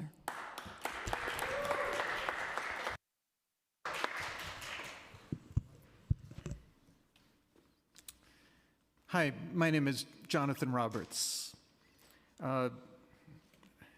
You've got a budget coming up. I have three programs that I urge the City Council to take all steps within its power to implement the following three programs. The first would be to hire enough additional teachers in underperforming elementary and middle schools in order to reduce class sizes by 25%. The second one, recruit 1,000 new math and science teachers for low-achieving elementary and middle schools. Offer enough compensation, because teachers are underpaid, to attract and retain highly qualified and talented teachers for these schools. Third, restore rigorous math and science enrichment and advancement programs in underserved communities for all students who want this challenge. That's for your budget. So please, these are solutions. I'll skip that. Test results can be extremely disturbing to see. But papering over the diagnosis condemns future generations of Black and Latino youth to lives of unfulfilled potential. So I urge the City Council to support a massive investment in our crumbling educational infrastructure by reducing class sizes, recruiting math and science experts, and restoring enrichment and acceleration programs in underserved communities. Thank you. Any questions from my colleagues? Is your microphone? I want to thank all of you coming today, spending the whole day here, and I concur with all your suggestions. Yeah, I hope the chairman does that too. I just want to note, We heard a lot today, and some members are aggressively pushing, for expansion of the G&T programs, pipelines. I think you've heard my concerns with the current definition of G&T, that it really, does anyone here believe that it's developmentally appropriate to be testing 4-year-olds on a single measure? Yeah, on the G&T? One person Is at it a time. okay if I take this one? I have a 6-year-old and a 4-year-old, and I run a test prep company, and I'm not for G&T testing at all. I think it should absolutely be expanded and available in every single school, like the way it was when we were kids. We're in our late 30s, I think, 1 year older than you are. So back then, it was just the students who were just doing well in the class because the teacher saw potential, home support, and the student was driven to work hard. Those kids, we all got somehow placed in 1-2 or 2-1. And those classes were predominantly Black and Hispanic. It just mattered of where you lived. And granted, even then it wasn't equal, because by the time I got to Eastern Queens, you saw like the inequity in funding. So I absolutely do not support G&T testing for a 4-year-old. Right. Because one of the items that, that I think is worth also raising at a hearing like this is that we are in a hyper-testing culture, and there is an impact that this has on students in more ways than one. There is something also called trauma that's related to excessive testing on our kids. And I would just ask, have any of you have seen recent questions on the specialized high school exam? If you can just comment on them very briefly, just one person. Well, the material that we have that's provided by the handbook, the DOE gives a handbook out, and it's supposed to be given to every single 6th and 7th grader. Too often, my Black and Hispanic kids in my centers are finding out about the handbook 1 month before the exam or 1 week after the registration deadline. And it kills me to see that Black and Hispanic children are being kept from these resources. As far as what you're asking, as far as the alignment of the material of the exam to the school standards, the exam has been shifted to change verbal to ELA. They removed scrambled paragraphs and logical reasoning, which were never traditionally taught in schools, and I support that. It's been replaced by editing and revisions. At the same time, no 14-year-old's future should be determined by one single administration of one exam. I feel there are ways to improve the process, to open up the access, to have every single child available to take it, and they can choose to opt out. You can have more than one administration of the exam, just like the SAT. You don't need to have everything riding on one sit-down of one test. Additionally, the subjective criteria in the college admission stuff totally is not good for new immigrants, because our parents don't know how to navigate the system. We don't know how to we're not brave enough to even face our teachers, our kids' teachers at school, because of our anxiety around speaking to someone of authority. So these are deep-rooted trauma aspects that new immigrants have dealt with, not only South Asians and Asians now, but many other ethnic groups before us. Right, and so when folks have said, just expand G&T, I think you've heard my issues with that. And when folks just say, well, fix K-8, I used to teach high school history, and I taught a Regents course. Yeah. I would be very upset if the exam had questions on topics that were never covered or discussed or taught in my classroom. The fact that even if you completely, revolutionize K-8 education, there is a fundamental problem with testing, in my view, my opinion, testing students on topics that they've never even discussed in K through 8. And so I think we need to think deeper about not just this specialized exam, but really testing in general. There's too much of it. Quite frankly, I'm a proponent of project-based learning. I support consortium schools that I don't think get enough attention in New York City, need a lot more credit for the work that they're doing with project-based learning and supports. But I think that we need to have, in my opinion, constructive dialogue including the specialized schools, about how to make improvements that are really for the best needs of our kids. And also just to say again that meaningful integration does not weaken our schools. It actually will strengthen all of them. And I'll close it there with this panel, and I, again, thank you for your time. Just for the record, I have no problem with testing 4-year-olds because the playing field is more level then. By the time you get to 8th grade, I think a lot of the die is already cast. So, and, there are problems by then. But when you're dealing with little kids, yeah, we can, the separation hasn't occurred as deeply. It's fairer time to test. What we need is two ways of G&T, one the tested and one the non-tested. We have both have traditionally been very successful in this city. I mean, the tested programs work, but we also need a top class in every school, an IGC class, and we need honors and SP programs in every middle school, and plus a tested, gifted, and talented in each district. If we have both, we can do both, and there's no reason we can't do both because they both work. Right. Just I'm speaking as a former licensed teacher and someone that actually went on to receive his license in school administration. Yeah. I don't believe it's appropriate to be testing 4-year-olds. I don't believe you're testing for intellectual capacity. Well, my daughter was tested into a gifted and talented program, 25 kids in kindergarten. Right. 3 of those kids were accepted to MIT. Well, so, I mean, the system, it works. So why not do what works? If that works, keep it. And we put the other way that works too, let's have both.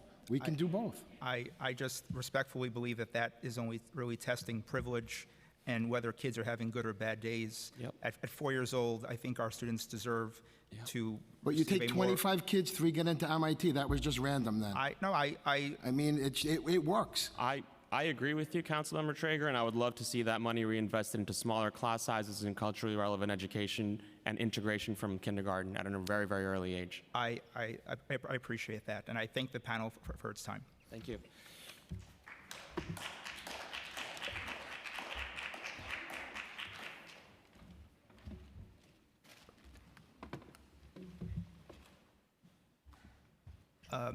Maud Marone, Lynn Andrews, Jenny Veloz, Abraham Velasquez, Liliana Zaragoza,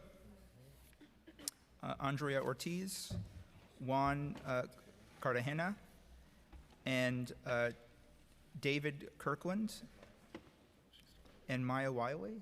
Is Maya still?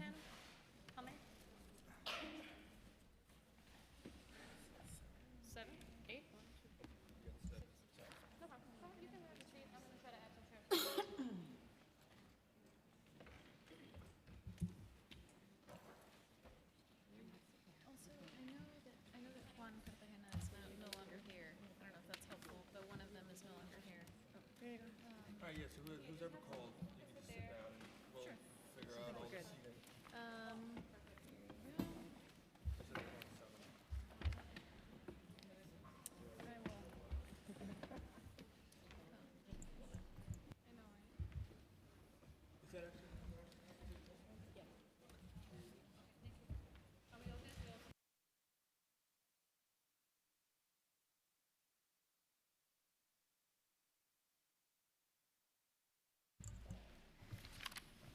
Good afternoon. As a public school parent of 4 children in District 2 elementary and middle schools, the availability of... I'm sorry, could you just say name for the record? Oh, I just so we could. have. My name is Maud Marin. Thank you. And as I said, as I'm a public school parent of 4 children in District 2 in elementary and middle schools, the availability of college preparatory high schools is of great concern to me. I'm also the vice president of the Community Education Council for District 2, which is the largest school district of our city.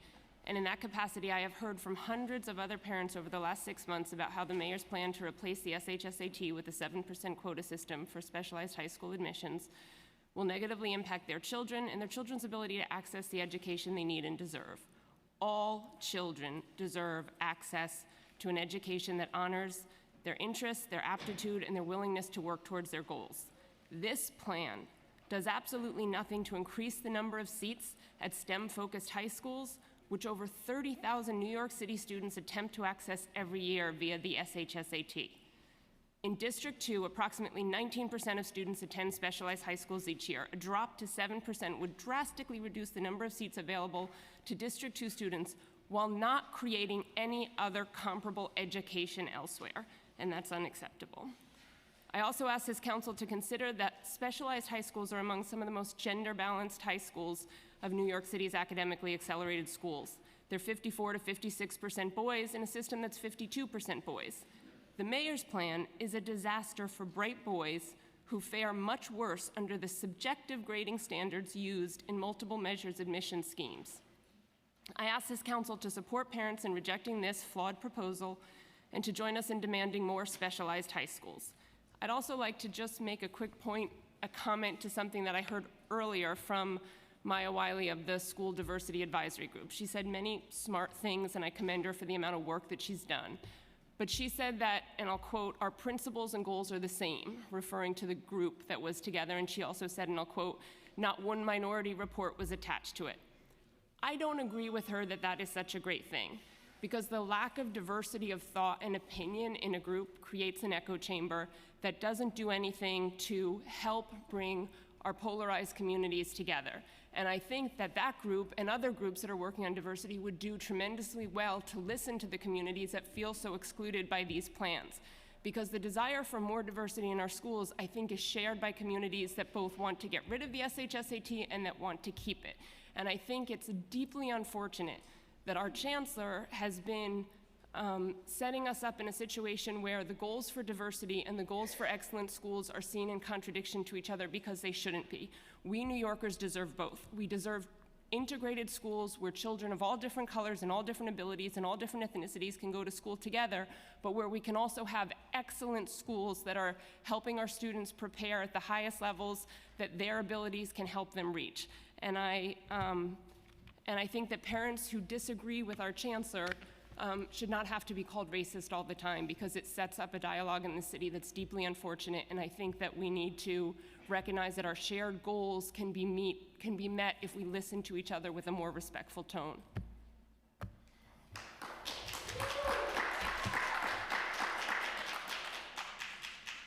In advance, I'd like to... Oh, just make sure your microphone is on, and... Sorry. Yep. It's okay. In advance, I'd like to thank you for listening to my statement. My name's Lynn Andrews. I'm a mom of 3 New York City school children, 1 in elementary, 2 in middle. Advance equity is Chancellor Kranz's message, and I agree.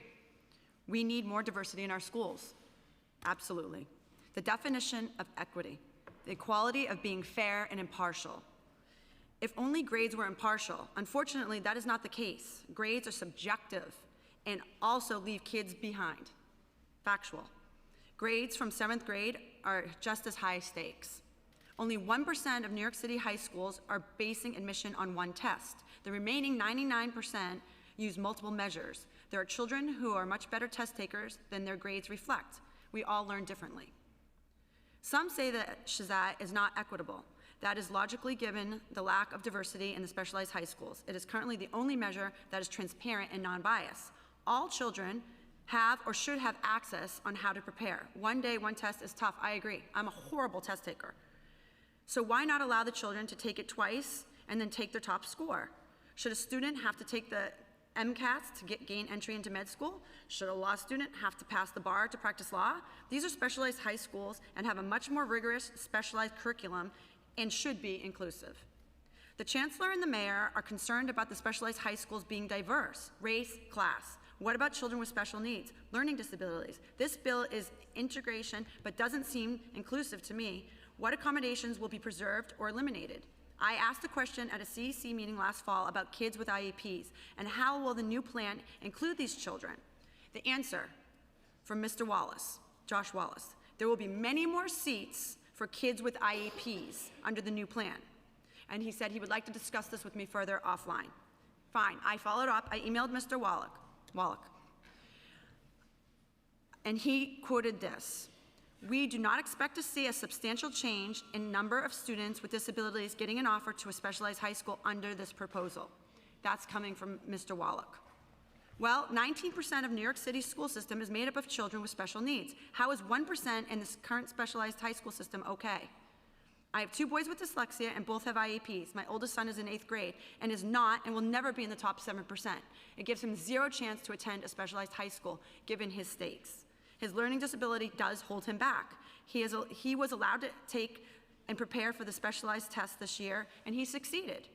Both my sons and other children with IEPs have been excluded from the conversation regarding specialized high schools and inclusion. This bill has unintended consequences and is not inclusive. I'm asking to reform to be done and done right before passing this bill. Thank you. I also, my cohort had to leave, and I'm speaking on behalf of Lab Middle School. I am here today to represent the children and families of the New York City Lab Middle School. We are a District 2 screened school located in Chelsea, and our student body is 38% in economic need.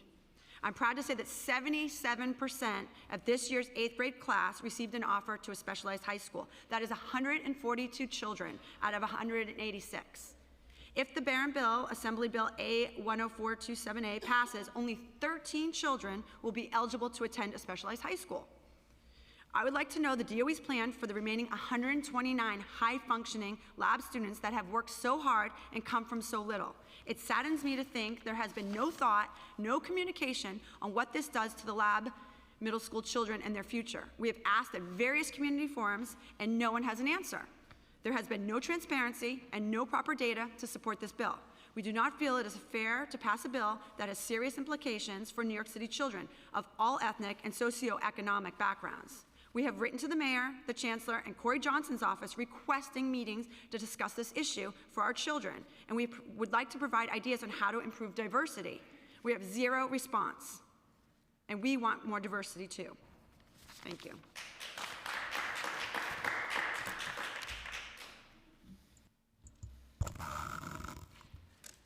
Good afternoon, and thank you, Speaker Treyger, for staying this late in the evening. My name is Liliana Zaragoza, and I am Assistant Counsel with the NAACP Legal Defense and Educational Fund. LDF, as you know, was founded in 1940 by Thurgood Marshall, and LDF is the premier civil rights organization that litigated the very case that we've talked about many times today, Brown versus Board of Education. Yet today, 65 years later, LDF continues to fight to ensure racial equity in education for Black students and all students, to fulfill the promise of desegregating our schools. For these reasons, LDF applauds the important first but modest steps under consideration today to address not only segregation in K through 8, but also to push for alternatives to the SHSAT. The urgency of addressing and remedying the stark racial disparities and racial isolation in New York City's public schools is more apparent today than ever before.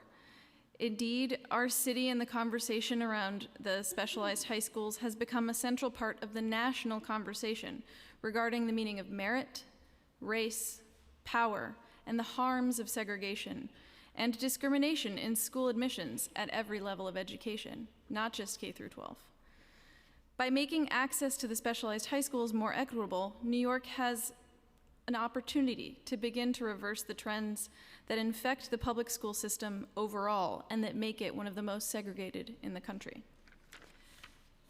Recently, LDF, together with co-counsel, moved to intervene on behalf of some students and families and organizations who we heard from earlier today, including Teens Take Charge and the Coalition for Asian American Children and Families, all of whom were incredibly inspirational and who make clear the needs of the students who are currently in our schools today. The current admissions policy, although it is true that perhaps more could be done than looking simply at grades, locks too many academically strong New York City students out of an important pipeline to opportunity, a pipeline that is meant to be a public one. And not only is this unfair to individual students, it tells a false story about the intelligence and promise of those Black, Latinx, and underrepresented APA and Indo-Caribbean students who have persevered and pursued excellence despite difficult circumstances in unequal elementary and middle schools. While opposition groups and individuals have argued for addressing the pervasive inequality in New York City's elementary and middle schools in lieu of eliminating the SHSAT, these steps are not mutually exclusive. The city can and should do both. Address the unacceptable segregation and inequality in the city's public schools while also adopting a plan that isn't tethered only to the SHSAT. Good afternoon, Council and Chair. My name is Abraham Velasquez, and I'm giving testimony on behalf of Dr. Marsha Janshar and the Brotherhood Sister Soul. The Brotherhood Sister Soul was founded in 1995 and provides comprehensive, holistic, and long-term support services to youth who range from the ages of 8 to 22. Our theory of change is to provide multi-layered support, guidance, education, and love to our membership, to teach them to have self-discipline and form order in their lives, and to offer opportunities and access so they may develop agency. And to be better agents in their own lives, our young folks need more student support staff in their schools. This hearing, although specifically about diversity and segregation, is also about funding and discriminatory practices in our school. It's not lost on the Brotherhood Sister Soul that the elite schools to which many seek admission are not over-policed, under-resourced, underinvested, and without proper teaching and support staff. The majority of the schools our Black and Latinx youth are seeking in New York City are lacking these support, but there's always seeming to be an abundance of funding for school police. And divestment from student success is a civil and human rights issue. In 2018, there were 2,800 counselors and 1,200 social workers serving our 1.1 million students. In 2016, there were, on the contrary, 5,500 NYPD personnel in NYC public schools, 190 of who were armed.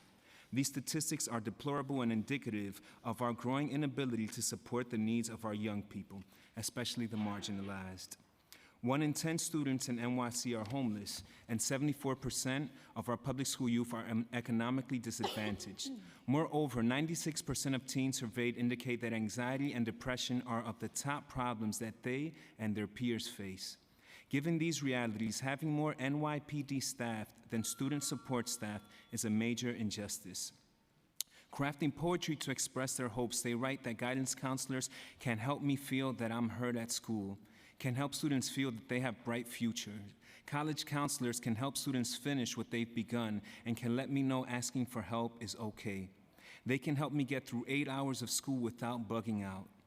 Before fall 2020, our city and state officials should increase by 20% the budget for NYC public schools and earmark this investment to the Department of Education for the hiring of student support staff, but not limited to social workers, guidance counselors, therapists, college counselors, career counselors, and Title IX coordinators with nurses and more.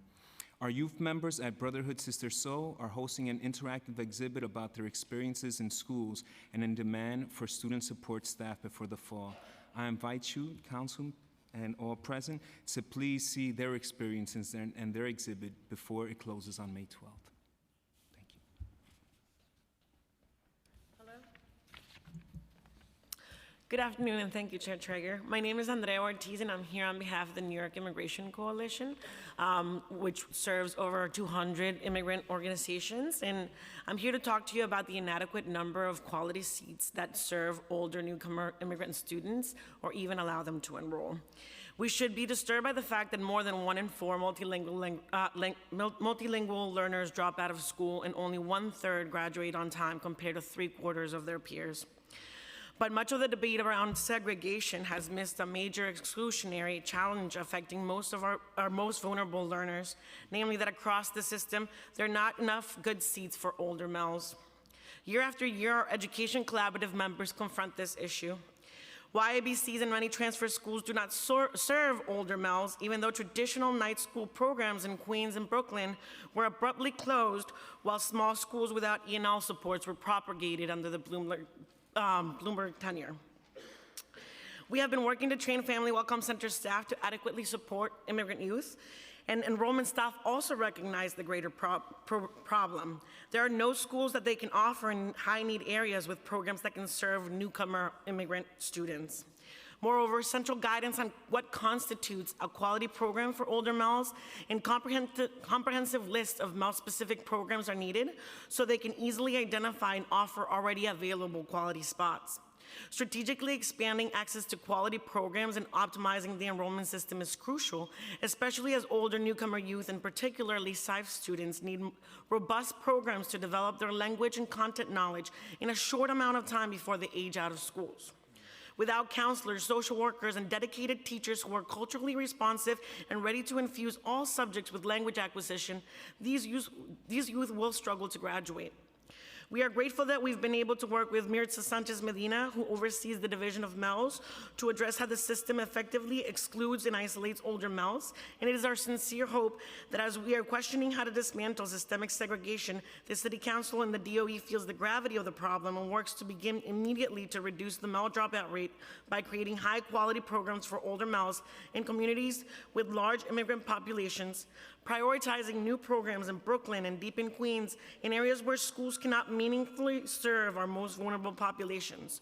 We must ensure youth and families are given meaningful choices to guarantee male students are placed at schools equipped to support their success from the very beginning so that they don't lose time that they don't have. Thank you. Thank you so much. I just want to add one more person to the panel because I know they have to leave. Janine Kiley? Yes.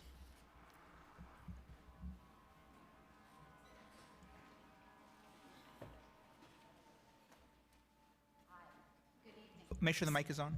Hi, good evening.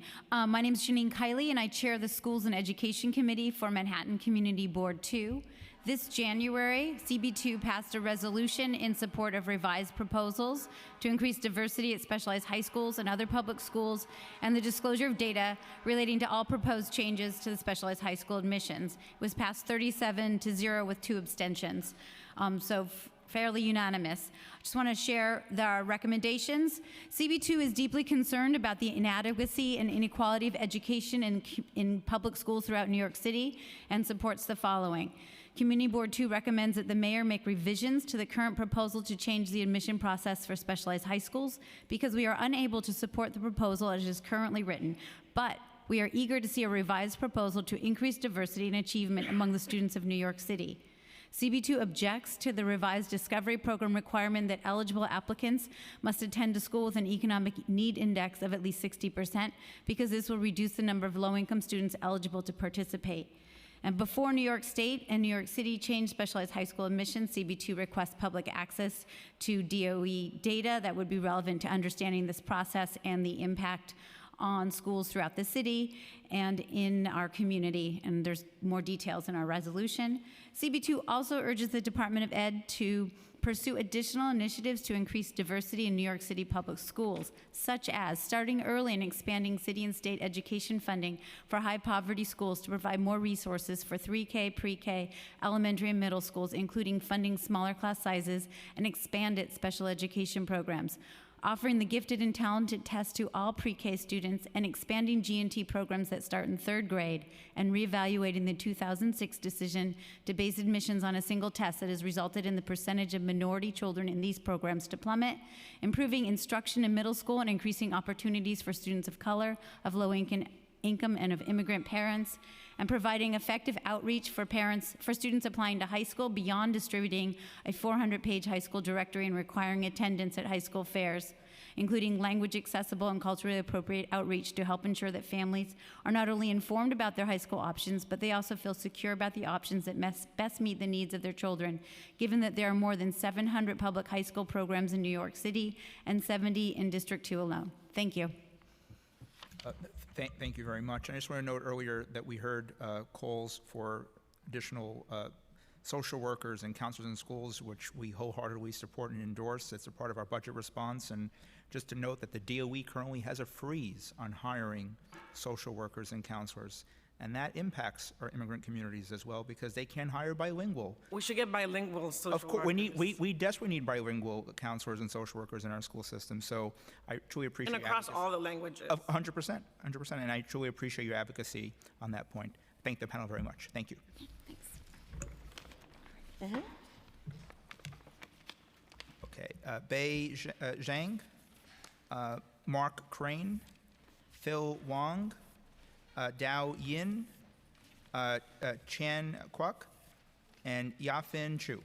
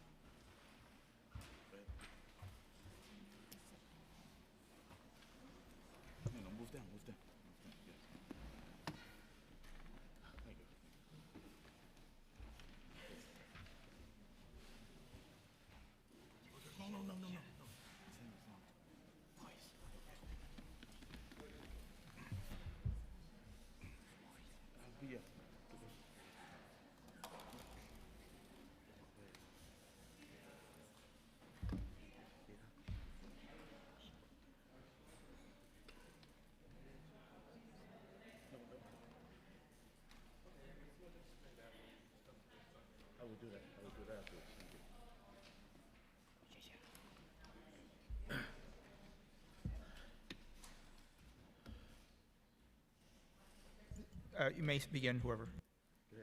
Sure. Good evening, Councilman. I guess the benefit of speaking so late is I get to hear the entire full day. Thank you very much. My name is Yatin Chu. I am a mother of 2 kids in New York City public schools. I come as a parent and hopeful that we'll do the right things for our students. In recent years, every March, public officials and the media complain about the lack of Black students that receive offers to specialized high schools.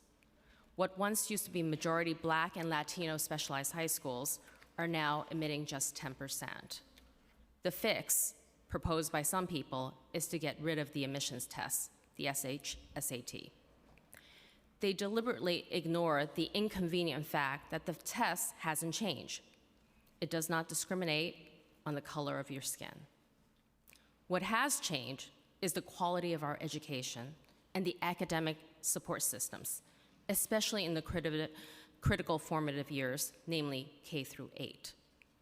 That is where we must focus our efforts if we want to reverse the decline of our public schools.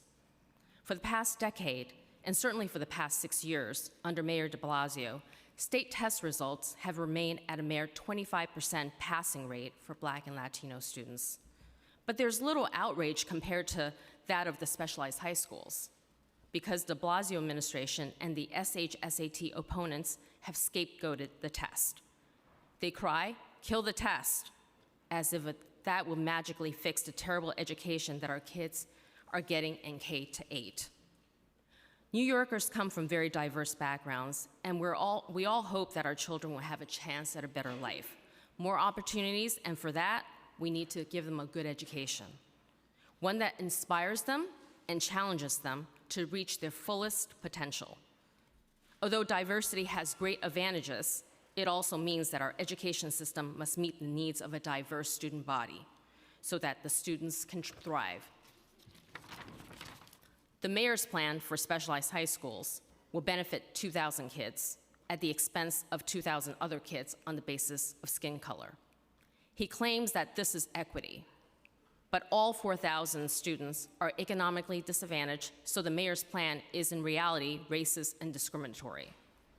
Worse still, he is willfully neglecting the other 55,000 kids in 8th grade who will continue to fail at unacceptably high rates. I say his plan is leave almost every child behind. True equity is giving all kids a good education in all of our 1,800 schools. I ask you, we should keep SHSAT and work hard to develop a school system that will span past a political term and leave everlasting benefit. Thank you. So, since I've listened to the entire day, would you give me 2 minutes to speak to some other issues that I've heard that I think is also related to this? And, you know, we're all advocates of diversity. I want equal opportunity for all the students of New York City. I come from District 1, where we have implemented priority system for those identified as disadvantaged. That's a great thing. However, I implore you to look at the maybe unplanned and unforeseen consequences of what that has done to my school.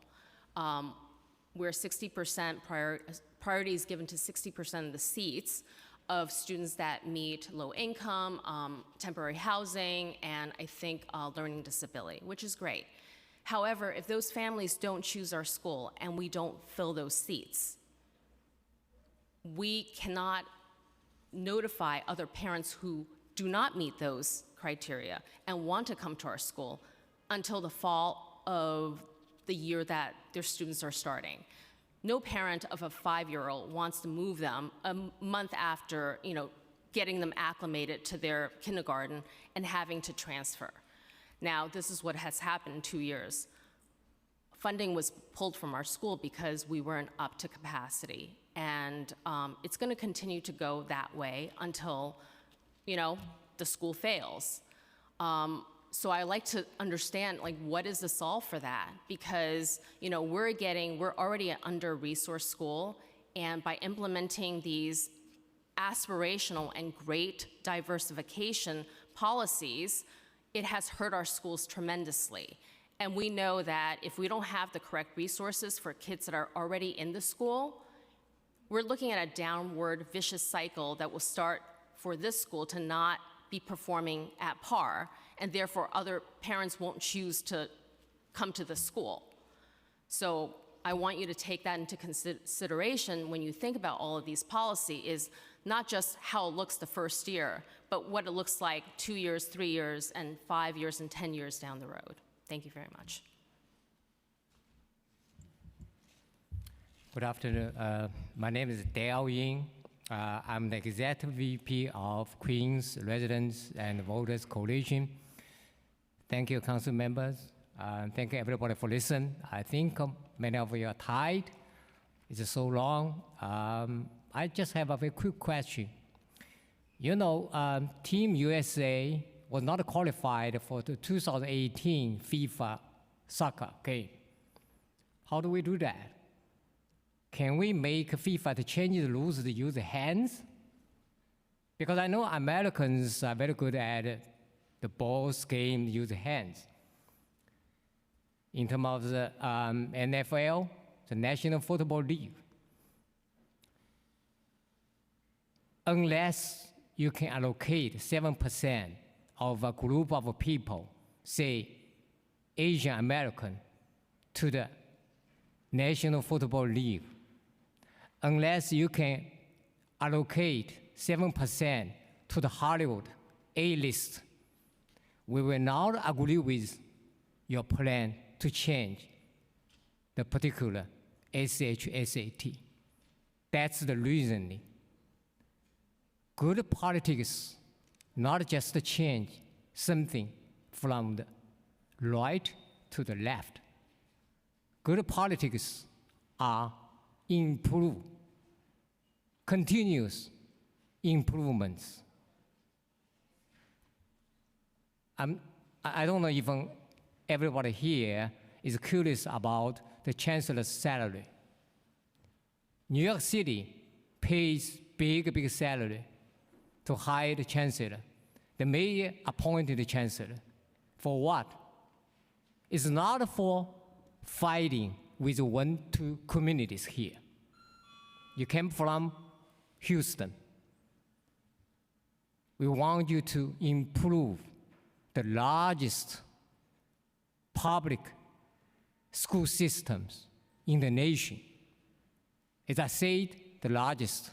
If I say New York City public school system is the greatest, I think few people will agree with me. That's why a lot of problems here. We need to fundamentally improve the public school system, not be focused on the particular SHSAT. That's why the two specialists said SHSAT is only a small portion of the game. That's all from me. Thank you. Okay. Thank you, Councilman Treyger, and this committee for allowing me to speak. Again, it's relatively late, but I would like to spend about 10-15 seconds to correct a statement made by Assemblyman Charles Barron previously earlier today. Can you just state your name for the record? Oh, I'm sorry. My name is Phil Wang, Philwong. I'm a member of the CEC 24, and I'm speaking here representing my school district. And I will spend 15 seconds. Assemblyman Charles Barron said today that the specialized high schools are open for all. That is not true, because under his bill, if it's passed by Albany, only the top 7% of each school will be even considered for a specialized high school. So if we have students at the 92.7 percentile or 92.5 percentile, they won't even be considered or be given an offer for the specialized high school. So no, not under his bill, it is not open to everybody. In the present system, the Head-Calandra system, anybody can go to the guidance office and say, I would like to sign up and take the test, no matter what your grade is. That system is open to all. So I want to correct that. Okay. All right, let me begin. I want to start by quoting Bronx Borough President Ruben Diaz. He made an editorial a few days ago at the Caribbean News website. He's a proud graduate of PS 13 of the South Bronx District 7. And he graduated with the honors GNT program. Back then it's called SP. He found it very disturbing to see that today there are zero, not only his school no longer has a GNT program, the entire school district has no GNT program. You can just Google Ruben Diaz GNT program. So we have to ask, at least this was never brought up, what happened? Why were they eliminated? And where was the outrage? This we didn't hear a thing, we maybe heard crickets, all right? Now, compared to my district, District 24, right now we have 5 schools with a very strong curriculum GNT programs, with 5 schools. And unsurprisingly, these 5 schools produce a lot of students. They feed a lot of students to the specialized high schools. Okay, so this is inequality as I see it. This is what Chancellor previously said, implicit bias. What happened? Right? Oh, it's complicated. It's complicated why entire districts the funding got removed or the program got canceled. But this is the reason why we have schools that produces better students and feeds to specialized high schools, and we have schools that are just unprepared. One more example, okay? In my own district, District 24, we have schools that offer 0 Regents classes to 8th graders. 3 blocks away, we have another school that offers 1 Regents class. And then we have better schools that offer 3 Regents classes.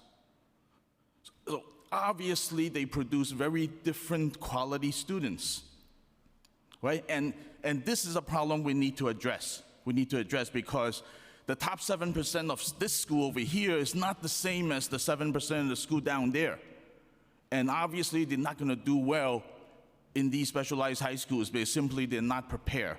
Okay, I'll end this right here because my time is up. But this is a fundamental issue, and we should restore this pipeline, restore the GNT program with whatever admission requirements to be determined. But we need the GNT programs to produce the best students to feed the best schools. Thank you. I thank the panel. It just, you know, I'm careful with the language about referring to certain schools as the best schools or not. As I mentioned in my opening testimony, this hearing is much more than just 8 or 9 schools in New York City.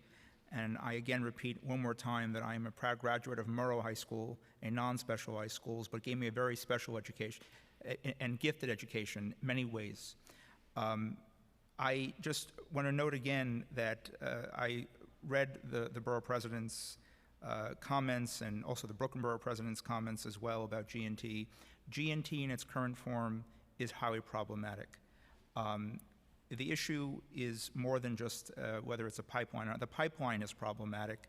Whether, I think we've heard over and over from research and advocates, and it's accurate that these types of programs actually exacerbate segregation in our system. And it's really important to note that, again, look at how they're determined at such a young age, at 4 years old, which means that we're hearing cases of 2-year-olds already going through test prep.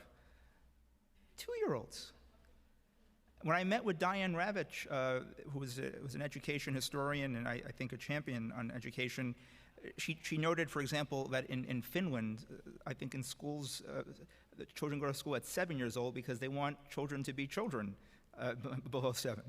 And it just, we have to look at this, I agree, systemically as a whole. Specialized schools are a part of this conversation. But I will respectfully push back on language that folks refer to these schools as the best schools, because I think we have to make sure that every neighborhood, every school in our neighborhoods have great programs, great opportunities. And so I think we just have to be very mindful of that language. I completely appreciate, I heard comments today about we support diversity, but we're going to have to get to concrete proposals and how do we actually make that happen. And that includes our entire school system. Yes, K-8, but also our high schools as well. And I think one of the mistakes that the mayor made initially was, you can't start a conversation on exclusion by excluding folks, and I think that has been well noted. But moving forward, we do need to have an inclusive dialogue, constructive dialogue. And that's why I do appreciate Maya Wiley's comments and her leadership and others on the diversity advisory group that I think is more reflective of the city of New York about the important work of looking at this systemically across the board. So I thank you for your time, and again, Can I speak to that regarding just the very GNT? briefly, because I want to hear from the next. Sure, yes. sure. Yeah, I think the word GNT, I mean, as a parent, the school selections and the school quality is so poor that I'm not really looking at GNT as, oh, really gifted and talented. I'm just looking at those schools and those programs as well-performing schools. That's really it. I mean, I think it's really sad that our schools are so bad that we're really looking for these little nuggets of GNT to get just a good education in New York. So I agree. I mean, look, if all schools were great, we don't need them. We don't. But it's going to take many years, possibly decades, for us to lift up our schools. And if you dismantle or change the GNT, you're basically telling parents that want a good education for their kids is look elsewhere, because we're not providing in New York City. Right, and what I'm saying is that, and I mentioned this earlier in my remarks about what I experienced in Murrow as far as opportunities for advanced courses based on certain strengths and interests that I had in history, for example, where I seemed to excel better than in math. In math, I needed more support. My classes were very diverse. My experience was very diverse. Murrow was very diverse. Right. And I benefited from that entire experience. Education is an experience. I was trained to make sure our students go to become, independent critical thinkers. And so I benefited from that Murrow High School experience.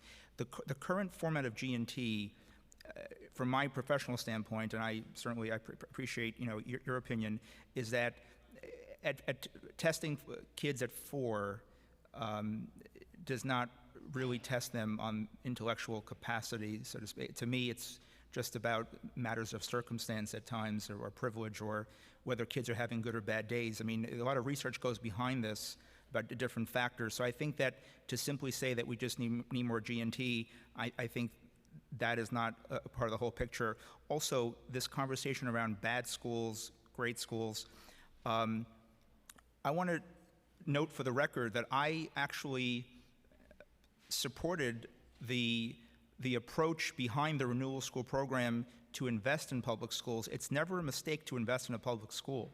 The issue was the perception of these schools, which in many cases is false. We have to fight back against that. I have a high school in my district, John Dewey High School, that was really took a lot of hits during the Bloomberg administration, fed bad negative perceptions, and enrollment dropped because there was perceptions it was not safe or not doing well. Well, I want to tell you that, you know, with there was a change in leadership and some investments in resources and support, at least from this council member, John Dewey is turning around. But we had to fight back against these false perceptions that the school was bad. It's not a bad school. It takes many years to do that. Right. So I just want to just say that, to me, are there schools that are under-resourced? Yes. What does that mean as far as opportunities? Everything. Because when I visit schools as chair of this committee in different neighborhoods, when I'm asking school leaders, what can you do with additional resources? Let me tell you what they share with me. They want to hire a full-time school psychologist or hire a full-time social worker, not share them. That makes a difference, because when I have visited schools that were under the renewal school program, one of the schools I visited in Queens, for example, when they hired a bilingual social worker, that made a tremendous difference in terms of addressing their social emotional needs, which led to better academic outcomes. And the school is now off the renewal school list, and now it's called a RISE school, which is a whole other name issue, which the mayor created. But so my point is that when we address social emotional needs of all of our kids, there are better academic outcomes, but you can't do that if the schools are under-resourced.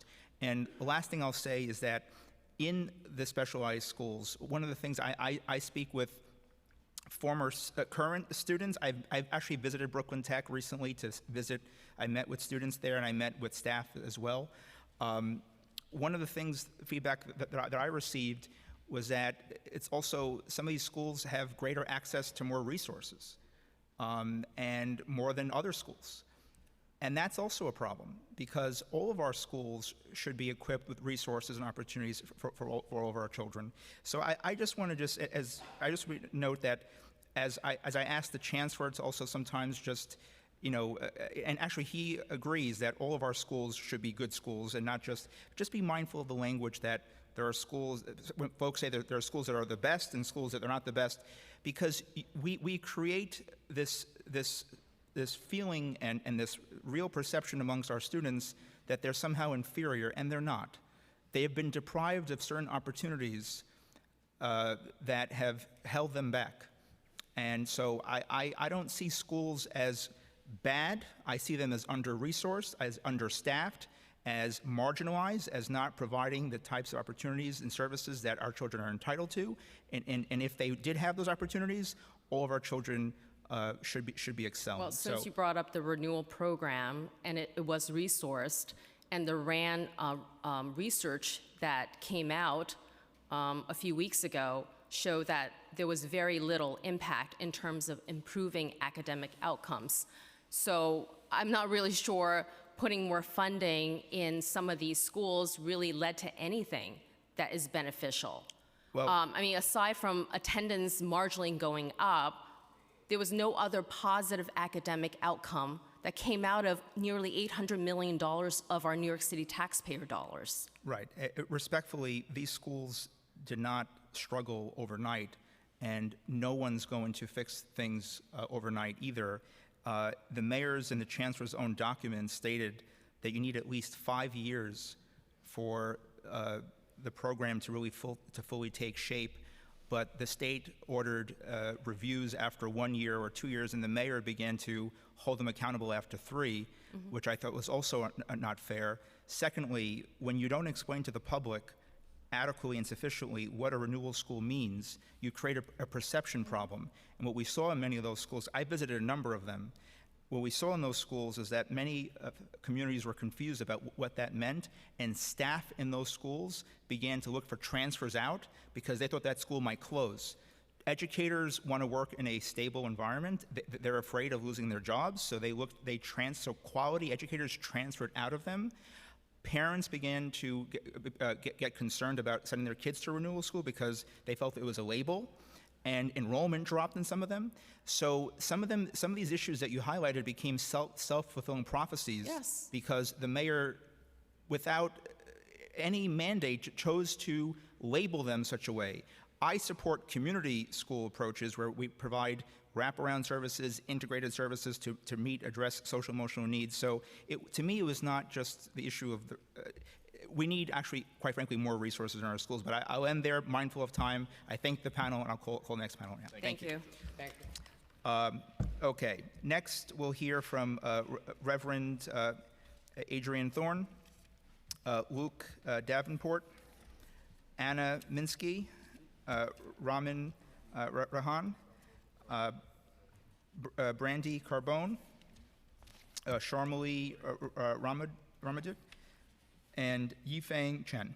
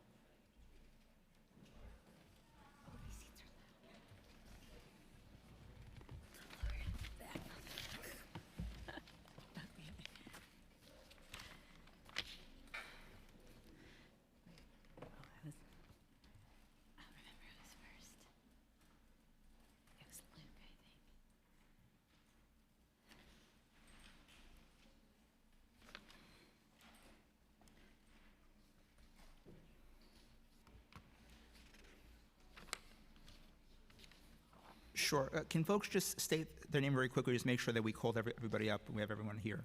Yes, I'm Reverend Adrian Thorne. Luke Davenport. Anna Minsky. Sharmali Ramadut. I'm Yifeng Chen.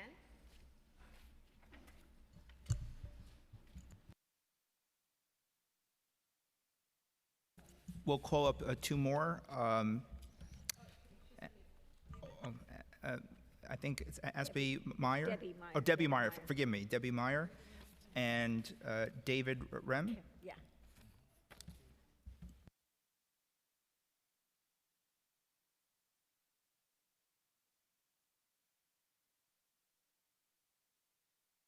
I guess whenever folks are ready, that may begin. Good afternoon, or good evening, I guess now. Hi, my name is Reverend Adrian Thorne, and I'm a member of the Alliance for School Integration and Desegregation. I'm here to speak to the resolution to create a school diversity monitor in the Human Rights Commission. As we all know, New York City has the most segregated schools in our nation, yet research shows that, research over many years shows that all of our children benefit from integration. They benefit cognitively, academically, and socially. But the public school that my child attends has the highest percentage of white students in our district. So white students make up 15% of the DOE, but the school that we attend has 60% white students. And in first grade, my daughter was the only African-American girl in her classroom. So I think it's time for our school system here in New York to catch up with what the research says, which is that all of our students, regardless of socioeconomic background, race, benefit from an integrated school system. I think that we are failing our children in the 21st century, and that we need to have the help of this school diversity monitor to close this opportunity gap. I think it is not true that we have, as you have suggested, an achievement gap, but rather an opportunity gap, that things are not available to all of our children equitably. And equity, for me, it's been defined in a few ways today, but it means that children have what they need, and all of our children don't have the same needs, and we want the City Council to create this position to make sure that our children have what they need. I think that the annual reports that this position would offer us, that would track the DOE's efforts to combat segregation and to implement integration are very important for our city. And so just to close, I would ask the council to support this resolution. to support the DOE in doing this work, and most importantly, to support our students who are counting on us, and I think have been waiting for us for far too long. Thank you.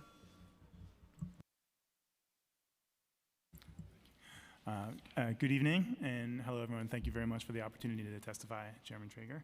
My name is Luke Davenport. In my day job, I analyze data for schools, but I'm here in my capacity as a member of New York City Alliance for School Integration and Desegregation, as a few of us are as well. I'll just say a little bit about our coalition. We're all volunteers, but we have over 1,000 members. And we are educators, activists, parents, students, broad, very diverse cross-section of New York who all believe that we need to, actively desegregate and really and truly integrate our schools in New York City public schools. We wholeheartedly embrace the 5 R's framework for real integration that the students of Integrate NYC have put forward. And you'll see those reflected in our policy document, which I'd encourage you to take a look at. We released a policy platform in June 2018, which calls for a number of things, one of which is eliminating G&T programs, another is eliminating middle school screens, among other things. So I want to talk a little bit about, because at ACID we talk a lot about historical patterns, what has happened in the past, right? This isn't the first chapter of this history. And what I think you see over and over again is whenever the city attempts to remedy segregation in the schools, there's a backlash. Right? And often that backlash isn't framed as far as, opposing integration. No one is saying we don't want integrated schools. I haven't heard anyone say that. And yet, we have to recognize that regardless of the intent, that what has actually happened has been continuing to entrench segregation further over many, many decades and many, many years. And I fear deeply that that's what we're doing now. If we pursue further G&T programs, if we open more specialized schools, do more things. If we keep the SHSAT, we're doing more things that separate students, smaller minorities of students from the larger group.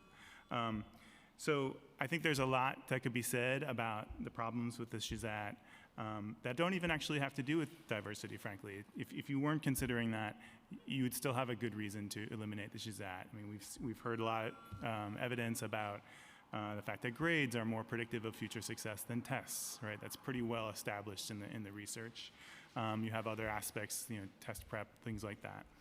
But I think there's kind of a larger question, and then I'll wrap up, which is why are we okay with having these separated educational experiences to begin with, right? Where is the evidence that supports them as being good education practice?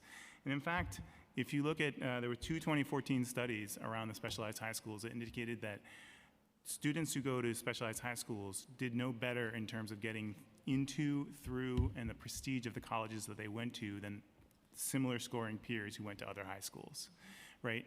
You talked a lot about, what is a good school, right? Getting around that language.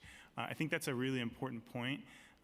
That research is also true for G&T. The research, the record on whether or not G&T programs are effective is mixed at best, right? So I think we need to ask ourselves, why are we constantly wanting to create separate schools by ability when the evidence doesn't support that approach necessarily?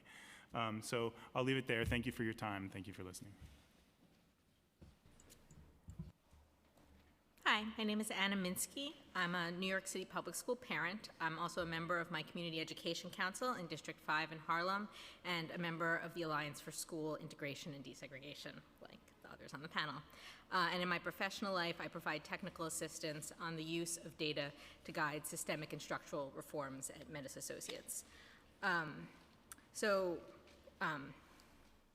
I guess it was important to me to come today because as a parent, I wanted to call on the DOE, and I guess they're not here anymore, to take drastic action thoughtfully and inclusively so that our schools can become truly integrated, citing the 5 R's framework for the children who are in the system right now. And I wanted to use this opportunity to call on the mayor and the chancellor to take immediate actions on the recommendations of the School Diversity Advisory Group to eliminate middle school admissions screening and to eliminate all gifted and talented programs. But for the rest of my testimony, I would like to focus on the 2 bills that relate to data transparency. On the as on my experience on the Community Education Council, I can speak to the importance of having the school level demographic data, and the expansion under the bills would be excellent. I can talk about the ways that we use it, but I'm sensitive to time. The bill is thoughtful about gifted and talented programs and how they've been used as a mechanism of school segregation, and it calls that out specifically, but there are a couple of other structures that I think are important that aren't handled right now in the bill, and my written testimony talks about it more specifically. Those are the use of self-contained special education classrooms, the use of admissions screening, as people have talked about, and the use of school transfers, which in our district, where charter school students outnumber public school students, become a very important mechanism for school segregation. And I just finally wanted to conclude, since nobody else mentioned this, by raising the question of whether, as we think about designing these bills about data, we're comfortable with asking every student to identify with the bureaucratic racial classification system that has been used primarily to promote racism. And might not this be an opportunity to nudge the DOE to allow each parent and student to identify their own racial and ethnic identity on their own terms?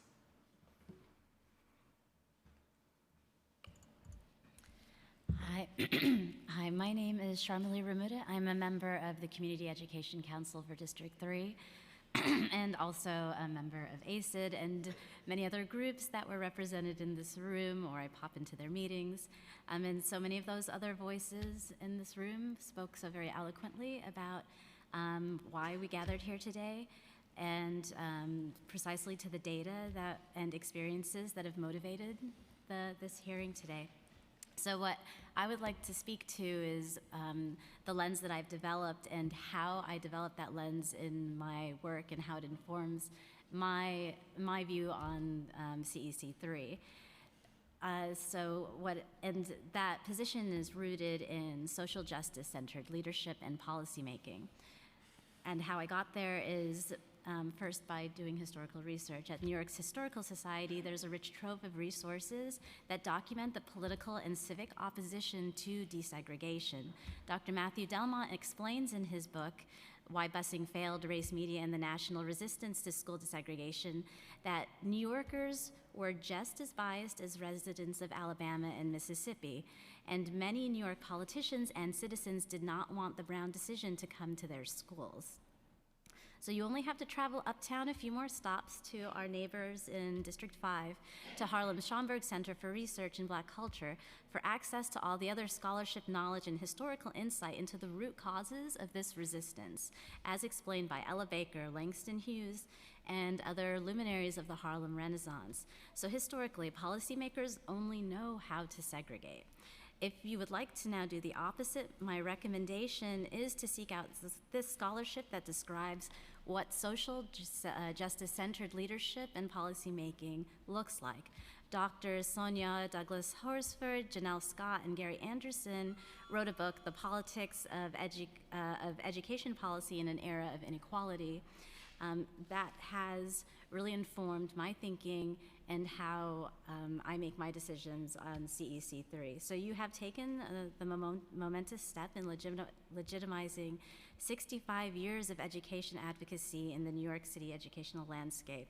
Moving forward, if you would like to do more than just restate the obvious, it is time to partner with all of the research institutions, the CVOs, the other stakeholders who are here in this room that have been advocating for these very oversight commissions, task forces, demographic data metrics, and advisory groups to help correct the segregation that is so starkly visible in our New York City schools. And I have an example of what we've done in District 3. I can put on my official CEC3 hat and speak to that, which is just that the Community Education Council for District 3 has made diversity and equity one of our primary goals as a council.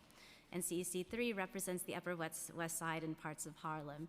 In a resolution that the high school committee passed, in which we passed unanimously, we speak to segregation and inequities that exist across the entire system and recommendations that should look at all of that.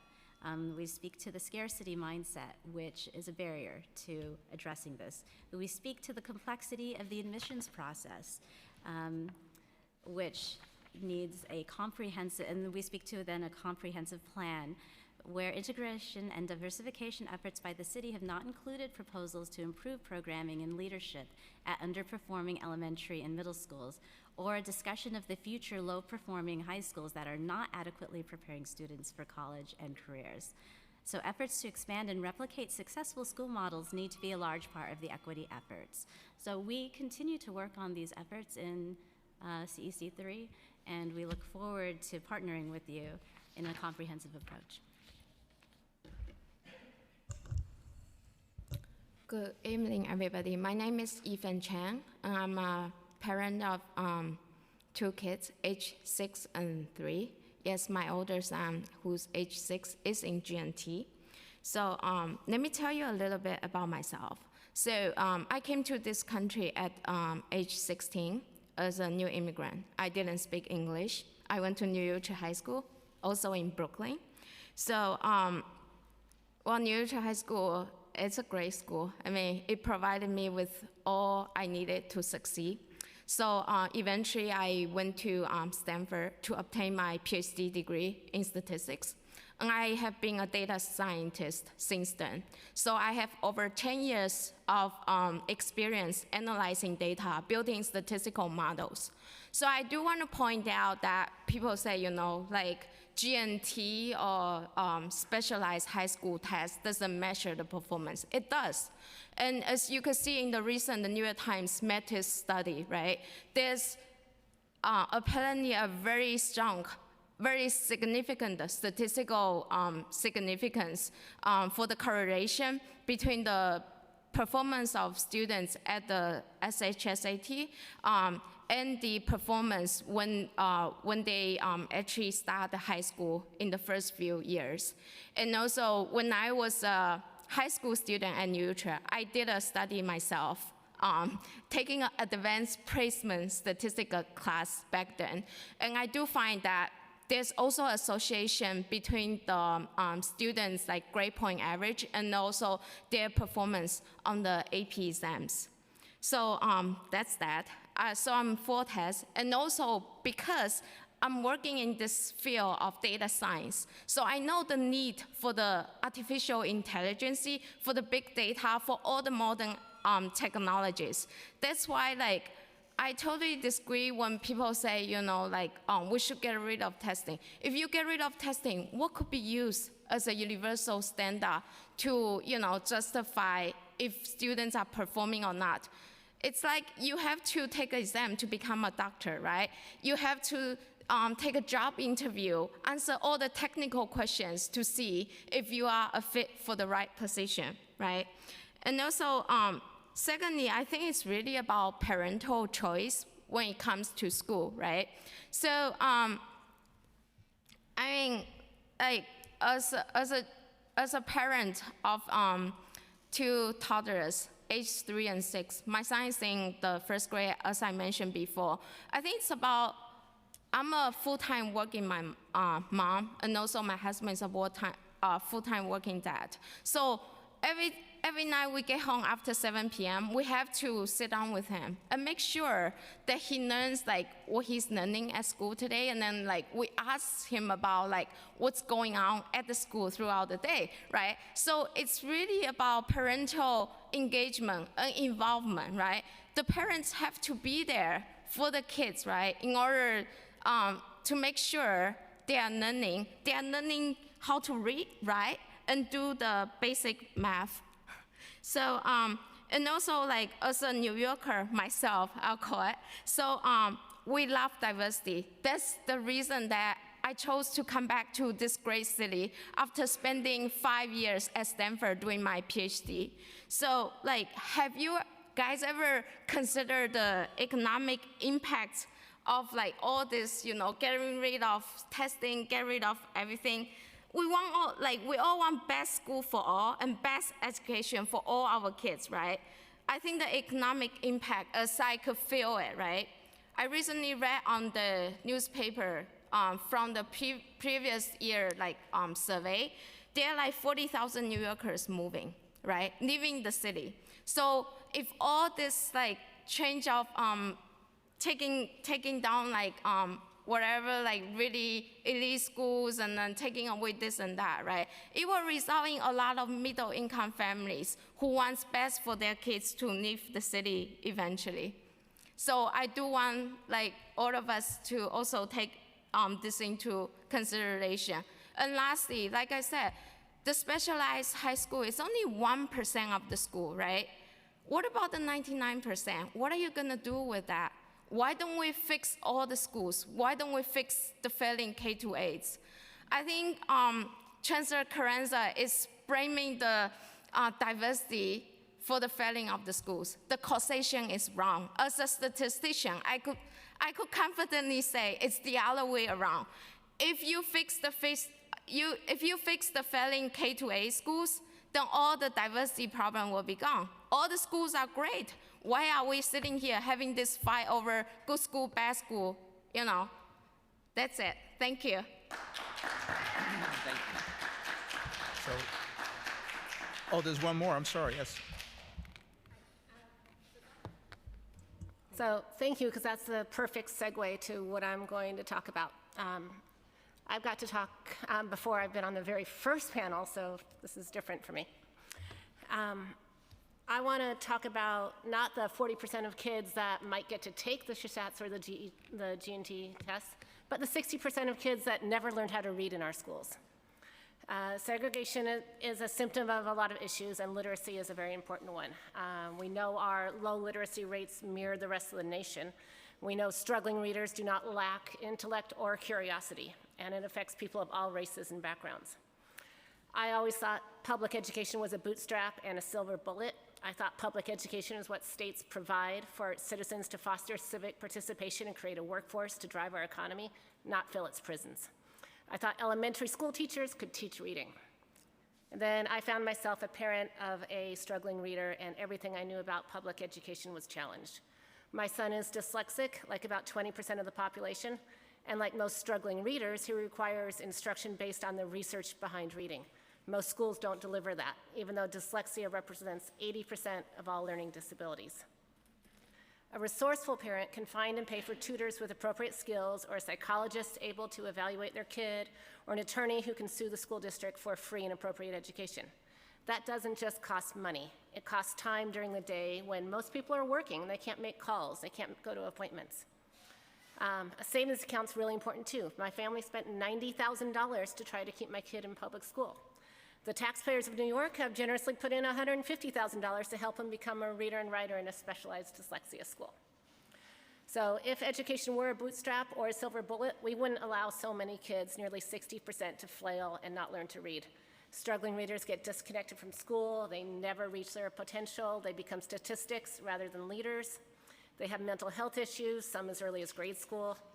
Without really resourceful parents, they are likely to become homeless, victims of child abuse, domestic violence, or part of the criminal justice system. So I wonder, are schools led and staffed entirely by people who as kids found school easy? Did Title IX strip the teaching colleges of the best and the brightest students? Why are schools teaching science but not respecting the science of reading? Why are university departments so siloed from one another and not informing the doctors, the social workers, or the educators? The neuroscience is clear. Dyslexic students and other struggling readers succeed when schools address the 5 pillars of literacy. No science backs up the incredibly ubiquitous balanced literacy or whole language instruction. We should really end the reading wars. What else can we do? We can screen early for the risk of dyslexia. Pediatricians could do this along with hearing and vision tests and family history. Pre-K and kindergarten teachers could do this. Social workers could help families find resources early, help parents understand what to demand at school. Teaching colleges can play a much bigger role in ensuring all children learn to read. They can prepare teachers to understand reading. School districts shouldn't have to retrain their teachers. So if these struggling readers learn to read before they need to learn to read, we'll reap the benefits in many ways. More room in special education for kids that really need it. Fewer kids will act out with frustration. Classrooms will be easier to manage, and the demand for great middle schools and high schools will increase. My formerly illiterate 4th grader left a Harlem public school. He had also qualified for G&T and is now an 8th grader at the Windward School for Children with Dyslexia. He will attend Bard Early College next year. With the science of reading in place, education can be come the proverbial bootstrap. So I'd like to propose some kind of reporting bill on literacy. What are teaching colleges preparing their teachers with, and what are the schools using to teach these kids? I took my family, we went to Washington, we went to the African American Museum and the Holocaust Museum. So we were having a lot of discussions about Jim Crow and the Southern strategy. When we walked up to a poster in the Holocaust Museum that explained that the Nazis made a policy not to teach Polish people to read. And my son just looked at me and was like, do we have the same policy? Thank you. I want to thank you because I want to note also that there have been systematic efforts to even, in the DOE, not to even mention or specify dyslexia in an IEP, which adds to the systematic deprivation of services to our students. And I truly appreciate your very passionate, meaningful advocacy on this issue, and I do appreciate that. And just to, I wanted just to note that we have a New Utrecht High School graduate here. New Utrecht High School is where I taught, and I'm very proud to have taught at New Utrecht, another very good, diverse school. And I appreciate that you refer to it as a great school, because there are great schools beyond, just the specialized schools. And I would just say respectfully that when folks say fix the other schools, but if we keep referring them as failing or bad, that adds to the problem. Because in my opinion, and I appreciate that you went to Stanford and have data, and I truly, is that when folks refer to schools as bad, or look at data right on the school report card's webpage and look up certain things, I would encourage families to also look up what is their Fair Student Funding allocation. Fair Student Funding allocation is how much they receive in city dollars to support the students in that school. The majority of our schools, overwhelming majority of our schools, are not receiving all that they're entitled to.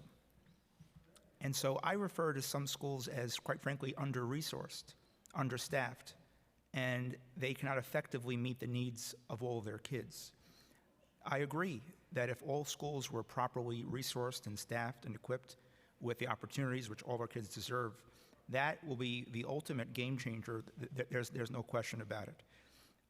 It's just, I try to be mindful that, as we've heard from some advocates, some folks coming up with recommendations on how to integrate, diversify schools, to refer back to some of the prior testimony, some of those efforts have actually exacerbated segregation in our schools. And segregation has many forms: racial, academic, based on students with special needs. Also, as I mentioned before, there are schools in District 75, which really do not get talked a lot about, that serve already a very special needs student population that are not even fully accessible to them. And so this is a greater broader conversation. I am just asking folks, as a former teacher and as someone who cares deeply about public schools, to be mindful of our language, to be mindful that schools need help, need resources, need support.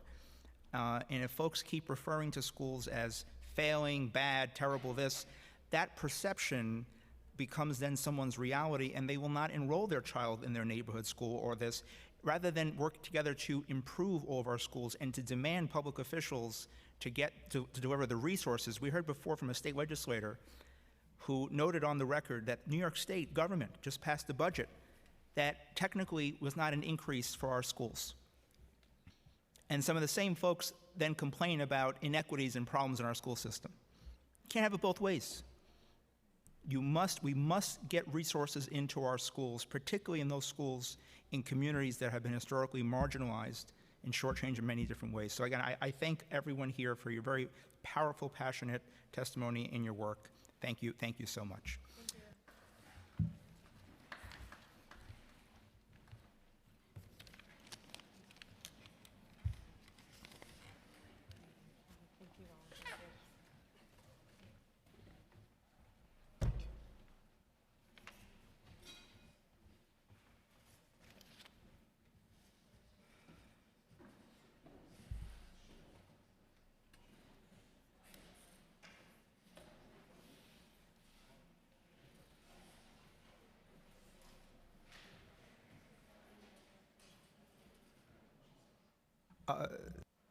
Folks, because we are, the translator has to leave very, very soon, if you don't mind, if we just have a panel just to come up very briefly just to speak with the translator so we don't lose the translation services, if that's okay.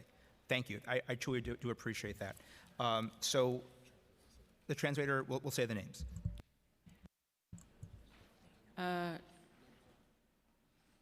I called people. It's Li Man Li.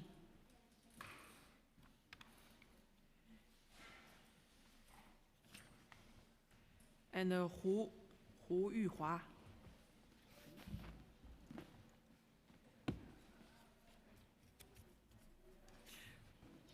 And Zhong Jing. And Zhao Zhanwen. And Liu Qing.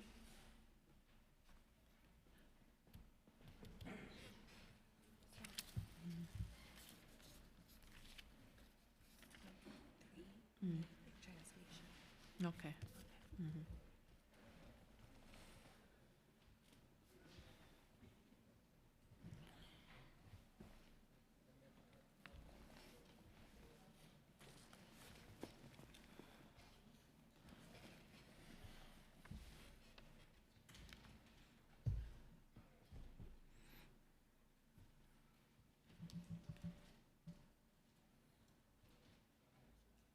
Okay, whenever folks are ready, please.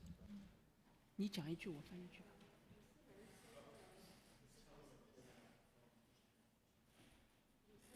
那就亲一下那个按键，对。女士们、先生们，晚上好。我的名 Ladies 字 and gentlemen, good evening. 我的名字是金仲。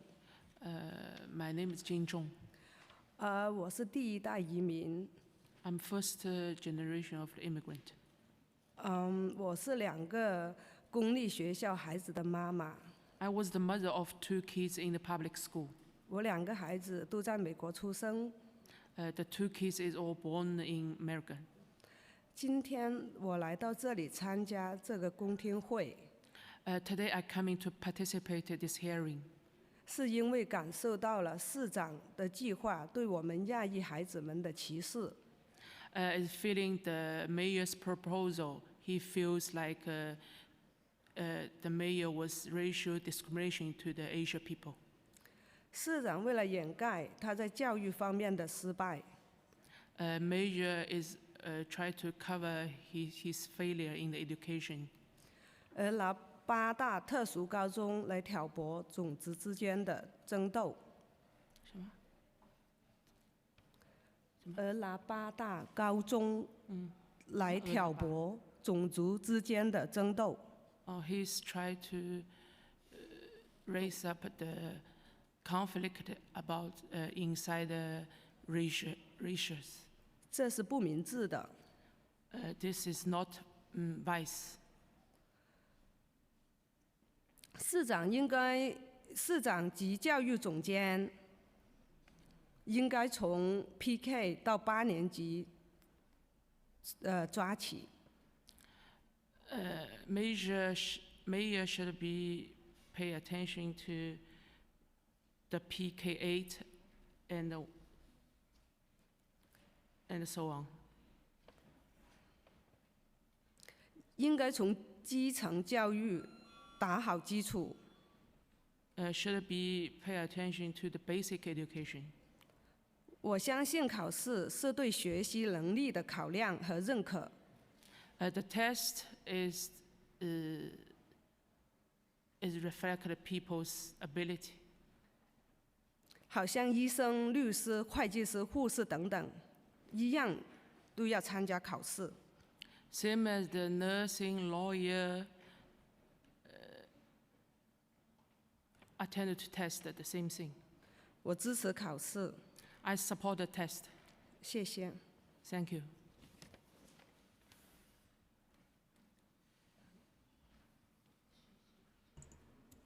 OK， 大家晚上好，我叫李曼。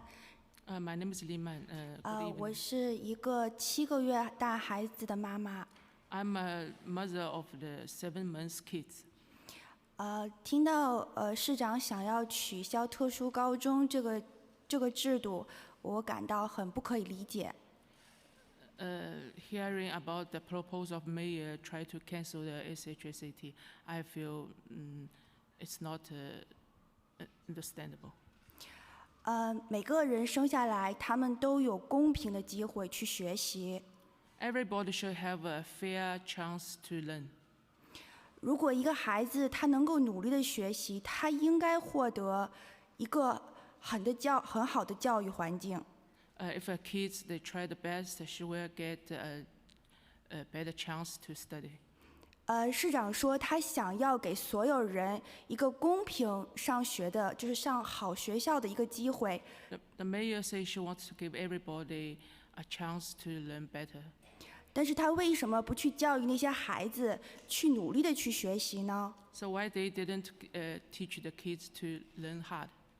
他想要改变一个挑选优秀学生的机会，试图以改变政府的政策，去迁就那些不够聪明、不够努力的孩子。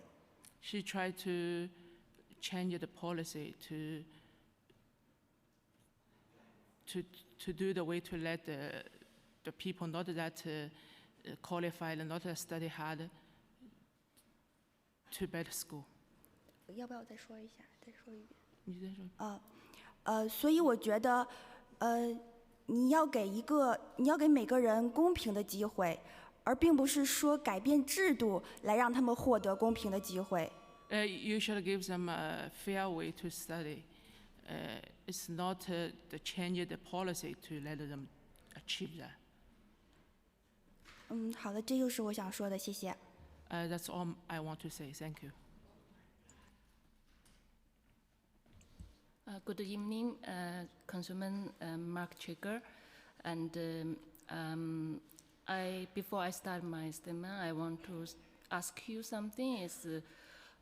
For me, I listened to this hearing almost the whole day since this morning, and I find that it looks like you or council members just choose some speakers first, and then the real public hearing is very late, and after most of the council members left, after all the media's left, and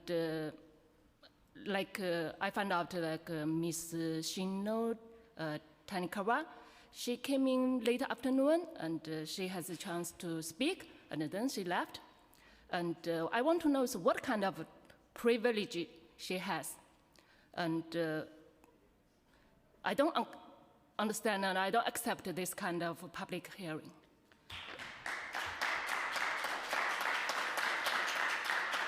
Anyway, so why I'm here today? Because the Mayor de Blasio failed our schools.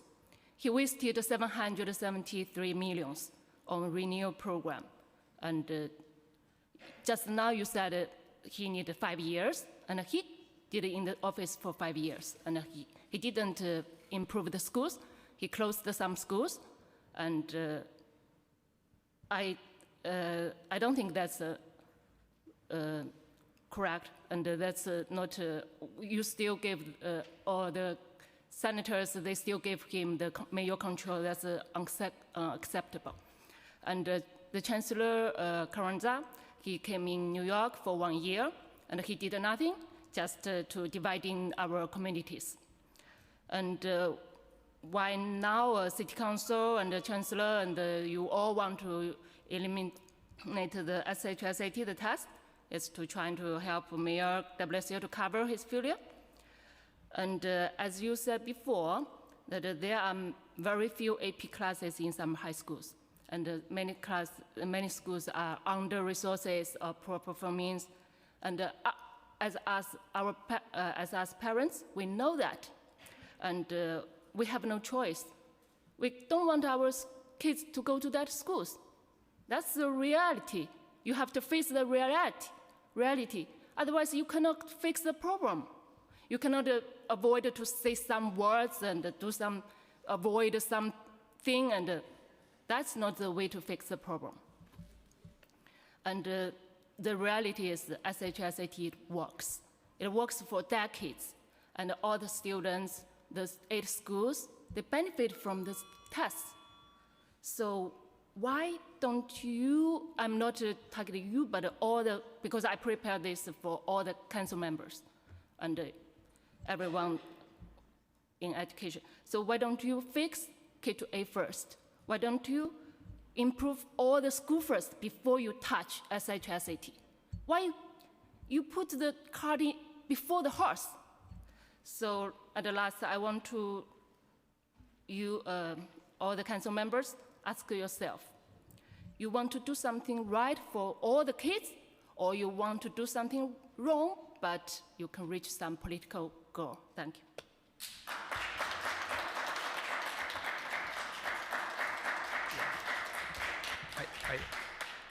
I appreciate your passion on this issue. It's just the students that testified at the start of the hearing, they're a part of an advocacy network of students that have been working on many of these issues for students for a number of years, and to credit their hard work and to validate their hard work, certainly wanted to hear from student voices. And I would note for you that prior to this hearing, I visited Brooklyn Tech. I met with Brooklyn Tech students, a variety of students, not just one group. I met with the staff. I have heard, and I will say that it pains me how divisive many of these issues have become, and it does have an impact on those student bodies as well. I appreciate your phrasing that schools are under-resourced and understaffed, because that's a big part of this issue here as well.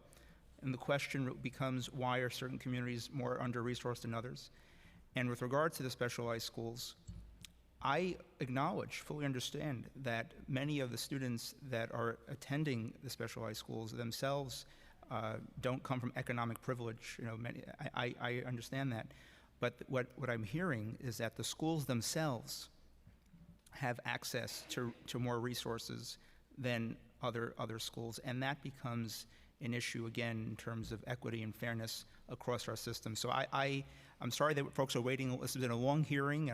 These subjects will have a lot of passionate testimony, but I have been working hard to hear all voices, and I want to hear all voices. I will continue to hear from all voices, because we need to have everyone here at the table. So I appreciate you being here and waiting this long. Very quickly, last word, and then we have to move on. Yeah, just 1 minute. So thank you very much. Just as I said, I'm not talking to you. I'm just talking to all the council members. I appreciate that. And I appreciate that you stay so late with us.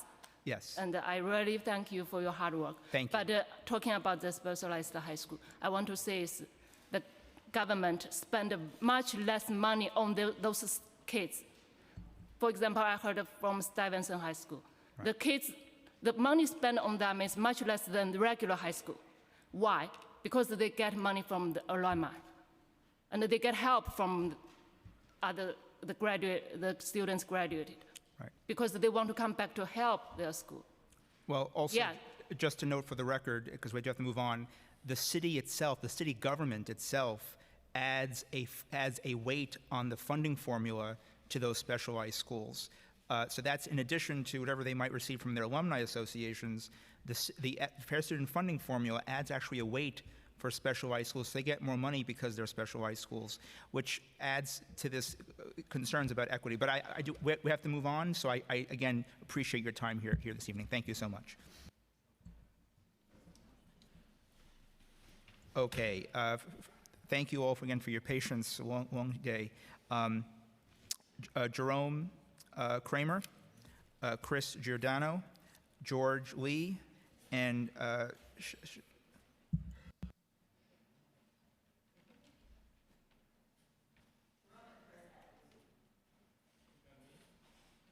we have a rep here from the New York Chongzheng Chinese community. Yes, please.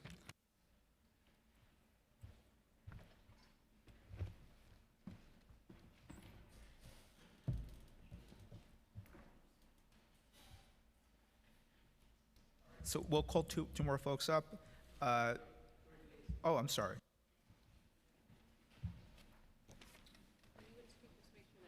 Okay, Sharon Just and Greg Waltman.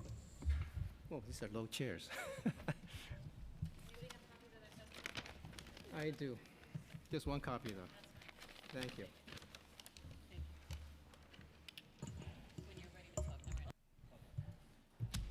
You go first. And I do appreciate this panel's patience because we wanted to make sure that the folks had translation services before the translator had to leave, so I do appreciate your patience. And whenever folks are ready, you may begin. My name is Sharon Just. I dropped off 2 letters earlier. I don't know if the committee, if you all have all received those. I'm a PA co-president, parent of 3, and speaking with respect to data crunching done for the D3 High School Committee. This data combines the DOE demographics, high school directory, test results, city-state ranking for all New York high schools. The SHSAT schools enroll 15,500 students, so I grouped them to compare against the top 19 non-specialized schools, which enroll the same number of kids, around 16,000, but which use mixed admission methods, not just the SHSAT. If you look purely on an academic basis, not discussing demographics, the SHSAT schools significantly outperform those top 19 non-specialized, which are schools such as Beacon, Eleanor Roosevelt, Townsend. The SHSAT schools are 180 points higher on SAT score. Their ACT scores are 4 to 5 points higher. Regent scores 7 or more points higher than the top non-specialized schools for the same group of 16,000 students. The question on the SHSAT, thus, should not be framed as get rid of the SHSAT because other things predict performance better. That's just not correct based on the data. The question is whether the SHSAT misses students who could otherwise have performed at those levels. The status quo is not acceptable because it has led to the SHSAT schools under-enrolling Black and Hispanic children, but neither is the DOE proposal, which would take a child at the 99th percentile who's third in their homeroom of 30 children and leave them in a school with no options to reach the specialized high school, looking at what is available in the rest of the schools. In the rest of the schools, even if you include the SHSAT schools, only 5% of New York high schools even offer at least 4 of 5 AP STEAM classes, AP Bio, Chemistry, Physics, Calculus AB, and Calculus BC. The SHSAT schools de facto are serving as New York City's advanced STEAM schools. Bronx Science, High School of Science, Math, and Engineering, Brooklyn Tech. I'm a Georgia Tech alumnus and an engineer. At an event this month, the Georgia Tech president told alumni that if you haven't had algebra in 8th grade, calculus and physics in high school, you're not getting into Georgia Tech. Furthermore, their typical prep is AP Calculus and AP Physics, and 2 years of calculus, not just 1. New York City is woefully underprovided in high-quality STEAM high schools. When people say the solution is to make all schools better, the problem is that 85% of schools are below the US average SAT, and the average size of those schools is only 500 kids. How do you take a 500-kid school, which is about 100 seniors, and try to put AP Physics in it? For one child, that will not happen. You must aggregate those high performers in order to fill classes of AP Physics, AP Chemistry, AP Calculus, and if you don't provide those classes and those options, you are shutting the door to schools like Georgia Tech, and that is patently wrong for New York City to do. New York City needs to expand the number of seats in the SHSAT schools, but also open the door for children to enter with the top middle school approach so that you have a pathway in by test and a pathway in without a test, and allow both pathways as equally important. You can do so by expanding the number of seats. I've laid out a very detailed proposal that adds 5,000 seats or 10,000 seats to take the SHSAT schools from 15,000 to 20,000 seats or 25,000 seats, and it steps in enrollment in a way where at the end of the time of the phase-in of sophomores, freshmen, juniors, et cetera, if it's 25,000 seats, it's 56% SHSAT entry, 44% top middle schoolers. If you get to 20,000 students, it's 69% SHSAT, 31% top middle schoolers, and I can show you exactly where to get those 5,000 seats. You've got a 2,500 seat school coming online in Queens. Queens currently only has York, which is a 500 seat SHSAT school. Dedicate that as a SHSAT school. Take one school each in each of the other 4 boroughs of a 600 seat school, because remember I said there are around 500 seats. Find a 600 seat school that's failing. There's a bunch of them. Close it, migrate to a SHSAT school, and right there you've got a plan that's 69-31 and meets both. It's a win-win approach. We've got to stop battling over who gets in the lifeboat and build more boats. Thank you.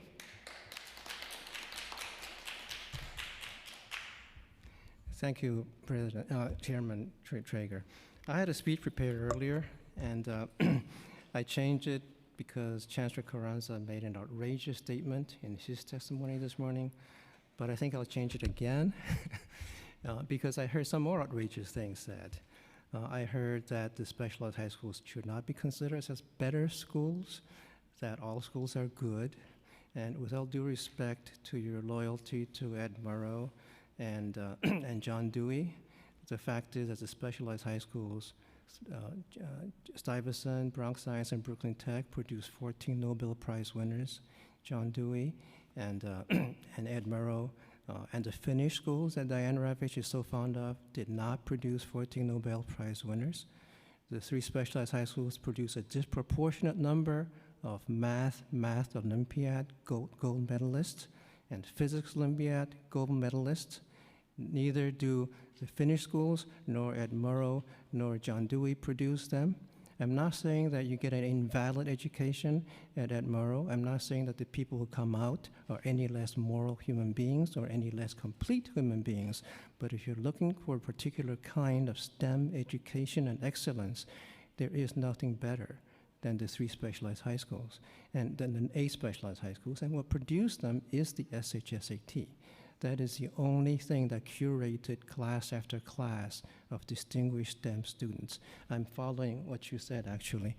So if you and some of the previous people who spoke here talk about all schools being the same, or there's no good schools and no bad schools, where some of the other people said, I want to send my kids to a good school, you're talking at different levels. I mean, you're both right in some sense, but if you're going to make Stuyvesant into an Ed Murrow, people are going to leave New York City.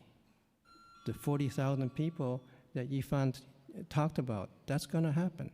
But if you make Ed Murrow into Stuyvesant, people will come to the New York City public school system. That's all I have to say. Thank you very much. My turn. Hi, Councilmember Mojega.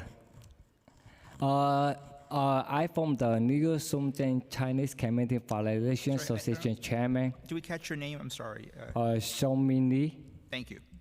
Also, I'm a Democrat candidate for Queens County Community in 2020.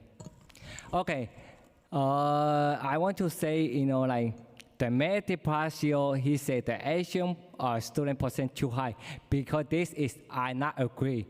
This is not helping for the student to get a better education. So, it should be good for the testing. And how you to get more students get a chance? The city and state get funding for the junior high school. So when school get a funding, they can hire the teacher to teach in the special high school testing, make all the students get more chance. And another part, the city should be create more 5 ball special high school. You get more space. So the more students get more chance. And keep for the chat, please. Thank you.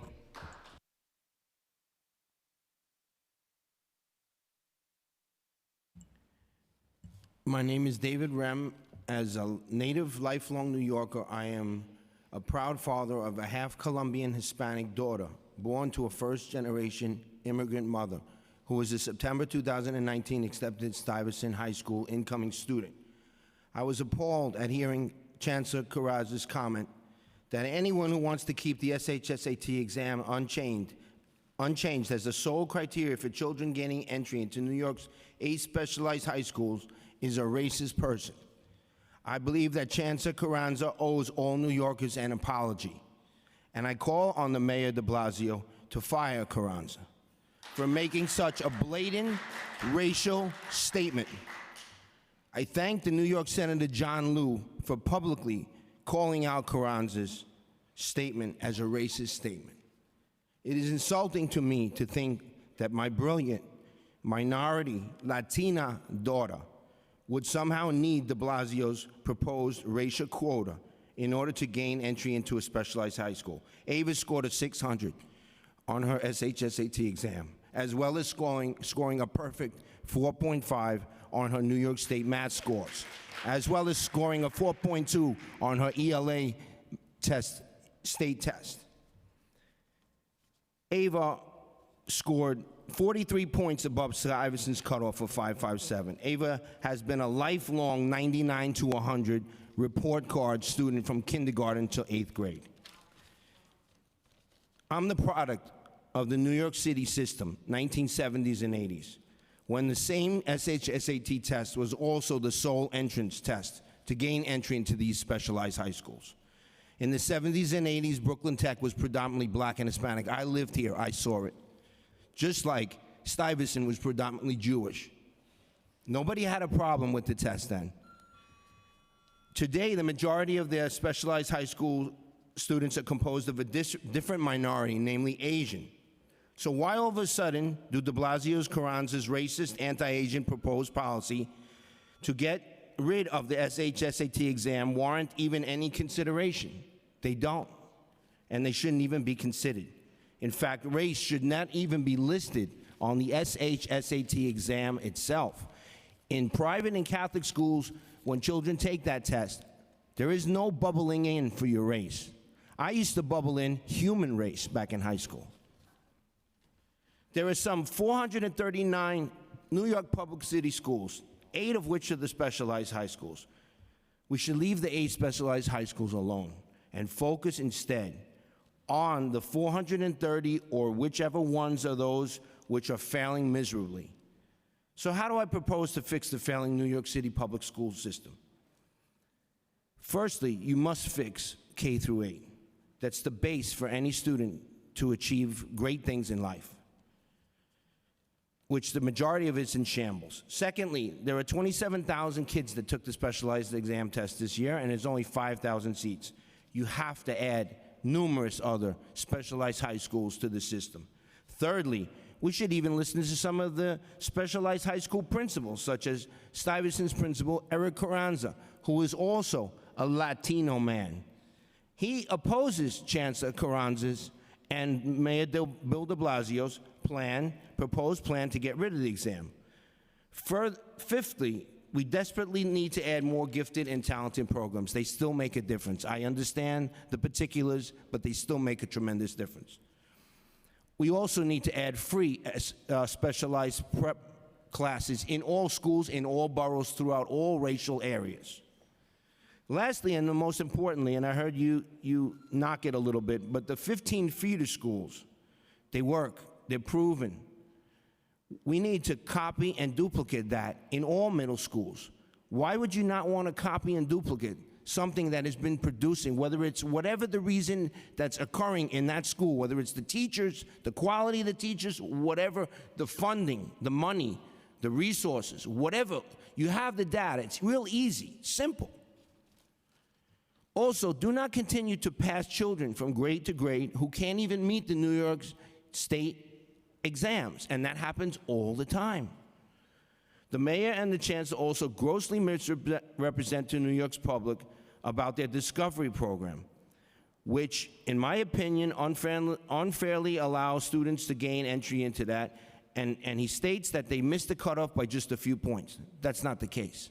Every single one of those discovery program children did not even meet the minimum requirements, such as the 448 score at Brooklyn Latin. And actually, you discriminate against other black, Asian, Hispanic children that fortunately did not reside in the mayor's, one of the de Blasio's carefully crafted and racially biased residential zones, AKA the 60 score poverty residential level. So you allow in an Asian, black, Hispanic child who scored way under the cut, not a few points, 70, 100 points, and you didn't let the Hispanic, black, Asian child, whatever, in that scored 1 point lower than the cutoff. There's no quick fix that de Blasio and Carranza so desperately want. The New York City public school system broke down over 2 decades ago. So I'm going to give him his props. He's not entirely to blame. There was the Bloomberg administration and other past administrations, such as the Dinkins administration. Okay? But therefore, eliminating the SHSAT test is not the quick fix to a remedy caused by a severe, decades-long problem. The New York City public school system will take many, many, many long years to improve. not the 5 years that's spoken about tonight. This is reality, but this is a reality that most people do not want to hear. Chancellor Carrazza is quick to mention that no other high school in the country relies on a single test, the SHSAT test, for children to gain entry into a specialized high school. I would counter with this, has been said multiple times tonight. No other specialized school in the country, has provided 14 Nobel Prize winners and scientists and all the rest. The SHSAT exam is the fairest, race-blind, gender-blind, ethnicity-blind, wealth-privilege-blind method to establish which brilliant children get into New York's 8 specialized high schools. In closing, let it be known that I am not Asian. However, I love Asian people, and I love all people, and that's the God's honest truth. In keeping the SHSAT exam, I have zero special interest in keeping the SHSAT exam, as my daughter Ava has already been accepted into the top specialized high school, Stuyvesant High School. However, keeping the SHSAT exam is just the fairest policy for all of New York City's children. And I am kind of appalled that the chancellor and other commissioners and council members, they want us to hear them, but they always run out. And as soon as the politics and the bright lights and the cameras are over, there's about 12 people left in this room. And I thank you two gentlemen for being here. And I am very upset, as you can tell, and I feel passionately about this issue. And I just feel it is just wrong to approach this issue. And I would respectfully ask that you do not support Mayor Bill de Blasio's and Council and Carranza's proposed policies to get rid of this exam. It's not the way, gentlemen, to get to the bottom of the problem. Thank you very much.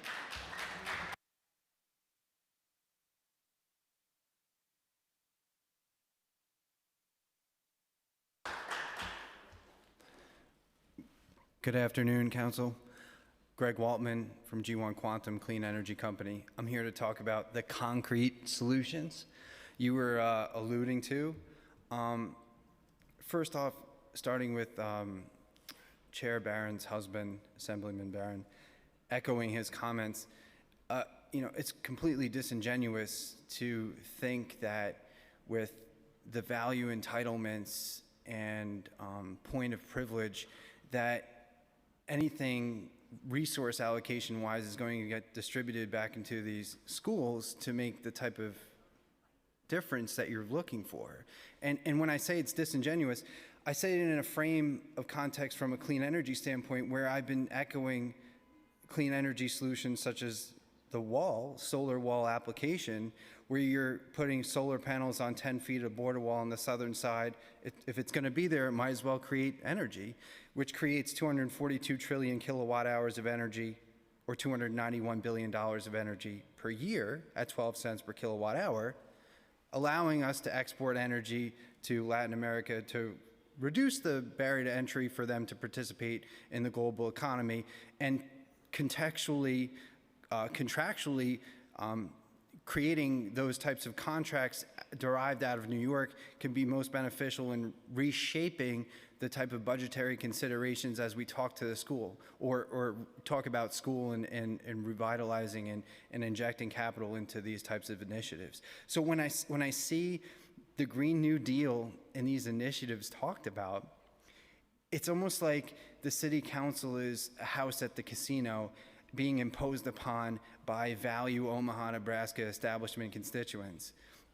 And what happens is you're having an issue where you're trying to throw $14 billion Green New Deal at these issues, but in reality, someone's already came to you and said, well, the wall pays for itself, and there's way more to be had in excess and revenue to be generated to address these issues. So it's almost like saying, okay, we have, say we didn't have pens and a way to write, right? Well, we have all this paper, like maybe we can create a utensil or something to write with. And then, oh, well, Mexico is going to create the pen, right? And then, well, I've already said that if you put solar panels on the border wall, you can create 242 trillion kilowatt hours of energy, and fraction, whatever fraction you'd like to cut that into, and it keeps going on. Oh, well, we have $14 billion to create that pen, but the solution's already been addressed, and now you're going to go 2.2 trillion on an infrastructure deal.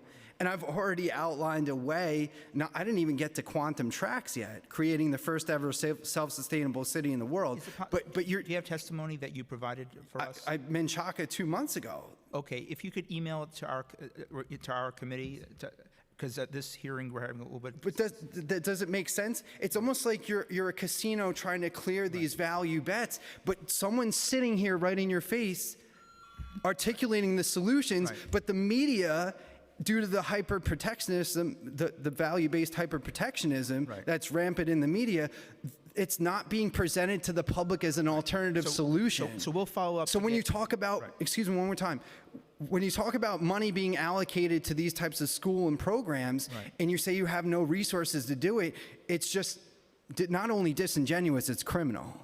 Thank you. I appreciate that. So just to kind of to wrap up here, and I want to be very clear. I have never, and I do not question the greatness of Stuyvesant Tech and these great schools. Never once. I will take always issue when other schools become unfairly denigrated. Quite frankly, no fault of their own, in my opinion. And I'm proud to say I'm a proud Murrow High School alum, as I should be. I think you would agree. We should be proud. I'm proud that Murrow High School helped produce the education chairman of the City Council. I'm happy that Murrow High School produced Academy Award winner Marissa Tomei and other talented folks. And I applaud Stuyy and Brooklyn Tech and other schools for producing this is extraordinary achievements. The challenge before us is how do we create equity and opportunity across the board. And I appreciate some very concrete proposals that we've heard here today. And I appreciate your passion on behalf of our children in New York City schools. Thank you so much. Appreciate it. Thank you. Thank you. Last panel, and the most patient, right? Dongyi Zhang, Mindy Jia, Yurao Deng, and Donghee Zhang. Yes.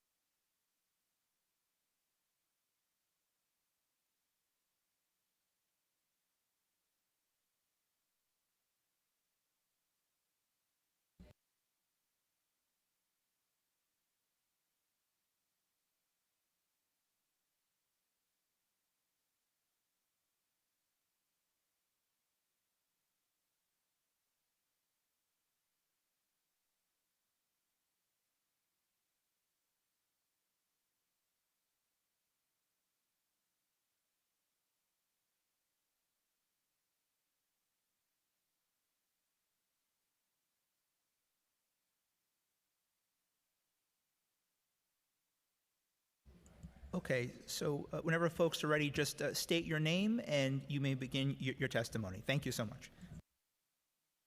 Make sure your microphone is on. Okay, is that good? Hi, my name is Dong Hui. I'm a Queens resident. I'm a parent of 2 kids. One is going to Stuyvesant and another one is going to Bronx Science. I'm here also, I'm the president of New York City Residents Alliance. So I would like to say, as a parent of 2 kids from special high school, I fully embrace the idea that there are too few blacks and Latinos. So I would like to see the population of blacks and Latinos going up, so to reach some kind of racial balance consistent with the city population. But, however, that cannot be on the price of lowering the standard. By lowering the standard, you are just going to destroy those 8 special high schools. which is not acceptable. However, on the other hand, I cannot accept Ms. Chancellor's language saying there are too many Asian students. He was saying the Asians own the special high school. That's not acceptable. That's racism language. He should apologize that, and he should be fired for that. Okay, first let me get to his point that he repeatedly saying in the morning when I was here. He's saying there are no other universities taking one test as the criteria. I would like to say, it's okay, how about 2 tests? Okay, if 1 test is not fair, let's do 2 tests, like the SAT, whatever, or 3 tests. You know, would he be happy on that? As long as it's about objective, I'm sure he won't accept that. So 1 test is just excuse. And the second, I would like to say, in the current system, in the current financial burden, we can accept the 1 test is most objective and most practical way. And the second, about the test itself, he was saying something, oh, we got rid of the test, so the students don't have to take the test, you don't have to prepare the test. I feel shamed for the boss of the nation's biggest public system. He doesn't encourage students to prepare the test and take the test. For me, as a father of 2 students, and I was also a student for a long time myself, so preparation for test and the test itself, and more important, the reviewing after you take the test, that's the most crucial part of learning process. The test, preparation for test, and review test is a necessary step to study and to learn. So that should be encouraged. That shouldn't be abolished. How can school be called a school if without a test? How can an admission process be objective without an objective test score? And third, okay, his claim saying the Asians have privilege, to go to the prep school, that's a big lie. The prep school, it doesn't cost $1,000. It's only like a few $100s. And also, I know city has been offering some program, like DREAM program, like other program, to offer students who don't have the ability to pay for the few hundred or few thousand, to the test prep. So the preparation is not a problem. And actually, the Asian people don't have financial privilege. So 65% or something else similar to that of the Asian students or of all the students in Stevenson High School, they receive the free lunch program, which means they are from low-income family. And actually, many parents who were here this morning, so they don't even speak English. They do laundry work, they do waitress work, they do the nails. They work in the nail industry, so their average family income is like $20,000 or $30,000 a year. And I think that's almost equivalent to if you don't work as a single mother, you also receive some government stipend, so allowance. So that's about the same amount of money. But why the Asian case can succeed is because the Asian family, they value the education. So for the family who only get like $20,000 or $30,000 a year as their annual income, the whole family income, they don't go to vacation, they don't go to luxury restaurant, they save every penny, and they save every penny for their children to go to school. Also, actually, the money is not most important. The most important thing is that, the parents spend time and they put attention on their students' education. So as long as each family can do that, your children will succeed. It doesn't matter whether you know math or you know English.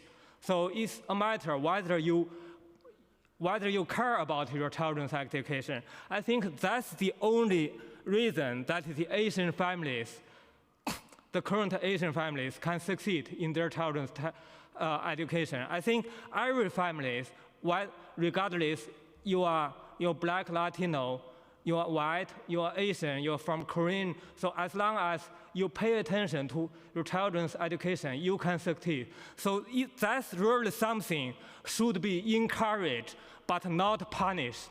The current policy, the current proposal put by mayor and the chancellor is just punishing the hardworking kids.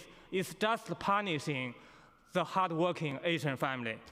Okay, we all know, and on the other hand, we all know the real reason that there are currently fewer Black and Latino kids is that because in their district, it's not their family's fault, it's the government's fault. And as many speakers had already said, it takes 5 to 10 years to fix.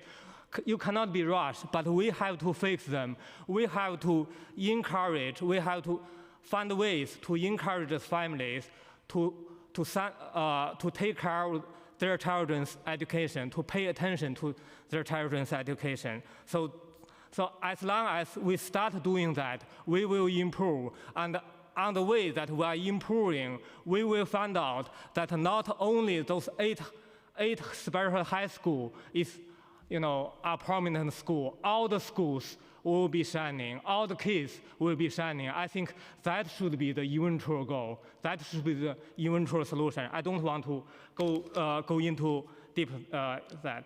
But I do have some comments about the chancellor himself. He was saying racist language. Mr. Zhang Liu have criticized him on that. And also, he and the mayor proposed the Discovery Program change, which actually started this year. We all know the proposed Discovery Program that was implemented this year, it was unconstitutional because it intentionally excluded 80% of the Asian kids by doing whatever is called the school poverty index. As a result, like my children's school and Ram's child's school, so we were all excluded. There were also many poor Asian kids. Their family were poor, but they were already excluded from the Discovery Program. That has to be changed. But the result is, we all know the result. Even by excluding 80% of the Asian kids, in this year's Discovery Program enrollment, still there are 54% of the Asian kids got enrolled into the Discovery Program. That again tells us how hard has the Asian families been working on to educate their kids, and how badly our school system and the mayor had failed our Black and Latino kids. I agree, every kid was talented. Every kid should be deserved a chance. But the chance, you should start from the real thing. You should try to improve their state test score first, and then talk about the special size high school. And I have to ask, but the chancellor saying, we have tried every tool, so I have to eliminate the test. I have to ask him, what about if, say, the state senator and the state assembly gave you the authority, let you do the experiment, which of course I don't agree. Our children are not rats, are not white mouse. Our children cannot be afforded to do such an experiment. But say, let's do the assumption, if their proposal is implemented, do the 7% code, I kind of see that at the end, there are some kind of home reallocation? What about if after they implement the program, still 70 or 60 or 80% of Asian kids go to the special high school? What is he going to do on that time? Are they really hating our Asians? So I think he is racist. He shouldn't be the boss of the nation's largest public system. He doesn't deserve that. He messed with San Francisco first. People didn't like that, didn't like him, and then he went to Texas. He messed up with Texas. And why our mayor have to hire him as our chancellor? And also, I knew he was once prosecuted. He was not prosecuted, but he got involved. He was involved with a sexual harassment lawsuit, and at the end, I know it was kind of settled. But shall we consider that when you hire him as a school chancellor, shouldn't be our school chancellor be a role model of morality as well? So I would like to say he shouldn't be doing that job. In the end, I would like us to say, I think in some occasions, I know, from statistics reason, we have to ask, what is your race or country origin? Where are you from? You're from Korea or you're from Colombia? You are Asian or you are Black? You are Latino or you are Native Indian? But I feel that at many occasions, we don't even need to ask that question. For example, in the school admission process, why the kid is Black or Latino, why doesn't that matter? They are all American kids, and they all have American dream. Thank you.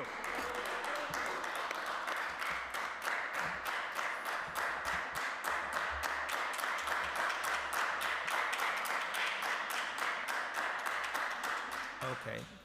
Thank you, and the last two speakers, appreciate your being here. Hi, my name is Zhanwen Zhao. I'm a mother of, I have one child, so he's in the 6th grade. So first of all, I have a comment about today's hearing title.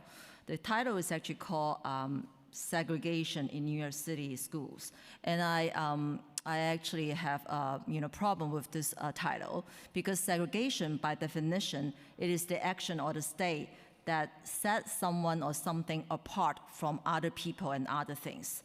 And then, by saying there is a segregation in New York City, it is actually a misnomer. And then by using this misnomer, it actually stirs and divides the city and the communities.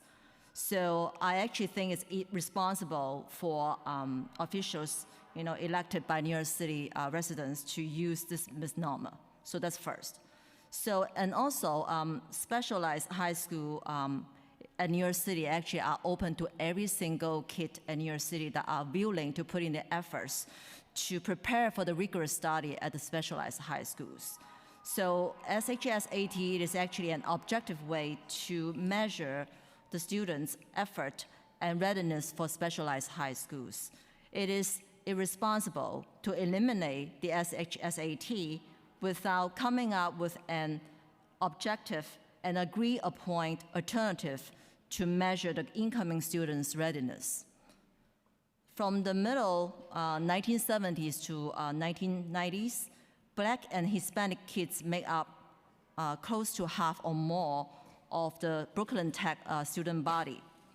And the percentage has dropped since then, actually not due to the SHSAT, it's actually due to the reduction and dearth of the gifted and honors program in the Black and Hispanic neighborhoods.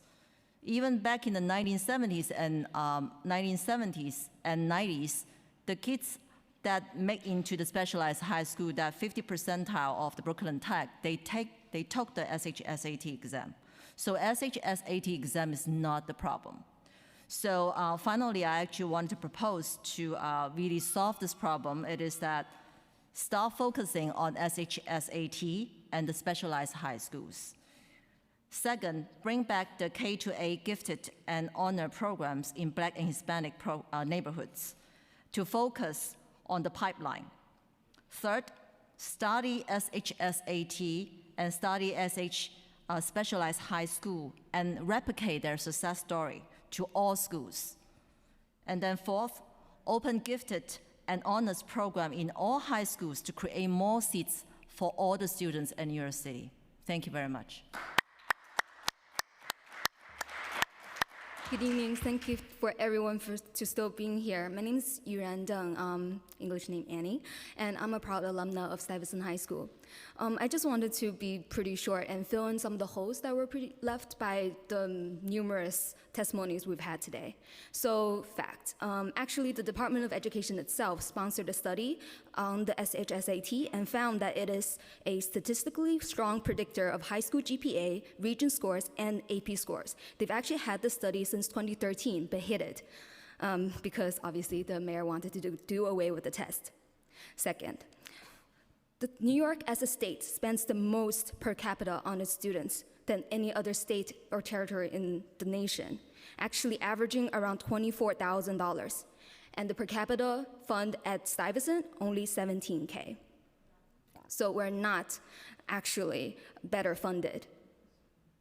Now, the chancellor wants to say that he's not trying to hurt the academic prowess of these schools, but he already has. In the Discovery program that was implemented this year, at Stuyvesant, the lowest score for the students that were admitted in the first round was 560. For the Discovery program for Stuyvesant, the range was from 471 to 485, not even 500. So that's a whole 80 points lower than the lowest point that was admitted in the original class. And what happened to the people who scored in the range between that? You know, what happened to them? They just got lost. They just got forgotten. No, they got discriminated against.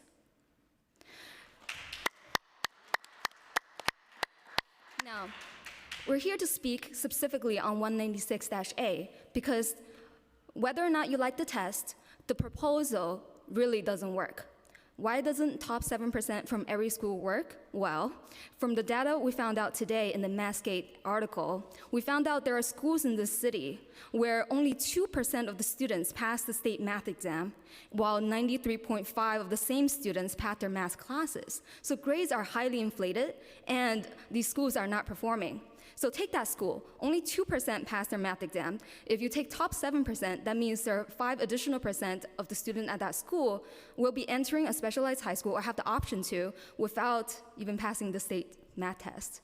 So that's not really the type of student you probably want to pass into these schools which are geared towards science and math studies.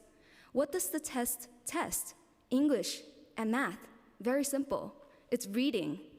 And while some of the math topics are not yet covered in the 8th grade curriculum, you know, that is actually the test that's put on the students. Do you have the extra, what it takes to study on your own and master those areas which you eventually will need to learn anyway in high school?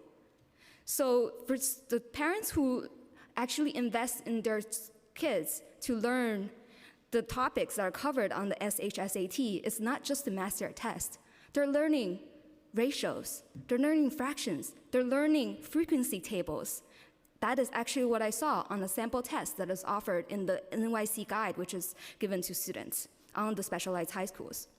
Now, what would happen if we offered the plan that was proposed? Actually, the people actually made models to say what would happen. In this top 7%, it will include actually 500 students with a 1 or a 2 on their math state test, and 400 with only 1 or a 2 on the ELA. So that's maybe like 900 students who are underperforming and maybe needing remedial work at Stuyvesant or the other 7 schools that are tested into. Now, you have to realize that students don't study in a vacuum. It takes time away from the classroom when you have questions that are not at the standard level expected of the whole class, right?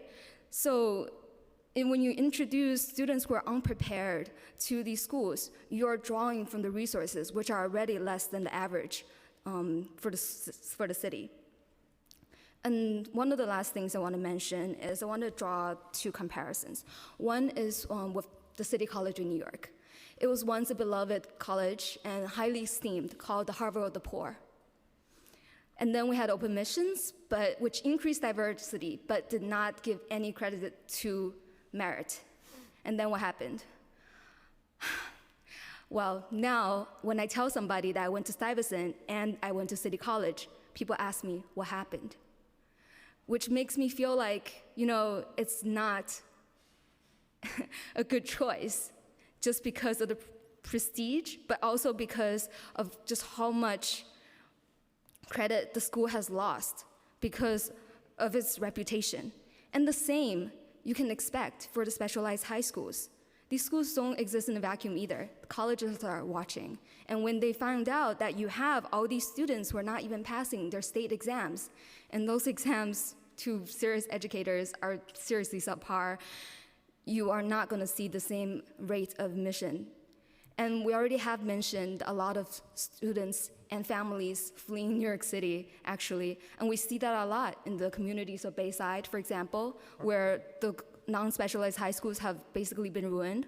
And also, I see it in my own family, because two of my uncles decided not to come to New York City after all and decided to go to Orlando, where they believe their students will be having a better education.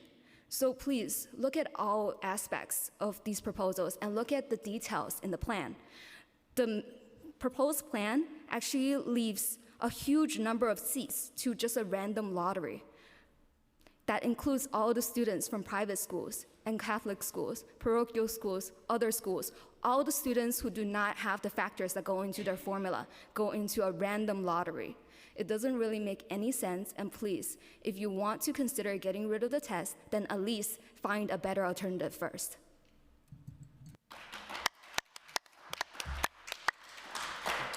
So I appreciate a lot of the passion behind the testimony, and just to note, I'm a proud product of CUNY as well.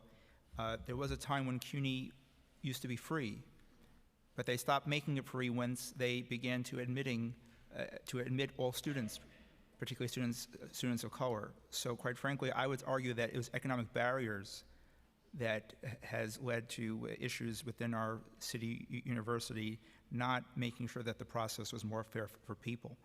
And to note, I want to note for the record that I came out against what the mayor proposed last year because it was not the product of an inclusive process. The council today actually did not put forward a fix. It's putting forward a process to engage all communities, all stakeholders. And that's what the speaker actually noted in his opening remarks, that we are putting forward we want an inclusive process to solve some of the most serious challenges our school system is facing. And we have to figure this out, but we don't have all the answers here today. But we need everyone here to be at the table. And certainly I've told the chancellor to be mindful of his language, but I respectfully ask the public to be also mindful of certain language as well, because I share this as both a student. I am a proud product from pre-K all the way to grad school of public schools. I went to public schools all across my life. I'm proud of that. I have become a better person, a better public servant, as a result of my diverse settings in many of our systems. So increasing diversity does not weaken institutions. However, the issue before us is how do we make sure that every community, every person, every child has access to opportunities? And I, again, agree with you that a significant number of the students that are attending specialized schools don't come from economic privilege backgrounds, 100% accurate. One of the issues that I've raised was that some of the schools themselves, the schools in partnerships with their partnerships, they have access to sometimes more resources than other schools. And that was said to me by STY alumni. I am good friends with alumni from STY who are great, not just students, but now they're educators and they're doing great in their fields, and that's wonderful. But we never put each other down. We never said, I don't say to Stuyvesant, you're better than me or this. I think all of us are great in different respects. And Maybe some students don't want to be Nobel Science, which is great too. Some students want, one of the students I worked with in New Utrecht High School, I used to teach in New Utrecht, his name is Anthony Ramos. If you don't know who that is, he was one of the big stars in Hamilton. And he was a baseball player at New Utrecht, joined the theater program. Thankfully, we had one. And now Anthony is an international star. And so the goal is to figure out how to work together with all of our communities to make sure that all of our schools, that all of our children have access to great programs and opportunities for a very good future. And again, I thank all of you for your advocacy and for being here tonight. And we have to close. Yeah, I just wanted to mention one thing. Go ahead, please. Well, we appreciate this opportunity so much to be actually part of the process, but we also have to note that the chancellor basically did say earlier today that even if he had introduced process, it wouldn't have changed his proposal. So it was really a downer. Well, and as I noted before, if you heard my exchange, their own diversity advisory group was not even consulted about their proposal. So that there are a lot of folks left out, and you cannot have a conversation about exclusion while excluding people. So that's problematic more ways than one. So again, with that, I do want to thank everyone for their patience and for their endurance for a very long day. There's more work to do, but we should do it in an inclusive and fair and just way. With that, this hearing is adjourned. Thank you. And I know the hearing is adjourned. I want to publicly thank the outstanding City Council staff and my staff as well. Thank you, guys. There have been a number of hearings in recent days, long, very serious hearings. We have the best staff everywhere. I truly appreciate everyone's time and work on this effort.